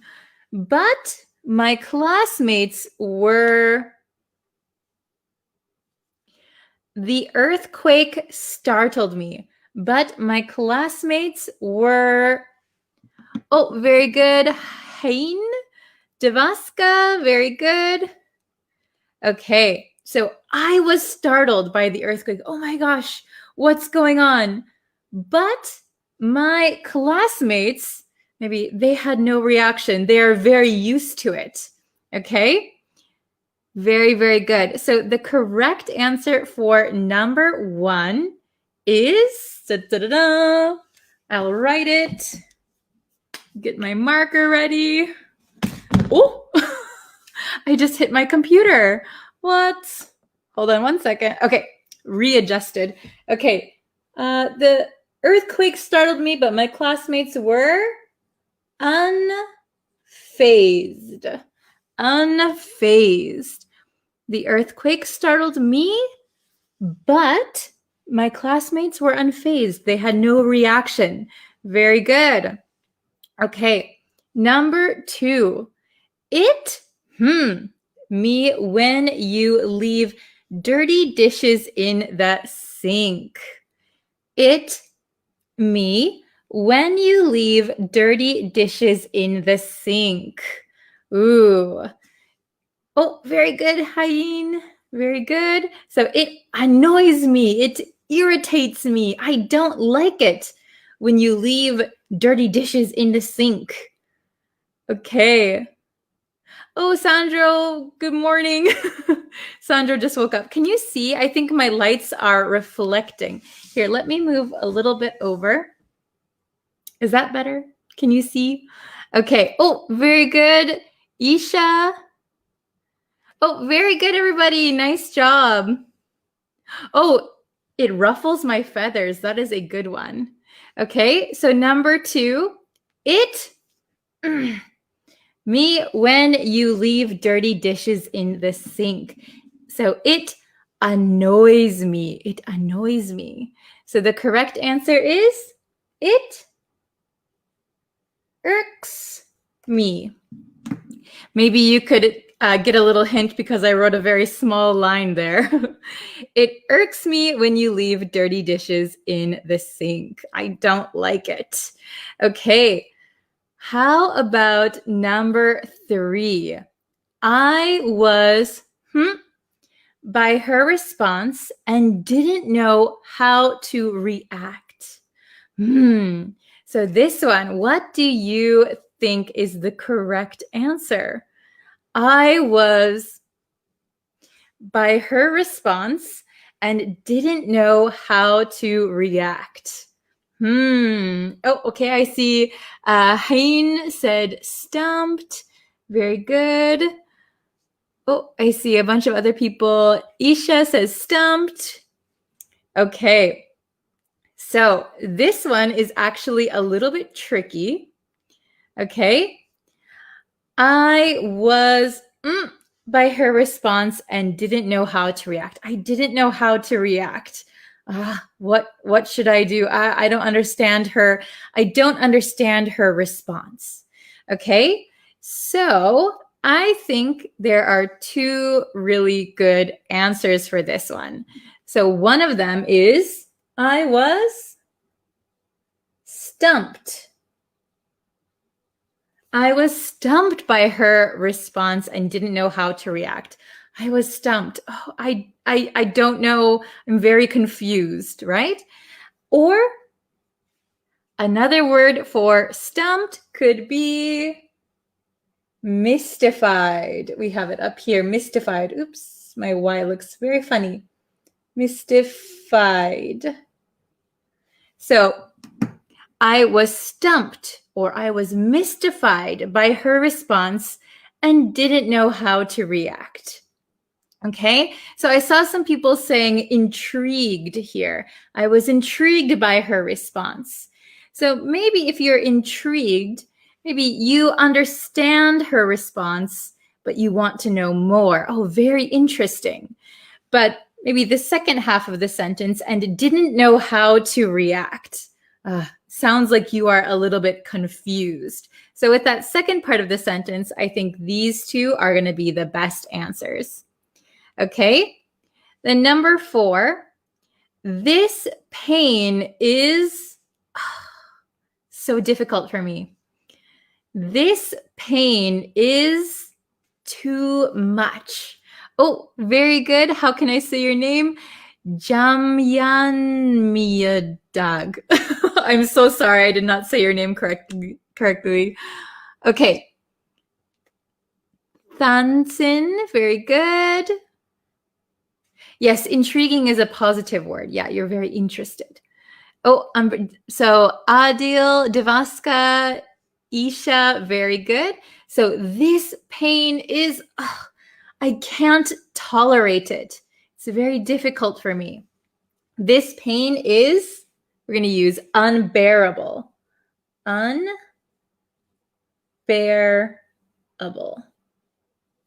We cannot bear it.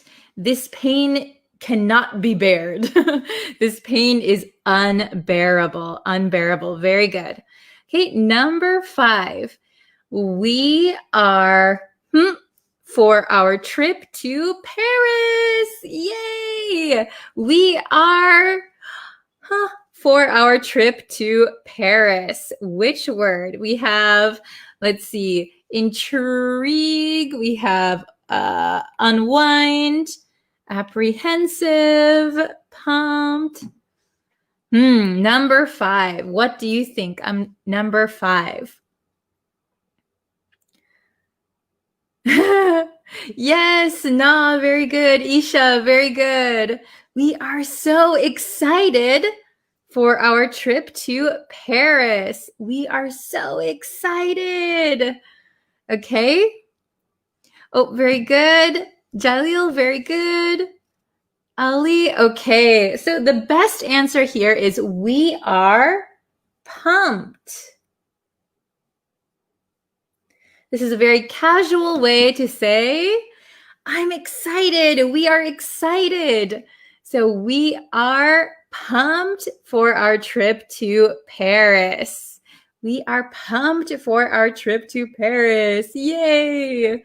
Okay, I don't think anyone's traveling this year though. Okay, then number 6. Oh, we are good to go. Very good. Yes. Number 6, we have 2 answers here. I find the subject something. So I think the subject is something, but I'm to give my opinion. Okay, so there are 2 answers for this one. So think of what words we have left at the top and decide which ones you think. Okay. Oh, very good, Mitch. Okay.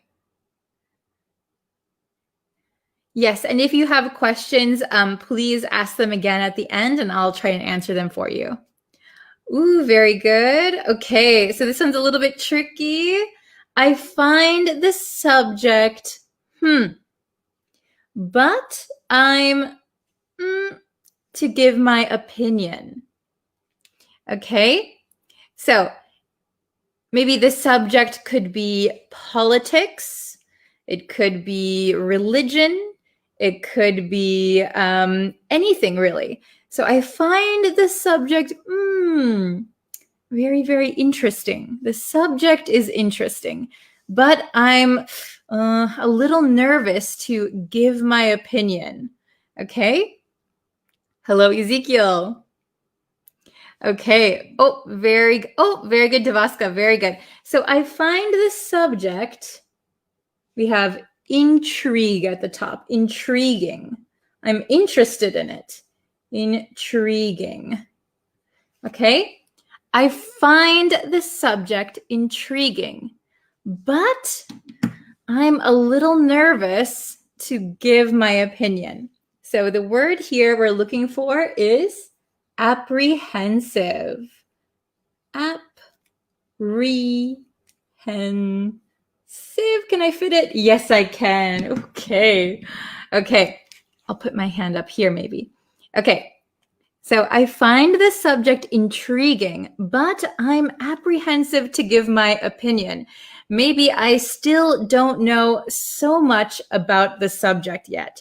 So I'm a little apprehensive to give my thoughts. Okay, very, very good. And the last one, number 7, you guys are doing so well. Okay, after, can you see this? I wrote very small. After studying,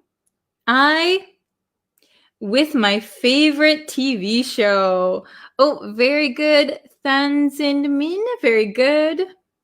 So after studying, you studied very hard. You had a long day of studying. After studying, with my favorite TV show. Okay. Oh, very good. Hain, very good. Okay. Yes, very good, very good. Okay, remember we're only using each word one time, so that's a big hint. There's only one word left. After studying, correct answer is unwind. After studying, I unwind with my favorite TV show. Yes, very, very good. Okay, so I'll read them one more time for you.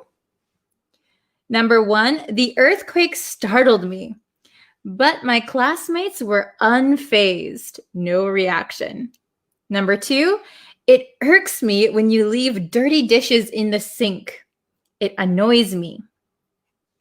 Number 3, I was stumped or I was mystified by her response and didn't know how to react. Very good. Okay. Oops. Let's see. Number 4, this pain is unbearable.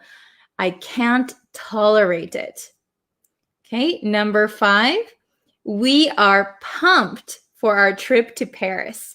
We are so excited. Number 6, I find the subject intriguing, very interesting, but I'm apprehensive, I'm nervous to give my opinion. Okay? Then number 7, after studying, I unwind with my favorite TV show. After a long day of studying, I like to relax by watching my favorite TV show. Okay, very good. Awesome. Okay. So if you have any questions or you want to give some examples, I can stick around for a little bit. I saw some questions during the lesson. So if you still need your questions answered, please let me know. Okay, so, this is a good question. Number 6, what is the difference between intrigued or intriguing? Okay, so when we say something is intriguing, something is intriguing, this book is intriguing. If we change the subject to mean the person is the subject, so I am intrigued by this book. Okay, so it just depends what you're talking about and which subject you are using. So if the book is very interesting, so this book is intriguing to me. I am intrigued by the book. Okay, I hope that makes sense. Let's see. Yes, if you have a question, please post it. Please put it in the comments.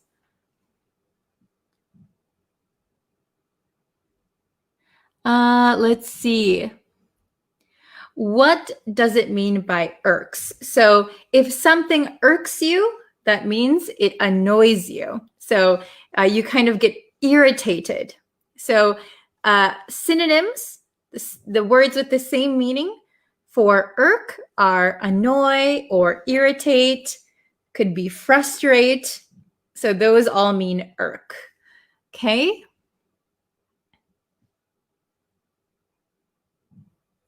Oh, this is very good. Ted Win. So Emily in Paris. So this is a show that I think is on Netflix. I was going to watch it, but I haven't. Emily in Paris is really intriguing. So really interesting. But I realize that their culture and conception are utterly different from my native culture. Yeah, very good. So utterly different, totally different. Very good. Okay. So let's see. Madam, please listen my question too. So please listen to my question. Sure, yeah, if you can post it again, I'll try and find it.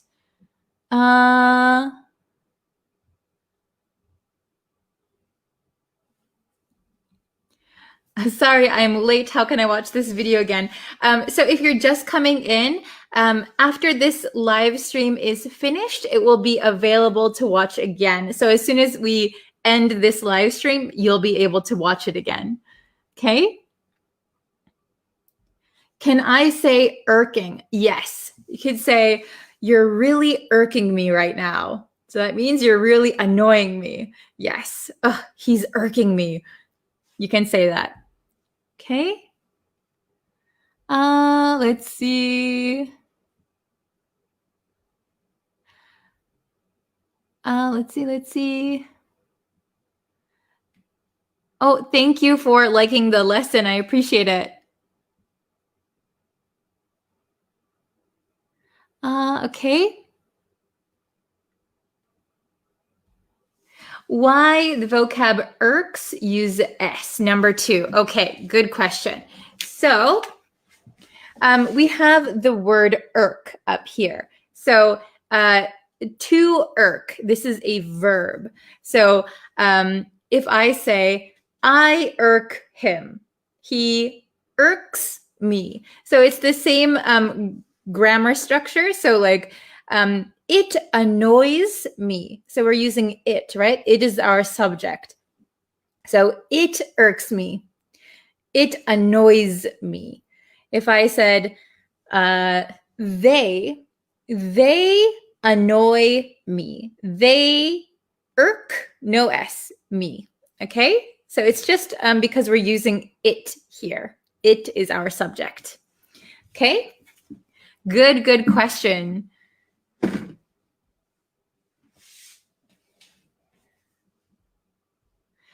Teacher, the way in which you share new vocabularies are quite intriguing, quite interesting. Very good. Thank you for the compliment. Love and respect from Bangladesh. Hello. Okay. Unwind is a polite way, or can we say relax too? Yes. So there's no difference in casual or polite way. So they're just words with the same meaning. So you could say, I like to relax. I like to relax with a good cup of coffee, or I like to unwind with a good book. They're the same. You can use either of them. Okay. Let's see.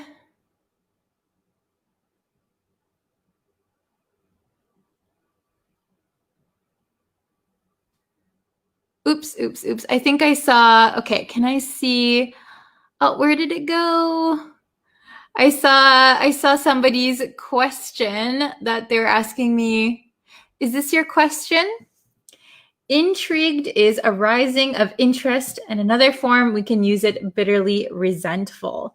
Okay, so like intrigue could be kind of like mysterious, or like if you are intrigued by something or something intrigues you, that means a rising interest. Yes, very good. Okay. Let's see.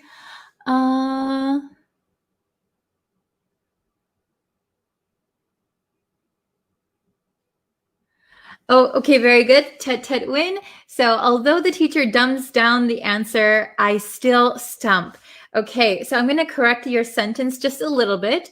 So although the teacher dumbs down the answer, you could say dumbs down the answer for me, or dumbs down the answer for us. Although the teacher dumbs down the answer, so makes it simple, I still get stumped. I still get stumped. I get stumped by the question, or I get stumped by the answer. Yes, I get stumped. Very good. Okay. I'll do maybe one or two more. Okay. Let's see.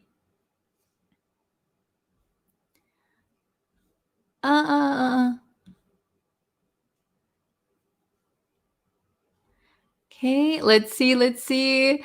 So sorry if you're posting a question, but I cannot get everyone's question. So Jalil asked, can I teach this lesson to my fellow Filipinos who don't have internet connection because they live in remote areas? Is it okay, teacher? Yeah, if you want to share the information that you learned here with your friends, yeah, go ahead. Okay. Let's see. Could you please say one more sentence using the word unfazed? Yes, no problem. So unfazed means not scared, not worried. There's no reaction. So for example, if I went on a safari, right? Safari. So if I went to Africa and went on a safari and I'm riding in the Jeep and I see maybe an elephant right by the car, I would be a little bit surprised because it's not usual for me. I would be surprised.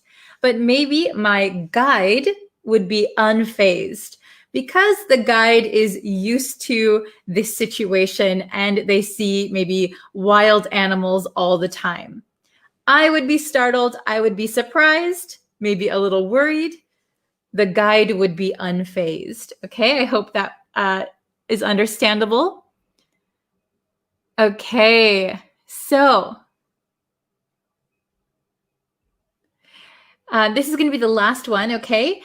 Can we put very or so in front of intrigued and pumped? Yes, you can. So if you want to emphasize your feeling, ooh, I'm very intrigued by your answer.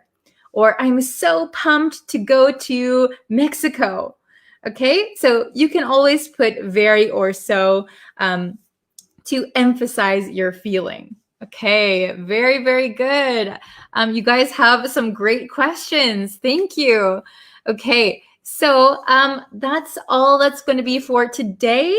If you can, please subscribe to the YouTube channel. I'm going to be posting a lot of new lessons. And thank you for liking this video and sharing it with your friends. I appreciate it. So thank you very much. And have a great weekend. And I will see you guys maybe this weekend or maybe on Monday. Okay, very good. Thank you. Bye-bye. Hello, students. How is everybody doing today? I hope you are having a good week. Welcome to another lesson. I don't have too much time again today. I'm so sorry.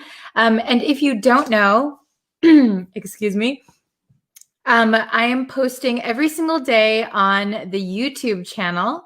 I'll put that link for you guys in the chat. Hello, Jordan.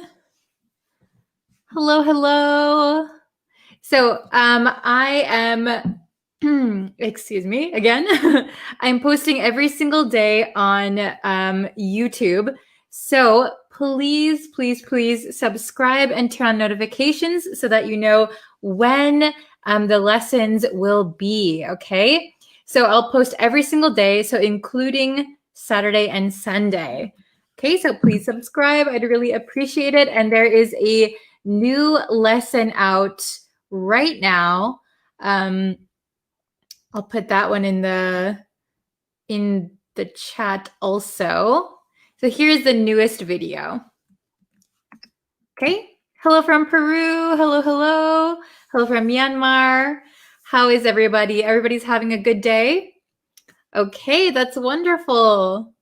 Okay, so today we are going to review one vocabulary word that we learned before. And we're going to learn a new phrasal verb, okay? A phrasal verb that is related.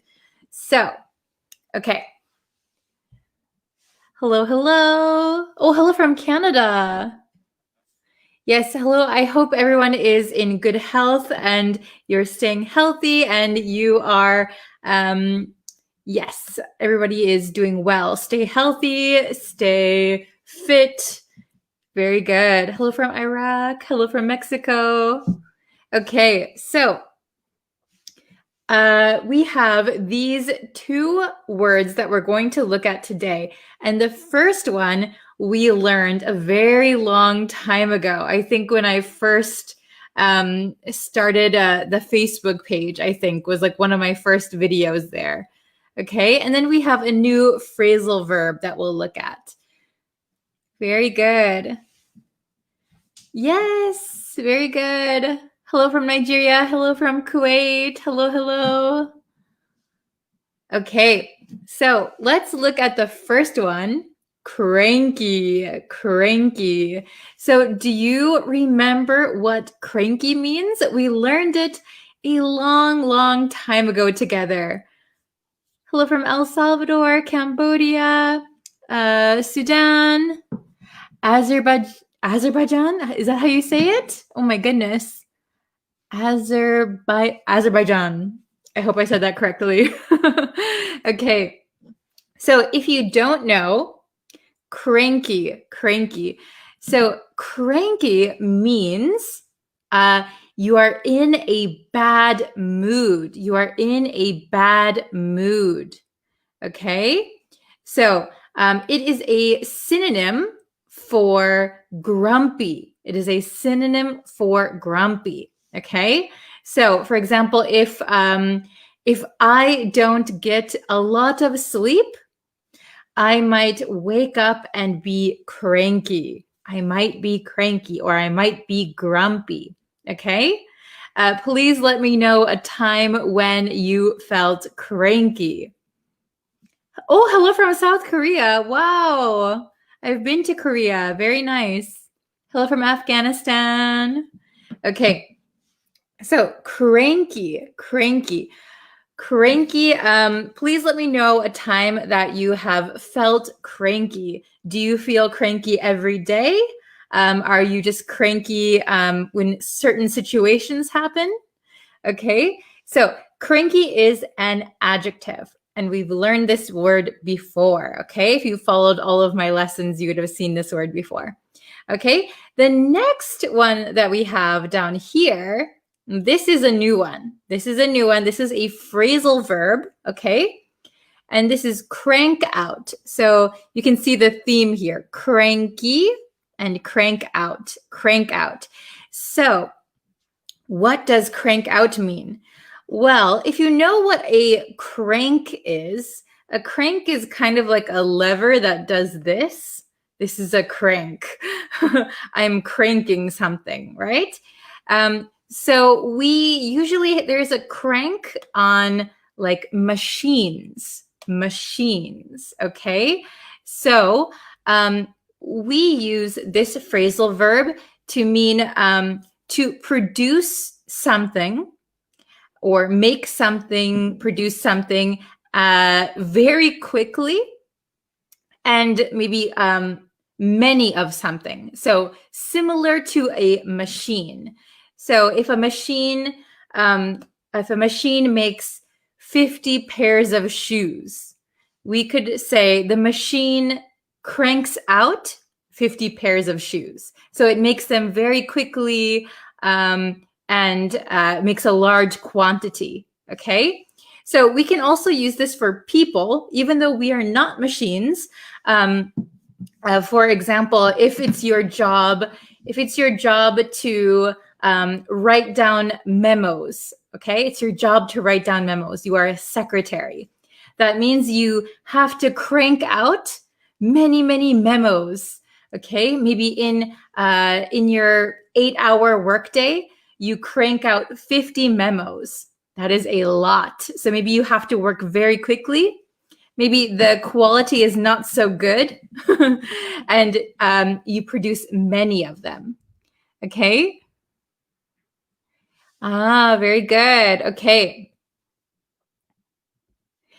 If I don't take my lunch at time, so maybe if you can say, if I don't have my lunch on time, I am cranky all afternoon. Yeah, I can understand it. Very good. If I am not able to finish my work, I'm cranky. Yeah, that means you're in a bad mood, maybe for the rest of the day. Very, very good. Okay. What is something that you can crank out? Crank out. So something that you can produce very quickly. If you can give me an example of that, that would be really good. Oh, good morning. Okay. Oh, this is a good example of cranky. I don't care if people think I'm cranky. Very good. So you don't need a here because it is not a noun. It is an adjective. Adjective. So I don't care if people think I'm cranky. Or you could say, I don't care if people think I am a cranky person would be okay. Very good. Okay. Very good. Oh, hello, Tututwin. Hello. Okay, so let's just quickly review. So cranky means you are grumpy, you are in a bad mood. And crank out means produce something very quickly and in large quantities, like a machine, like a machine. Okay, very good. So let's look at my other board really quick. So, ta-da! I can scooch over here. Okay. Very good. Okay. So let's look at these one more time. So cranky up here. Can you see me? Cranky means grumpy or irritable, in a bad mood, in a bad mood. And this is an adjective. I am cranky. She is cranky. We are cranky. He is a cranky guy. Okay. Very, very good. Then crank out. So remember a crank is like maybe machines used to have a crank, right? So you used to have to do this. This is a crank. So probably machines don't really have a crank anymore, but to crank out something means to produce something quickly in large amounts like a machine. And this is a phrasal verb. So I crank out, he cranks out, they cranked out. Okay? Very good. Let's see. Okay, what does it mean crank out in Indonesian? Oh, I don't know. I think you might be asking someone for a translation. So crank out just means to produce many, many things very, very quickly. Okay? Awesome. Okay, so I have two examples and then I have one that you can kind of figure out, okay? You can answer. So let's read my examples first. So number one, he was cranky after a long day of hard work. So he was grumpy. He was in a bad mood. He was cranky after a long day of hard work. Very good. Okay. So we could say he was grumpy or he was in a bad mood. He was irritable. Okay. So long day of hard work. Maybe you're very tired. You want to relax. You're not going to be in the best mood. You're not going to be super happy, right? Okay. Very good. So number two, the author. So maybe an author is a person who writes a book. So this author cranks out 5 new books a year. Oh my gosh. So usually if you write a good quality book, it probably takes some time, right? It takes some time. But this author is producing very, very quickly. They are writing books very, very quickly and producing a lot of them. Okay, so maybe the quality is not the best, but the author cranks out 5 new books a year. So write a book, publish, write a book, publish, write a book, publish, write a book, publish, write a book, publish. Okay, I think I did that 5 times. All right, is it understandable? Okay, awesome. What is the meaning of the first sentence? He was cranky after a long day of hard work. So he worked, it was a long day, so maybe 8 hours, 10 hours, 12 hours of hard work. So because of that, he was cranky. He was in a bad mood. He wasn't happy, right? He was irritable. Okay.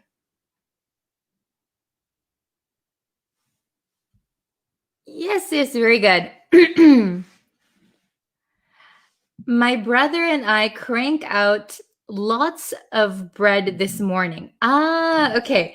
So if you say, my brother and I crank out a lot of bread, maybe every morning, this means that you are making the bread. You're making the bread, and I don't know, maybe selling it or keeping it in your house.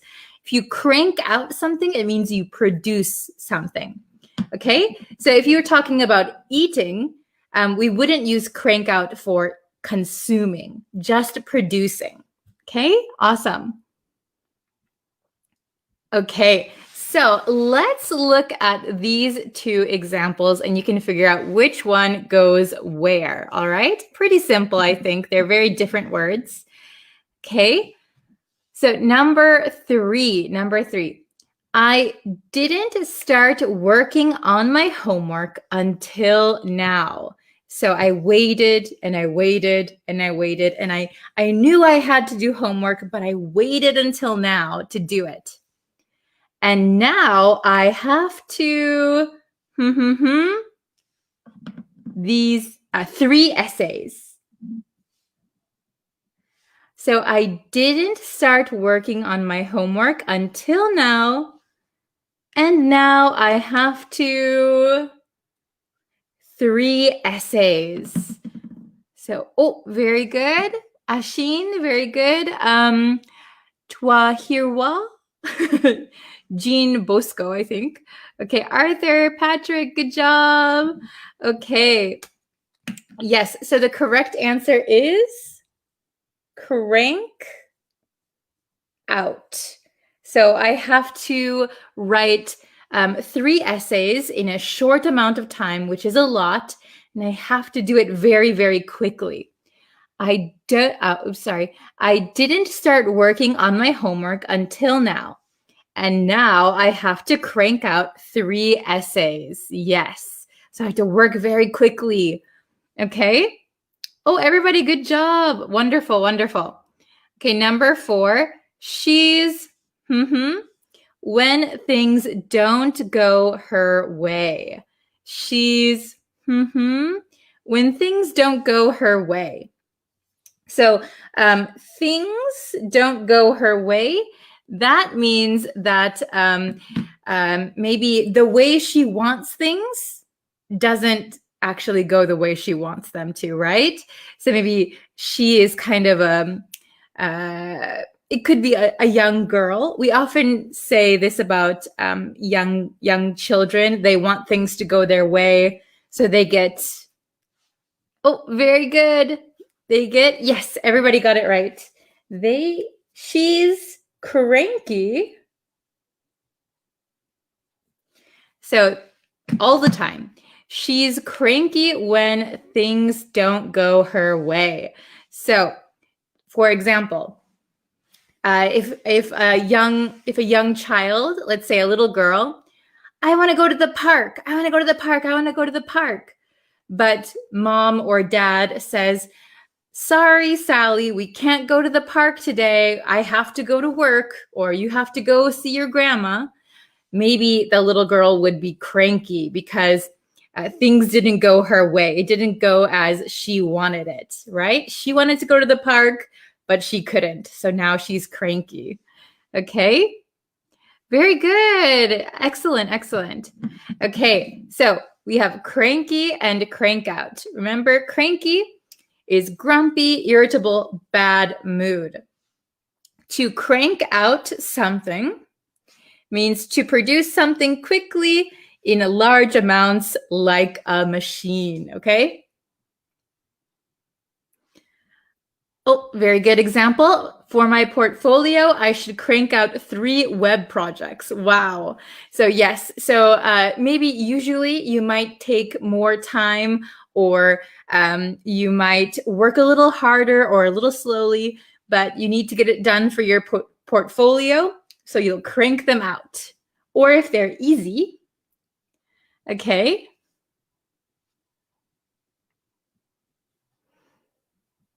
oh, let's see. Okay, I'm going to put this down so I can see your examples a little bit better. Okay.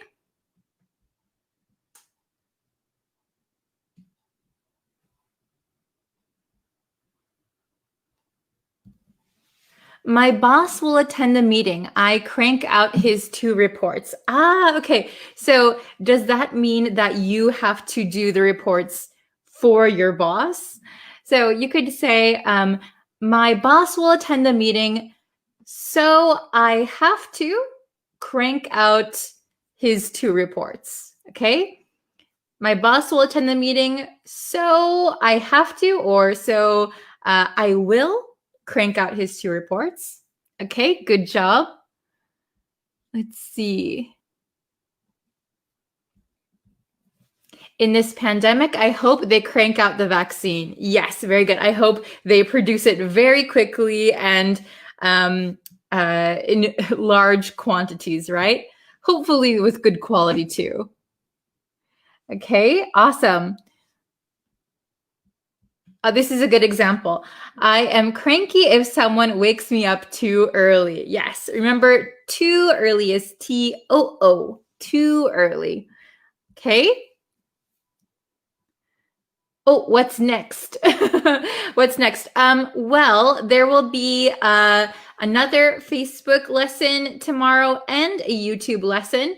So that's right. Let me get, let's see. I'm going to post the link in the chat. So I'm posting it on the Facebook chat, by the way. So if you can, subscribe to the YouTube channel because I will be posting videos there every single day. Okay. I had to crank out my projects because I was lazy the whole week. Very, very good. Good example. I had to crank out my projects one after the next. Okay. He can crank out many translation novel a year, but his translation skill is really lackluster. Oh, this is very good. So I would correct it just a little bit grammatically. He can crank out many maybe translated novels a year, but his translation skills are really lackluster. Excellent. Very good. So lackluster, we've learned before. It means kind of lacking that oomph. You can go check out that lesson on YouTube. Okay. I just have 5 more minutes. Oh my gosh. So let me quickly see if there's 1 or 2 more I can look at.